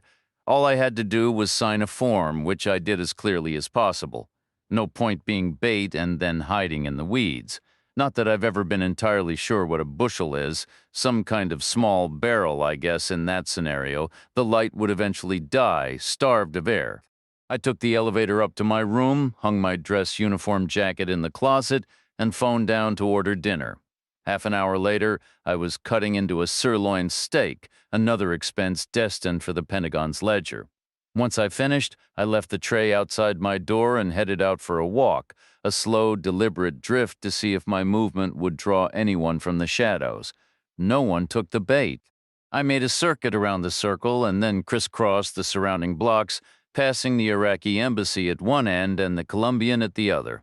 I spotted plenty of people who looked the part, federal agents in their standard issue solemnity, military personnel both in and out of uniform from every branch, and civilians in those serious dark suits that seemed to be the unofficial dress code of this city. Yet not a single one glanced my way twice. I was just another piece of the scenery. So I returned to the hotel, to that plush, quiet room, and went to bed, waiting to see what Tuesday, March 11, 1997, would bring. I was up at 7, letting the Army treat me to a room service breakfast. By 8, I was showered, dressed, and back on the street. This, I figured, was when things would get real.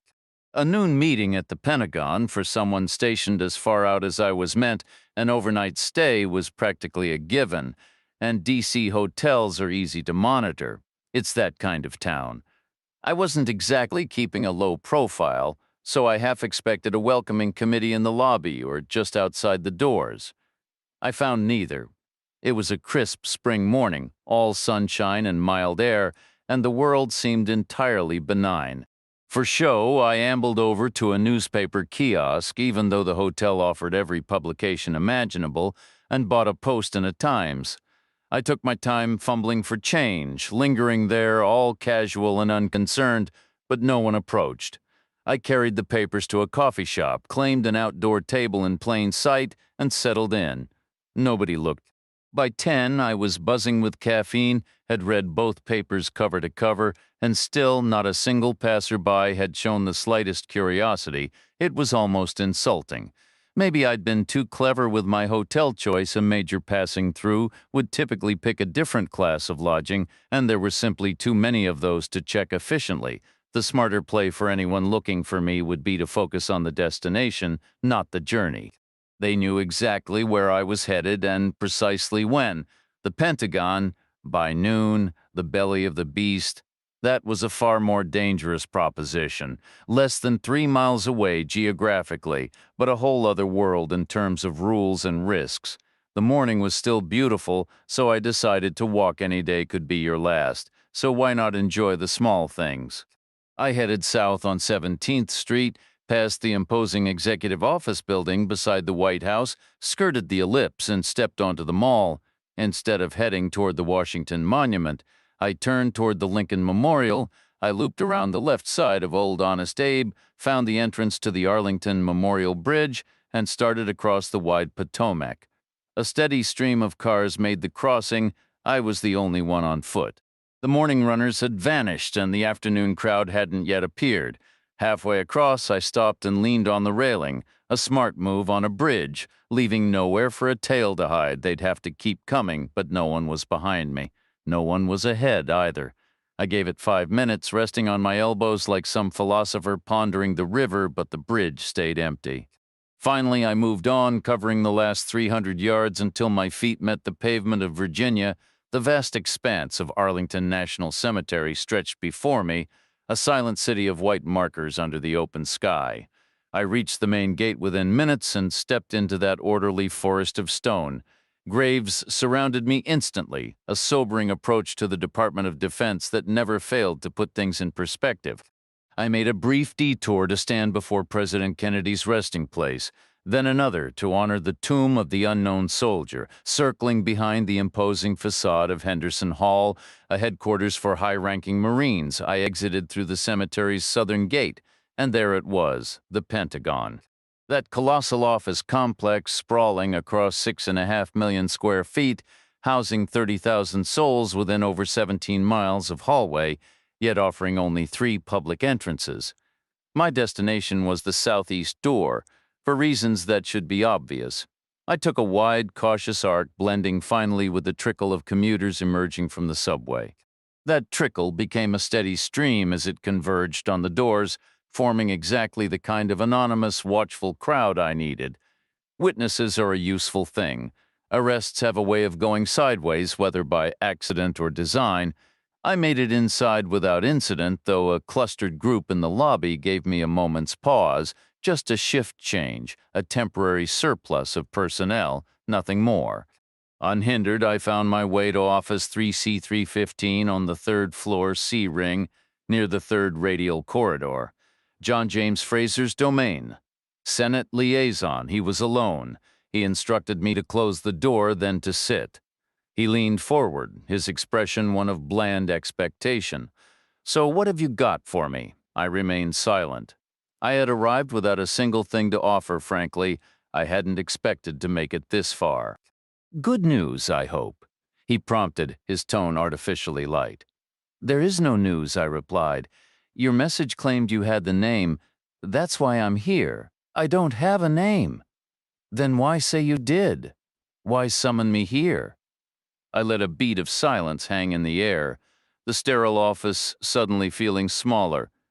"It was a shortcut," I stated flatly, and just like that the meeting was over before it began. There was nothing left to discuss. Fraser embarked on a performance of immense tolerance and patience, seasoned with a patronizing chuckle. He labeled me paranoid, then mused with mock amusement about my apparent inability to get myself arrested. His demeanor shifted to a show of concern for my health, undoubtedly, and certainly for my disheveled appearance. The stubble, the unkempt hair, he adopted that brusque, faux avuncular tone reserved for wayward nephews. "You look awful. You know, there are barbershops in this building. You ought to use one." "I can't," I said. "This look is part of the assignment." "The undercover role?" he asked, a smirk playing on his lips. "Yes, but you're not really undercover anymore, are you? My understanding is the local sheriff saw through you immediately." He delivered this with a casual shrug as if discussing the weather. "The impression still holds value with the general public," I countered. "The Army isn't winning any popularity contests down there right now. Regardless, I expect you'll be recalled soon. Frankly, I'm surprised it hasn't happened already." "When was your last official order?" "Why would I be recalled?" "Because the situation in Mississippi appears to be resolved." He said it with finality, leaning back in his leather chair. Does it? I believe so. The shootings near Kellam were clearly the result of overzealous actions by an unofficial, unauthorized paramilitary group from a neighboring state. Tennessee authorities will handle it. Our jurisdiction is limited. We can't interfere. They were ordered there. No, I don't accept that. These groups have their own extensive networks. It will prove to be a purely civilian initiative. His voice took on a dismissive, almost bored quality. I disagree. This isn't a classroom debate. Facts are facts. This country is practically overrun with such factions. Their agendas are internally determined. There's no real doubt about it. He waved a hand, brushing the objection aside, and the 3 murdered women. The perpetrator has been identified as I understand it. He didn't even look at his notes. When? The news broke publicly, about 3 hours ago. Who is it? I don't have all the particulars at my fingertips. Is it one of our people? No, I believe it was a local. Someone from right there in Mississippi. He offered a thin, placid smile. I said nothing. The air conditioning hummed. Well, Fraser said, stacking some papers on his desk in a clear signal of dismissal. Thank you for coming in. I offered no reply. The hollow gratitude hanging in the quiet room, Fraser announced, "This meeting is concluded, Major." I replied, "No, Colonel, it is not." The Pentagon's construction was a race against the impending storm of World War II, a race that meant steel was diverted to more urgent wartime needs. Consequently, the colossal structure stands as a testament to the sheer power and weight of concrete. So much sand was required for the mix that it was dredged directly from the Potomac River, almost within sight of the growing walls, close to 1 million tons of it. The outcome is an atmosphere of profound solidity and near total silence, though 30,000 people were at work beyond Fraser's closed door. Not a sound from them reached us. All I could perceive was that faint, hissing quiet so characteristic of an office in the sea ring. Fraser leaned forward, his voice low. "Do not forget you are addressing an officer who outranks you, and do not forget," I countered, "you are addressing a military police officer authorized to arrest anyone from the newest private to a 5-star general. What exactly is your point?" "My point is that the Tennessee Free Citizens were ordered to Kellam. That much is clear. And yes, I agree, they acted with excessive zeal upon arrival. But that responsibility falls on the person who gave the order as much as on them. More so, in fact. Accountability begins at the top." "No orders were given," Fraser stated flatly. "They were dispatched at the exact same moment I was. So was Monroe. We all converged. It was a single coordinated decision because Reed Riley was there. Who knew he was there? Perhaps it was a decision made at the local level. What was your own role in this?" "Purely passive and reactive. My job was to manage any fallout, should it occur. Nothing more." "Are you certain of that?" "Senate liaison is inherently a passive role. It's about putting out fires. Is it never proactive, never about cutting fire breaks in advance to stop a blaze from ever starting?" "How could I possibly have done that? You could have seen the danger approaching. You could have formulated a plan. You could have decided to protect Kellam's perimeter from curious civilians asking inconvenient questions, but you couldn't ask the Rangers to do that themselves. No commander would ever recognize such an order as legal, so theoretically you might have called upon some unofficial associates from Tennessee, perhaps, which is your home state, where you have connections.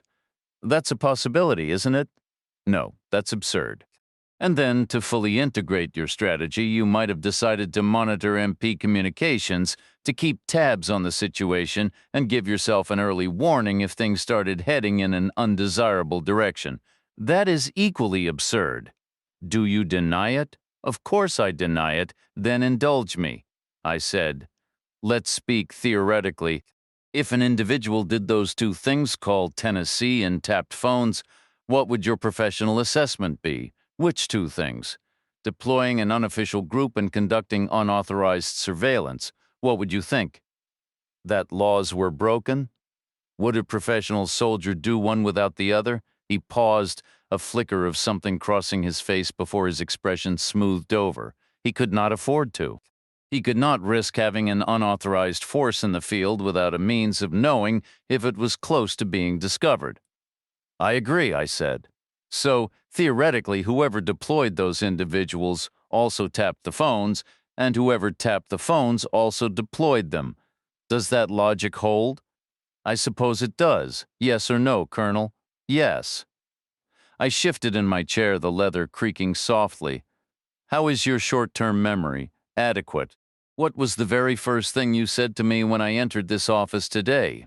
I instructed you to close the door. No. You said hello, then you told me to close the door, and then I told you to sit down. And after that, he hesitated. I don't recall. We had a brief exchange about how bustling this place is at midday. Yes, I remember that. And then you asked me what news I had, and you claimed to have none. Which surprised you, because I had left a message stating explicitly that I had the name. I was surprised, yes. What name? I wasn't certain.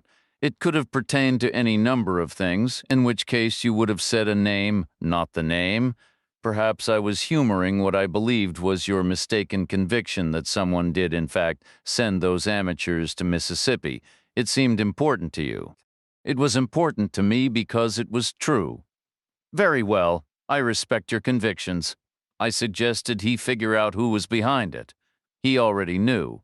When he stayed silent, I pointed out his mistake. I hadn't left a message. I'd scheduled an appointment through his office. No reason given, just a request to meet at noon. The only time names or the Tennessee Free Citizens came up was on another call with General Garber, a call he'd clearly been monitoring. The quiet in the room shifted, growing heavier, almost vibrating with tension. Fraser finally spoke. Some things are beyond your understanding, son. Maybe so, I replied.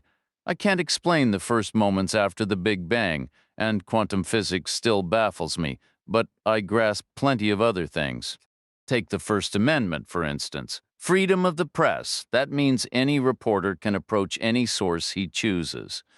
That guy wrote for some radical college paper, Fraser shot back. And I understand you're complacent, I continued. You've spent years cozying up to Carlton Riley. Starting over with someone new would mean actually doing your job, and you're too lazy for that. Silence. The second person your men killed was a teenager trying to enlist, I said. His mother took her own life that same night. I understand both of those things perfectly because I saw what was left behind. Still no reply, and I understand your arrogance, I went on. First, you assumed I wouldn't piece it together. Then, when I did, you thought you could handle me alone, no backup, no arrest team, just you and me right here. How stupid is that? Let me ask you something, he said calmly. Are you armed? I'm in Class A uniform. Regulations say no sidearm. You'd know that. Then how stupid are you? He repeated. I didn't expect to get this far. Take some advice, hope for the best, plan for the worst. You keep a gun in that desk? 2, actually. Planning to use one? If I have to, this is the Pentagon. 30,000 service members are outside that door, trained to run toward gunfire. You'd better have a convincing story ready. You attacked me. Why would I? Because you're obsessed with some kid who got shot out in the middle of nowhere. I never said he was a kid, or described him at all on the phone.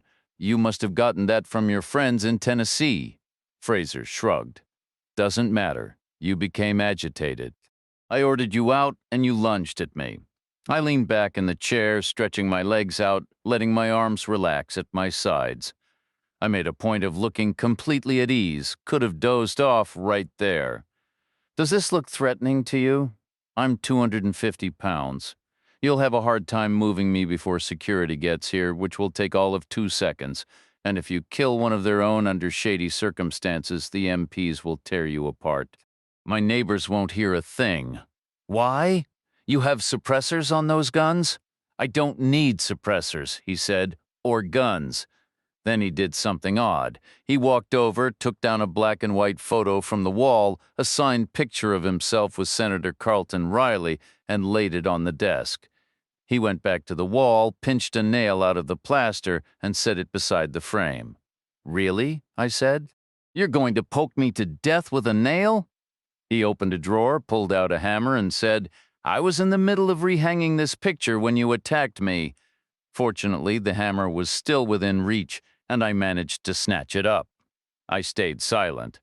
"This will be over quickly," he told me. "A single solid strike should be enough. I'll have all the time I need to position your body however I see fit."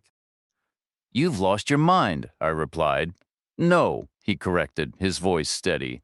"I'm dedicated. Dedicated to the future of the Army. Hammers are remarkably refined tools. Their design has remained unchanged for generations. Why alter something that works? Nails haven't changed either, staying the same for as long as anyone can remember, so the essential elements of a hammer were perfected ages ago: a solid metal head and a sturdy handle. That's all you require, with nothing extra." Fraser's was a claw hammer, a heavy framing model weighing around 28 ounces. It was an imposing, brutish tool, complete overkill for hanging pictures. But such mismatches between tool and task are everyday occurrences. It did, however, make for an effective weapon. He advanced, gripping it in his right hand like a police baton. I shot up from my chair, any thought of leaving him in an undignified pose after the fact long forgotten. Pure instinct took over. I'm not easily frightened, but humans are also products of deep evolution. Much of what we do is wired straight back to our primal origins, back to where my friend Stan Lowry liked to begin a tale. Fraser's office was cramped, and the open floor space was even more limited. It felt like a scuffle in a phone booth. How this played out would hinge on Fraser's intelligence, and I believed he had plenty. He had survived Vietnam, the Gulf War, and years of navigating Pentagon bureaucracy. You don't endure all that without sharp wits. I pegged him as a solid 7, maybe an 8 on a scale of 10, no imminent Nobel Prize contender, but certainly sharper than your average person. That actually worked to my advantage. Fighting fools is tougher. You can't anticipate their moves. Smart people, however, tend to be predictable. He swung the hammer in a right-to-left arc at waist level, a classic opening move. I leaned back and it whistled past. I anticipated the return swing left to right, same height, and he delivered exactly that. I arched back again, and he missed once more.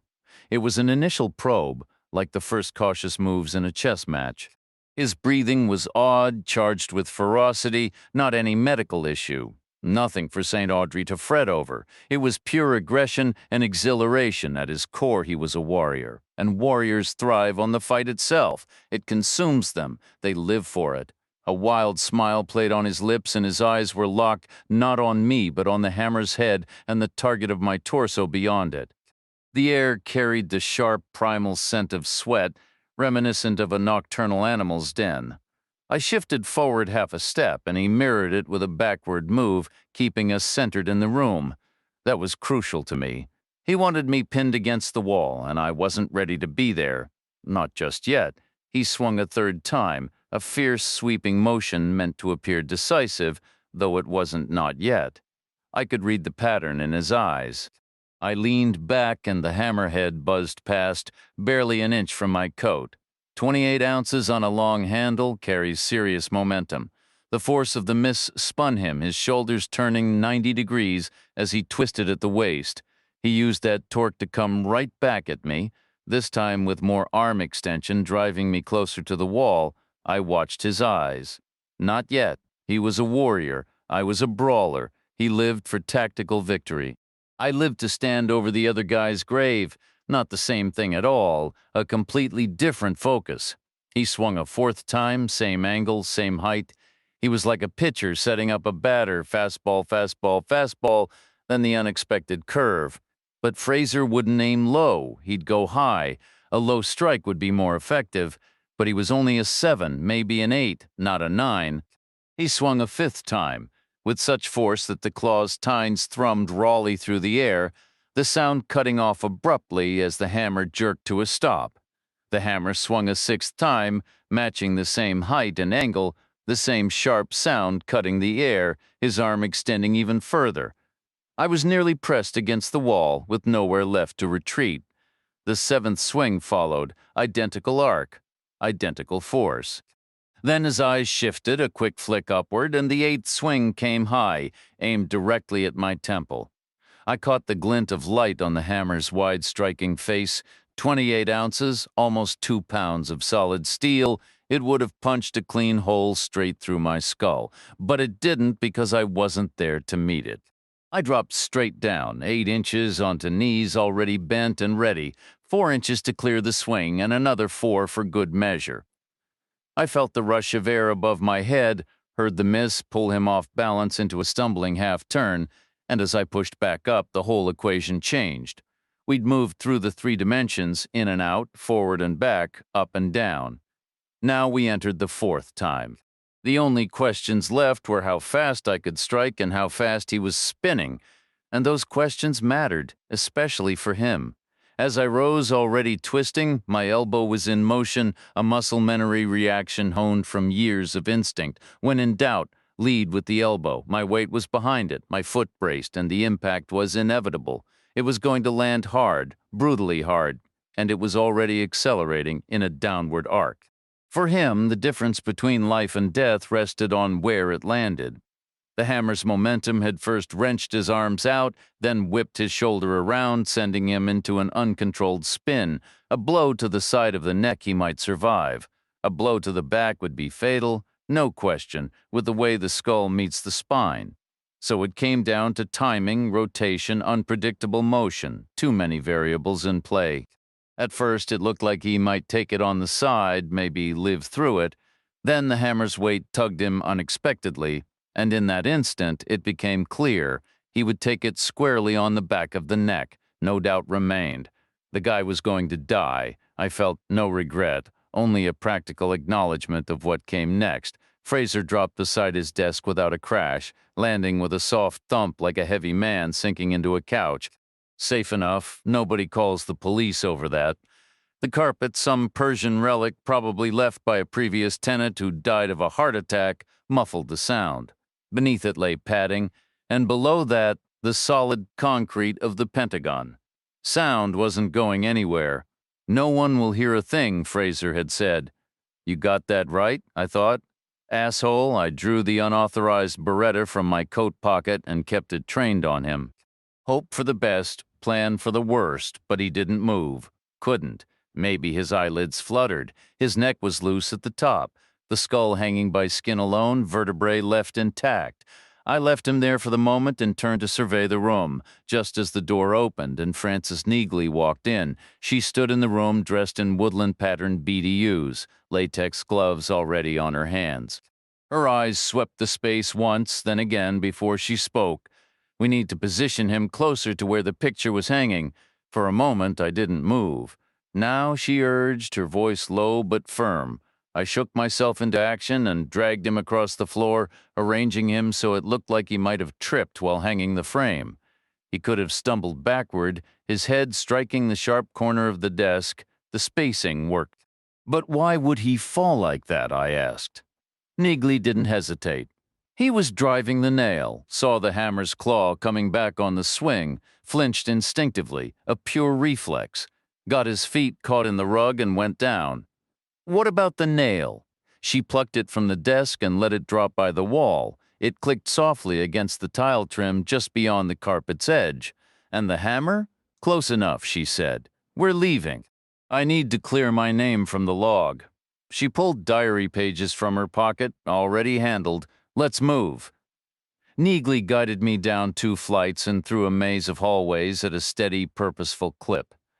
We slipped out through the southeast doors and made straight for the parking lot, stopping among the reserved spaces. There, she unlocked a dark blue Buick Park Avenue, clean, possibly new. Get in, she said. I slid onto the soft beige leather. Neagley reversed, turned the wheel, and aimed for the exit. Soon we passed the barrier, navigated a series of highway ramps, and merged onto a 6-lane road heading south. Just another car in the endless stream. The front desk logged me in, I said. Wrong tense, Neagley replied. It logged you in. It doesn't anymore.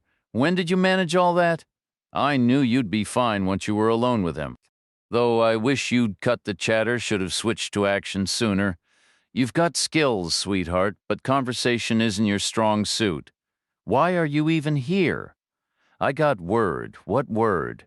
About this reckless stunt of yours marching right into the Pentagon from who? From way down in Mississippi.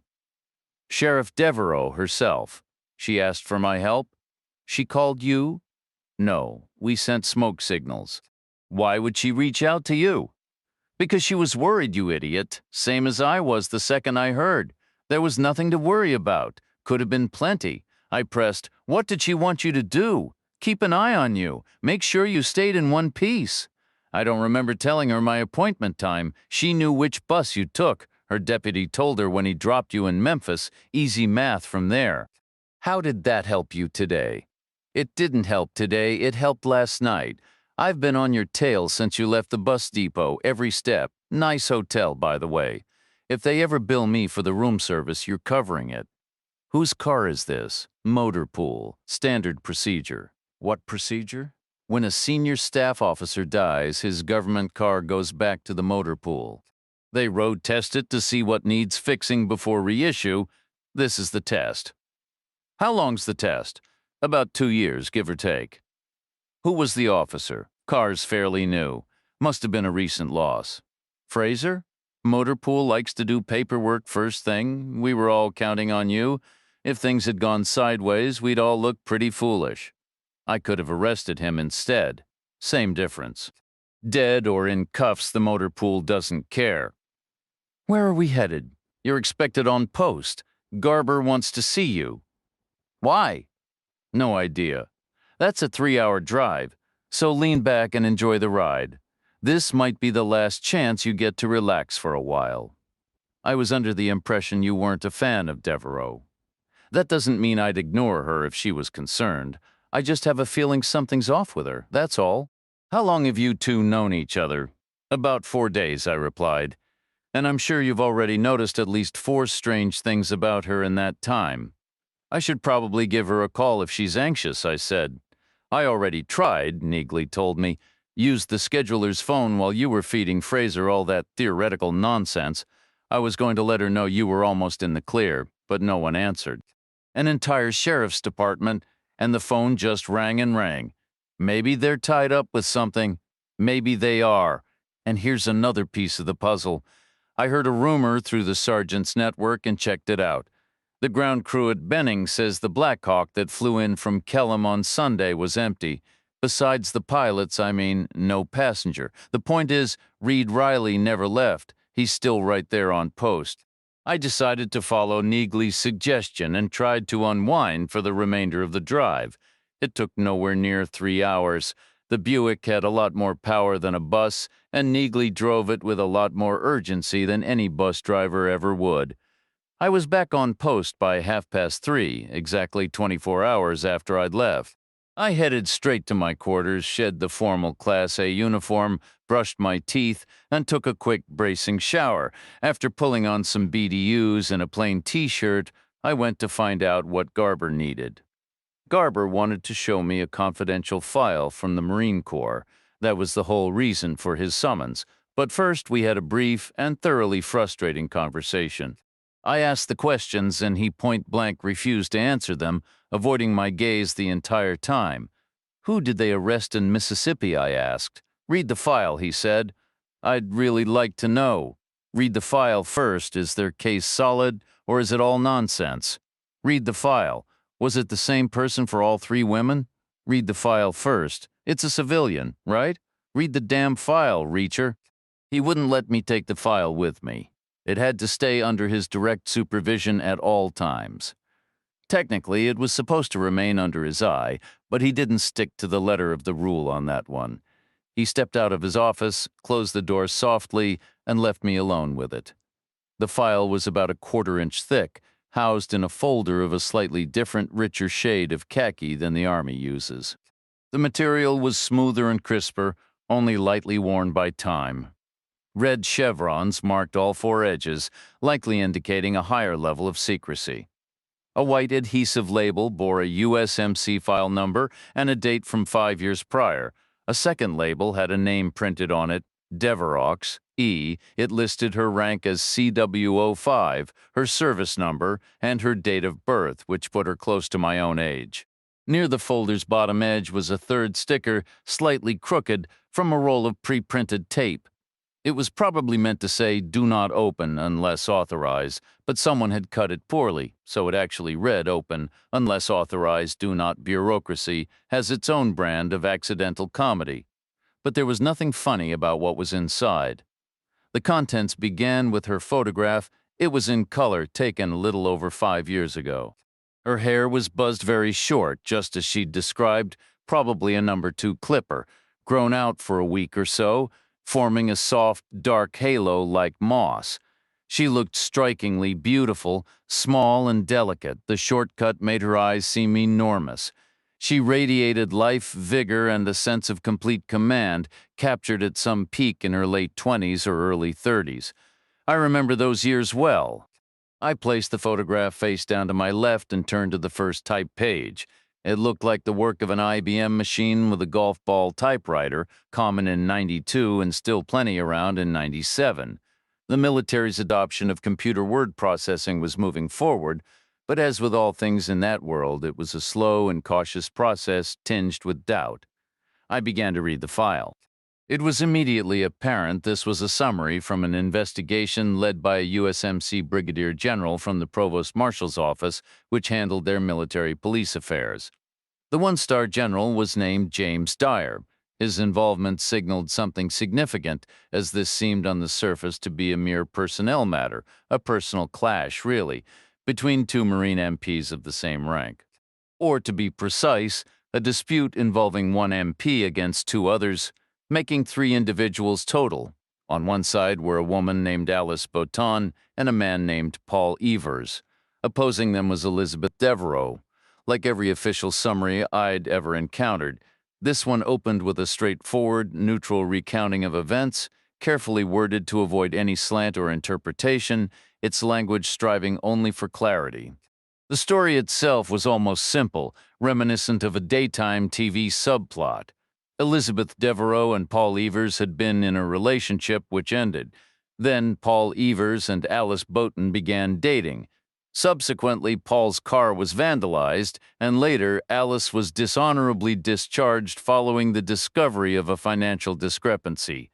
That was the basic sequence. The report then shifted like a detailed sidebar to Alice Boton's situation.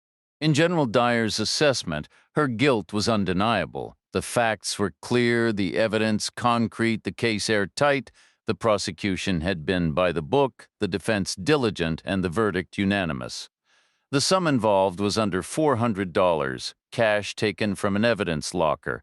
The money was from an illegal weapons sale, confiscated, bagged, logged, and slated for use in an upcoming court-martial. Alice had taken it and spent it on a dress, a purse, and a pair of shoes at a store near her base. The store staff remembered her back in 1992. Dropping $400 on an outfit was a huge deal for a Marine. Some of the larger bills were still in the store's register when investigators arrived, and the serial numbers matched the evidence log perfectly. Case closed. End of sidebar. Next came General Dyer's interpretation of the three-way conflict. His analysis was meticulous. It was prefaced with an ironclad assurance that all conclusions were robustly supported by data, conversations had been recorded, interviews conducted, information gathered, witnesses consulted, and everything had been cross-referenced and verified. Any claim not backed by at least 2 independent sources was omitted. It was a full-court press, as they say. You could take it to the bank. This guarantee culminated in a heavily emphasized paragraph. I could almost hear the old IBM typewriter clattering away, the golf ball elements slamming back and forth to produce that furious underlining. The paragraph stressed Dyer's conviction that everything described was of courtroom quality, ready for further action if deemed necessary. I turned the page and delved into the analysis. Dyer wrote in an unadorned style, keeping himself out of the narrative. Given the preceding page, any reader would understand the content might not be 100% forensic fact, but it was certainly far from mere scuttlebutt or rumor. It was solid intelligence, as knowable as anything could be, Consequently, Dyer never wrote, "I believe," or "I think," or "it seems likely." He just laid out the story. And here's the kicker. The story he told was almost comically classic. Elizabeth Devereaux had been seriously enraged when Paul Evers left her for Alice Boughton. She felt slighted, disregarded, disrespected, and utterly insulted. Here was a woman scorned, and boy, did she seem determined to live up to every inch of that cliché. She launched a campaign against the new couple, bad-mouthing them at every opportunity and cleverly manipulating work schedules to ensure they rarely had any downtime together. It was petty, it was personal, and it was exactly the kind of messy drama you'd expect, just with uniforms and official letterhead. Later, she took Paul Evers's car and sent it over a bridge. Evers's vehicle wasn't anything fancy, but it meant a lot to him, a big purchase that kept his social life running since nobody wants to be stuck on base all the time. Devereaux had kept a spare key, and under cover of darkness, she drove it out, aimed it just past the bridge support, and let it plunge 30 feet down into a concrete drainage channel. The crash nearly destroyed the car, and a downpour that same night finished it off. After that, Devereaux focused on Alice Bouton. She began by breaking Bouton's arm, because of General Dyer's rule, requiring 2 independent sources. The exact details were hazy. There were no witnesses to the assault. But Bouton insisted Devereaux was responsible, and Devereaux never argued otherwise. The medical evidence was clear. Bouton's left elbow was dislocated, and both bones in her forearm were fractured. She spent 6 agonizing weeks in a solid cast. During those same weeks, Devereaux threw herself into investigating a theft allegation with relentless, almost frightening focus. Investigating isn't quite the right word at first, though, because initially there was nothing to investigate. No one even realized anything was missing. Devereaux started by combing through the evidence lockers and checking all the records. Only then did she find something off. She raised the alarm, and then she chased it down like it was a personal mission, leading straight to the outcome noted in General Dyer's sidebar, a court-martial and a guilty verdict. Naturally, the Marine MP community erupted, but Boughton's conviction shielded Devereaux from any official backlash. What might have seemed like a petty revenge story if the verdict had gone the other way now looked like solid, honorable police work, perfectly in line with Marine Corps values. But it was a close call. General Dyer was convinced personal payback played a major role. Unusually for such reports, he tried to explain why. He noted that conversations were held, interviews conducted, information gathered, and witnesses spoken to. Everyone from friends and rivals to casual acquaintances, doctors, and psychiatrists. The common thread everyone pointed to was Alice Bouton's striking beauty. All agreed Bouton was exceptionally attractive, with descriptions like gorgeous, stunning, spectacular, heartbreaking, knockout, and incredible. Of course, those same words applied to Devereaux, too. Everyone acknowledged that, no question. The psychiatrists concluded that was the heart of it. General Dyer put their clinical terms into plain language. Devereaux couldn't handle the competition. She couldn't stand not being unquestionably the most beautiful woman on the base. So she made sure she was. I read through the entire file once more, from start to finish, tapped the pages neatly together, and closed the folder just as Garber walked back in. The first thing he said was, "We just got word from the Pentagon. John James Fraser was found dead in his office." I asked, "How?" "Looks like a bizarre accident. He apparently fell and hit his head on his desk. His staff came back from lunch and found him on the floor. He was doing something with a picture of Carlton Riley." "That's not good. Why? Losing our Senate liaison right now is terrible timing. Did you read the file?" "Yes," I said. "Then, we don't have to worry about the Senate anymore. Whoever steps into Fraser's shoes will have plenty of time to get up to speed before the next issue comes along. Is that going to be the official story?" "It's the truth. She was a Marine, Reacher. 16 years in, she knew exactly how to cut throats. She knew exactly what she was doing, and she knew how to act like she didn't. The car alone tells you everything. What more proof do you need? She totals Paul Evers's car, and then she does the same to Reed Riley's. Same method, same exact motive, only this time she's just one of 4 stunning women. Monroe claims Riley dated her and then dropped her for each of the other three, one after another, so now she's 3 times angrier. This time she goes further than breaking bones. This time she has her own personal deer trestle hidden behind a vacant house. Is that going to be the official story? It's the truth. So what happens next? It's purely a Mississippi issue now. We have no stake in it and no way to predict the outcome. Most likely, nothing will happen. My bet is she won't arrest herself and she won't give the state police any cause to do it either. So we're just walking away. All three were civilians. They're not our concern, so the mission is over. As of today, is Kellum operational again? As of today. She claims she never dated Riley, you know. She would say that, wouldn't she? What do we know about General Dyer? He passed away 2 years ago after a long and distinguished career. He never made a mistake. The man was impeccable. All right, I said, I'll take care of things. Take care of what? Wrapping up my part in this. Your part is already wrapped up, as of today. I have personal property to retrieve. You left something there? I thought I was coming right back. What did you leave? My toothbrush? That's not important. Will the Department of Defense reimburse me for a toothbrush? Absolutely not. Then I have a right to get it back. They can't have it both ways, he said. Reacher, if you draw even the slightest bit more attention to this, there won't be anything I can do to help you. Right now, some very high-ranking people are holding their breath. We're 1 inch away from headlines about a senator's son dating a 3-time killer. Except neither of them can afford to say a word about it. Not him, for one reason, and not her for another, so we might just get away with it, but we don't know for sure. Not yet. Right now it's still hanging in the balance. I stayed silent, he said. You know, she's guilty, Reacher. A man with your instincts? She was only pretending to investigate? I mean, did she make any real progress, and she was playing you like a fiddle? First, she tried to get rid of you, and when you wouldn't leave, she switched to keeping you close, so she could keep tabs on your progress, or the lack of it. Why else would she even talk to you? I said nothing. He said, the bus is long gone anyway, headed to Memphis. You'd have to wait until tomorrow now, and you'll see things differently in the morning. I asked, is Neagley still on the base? He said, yes, she is. I just made plans to have a drink with her. Tell her she's taking the bus home. Tell her I'm taking the company car, he asked. Do you have a bank account? I said, how else would I get paid? Where is it? New York.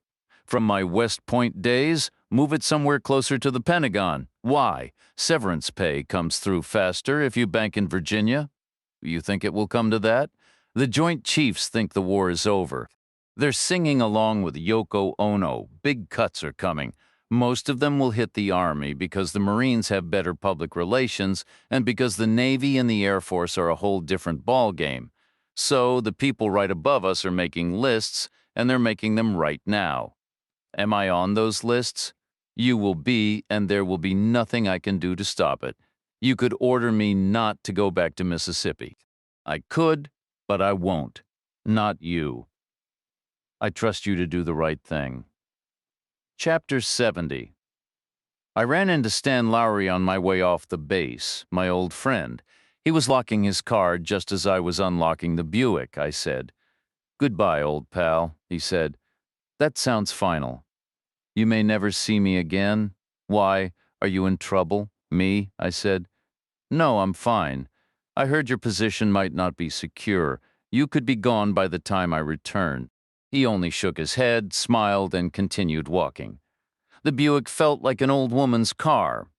If my grandfather had a sister, she'd have been my great-aunt, and she would have driven a Buick Park Avenue, though she'd have driven it slower than I did. The interior was soft as a marshmallow and twice as smooth, but under the hood was a powerful engine, and it had government plates, which made it useful on the highway.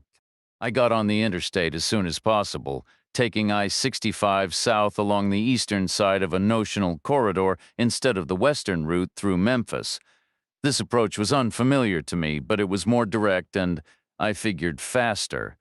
I estimated about 5 hours, maybe 5.5. I'd reach Carter Crossing by 10:30 at the latest.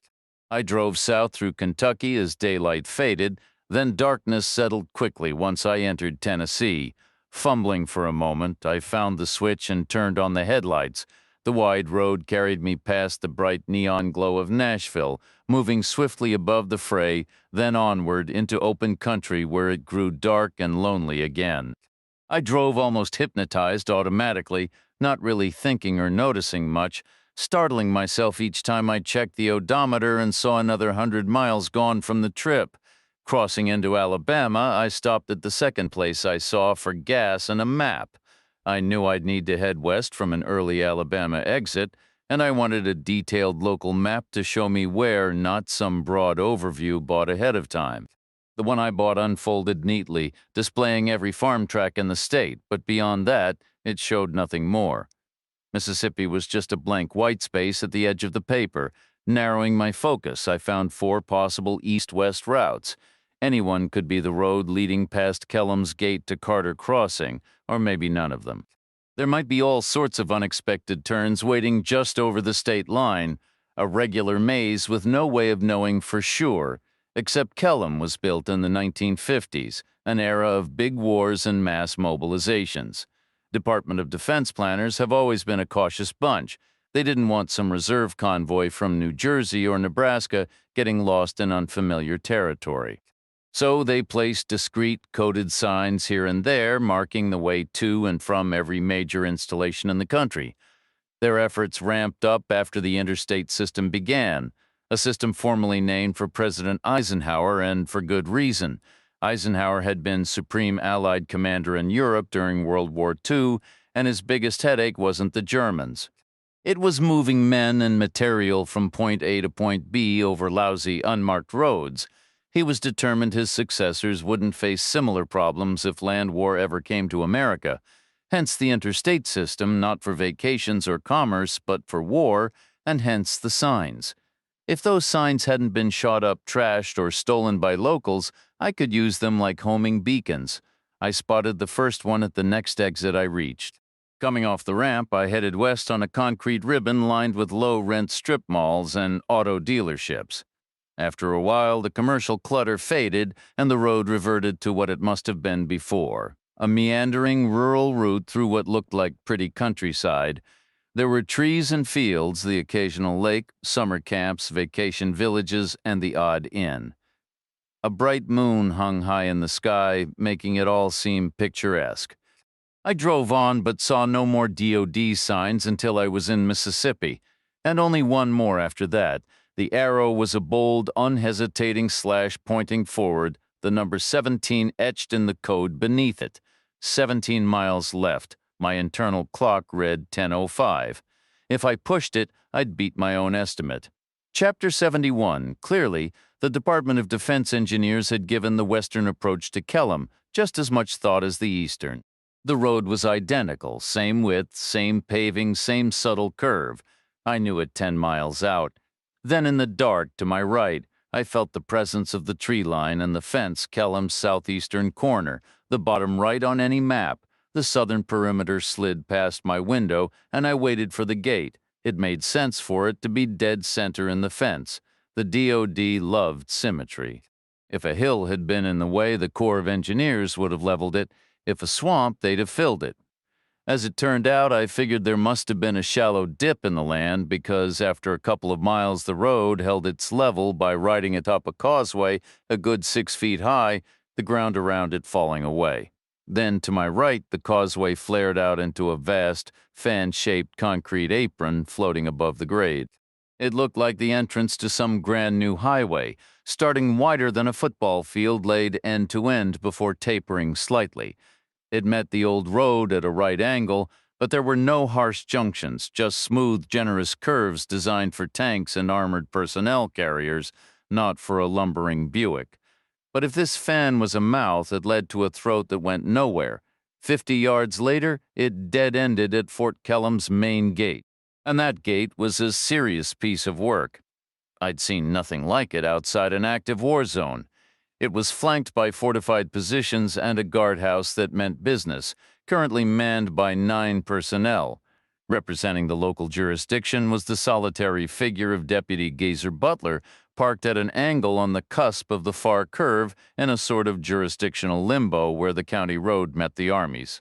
But the Army's heavy steel barriers were wide open tonight, and the base beyond was brightly lit and buzzing. It looked like any other busy evening. Vehicles and a few motorbikes flowed in and out.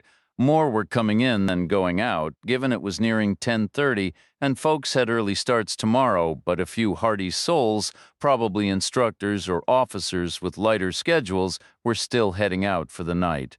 I slowed behind two cars, and someone exiting the base slotted in behind me, trapping us in a little four-vehicle convoy heading west against the grain toward the other side of the tracks.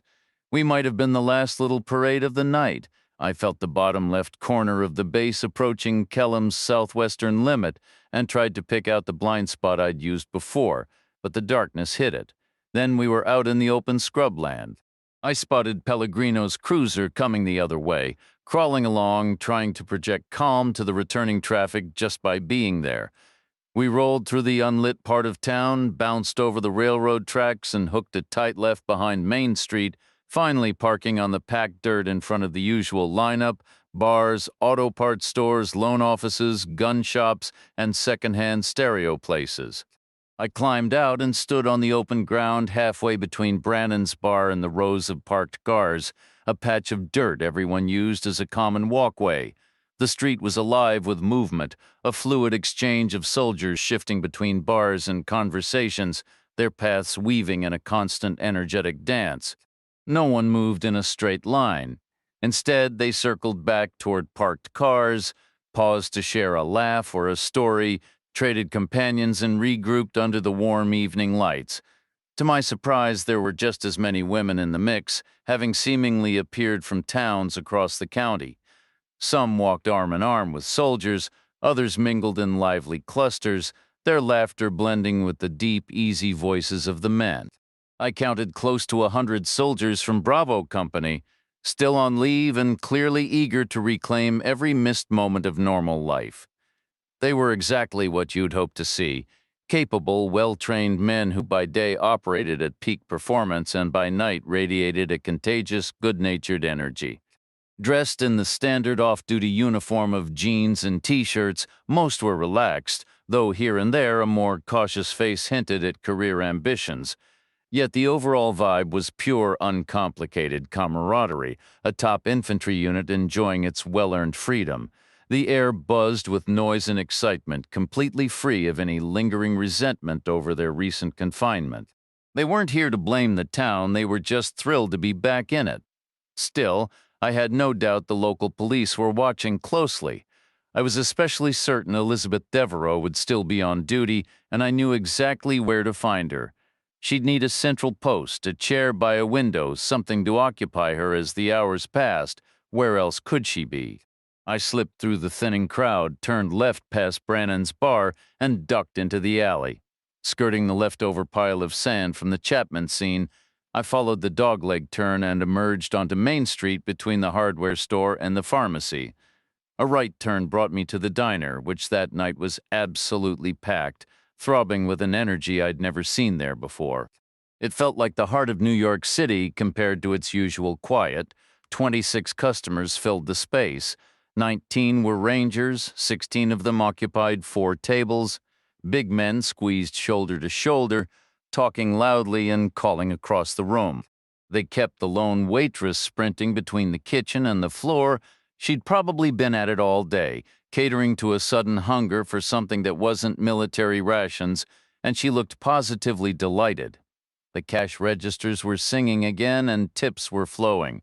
At 3 other tables, Rangers sat across from their girlfriends, leaning in close over intimate meals. Everyone in those pairs looked genuinely happy, and why wouldn't they? A cozy dinner at the town's best spot was a perfect homecoming.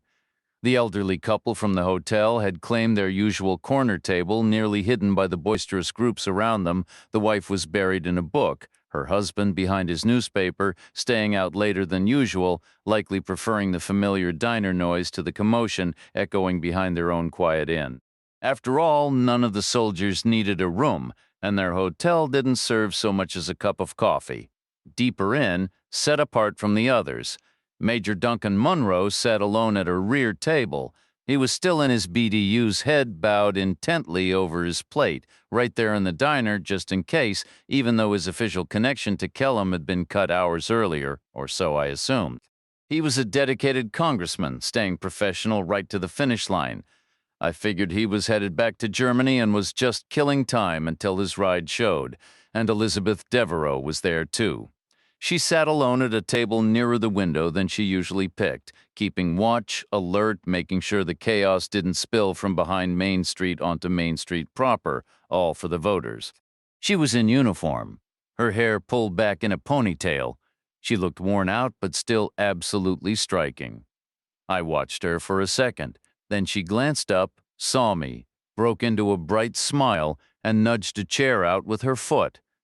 I hesitated another moment, turning things over, then walked over and took the seat across from her.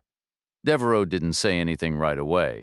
She just studied me, head to toe, maybe checking for injuries, maybe getting used to seeing me in uniform. I was still in the BDUs I'd thrown on that afternoon, after getting back from D.C., a whole different vibe. I asked, rough day, flat out since 10 this morning, she said.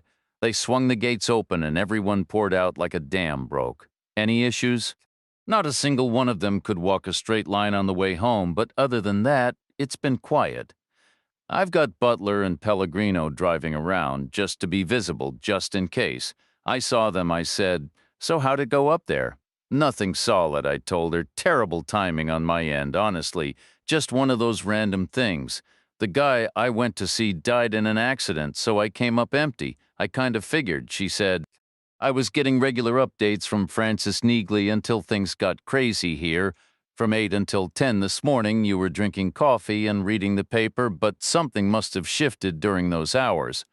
My money's on around 9 o'clock mail call, maybe. But whatever it was, somebody must have reached a decision, because an hour later, everything unlocked, it was back to normal around here.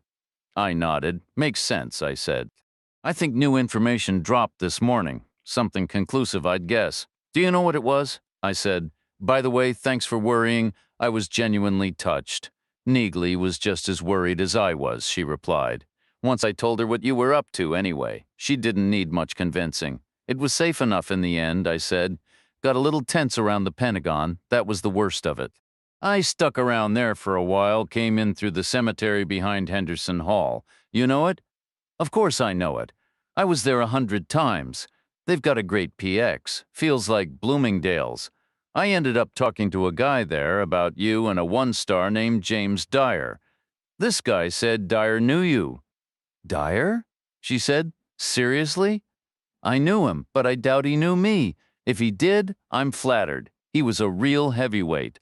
Who was the guy you talked to? Name was Paul Evers. Paul, she said, her face lighting up with surprise. You're joking?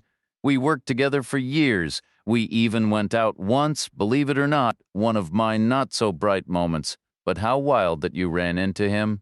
Small world, huh? Why was he a mistake? He seemed all right to me. Oh, he was fine. A really decent guy. We just didn't spark, you know, so you ended it. More or less. It felt pretty mutual, honestly. We both knew it wasn't going anywhere. It was just a matter of who'd say it first. He wasn't broken up about it, anyway. When was this? She paused, counting back. 5 years ago, she said, feels like last week. Where does the time go?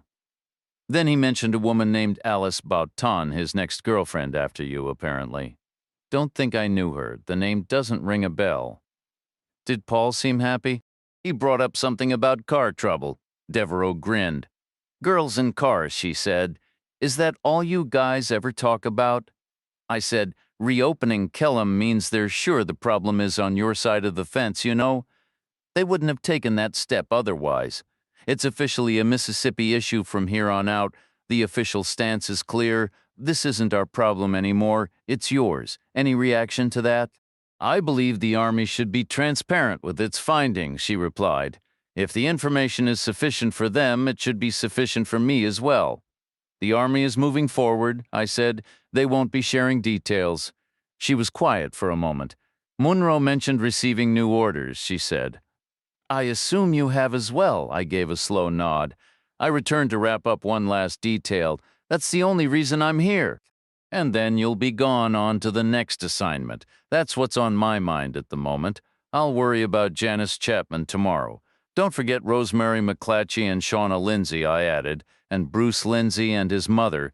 I'll do everything I can for all of them. I stayed silent. She asked, "Are you tired?" "Not particularly. I need to go assist Butler and Pellegrino. They've been at it since sunrise. Besides, I want to be out on patrol when the final stragglers start heading home.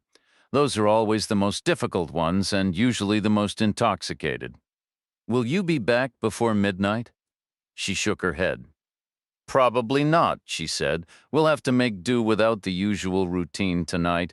I had no response to that. She offered a faint, somewhat sorrowful smile, then stood and walked away. The waitress approached my table about 5 minutes later, and I ordered coffee.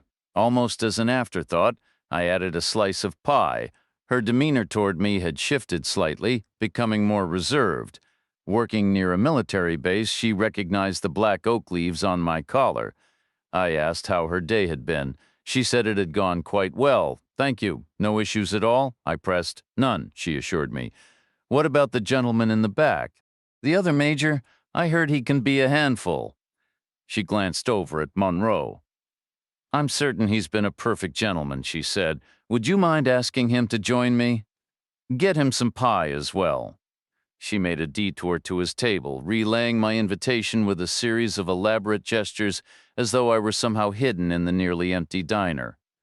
Monroe looked over, puzzled, then shrugged and got up. Each of the 4 tables occupied by Rangers fell silent as he passed by. Monroe wasn't popular with those men. He'd had them sitting idle for 4 straight days. He took the seat Devereaux had vacated, and I asked him, "How much have they told you?" "Almost nothing," he said. "Classified need to know eyes only, the whole routine, no names." "None," he said. "But I'm assuming Sheriff Devereaux must have given them solid information that exonerates our personnel." "What else could it be? Yet she hasn't made any arrests. I've been watching her all day." "What has she been doing?" "Mostly crowd control," he said, "monitoring for any tension. But it's been quiet. No one's angry with her or the town. Their frustration is directed at me. When do you leave?" "At first light," he said. "I get a ride to Birmingham, then a bus to Atlanta, and I'm flying Delta back to Germany. Were you aware that Reed Riley never actually left the base?" "Yes," he said. "What's your take on that?" "It strikes me as odd." "In what way?" "Timing," he said. "Initially, I thought it was a political decoy, business as usual. But let's be realistic. They wouldn't waste 100 gallons of jet fuel on a decoy, even for a senator's son. So he was still scheduled to depart when the Black Hawk left Benning, but by the time it landed at Kellam, his orders had changed. That means some critical piece of information arrived literally while the helicopter was in the air. That was 2 days ago on Sunday, right after lunch. Yet they didn't act on it in any other way until this morning, Tuesday. Why the delay? I don't know. I see no logical reason for it. It feels like they spent a couple of days evaluating the new intelligence, which is usually prudent. But in this case, it doesn't make any sense at all. If the fresh evidence was compelling enough to prompt a swift decision to keep Riley in his position on Sunday afternoon, then why wasn't it compelling enough to open the official gates that same Sunday? It just doesn't make sense. It feels like they were prepared to move behind closed doors on Sunday, but they weren't ready to make a public move until this morning. So what shifted? What was different between Sunday and today? "Beats me," I replied, which wasn't entirely honest. Deep down, there was really only one plausible answer. The only tangible difference between Sunday afternoon and Tuesday morning was my own location. I had been right there in Carter Crossing on Sunday, and by Tuesday I was 800 miles away, and nobody had anticipated my return. What that implied, I couldn't quite grasp. The waitress was swamped and moving slowly, so I left Monroe to handle the pie delivery alone and slipped back into the dogleg alley. Emerging between Brannon's bar and the loan office, I noticed several cars had departed and the crowd on the open ground had thinned out more than those few missing vehicles could account for. I figured most folks had moved inside by then, drinking away their last precious moments of freedom before heading home for the night. I found the majority of them packed into Brannan's bar itself. The place was seriously overcrowded. I wasn't sure if Carter County even had a fire marshal, but if it did, the poor guy would have been hyperventilating. There must have been 100 rangers and 50 women crammed in there, back to back, chest to chest, holding their drinks up near their chins to avoid the crush. A roar of sound filled the air, a loud, chaotic blend of talk and laughter, and underneath it all, I could hear the cash register drawer slamming open and shut. The river of dollars was flowing strong again. I spent 5 minutes fighting my way to the bar, weaving a random path left and right through the crowd, scanning faces both up close and from a distance. I didn't see Reed Riley anywhere. The Brannan brothers were in constant motion behind the bar, dealing bottled beer, taking money, making change, dumping damp dollar bills into their tip jar, and passing each other in their cramped space with the practiced moves of dancers. One of them spotted me and did that busy barman nod with his chin, his eyes flicking toward me before he recognized me from our earlier chat. Then he remembered I was an MP and leaned in quickly, as if granting me a couple of seconds of his time. I couldn't recall if he was Jonathan or Hunter. I asked him, "Have you seen that guy Reed? The one we talked about earlier? He said he was in here a couple hours ago. By now, he'll be wherever the drinks are cheapest, which is where, can't say for sure, but it's not here." Then he ducked away to continue his marathon, and I battled my way back to the door. I returned to the diner 16 minutes after I'd left and found the pies had been delivered in my absence. Munro was already halfway through his. I picked up my fork, and he apologized for not waiting. He said, "I thought you'd left for good." I said, "I often take a walk between courses. It's a Mississippi thing, apparently." Always good to blend in with the local population. He offered no reply to that, just looked mildly bemused. I asked, "What's waiting for you in Germany? In general? No, specifically, when you get there first thing the day after tomorrow. What's on your desk?" "Not much." "Nothing urgent?" "Why do you ask?" "3 women were killed here," I said, my tone shifting from casual to pointed. "And the person responsible is still running around free as a bird. We have no jurisdiction here. Remember that picture in Emmeline McClatchy's parlor? The one of Martin Luther King?" He pointed out that evil triumphs when good people stand by and do nothing. I'm a military police officer, not a good man. He also said the moment we see the truth and stay silent is the moment we start to die. That's way above my pay grade. And that injustice anywhere threatens justice everywhere. What do you expect me to do? Stay here, I told him, just one more day. After finishing my pie, I headed out to find Elizabeth Devereaux again. It was already 11:30 when I stepped out of the diner for the second time. I turned right and walked up toward the sheriff's department, but it was locked and dark with no vehicles in the lot. I kept moving, turning onto the Kellam Road. A steady stream of cars was flowing out from behind Main Street, some packed with women turning left, most filled with rangers turning right, 3 or 4 guys crammed into each vehicle. Bravo Company was heading home, maybe under a midnight curfew. I glanced toward the wide stretch of packed dirt and saw every car except my Buick in motion, some just starting up, others jostling into line, ready to join the convoy. I kept walking along the left shoulder, keeping my distance from the traffic heading toward Kellam. A lot of beer had been flowing that night, and the idea of a designated driver wasn't exactly popular in 1997, especially not in the Army. Dust swirled up from the road, pierced by bright headlights, engines growling as car after car thumped over the railroad tracks ahead and vanished into the dark. Devereaux was right there, parked on the far side of the crossing, facing me with her wheels on the shoulder. I walked toward her as Bravo Company streamed past maybe 90 guys and 30 cars in the minute it took me to reach the tracks. By then, the flow was thinning. Stragglers raced by 5 or 10 seconds apart, chasing after their buddies. I waited for a break, then crossed over. Devereaux opened her door and stepped out to meet me. We stood together, washed in the glare of oncoming headlights. 5 more minutes and they'll all be gone, she said, but I have to wait for Butler and Pellegrino to get back. I can't go off duty before they do. It wouldn't be fair. When will they be back? The train takes a full minute to pass any given point. Doesn't sound like much, but when you've been working all evening, it feels like an hour. They'll try to make it before midnight. How long before? She smiled. Not long enough, I'm afraid. Maybe 5 minutes. We wouldn't get home in time. I said, pity. Her smile widened. Get in the car, Reacher. She started the engine and waited as the last of Bravo Company's stragglers sped past.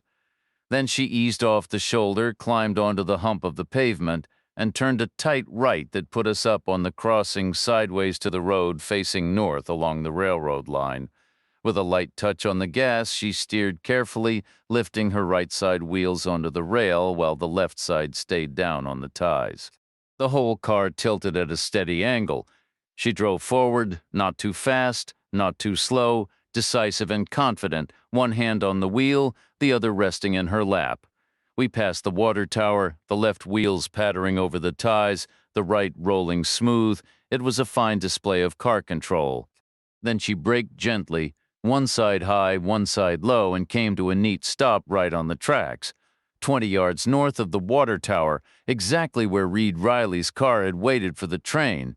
Right where the broken glass began, I said. You've done this before. She nodded. Once or twice. Chapter 74. This is the tricky part, she told me. It's all about momentum now.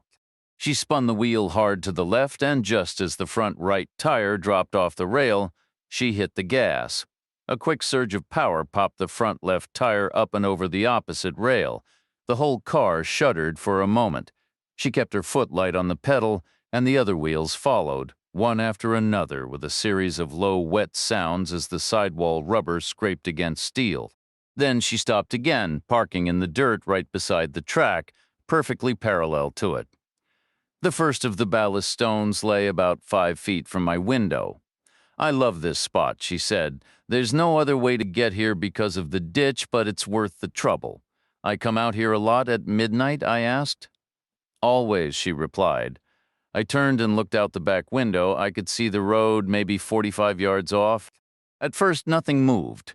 Then a car flashed past east to west, away from Kellam and toward town, moving fast. It was a big sedan with lights on the roof and a shield on the door. Pellegrino, she said. She was watching too, right beside me. He was probably tucked away 100 yards down the road. As soon as that last straggler passed him, he counted to 10 and hightailed it for home. I said Butler was parked right at Kellam's gate. Right, Butler's the one with a race on his hands and our fate in his hands. Once he passes us, I guarantee we're alone in the world. This is a small town, Reacher. I know where everyone is. The clock in my head said 11:49. Butler's situation was a tricky calculation. He was 3 miles out and wouldn't hesitate to drive 60, which meant he could be home in 3 minutes flat. But he couldn't start that dash until the last straggler was at least within headlight range of Kellam, and that last straggler might be crawling along by then, full of beer and spooked from seeing Pellegrino parked menacingly on the roadside. My guess was Butler would come through in 11 minutes, midnight on the dot, and I said so. No, he'll have jumped the gun, Devereaux said. The last 10 minutes have been quiet. He probably left the gate 5 minutes ago. That's my guess. He might not be far behind Pellegrino. We watched the road, all quiet. I opened my door and stepped out, right onto the edge of the rail bed. The left-hand rail gleamed in the moonlight no more than a yard away. I figured the train was about 10 miles south of us, maybe passing through Marietta right then.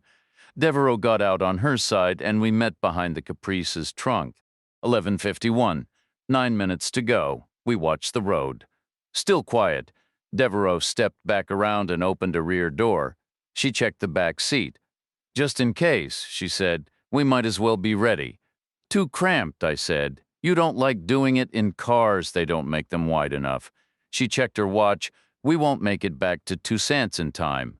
I said, let's do it right here, on the ground. She smiled, then wider. Sounds good to me, she said. Like Janice Chapman if she did, I replied.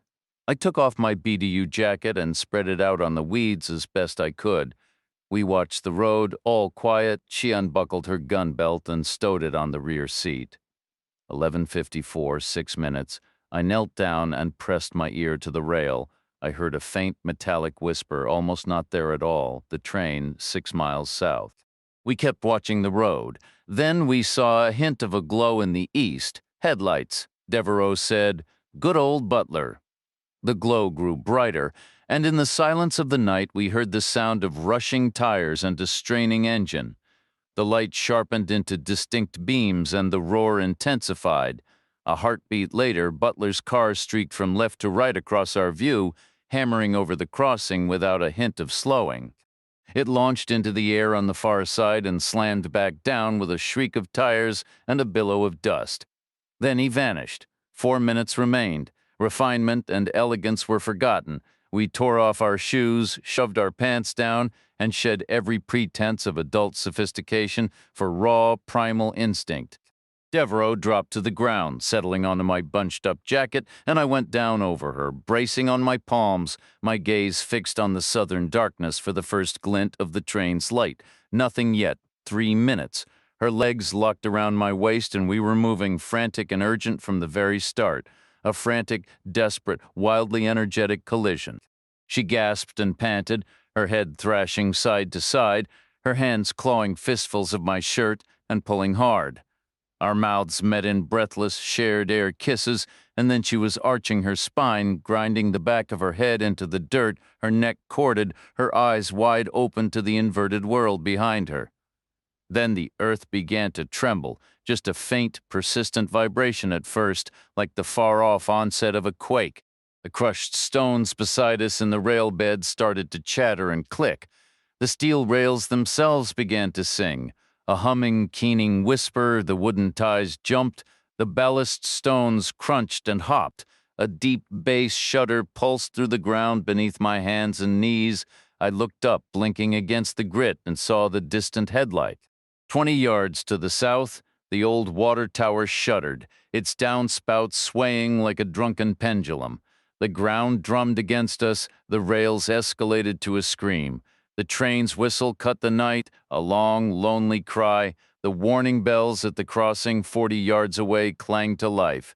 The train kept coming in unstoppable force, a distant rumble growing into a localized earthquake, then a cataclysm right beside us, impossibly massive and deafening, like the world cracking apart. We bounced on the shuddering earth, lifted whole inches by the violent tremors. A wall of compressed air battered us. Then the locomotive flashed past, its monstrous wheels a mere 5 feet from our faces, followed by an endless hammering parade of cars strobing in the moonlight. We clung together through the whole long minute, 60 deafening seconds, scourged by dust and pummeled numb by the throbbing ground. Under me, Devereaux threw her head back in a soundless scream, her body taut, her fists beating a frantic rhythm against my shoulders. Then it was over. I turned my head and watched the red taillights recede into the distance at a steady 60 miles per hour. The wind died. The earthquake faded to a tremor, then to silence. The bells cut off. The rails stopped their hissing song. Night's quiet rushed back in. We rolled apart and lay on our backs in the weeds, panting, sweating, spent, our ears ringing, utterly overwhelmed. My jacket was a ruined lump beneath us. My knees and palms were scraped raw. I figured Devereaux was in even rougher shape. I turned my head to look and saw she had my Beretta in her hand. The Marine Corps was never as fond of the Beretta as the Army was, so Devereaux handled mine with a practical competence that lacked any real affection. She dropped the magazine, thumbed out the chambered round, checked the empty breech, worked the slide, and reassembled it. "Sorry," she said, her voice still breathy. "It was in your jacket pocket. I was wondering what it was. It was digging into me the whole time. I'm going to have a spectacular bruise." "Then I'm the one who's sorry," I said. "Your ass deserves only the finest accommodations. It's a national treasure." She grinned at me, rising unsteadily to go find her jeans. Her shirt hung loose, but not long enough to hide much. No mark had formed yet. "Why'd you bring a gun?" she asked. "Old habit," I replied. "Were you expecting something to go wrong?" "Anything's possible. Mine's still in the car. So were a lot of other people's right before things went bad. It's just us out here as far as we can tell." "You're being paranoid, but breathing," I said. And you still haven't made an arrest? The military can't prove who it wasn't, she answered, which means they must know who it was. They ought to tell me. I stayed quiet after that. Following her lead, I pushed myself up and grabbed my pants. We dressed side by side, hopping on one foot, then the other, then sat together on the rear bumper of the Caprice to tie our shoes. Getting back to the road wasn't hard. Devereaux reversed smoothly onto the track, backed all the way to the crossing like she was parallel parking, then turned the wheel and drove forward. 5 minutes later, we were in my hotel room. In bed, she fell asleep almost instantly. I didn't. I lay there in the dark, staring at the ceiling, thinking mostly about my last talk with Leon Garber, my commanding officer, an honest man, and someone I considered a friend, but he'd been cryptic. It's the truth, he told me. She was a Marine reacher, 16 years in. She knew how to cut a throat and how to act like she didn't. He'd grown a little impatient then. A man with your instincts, he'd said, referring to me. Later, I'd pressed him. You could order me not to go back to Mississippi, I'd suggested. I could, he'd replied. But I won't. Not you. I trust you to do the right thing. The conversation looped in my head. The truth, instincts, the right thing. I finally drifted off very late, completely uncertain whether Garber had been telling me something or asking me something. My long-held belief that the second time is the best was seriously challenged when we woke up, because the fifth time turned out to be pretty spectacular too. We were both a little stiff and sore after our outdoor adventure, so we took it slow and gentle, the warmth and comfort of the bed making all the difference. Neither of us knew if there'd ever be a sixth time, which lent a touch of sadness to the moment afterward. We lay still for a while, and then she asked when I was leaving. I told her I wasn't sure. We had breakfast together at the diner. Then she headed to work, and I went to use the phone. I tried Frances Neagley at her desk in Washington, but she wasn't back yet, probably still on an overnight bus somewhere. So I called Stan Lowry instead and got him immediately. I need another favor, I said. No jokes this morning, he replied. No surprise that I'm still around. Didn't have time to think of any. I was hoping for Neagley, not you. You should try to reach her as soon as you can. She's better at this kind of thing. Better than you, too. What do you need? Quick answers, I said. To what? Statistically, where are you most likely to find U.S. Marines and concrete flood channels near each other? Southern California, Lowry answered without hesitation. Almost definitely Camp Pendleton, north of San Diego. Right, I said. I need to track down a Marine MP who was stationed there 5 years ago. Name's Paul Evers. Why? Because his parents were Mr. and Mrs. Evers and they liked the name Paul, I suppose. No, why do you need to find him? I've got a question for him, Lowry said. You're forgetting something. What's that? I'm Army, not Marines. I can't access their records. That's why you need to call Neagley. She'll know how to get it done. Paul Evers, he repeated slowly as if writing it down. Call Neagley, I said again. This can't wait. I hung up with Lowry and fed more coins into the payphone, then dialed the number for Kellum that Munro had given Devereaux earlier. Some other soldier answered, not Munro. He told me Munro had supposedly left at dawn, headed to Birmingham, Alabama by car. I said I was aware of that plan, but asked him to verify whether it actually happened. He put me on hold, checked the visiting officer's quarters, and came back to tell me Munro was still on post. He gave me a number for Munro's room. I hung up and dialed again. Munro picked up, and I said, Glad you decided to stay. He said, Sure, but why am I staying? Right now, I'm just holed up in here. I'm not exactly winning any popularity contests around here, you know? You didn't sign up to be liked. What do you need? I need Reed Riley's schedule for today. Why? I've got a question for him. That might be tough. As far as I know, his day is packed. You might catch him over lunch if he even gets one, and if he does, it'll be early. No, I need him to come to me. Here in town, you're not hearing me. The atmosphere here has shifted. Bravo Company is back in favor. Riley's father is flying in for a visit. The senator today?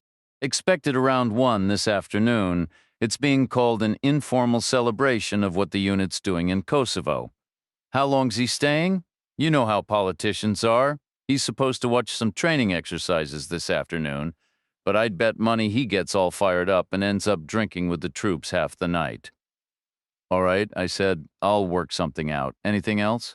Well, since you're just sitting around with nothing to do, you could answer a couple things for me. Like what?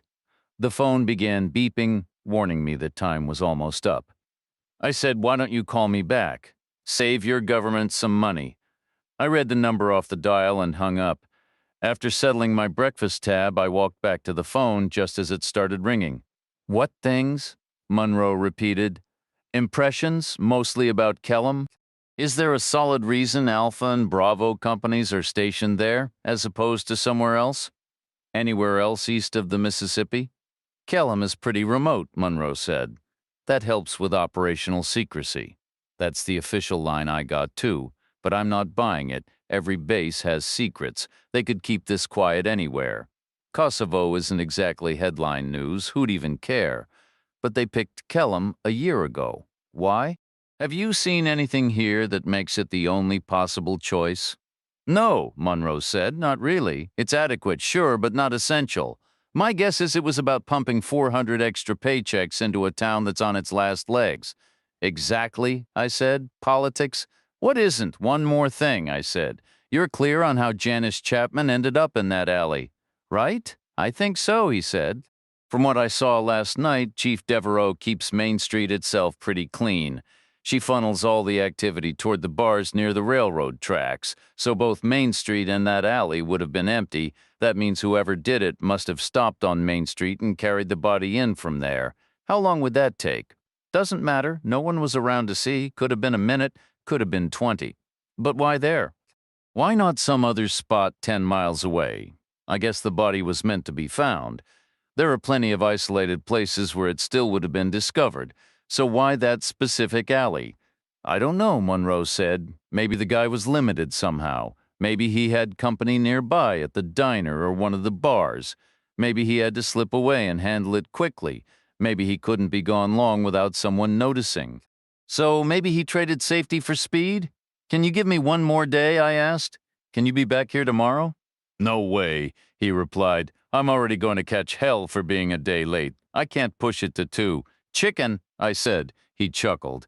Sorry, but if it's not done today, you're on your own. Senator Carlton Riley's upcoming visit had the whole town holding its breath. It felt like the gates of Kellum were sealed shut again. I didn't think the leave order had been officially canceled, but Rangers follow orders, and I was certain the base commander had made it very clear he wanted everyone present for the big show. After leaving the diner, I found Main Street had sunk back into its usual sleepy state. My borrowed Buick was the only vehicle parked on the block behind it, looked forlorn, almost forgotten. I unlocked it, drove around to the hotel to grab my toothbrush and settle my bill, then got back behind the wheel to do some exploring. Starting from the empty lot between the diner and the sheriff's department, I headed south for about 200 yards to where Main Street begins to curve. I drove briskly, but not recklessly. Taking a left onto the street where Devereaux grew up, I hurried along to her childhood home, the 4th house on the right. The whole trip took 45 seconds. I turned in over a patch of dried mud, drove down the overgrown driveway, past the crumbling house, through the backyard, beyond the wild hedge, all the way to the old deer trestle. I swung left, reversed, popped the trunk, and stepped out. Total time so far, 1 minute and 15 seconds. Trees surrounded me on all sides. Even in the bright afternoon sun, it felt isolated and remote. I pantomimed supporting a body's weight, cutting straps from wrists and ankles, carrying the figure to the car, and carefully lowering it into the trunk.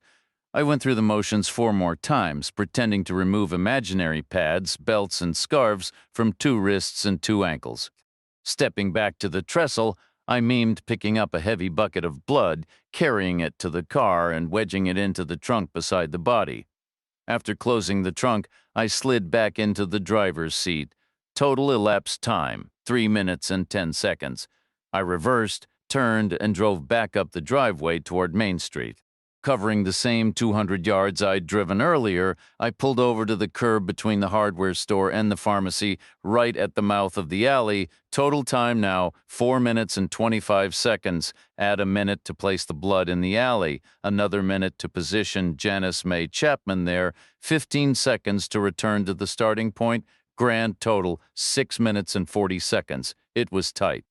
Maybe just enough time to stick in someone's memory during a casual chat, or maybe not. I reset the mental clock to 4 minutes and 25 seconds and drove north, then east to the railroad crossing. I came to a stop right on top of the tracks, new total 4 minutes and 55 seconds. Add a minute to carry Rosemary McClatchy to the ditch, 30 seconds to return to the car, and 20 seconds to get back to the start. Total time 6 minutes and 45 seconds, a fraction longer but still in the same range. I didn't drive up to where Shauna Lindsay had been left on that gravel pile. There was no point. That location was in a completely different league. That would have been a 20-minute trip. Easy. It was the one exception to the rush, so it must have happened under different conditions. No one else around. No need to hurry. Plenty of time to navigate slowly along those dark dirt roads, turning right, turning left, taking care of business, and then creeping back just as cautiously. But what really stood out about Shauna Lindsay's final resting place was the vehicle that took her there. What kind of car could pass through that neighborhood twice without anyone batting an eye? The question of what vehicle had any business being out at that hour lingered in my mind. I stayed behind the wheel of the Buick for a while longer before finally pulling up outside the diner inside. I exchanged a few bills for a fresh roll of quarters for the payphone. My first call was to Neagley, who picked up at her desk. "Running behind schedule today?" I asked. "Only a little," she replied. "I've been here about 30 minutes. Sorry again about the bus situation." "It was fine," she said, though we both knew public transit was a challenge for her. Too many unpredictable chances for someone to brush against her. I shifted gears. "Did Stan Lowry's message come through?" "It did, and I already ran the name. Took no time at all, which is the bad news. Paul Evers passed away a year ago." "What happened?" "Nothing cloak and dagger. An accident at Camp Lejeune. A Seahawk helicopter lost a rotor blade. It made the papers. 2 pilots and 3 passengers killed. Evers was one of them." "All right, on to plan B," I said. "The next name is Alice Bouton." I spelled it carefully. "She's been out of uniform for 5 years, discharged without honor. You should probably loop Stan back in on this one. He's got a better touch for tracking civilians. The only real edge Lowry has is his buddy at the bank." "That's my point," I said. "Corporations keep better tabs on people like her than we ever could. Give him a call. Why are we chasing this, Reacher, really?" "I'm verifying a story." "No, you're grasping at straws. That's what this is. You think so?" "Elizabeth Devereaux is guilty as hell. I've seen the carbons from the file. I let a beat pass. With something like this, sometimes it's a coin toss. Maybe she did it, maybe she didn't. We don't have all the pieces." "We have enough, Reacher." "Not for certain." Neagley's tone turned dry. "It's a good thing you don't own a car. You'd probably drive in circles all night looking for doubt."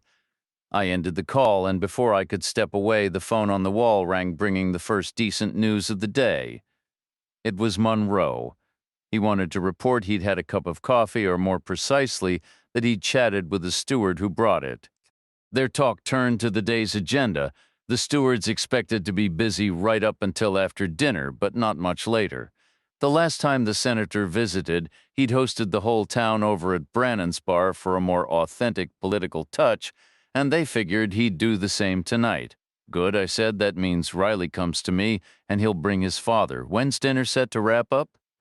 The steward said it's scheduled to end by 8. "All right, I'm betting they leave the base together. I need you on them the second they drive through the gate, but stay invisible. Can you handle that?" "Could you, most likely?" "Then why doubt I can?" "Call it healthy skepticism," I said. "Whatever you call it, keep your ears open until 8 tonight. Use this number if you need to reach me. I'll be in and out of this diner all day." "Got it," Monroe said. "I'll see you later." Whether you'll see me is another story after hanging up. I asked the waitress to take messages if the phone rang again and jot down names on her order pad. Then it was just waiting for information, for confrontations, for something to break. I stepped out onto the main street sidewalk and stood in the sun. Across the way, the fellow from the shirt shop was doing the same, taking a break and breathing the air. To my left, two old men sat on a bench outside the pharmacy, four hands resting on two canes between them. Aside from the four of us, the town was still. No movement, no noise, no traffic, quiet, until it wasn't when the crew from Kellum rolled in. There were four of them. I figured they were Kellum's version of Senate liaison, smoothing the path like a Secret Service detail before a presidential motorcade. They emerged from the alley past the two old men on the bench. They must have just visited the Brennan brothers, giving them a heads up about the evening's events. Probably sorted out the billing details, too. Good luck to the Brannans with that. Getting a Senate office to pay up is likely a lesson in bureaucratic agony. All four were officers, two lieutenants, a captain, and a light colonel out front. The colonel was around 50, carrying extra weight, the sort of soft desk officer who looks utterly ridiculous in combat gear, like a dad at a costume party. He planted himself on the sidewalk, hands on his hips, and scanned the area. His gaze landed on me. I was in uniform, too, so on the surface, I was one of his people. He glanced over his shoulder at a lieutenant behind him. Too far to hear, but I caught the lip movement. Tell that man to get his ass over here on the double. He probably wanted to know why I wasn't back on base, gearing up for the mandatory festivities. The lieutenant's vision wasn't as sharp as mine. He started toward me with a certain swagger, which evaporated the moment he got close enough to make out my rank. He halted a respectful 4 feet away, saluted, and said, "Sir, the colonel would like a word. Ordinarily, I go easy on lieutenants. I was one not too long ago, but right then I wasn't in the mood for games. I just gave a nod and said, 'All right, kid, tell him to come on over, sir. I believe he'd prefer if you came to him,' the lieutenant replied. 'You must be mistaking me for someone who cares what he prefers.' The kid paled slightly, blinked twice, did an about-face, and headed back. He must have spent the walk softening my message into something diplomatic, because there was no immediate outburst. Instead, the colonel hesitated a moment, then started waddling in my direction. He stopped 3 feet away, and I threw him a crisp salute, just to keep him off balance. He returned it and asked, "Do I know you, Major?" "That depends on how much trouble you've been in, Colonel." "Ever been arrested?" "You're the other MP, Major Munro's counterpart." "Or he's mine," I said. "Either way, I hope you have a pleasant day." "Why are you still here?" "Why wouldn't I be?" I was informed all matters were settled. Matters are settled when I say they are. That's how police work goes. "When did you last receive orders?" "A few days back," I said. "From Colonel John James Fraser at the Pentagon, I believe." "He's dead."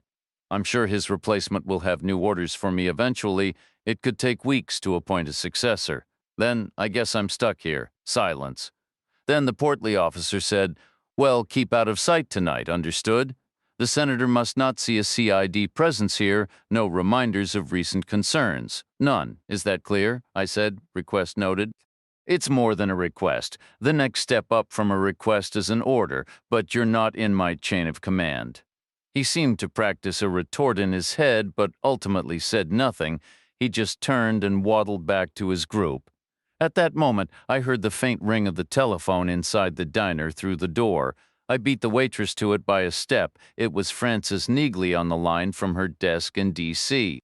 She said Boutnon is a very unusual name, apparently. "Did Stan Lowry put you up to that?" I asked. "No, Stan wants to know if she's related to Jim Bouton, the baseball pitcher, which she probably is, at least distantly, given how uncommon the name is. My conclusion is based on a solid hour of digging, and I found no Boutons at all, let alone an Alice Bouton. Right now, I can't get further back than 3 years with the Marine records, which would miss her anyway. If she was dishonorably discharged, she likely didn't land the kind of job or income that leaves much of a paper trail. She's probably living in a trailer park," I said. "Nowhere near Pendleton. Southern California is too pricey. She must have relocated. I've got a call in to the FBI, and I'm waiting to hear back from a contact in Marine Corps personnel for the older records. Stan is leaning on his banker friend for any civilian leads, though she might not have even had a bank account. Not if she was in a trailer park. Anyway, I just wanted to keep you in the loop. We'll have more soon. How soon? Hopefully by tonight. Before 8 would be ideal. I'll do what I can. I hung up and decided to stay at the diner for lunch. Sure enough, Devereaux walked in less than 10 minutes later, probably for her own lunch and maybe to find me. She paused inside the door, the window light behind her turning her hair into a kind of halo. Her shirt was just sheer enough that I could make out the curve of her waist, or at least sense it since I knew it well, and the shape of her breast. She caught me looking and started over. I nudged the chair opposite me out with my foot. She sat down, bringing that backlight with her. She smiled. "How was your morning?" I said. "No, how was yours?" "Busy," she replied. "Making any headway with what?" "Your 3 unsolved homicides. From what I hear, the Army considers those cases solved," she said. "I'll be happy to act as soon as they decide to share their information." I stayed quiet. She asked, "What? You don't seem all that driven to find out who did it?" "That's all?" "How can I be? The Army claims it was a civilian." "I understand that. Do you know who it was?" "What? Do you know who it was?" "Are you suggesting I do?" I said, "I'm saying I know how these things usually go. There are always people who seem untouchable. Mrs. Lindsay would have been one, for example. Imagine if she'd gone off the rails, armed herself, and shot someone. You wouldn't have arrested her. What are you getting at?" "I'm saying in any town there are folks the sheriff just won't arrest." She was silent for a long moment. "Maybe," she finally said. "Old man Clancy might fit that bill, but he didn't slit any throats, and I'd arrest anyone else, no matter who they were." "All right," I said. "Maybe you think I'm questioning your competence." I didn't respond. "Or maybe you think I've gone soft because we don't have much crime here." "I know you have crime here," I said. "I know you always did. I'm sure your father saw things I can't even picture. But you don't have investigations here. You never really did. I'd bet 99 times out of 100 your father knew exactly who did what down to the last detail. Whether he could do anything about it was another story, and I bet that 1 case in 100 where he didn't know went cold forever. You're saying I'm a bad investigator? I'm saying county sheriff isn't an investigator's job. It demands other skills, all that community relations work, and you're good at it. You're supposed to have a detective for the other stuff, except right now you don't. Any other issues before we order?" "Just one," I said. "Which is?" "Tell me again. You never went out with Reed Riley, right?" "Reacher, what is this?" "It's a question." "No, I never dated Reed Riley. Are you sure?" "Reacher, please, are you?" "I didn't even know he was here. I told you that." "Okay," I said. "Let's order." She was clearly annoyed with me, but she was hungry too. The hunger won out, obviously, because she stayed right there at the table.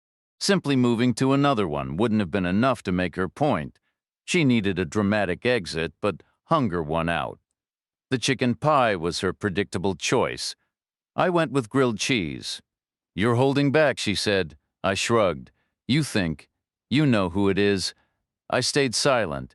"You do, don't you? This was never about me figuring it out. It was about you already knowing." I didn't reply. "Who is it?" I kept quiet. "Are you implying it's someone I'd refuse to arrest? Who wouldn't I arrest? That's insane. I mean, sure, it's brilliant for the Army to pin it on a person they're certain will never see a courtroom. I understand the logic. No arrest means no charges, no interrogation, no trial, and no verdict. The facts stay buried, everyone just walks away. But how could the Army possibly predict who I wouldn't arrest? Which is nobody, by the way. So this whole scheme is completely unhinged. I don't know who it is," I finally said. "Not for certain, not yet." We finished our meal in near silence. Then came pie, peach, of course, and coffee. I broke the quiet. "Did the public relations team from Kellam pay you a visit?" She gave a short nod. "Right before I left for lunch." "So you're aware of tonight's schedule, 8 o'clock, she confirmed. "Everyone on their best behavior. Are you all right with that arrangement?" "They know the regulations. If they follow them, I won't cause a scene. The phone's ring cut through the diner. Devereaux spun toward it, her expression one of pure surprise, as if she'd never heard the sound before. That might have been true. "It's for me," I said. I answered. It was Monroe. "I've got the travel particulars if you're curious. As you know, Reed Riley doesn't have a personal vehicle anymore, so he's borrowing a standard olive drab staff car. He'll be driving with his father as the sole passenger. The motor pool has instructions to have the vehicle ready at 8 on the dot. Appreciated," I said. "Good intel. Any estimated return time? There's an unofficial curfew tonight at 11. It's all hushed tones, but it'll be enforced. A couple of beers looks authentic, a dozen looks embarrassing. That's the prevailing wisdom, so folks will start heading out of town around 10:30. The senator's plane is scheduled for a midnight departure. Good to know," I repeated. "Thanks. Is he on the ground yet?" "Landed 20 minutes ago in an Army Learjet. Has the circus begun? First act in about an hour? Can you bring me your interview notes? Why?" "There are a few details I want to verify. As soon as the senator looks settled for 10 minutes. Could you bring them down to the diner?" Monroe agreed. I hung up and returned to the table, but Devereaux was already rising. "I have to go," she said, her voice tight. "I need to get back. I've got 3 homicides to solve, remember?" Then she was past me and out the door, left with time to fill. I took a walk. I circled the sheriff's department and approached the barren lot behind Main Street from the upper end. The railroad track to my left was still. The shops and bars on my right were open but empty. Inside the bars, cleaners, all black women over 40, were bent over mops and buckets, supervised by nervous owners acutely aware a U.S. senator would be passing by, possibly even stepping inside. Brannan's was receiving particular attention. Furniture was being rearranged, refrigerators restocked, trash hauled away. Even the windows were getting a polish. Across the alley, the loan office was deserted. Shauna Lindsay had worked there before she died. She'd been replaced by another young woman, less striking, but probably just as competent with figures. She sat on a high stool behind the counter, a glowing Western Union sign behind her head. I had time, so on impulse I stepped inside. The woman glanced up as the door swung open, offering a smile that seemed genuinely pleased to see a customer. I might have been her first of the day. After a brief exchange, she explained the process. I could phone my bank and have funds wired to any of their offices across the country. A password was required for the bank, and either identification or that same password would be needed to collect the cash. This was 1997, after all, a more relaxed era in many ways. I figured with the Pentagon nearby, there would be plenty of banks eager for business given the massive workforce there.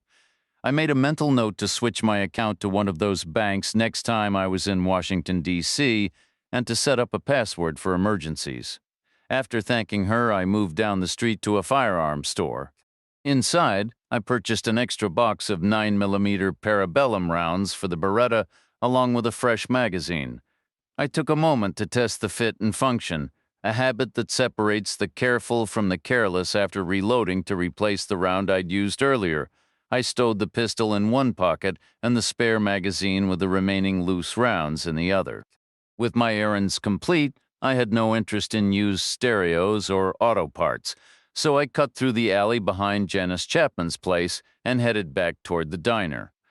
The waitress met me at the entrance to report no calls had come in. Pausing briefly, I stepped to the phone, dropped in a quarter, and dialed the Treasury Department. The same efficient, middle-aged operator answered, her voice polished and professional. "How may I direct your inquiry? Joe Reacher's office, please." After the familiar clicks and a stretch of silence, the young assistant picked up. "Mr. Reacher's office. Is Joe in?" She recognized my voice instantly. No surprise, since it mirrored my brother's. "No, he's not back yet. He's still in Georgia, I believe. At least I hope so." Her tone held a trace of concern. "You sound worried," I noted. "I am a little." "Don't be," I replied, letting a dry edge slip into my words. "Joe's a grown man. He can handle whatever Georgia dishes out. Hell, I doubt even the local peanuts could slow him down." I hung up before she could respond and retreated to the darkest corner booth, settling in to wait for Monroe and mentally tracking the minutes. Monroe arrived almost exactly an hour after our call, plus a few extra minutes for the drive. He parked an unmarked sedan out front, found me in the shadowy back of the diner, and from his jacket pocket produced the slim black notebook I'd seen earlier. He slid it across the table. "It's yours? No one else wants it. Certainly not for any official archive." I gave a slow nod. "Some colonel just informed me we're erasing all traces of recent suspicions." Monroe mirrored my nod. I got the same speech. "And that guy is seriously annoyed with you, by the way. Did you ruffle his feathers?" "I certainly aim to. He's drafting a report for Garber. Well, the Army always needs scrap paper. Copies will be circulated. You're about to become infamous." He held my gaze for a moment, something almost like regret in his eyes, then turned and left. I opened the small black book and began to read. Monroe's handwriting was tight, orderly, and precise, filling about 50 pages. His method was systematic. He'd record a few conversations, then summarize them before moving on, keeping both raw notes and his conclusions side by side. It was a thorough, circular process, the mark of a truly diligent investigator. He was a good cop. Reed Riley's picture remained tucked inside the book, pressed firmly into the binding after the final written entry and before the empty pages began. It dawned on me that he had been using it as a placeholder. Every one of those 50 pages centered on Janice May Chapman. The investigation quickly uncovered that she and Riley had been involved. Not that Riley himself had offered that information. He hadn't offered much of anything. From the very beginning, he secured legal counsel and limited his responses to the bare minimum: his name, rank, and serial number. For an investigator of Monroe's caliber, this was no obstacle. He had interviewed every member of Bravo Company, skillfully pulling the truth from casual remarks and unguarded moments. He took scattered comments and fragments of conversation and wove them into a coherent, dependable account. The way Riley's men spoke of him was familiar. He was too inexperienced to be a legend, too untested to be a star, yet he carried a certain celebrity aura, partly due to his father's reputation and partly his own demeanor, but he wasn't well liked. The recorded conversations showed a rigid, by-the-book loyalty, the kind born of unit cohesion, not personal affection, all tinged with the usual soldierly disdain for the military police. Nobody had anything explicitly negative to say about him, yet no one had anything positive to add either. Reading what was implied between the lines, I gathered Riley was a showboat, a performer marked by impatience, recklessness, negligence, and a strong sense of privilege. In a relatively calm posting like Kosovo, that might be manageable. But had he been a generation earlier in Vietnam, he likely would have met an unfortunate accident, a stray round in the back, or a faulty grenade on his very first day. That much was certain. Better soldiers than Riley had suffered such fates. Prior to Chapman, it was evident he had dated Shauna Lindsay. They were spotted together frequently. And before Lindsay, there was Rosemary McClatchy. They too were often seen around town, in the local bars, at the diner, cruising in his blue '57 Chevy. Monroe's notes carried a faint second-hand whiff of masculine bravado as one young soldier after another chuckled about their top dog moving through the town's most attractive women in succession. "Wham, bam, thank you, ma'am." And according to Bravo Company, that notable sequence began with Elizabeth Devereaux. She was known at Kellam due to an official courtesy visit near the start of the deployment. Training was rigorous then, with no official leave, but the Alpha had slipped out at night, and as the story went, claimed the prize. This conquest was reportedly shared one evening during Bravo Company's first tour in Kosovo over drinks beside a campfire. I could almost hear the voices, full of smug amusement, that the rest of the 75th training personnel thought Devereaux was uninterested in men, while Bravo Company's boys secretly knew otherwise, thanks to their top dog and his supposedly irresistible charm. They didn't like him, but they couldn't help a grudging admiration, charisma, personality, and, let's be honest, plain old hormones at work. The notebook held nothing else of note. I spent another moment studying Riley's photograph, then neatly tucked the whole book into my own jacket pocket and settled back into waiting. The remainder of the afternoon stretched out, long and unproductive. The hours crept by with no phone calls, no visitors, and the town silent. At one point, I caught the distant, muffled crackle of live fire exercises from the east and assumed the festivities at Kellam were proceeding without a hitch.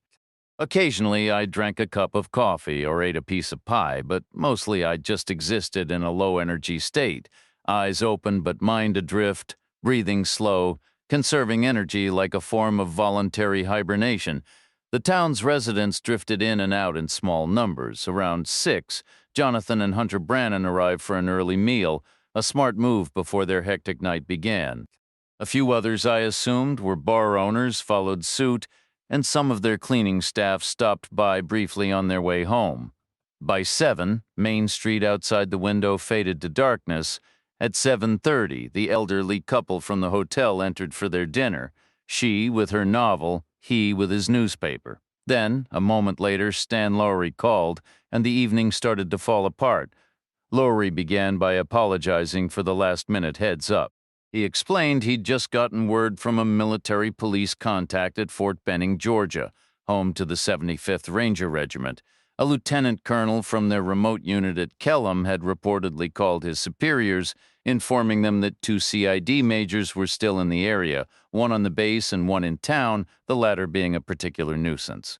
Eager to ensure Senator Riley's visit proceeded without a hitch, those superiors had dispatched a team to keep the said CID majors quiet for the remainder of the senator's stay, just as a precaution.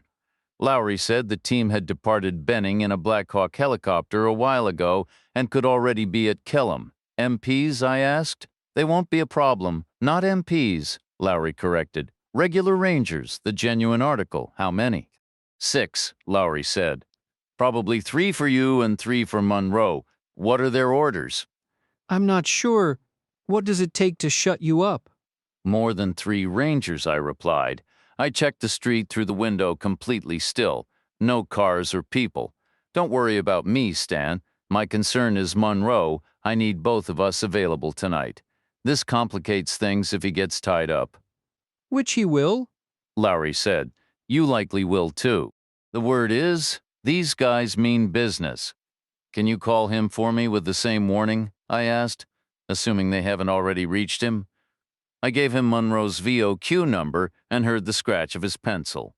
Then I asked, any news from your banker friend on Alice Boughton? Nothing yet, Lowry said. He's been tied up all day, but Neagley is still working on it. Call her and tell her to get moving and deliver some results. Let her know if I'm occupied with our military guests when she calls.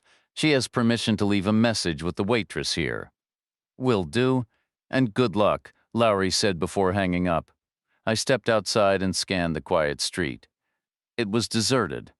I figured the Rangers would check the bars for me first, most likely Brannon's if I were planning to stir up trouble.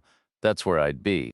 So I took a detour through the narrow L-shaped alley and surveyed the area from the shadows. Sure enough, a hulking green Humvee was parked right there, impossible to miss. Their plan was probably to escort me to it, toss me in the back, drive me out to Kellam, and lock me in whatever room already held Monroe. Then they'd wait until the senator's Learjet departed at midnight, let us out, and offer their most sincere apologies for the mix-up. Everyone has a perfect plan until reality hits them in the face. I slipped around the corner of Brannon's bar and peered inside. The place was spotless. Tables and chairs were arranged with military precision, all oriented toward a central area presumably reserved for the senator and his son. Closer seats would be for his inner circle, with plenty of open space for everyone else to stand. Behind the bar, Jonathan and Hunter Brannon looked refreshed after their early dinner. 3 men in BDUs were speaking with them. They were Rangers, each one solidly built and clearly experienced. The group included a sergeant and 2 specialists, their uniforms well-worn and boots polished yet creased from use. Their faces were weathered and expressionless. The look of career military men. Calling them pure and simple soldiers was misleading. Nothing about that life was either pure or straightforward. But dissecting the two specialists wasn't necessary. The sergeant was clearly in command. I'd never met a sergeant who wasn't acutely aware of the 18 ranks above him, all the way to the commander-in-chief, each earning more for making the big decisions. Whatever a sergeant did, there were 18 layers of people ready to second-guess him. I slipped back into the shadows and returned to the diner, inside. 3 customers remained, the elderly couple from Toussaint's and the man in the light suit I'd noticed earlier. 3 was decent, though not ideal. Their profile, however, was perfect. Local, respectable, mature, and the type to be vocal if things got messy. The old couple would linger for hours, which I might need depending on how Neagley's search was going. I entered and paused by the phone. The waitress shook her head, no calls. I flipped through the phone book, found Brannan's bar, dropped a quarter, and dialed. One of the Brannan brothers answered. "Let me speak to the sergeant," I said. After a beat of startled silence, I heard the phone scrape across the bar, then the rustle of hands passing the receiver. A voice came on. "Who is this? The guy you're looking for? I'm in the diner." Silence followed. I continued, "You're probably covering the mouthpiece to ask where the diner is so you can send your men while you keep me talking. Save the trouble. It's about 20 yards west and 50 north of you. Send one man through the alley on your left, the other counterclockwise around the sheriff's department. You take the kitchen door, should be near where you parked. That covers every direction. But relax, I'm not going anywhere. I'll be at a table in the back." I hung up and moved to the rearmost booth. The sergeant entered first. Shortest distance, most at stake. He pushed through the kitchen door cautiously, letting it swing shut behind him. I gave a slight wave from about 7 feet away. Next, one specialist came in the front, likely from the alley. A minute later, the third arrived, slightly winded from the longest route. They stood blocking the aisle, 2 to my right, 1 to my left. "Have a seat," I said. "Please." "Our orders are to bring you to Kellam," the sergeant stated. "That won't be happening, Sergeant." No reply. My internal clock read 7:45. "Here's the situation," I said. "Forcing me out would make a real mess, probably break 3 or 4 tables and chairs. Someone might get hurt.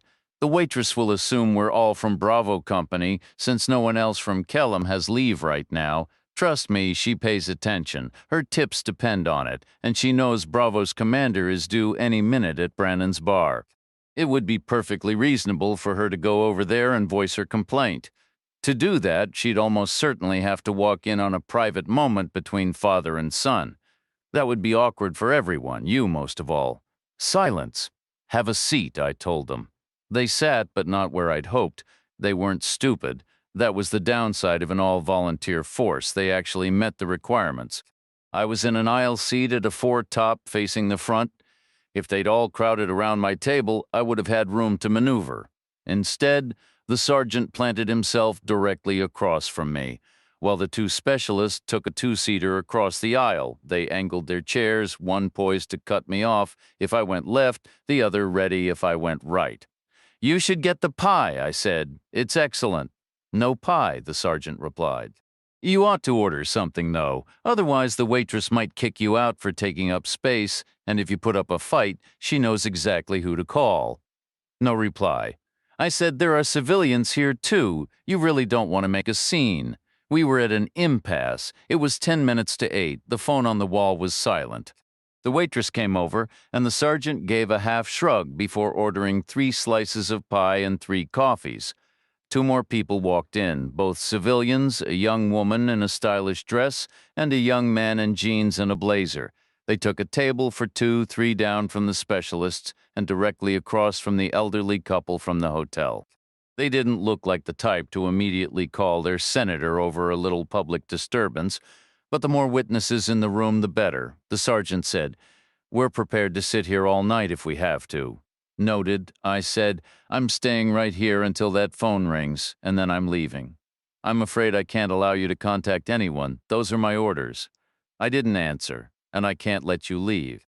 "Not unless you agree to go to Kellam." "Didn't we just cover this?" I asked. No answer. The phone didn't ring. 5 minutes to 8.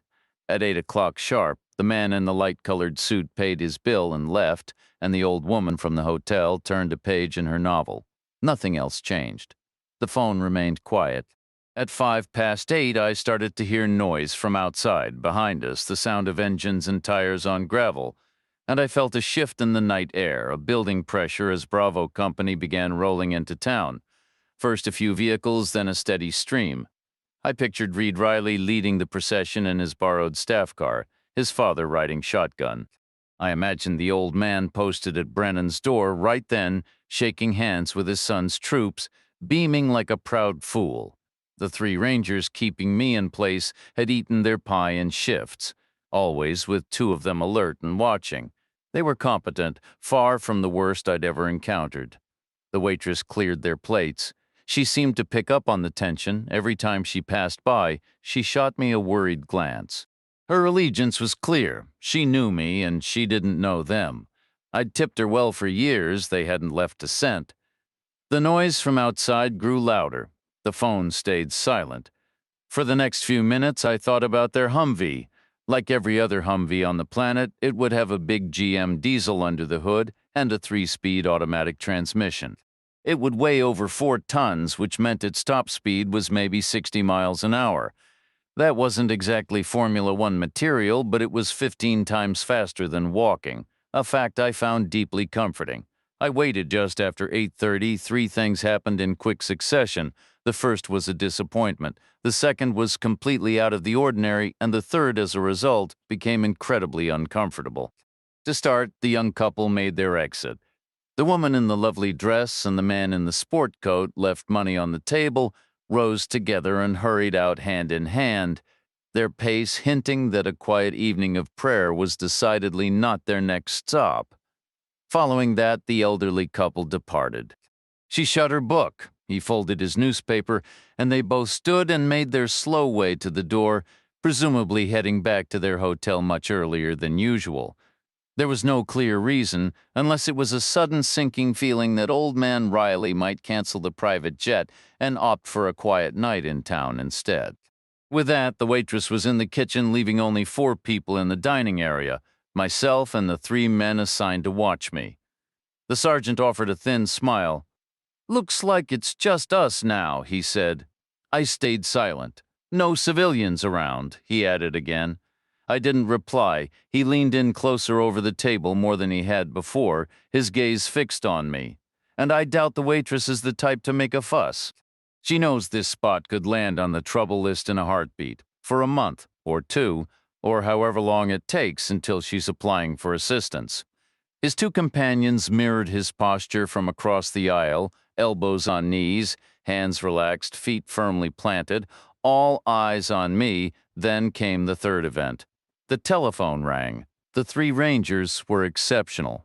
The phone was a classic model with a heavy metal bell that rang for a full, drawn-out second, the sound echoing for another second before fading, a cycle that would continue until someone answered.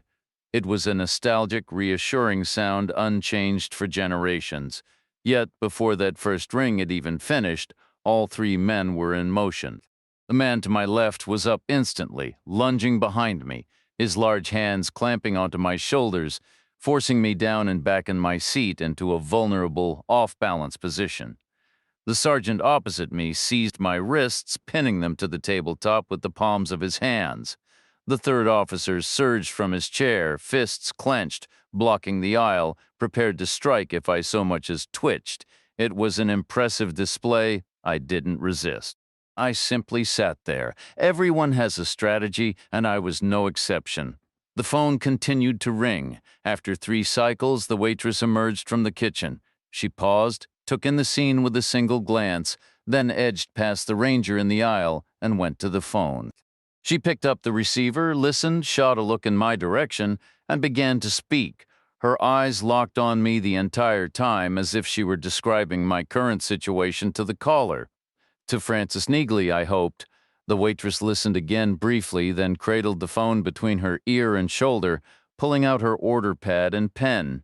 She started writing, and she kept writing, page after page, composing what seemed like a small novel. She began a second sheet.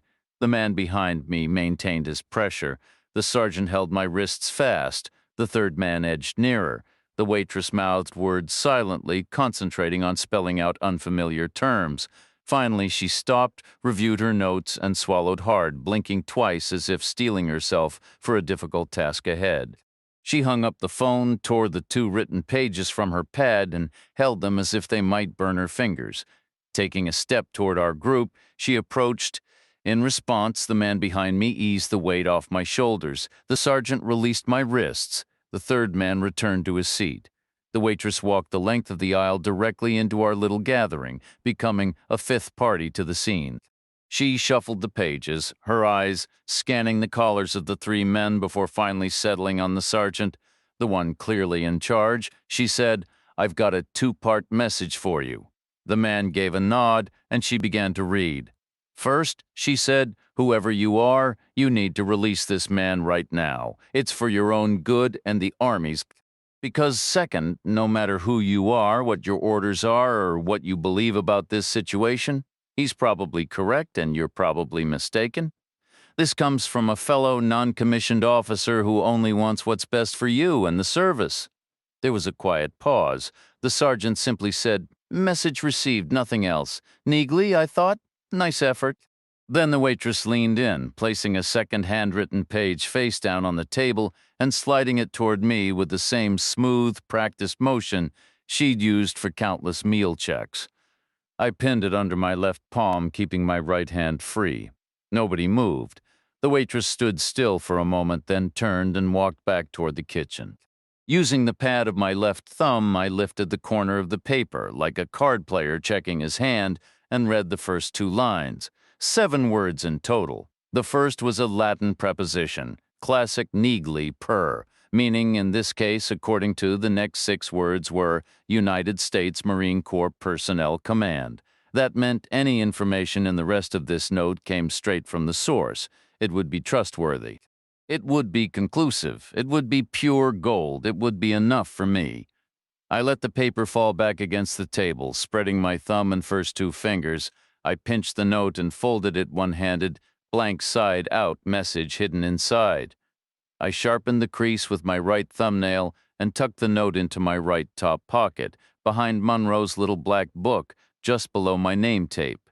It was almost 9 in the evening. I looked at the ranger sergeant and said, "All right, you've got me. Let's head to Kellam." We filed out through the kitchen in single file, using the diner's back door because it was the quickest path to their Humvee. The sergeant took the lead. I was in the middle with one specialist behind me, his hand flat against my back applying pressure, and the other in front, gripping my jacket and pulling me along. The night air was crisp, not quite warm or cold. The large open lot was packed with parked cars.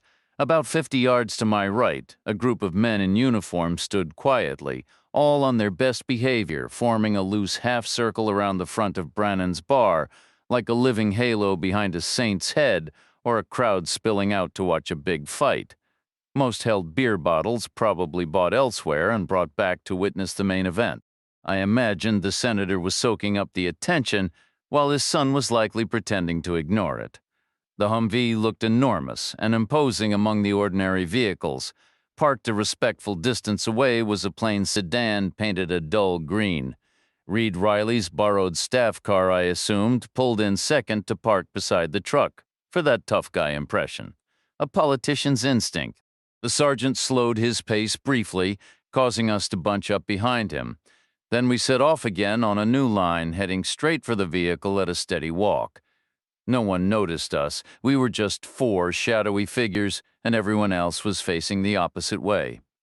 The Humvee was unlocked. The sergeant opened the left rear door, and the specialist closed in, leaving me no choice but to climb inside. The interior smelled of canvas and old sweat. The sergeant waited until both specialists were in, one in the front passenger seat, the other across the wide transmission tunnel next to me in the back, both watching me closely before he got into the driver's seat, hit the ignition, and started the engine. It idled for a moment with a heavy diesel rattle. He adjusted in his seat, and we were ready to go. He switched on the headlights, shifted into gear, and began moving north across the uneven terrain toward the Kellam Road. The Humvee jolted over the rough ground, its steering loose and unresponsive as he passed the rows of parked vehicles and the rear of the sheriff's department building. Out of habit, he checked the mirror and glanced to his left, readying to turn right just ahead. I broke the silence. "What's your actual training for?" "Man-portable, shoulder-launched surface-to-air systems," he answered. "Not law enforcement?" "No." I could tell, I said. "You didn't pat me down. That was a mistake. In one fluid motion, my Beretta was in my right hand. With my left, I grabbed the collar of his uniform and yanked him hard against the seat back, then pressed the gun's muzzle firmly into the soft tissue just behind his right shoulder above the armpit. Humvees are built tough. The seat frame wasn't giving an inch. I had him pinned, unable to move or even breathe easily. "Everyone stay calm and don't move," I told them. They complied, mainly because of where I'd placed the gun. Aiming at his ear or neck would have been too extreme. They wouldn't have believed I'd actually kill a fellow soldier, no matter how desperate I seemed. But a non-lethal shot through that muscle, that was believable. And devastating. It would have ended his military career forever, leaving him with a lifetime of chronic pain, disability checks, and learning to do everything left-handed. I loosened his collar slightly, but kept him pressed back. "Turn left," I ordered. He turned onto the east-west road. "Keep driving," I said. We moved into the straight tunnel of trees away from Kellam, heading toward Memphis. Faster. He accelerated, and soon the big vehicle was shuddering near 60 miles an hour. Now it was just simple math. 9 o'clock at night, a 40-mile road with little traffic, a 30-mile, 30-minute drive would suit my purposes just fine. "Keep going," I instructed, and he did. Half an hour later, we were 30 miles west of Carter Crossing, still about 10 miles from the turnoff toward Memphis. "All right, this is far enough. Stop here." Maintaining pressure with the gun on his collar, I felt him ease off the gas, coast, and brake to a halt. He shifted into park, lifted his hands from the wheel, and sat perfectly still, as if he knew what came next, or thought he did. I turned to the soldier beside me. "Take your boots off." Now they all understood. There was a heavy pause, a silent rebellion simmering, but I waited until the man beside me shrugged and bent to untie his laces. "Now your socks." He peeled them off, rolled them into balls, and tucked them neatly into his boots. Soldierly habits die hard. "Your jacket next." He removed it. "Now your pants." Another long hesitation, but then he hitched up and slid them down over his hips. I looked at the passenger in front. "You too." Same 4 things.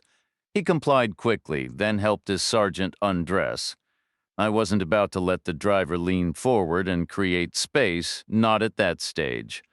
When they were finished, I turned back to the man beside me. "Step out of the truck and walk forward 20 paces. His sergeant spoke up, voice tight. "You better hope we never cross paths again, Reacher." "Actually, I hope we do," I replied.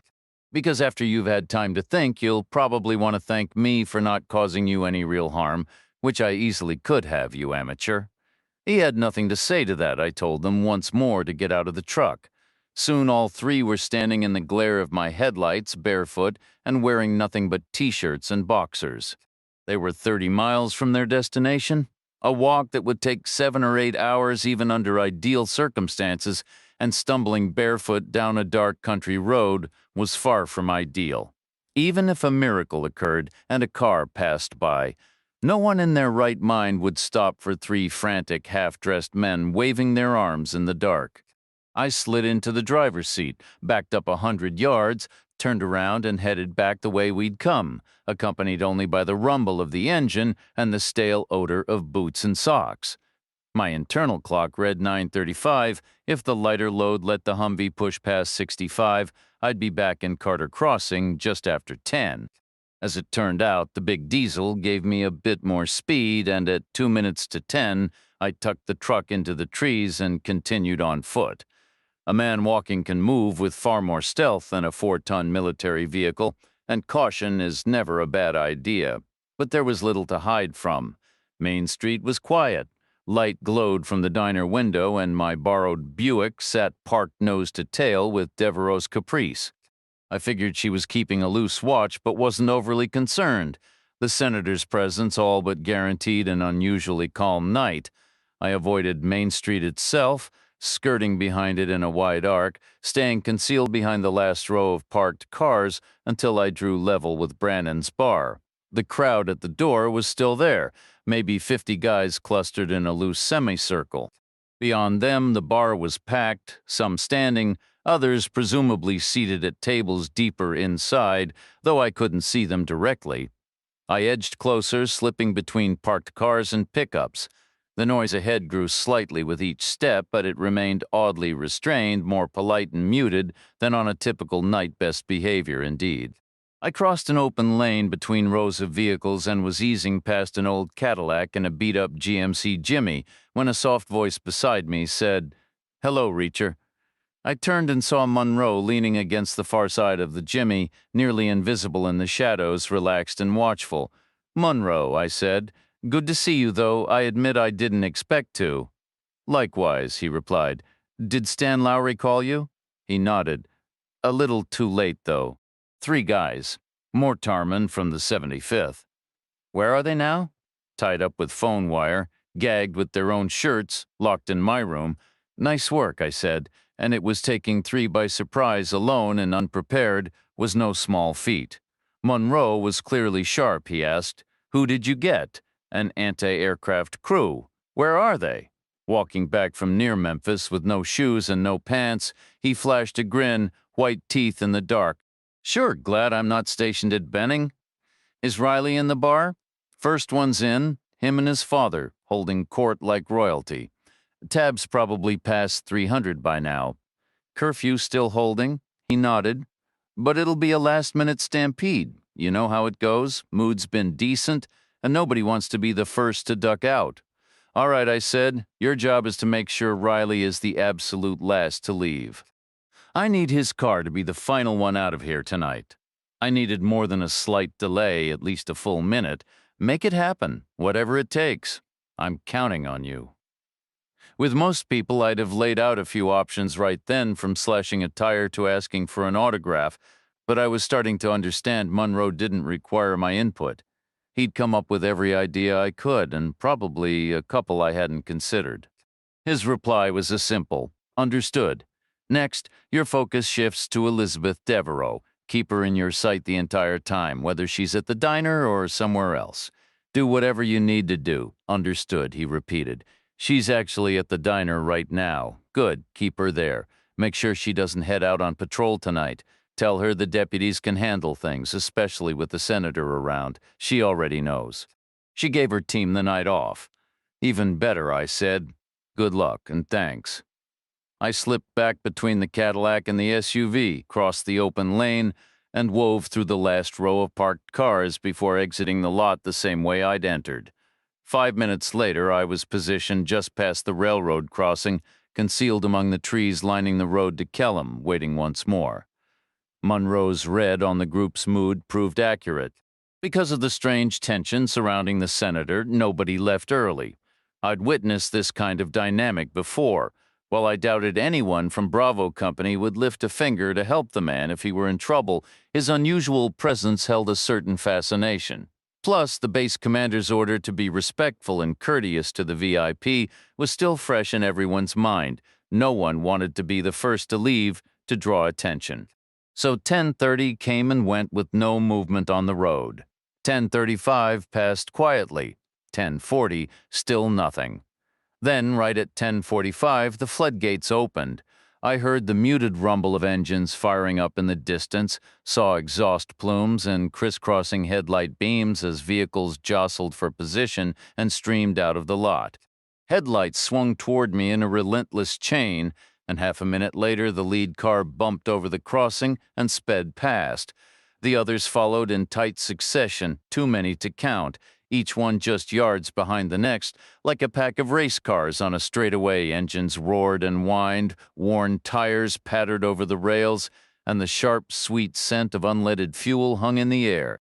I spotted the old Cadillac and the GMC I'd squeezed between earlier, along with a parade of Chevys, Dodges, Fords, Plymouths, Jeeps, and Chryslers, sedans, pickups, four-wheel drives, coupes, and two-seaters. They kept coming, an unbroken river of metal heading home, The drivers relieved and exuberant, their duty done. 10 minutes later, the stream began to thin. Gaps widened between the passing cars, and in the distance I could make out the last few stragglers pulling out. The final dozen vehicles took a full minute to pass by me. None was a flat green staff car. The very last one was a battered, sagging old Pontiac sedan. I watched it approach. "As soon as he passes us, I guarantee we're alone in the world," Devereaux had said. The Pontiac thumped softly over the tracks on worn tires and vanished into the night. I stepped out from the trees and faced east, watching tiny red taillights dissolve into the darkness. The engine noise faded, and the exhaust smoke drifted away and cleared. I turned the other way and, right on schedule, saw a single pair of headlights flick on far in the distance. Their beams bounced and swung side to side, up and down, leading the way north out of the lot before turning toward me. They bounced twice more as the vehicle's wheels climbed from the dirt onto the blacktop. The clock in my head ticked to 1 minute before 11. I headed west, retracing my steps across the railroad tracks, moving about 30 feet toward the edge of town before I paused.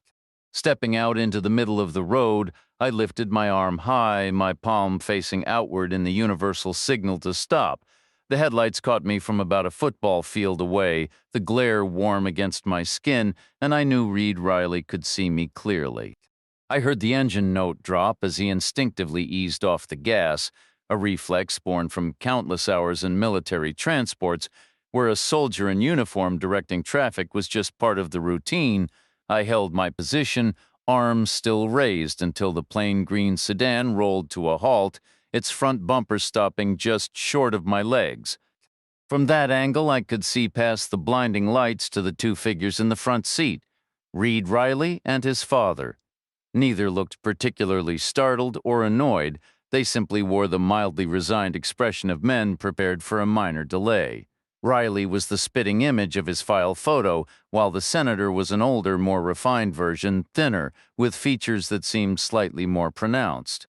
He was dressed in that awkward, predictable way visiting politicians often are: a khaki field jacket over a dress shirt, no tie, the jacket sporting a U.S. Senate insignia, as if he'd ever seen a day of real combat.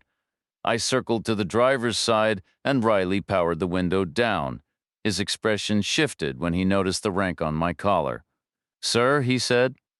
I didn't reply. Instead, I took another step, yanked open the rear door, and slid into the back seat directly behind him. After shutting the door, I shifted to the middle of the bench. Both men twisted around to stare. "Sir?" Riley repeated. "What is this about?" his father demanded, his tone edged with impatience. "Plans have changed," I stated flatly. The air inside carried the faint scent of beer on their breath, mingled with the stale odors of cigarette smoke and dried sweat. "I have a flight to catch." The senator snapped. "At midnight," I confirmed. "No one will come looking for you before then?" "What is that supposed to mean?" "Do you have any idea who I am?" "Yes," I said, "I do." "Then what do you want?"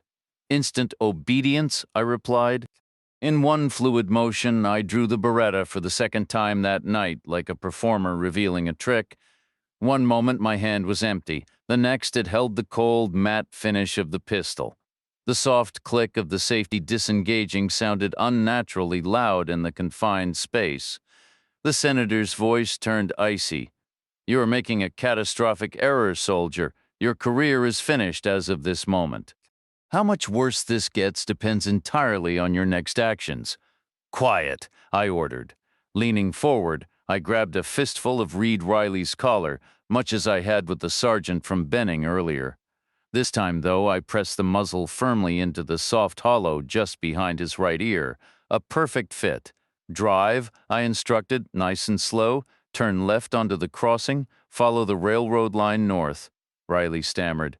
"What?" "You heard me." "But there's a train coming." "At midnight," I reminded him. "Now, move it, soldier." It wasn't easy for him. His instinct was to hunch forward for a better view, but I kept him pulled back tight against the seat. Even so, he managed. He crept forward, turned the wheel sharply, and angled the car up onto the raised track bed. He aligned it carefully, feeling the right front tires settle into the groove along the rail. Easing ahead, he kept it straight as the pavement dropped away beneath us. The right side tires rode smoothly along the rail, while the left side wheels bumped and dipped over the wooden ties. Not bad at all. "You've done this before," I observed. He stayed silent. We inched forward at less than a walking pace. The car pitched at a steep angle, the right side gliding along while the left rose and fell rhythmically like a small boat on a gentle swell. We passed the old water tower, then went another 10 yards before I told him to stop. He asked if this was the place, and I said it was a good spot. He eased on the brake, and the car settled right on the line, still leaning to one side. I kept my grip on his collar and held the gun steady. Through the windshield, the tracks stretched north into the distance, twin silver lines fading into the dark under the moonlight. I told the captain to use his left hand and roll down all the windows. He asked why. I said the two of them already smelled bad, and it was only going to get worse. He could believe me on that. Riley fumbled around and got his father's window down, then mine, then the one across from me. Cool night air drifted inside. I told the senator to reach over and kill the headlights. It took him a second to find the switch, but he managed. Then I told him to turn the engine off and hand me the key. He protested that we were parked on the railroad tracks. I told him I was aware of that. He asked if I knew who he was. I reminded him he'd asked that before, and I'd already answered. Then I told him to do what he was told, or did I need to make a campaign contribution first? If so, he could consider my contribution not putting a bullet through his son's knee. The old man made a choked sound, the kind you hear when a bad joke stops being funny, when a dire situation tips over into something worse, when a nightmare turns out to be real. He leaned over, twisted the key, pulled it out, and held it toward me. I told him to toss it on the back seat. He did, and it landed beside me before skittering down the slope of the tilted cushion. I told both of them to put their hands on their heads. The senator went first, and I pulled the Beretta back just enough to let his son do the same. I released his collar and settled into my seat. Then I asked what the muzzle velocity was on a Beretta M9. The senator said he had no idea. I said his boy should know. We'd spent plenty of time and money training him. Riley claimed he didn't remember. I told him it was close to 1,300 feet per second. Their spinal cords were about 3 feet from me. That meant about 2,000ths of a second after either one of them so much as twitched, they'd be dead or crippled. Did they get it? There was no answer. I said I needed to hear it. Riley muttered that they got it. His father asked what I wanted. I said confirmation. I wanted to make sure I had everything straight.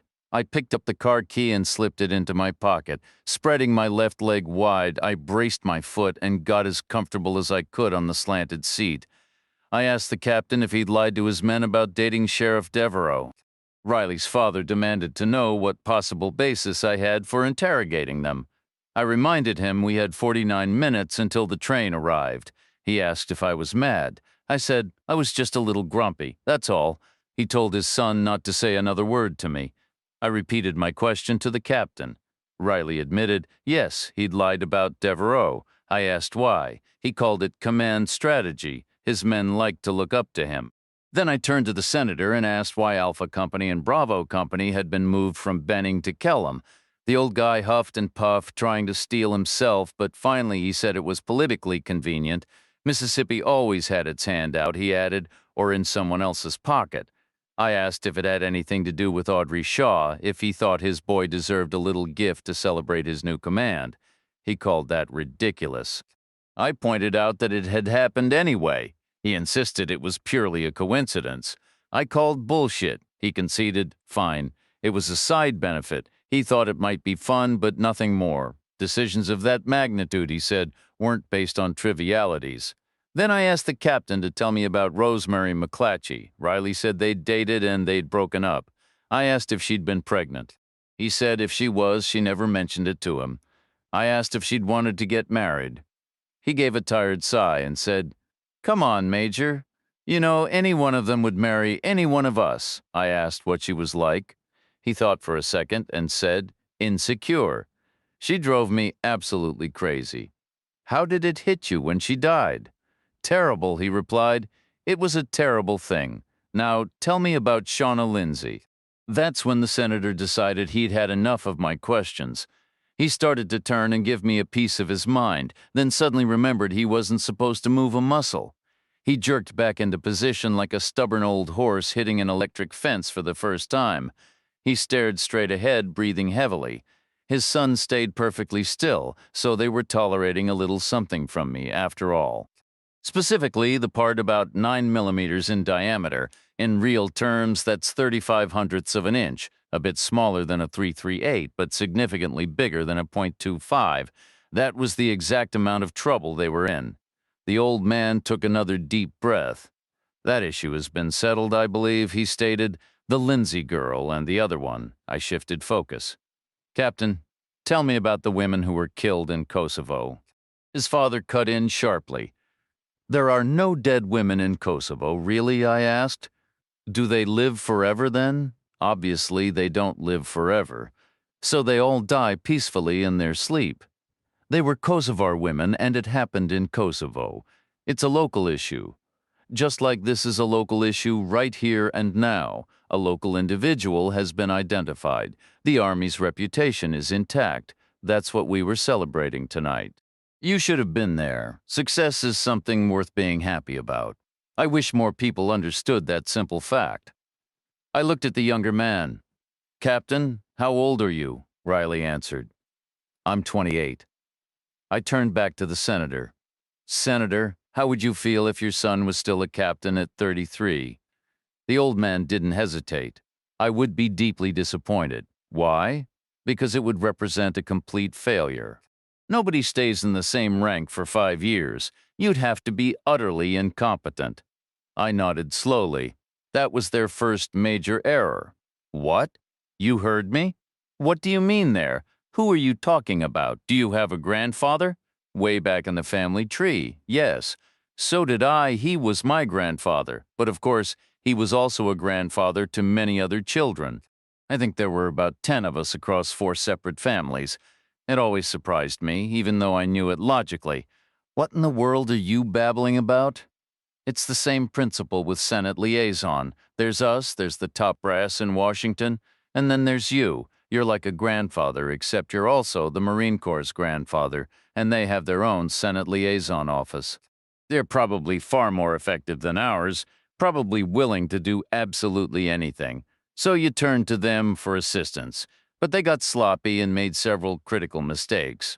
I read the report. There were no mistakes. 5 years without a promotion? Devereaux is not the type to stagnate for 5 years. Like you said, you'd have to be an idiot, and Devereaux is far from an idiot. My guess is she was a CWO 5 years ago. My guess is she earned 2 promotions since then. But your Marine Corps contacts went ahead and wrote CWO 5 on a file that was supposed to be 5 years old. They used an old photograph but didn't dial back her final rank. That was a mistake. They were working in too much of a hurry. What rush? Janice Chapman was white. Finally, you had a victim people were going to take seriously, and she was connected to you. There was no time to waste. What are you implying? This entire situation was born from excessive haste. You worked frantically, even playing games about access to buy more time, but you finally finished the job just after lunch on Sunday. The file was complete. The confirmation came through while the helicopter was still in the air, so it went back empty. But then you waited until Tuesday before releasing it for public review. I had a rather self-centered theory about that delay. I thought it was because I was here on Sunday but gone by Tuesday, but that wasn't the reason you needed those 2 days to make the file look authentically old. That was the reason you had to physically rough it up, scrape it, and scuff it around to sell the story. Are you actually claiming that file was fabricated? I know it's shocking. Maybe you've known for 9 months, or 6, or maybe just a week or so. But the truth is out now for all of us. Know what? Reed Riley said. I turned my full attention to him. He was looking straight ahead, but I could tell he heard me. Maybe Rosemary McClatchy felt insecure, I said. Maybe her looks were the only thing she thought she had going for her, so jealousy came easy. Maybe that's where you got the inspiration for a woman out for revenge. She was already expecting a child, and you'd done your homework on the local sheriff, Standard practice for a company commander on the rise, and easier for you with your connections. You knew about her father's vacant property. You're a twisted individual, so you took pregnant Rosemary McClatchy there and you slaughtered her silence. And you enjoyed it, I added. Still nothing. So you did it again. You improved your technique. No more leaving them by the railroad ditch. You were ready for something bolder, maybe something more fitting. Maybe Shauna Lindsay was also dreaming about a future together, talking about a little house, so you left her at a construction site. You could drive through that area whenever you wanted. You always had the big dog on the hunt in his old blue sedan. Just part of the local scenery. He finally spoke. I ended things with Shauna weeks before she died. How do you explain that? You call, they come running, don't they? No reply. I continued. And you left Janice Chapman behind a bar for the same symbolic reason. She was the life of the party. Maybe you even gave yourself an extra challenge that night. Third time's the charm, after all. Variety keeps things interesting. You probably told the guys you were going to the restroom, slipped out and did it in the time it takes to take a leak. My guess, 6 minutes and 40 seconds, which, let's be honest, isn't plausible, not for Devereaux. That's where your whole alternate theory starts to unravel. Did anyone stop to consider her build? She couldn't hoist a full-grown woman off a deer trestle. She couldn't carry a dead body to a car. Senator Riley insisted. The file is authentic. I shook my head. It started with a kernel of truth. Someone crafted a tidy little narrative. The jealous woman, the broken arm, the missing $400. It was subtle, designed to let the reader connect the dots. But then someone lost their nerve. They didn't want subtlety anymore. They wanted a glaring, unmistakable signal. So you retyped the whole thing to include a car. Then you got on the phone and told your son to go sacrifice his own vehicle on the train tracks. That's insane. There was no other logic behind the car. It was pointless. It served no purpose other than to slam the coffin shut on Devereaux the moment anyone opened that file. The file is genuine. You overplayed your hand with the dead witnesses. James Dyer, maybe, we could buy that. He was a senior officer, maybe in poor health. But Paul Evers, too convenient. Like you were afraid of questions. Dead men tell no tales.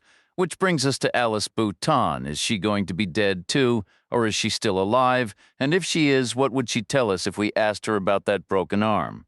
The file is completely legitimate, Reacher. Can you read, Senator? If so, read this for me.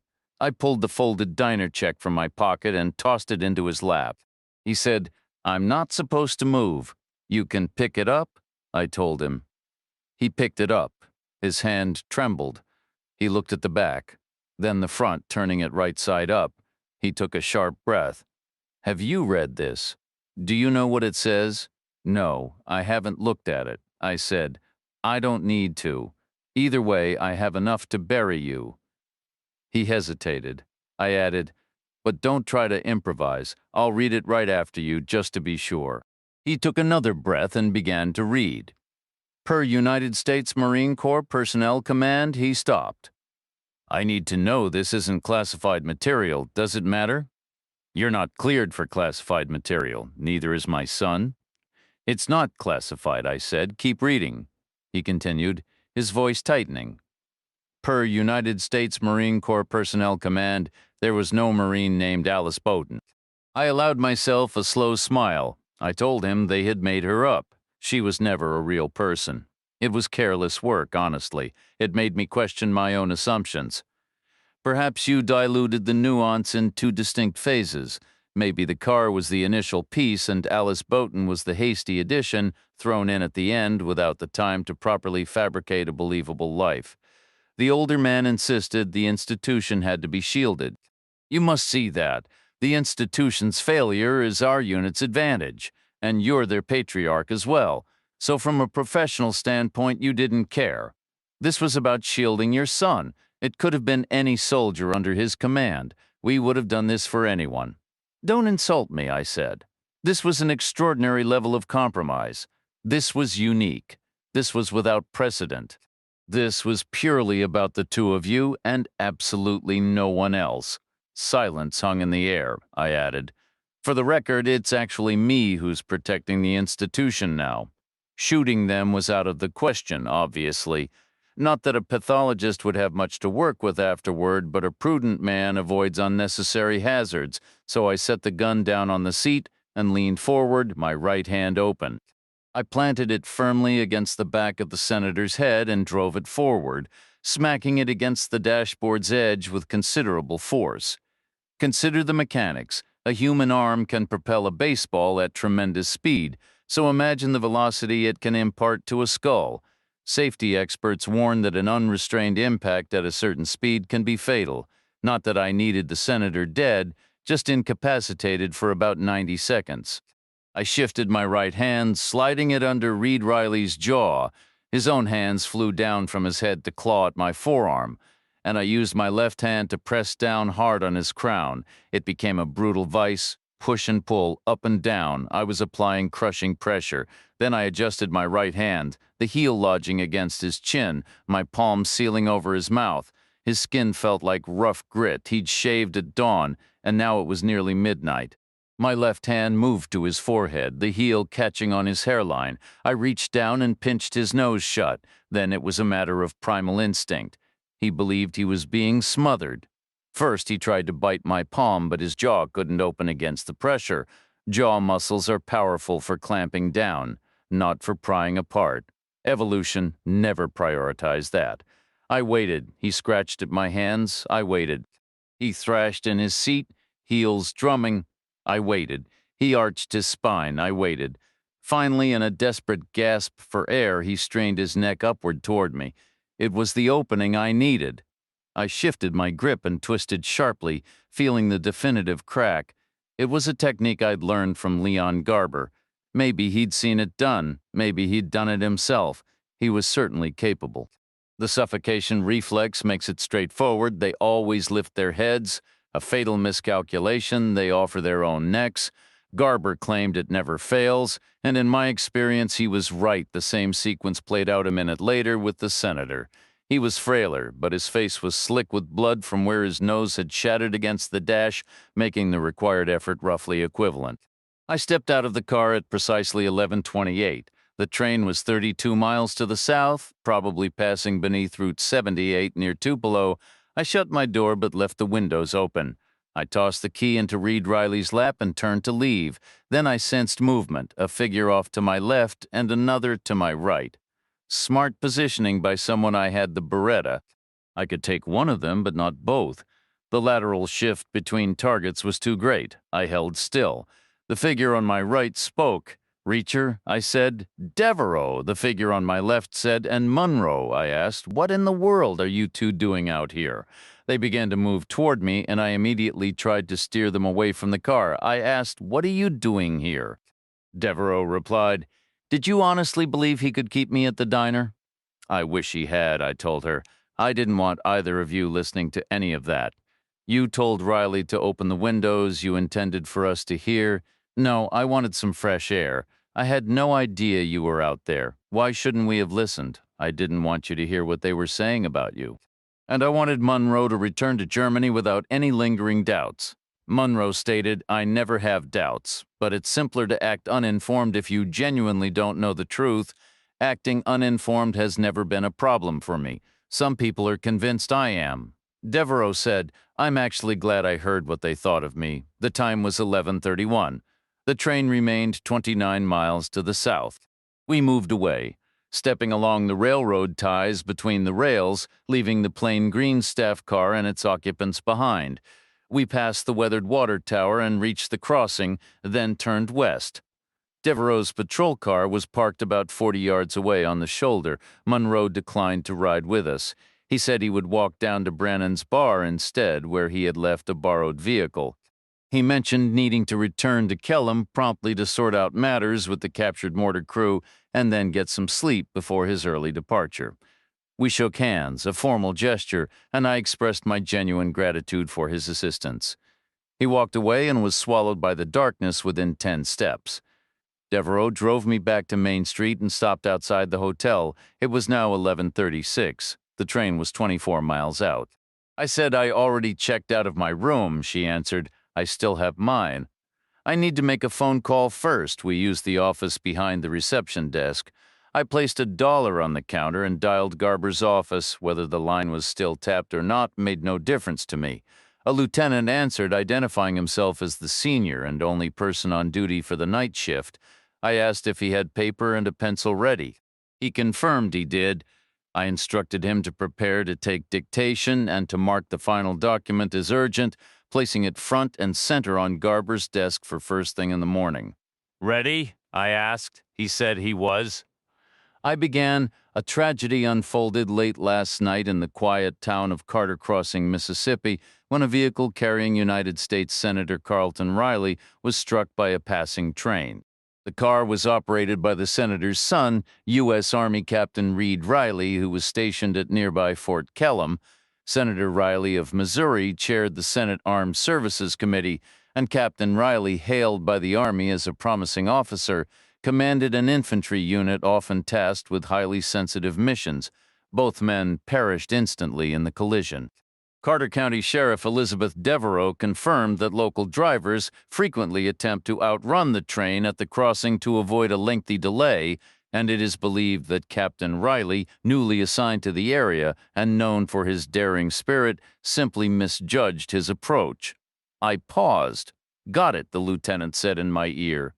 Second paragraph, I continued.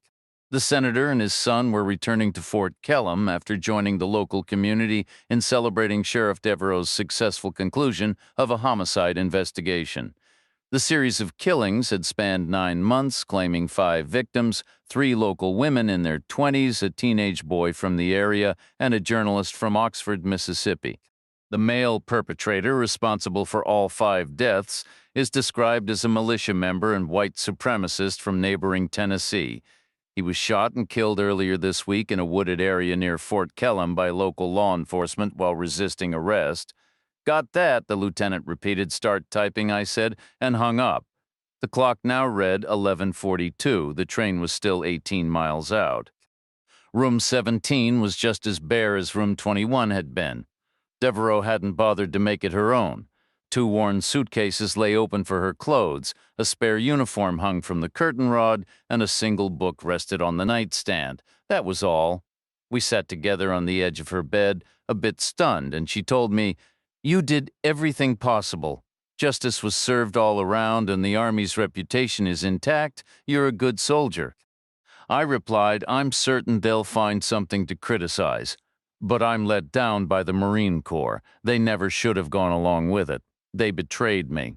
"Not exactly," I said. "They did what they could, under immense pressure. They pretended to cooperate, but they laced the file with deliberate errors. 2 deceased individuals and a fabricated one, that business with your rank, those weren't oversights. They made sure the story wouldn't hold. Same with Garber. All that bluster about you was an act. He was performing the expected outrage, pushing me to see through it. Did you believe the file when you first read it? You want the honest answer?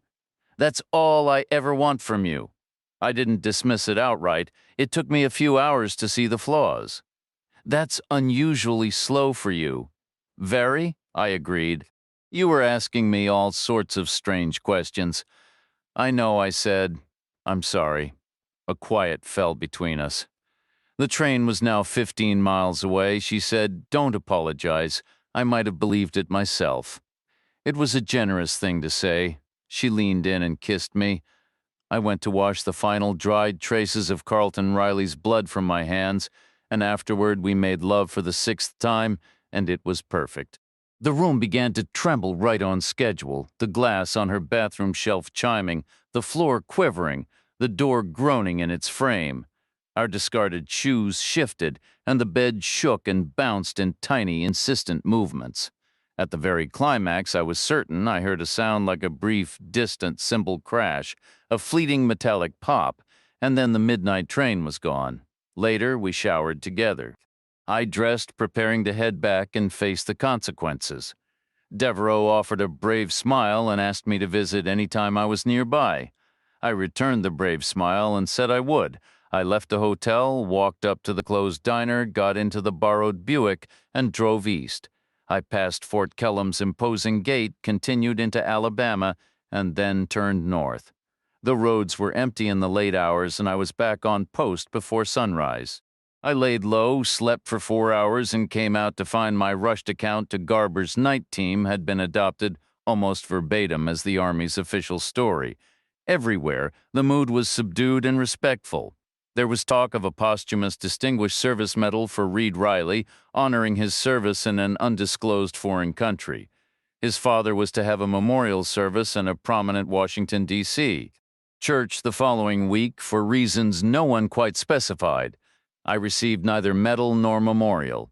I got 30 minutes with Leon Garber. He told me immediately the news wasn't good. The portly staff officer from Kellum's public relations office had done his damage. His call to Benning had ricocheted up the chain at the worst possible time, followed by a written report. Because of both, I was now on the list for involuntary separation. Garber said, under the circumstances, it would be simple to get me removed from that list. No question, I could demand a price for my silence. He would happily broker the deal.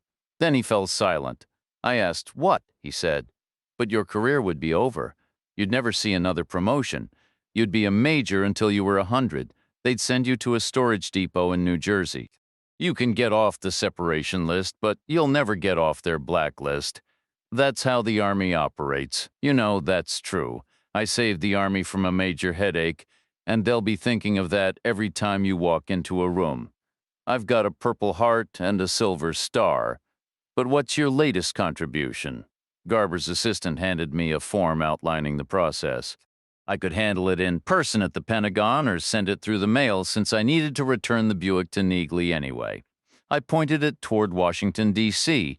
I reached the city with about 30 minutes before the banks closed, walked into the first one I saw, and transferred my account.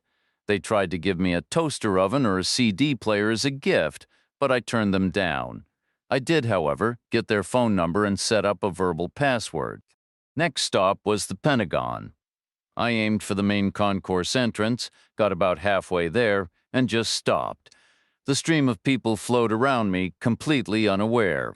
I realized I didn't want to step inside. I flagged down a hurried commuter, borrowed a pen, signed the form right there on the spot, and dropped it into a nearby mailbox. After that, I cut through the quiet of the cemetery, out past the main gate, and into the knot of roads that lay between it and the river. Here I was, 36 years old, a citizen of a country I'd hardly experienced. The whole map was open. There were cities waiting in stretches of open country. There were mountains to climb and quiet valleys to find. There were rivers to follow. Museums, concert halls, roadside motels, late-night clubs, diners with bottomless coffee, bars with stories, and buses going anywhere. There were historic battlefields and quiet birthplaces, local legends, and miles of open road. I could find company if I wanted it, or perfect solitude if I didn't. With a shrug, I chose a road at random, stepped off the curb with one foot still on the concrete and the other in the traffic lane, and raised my thumb to the sky.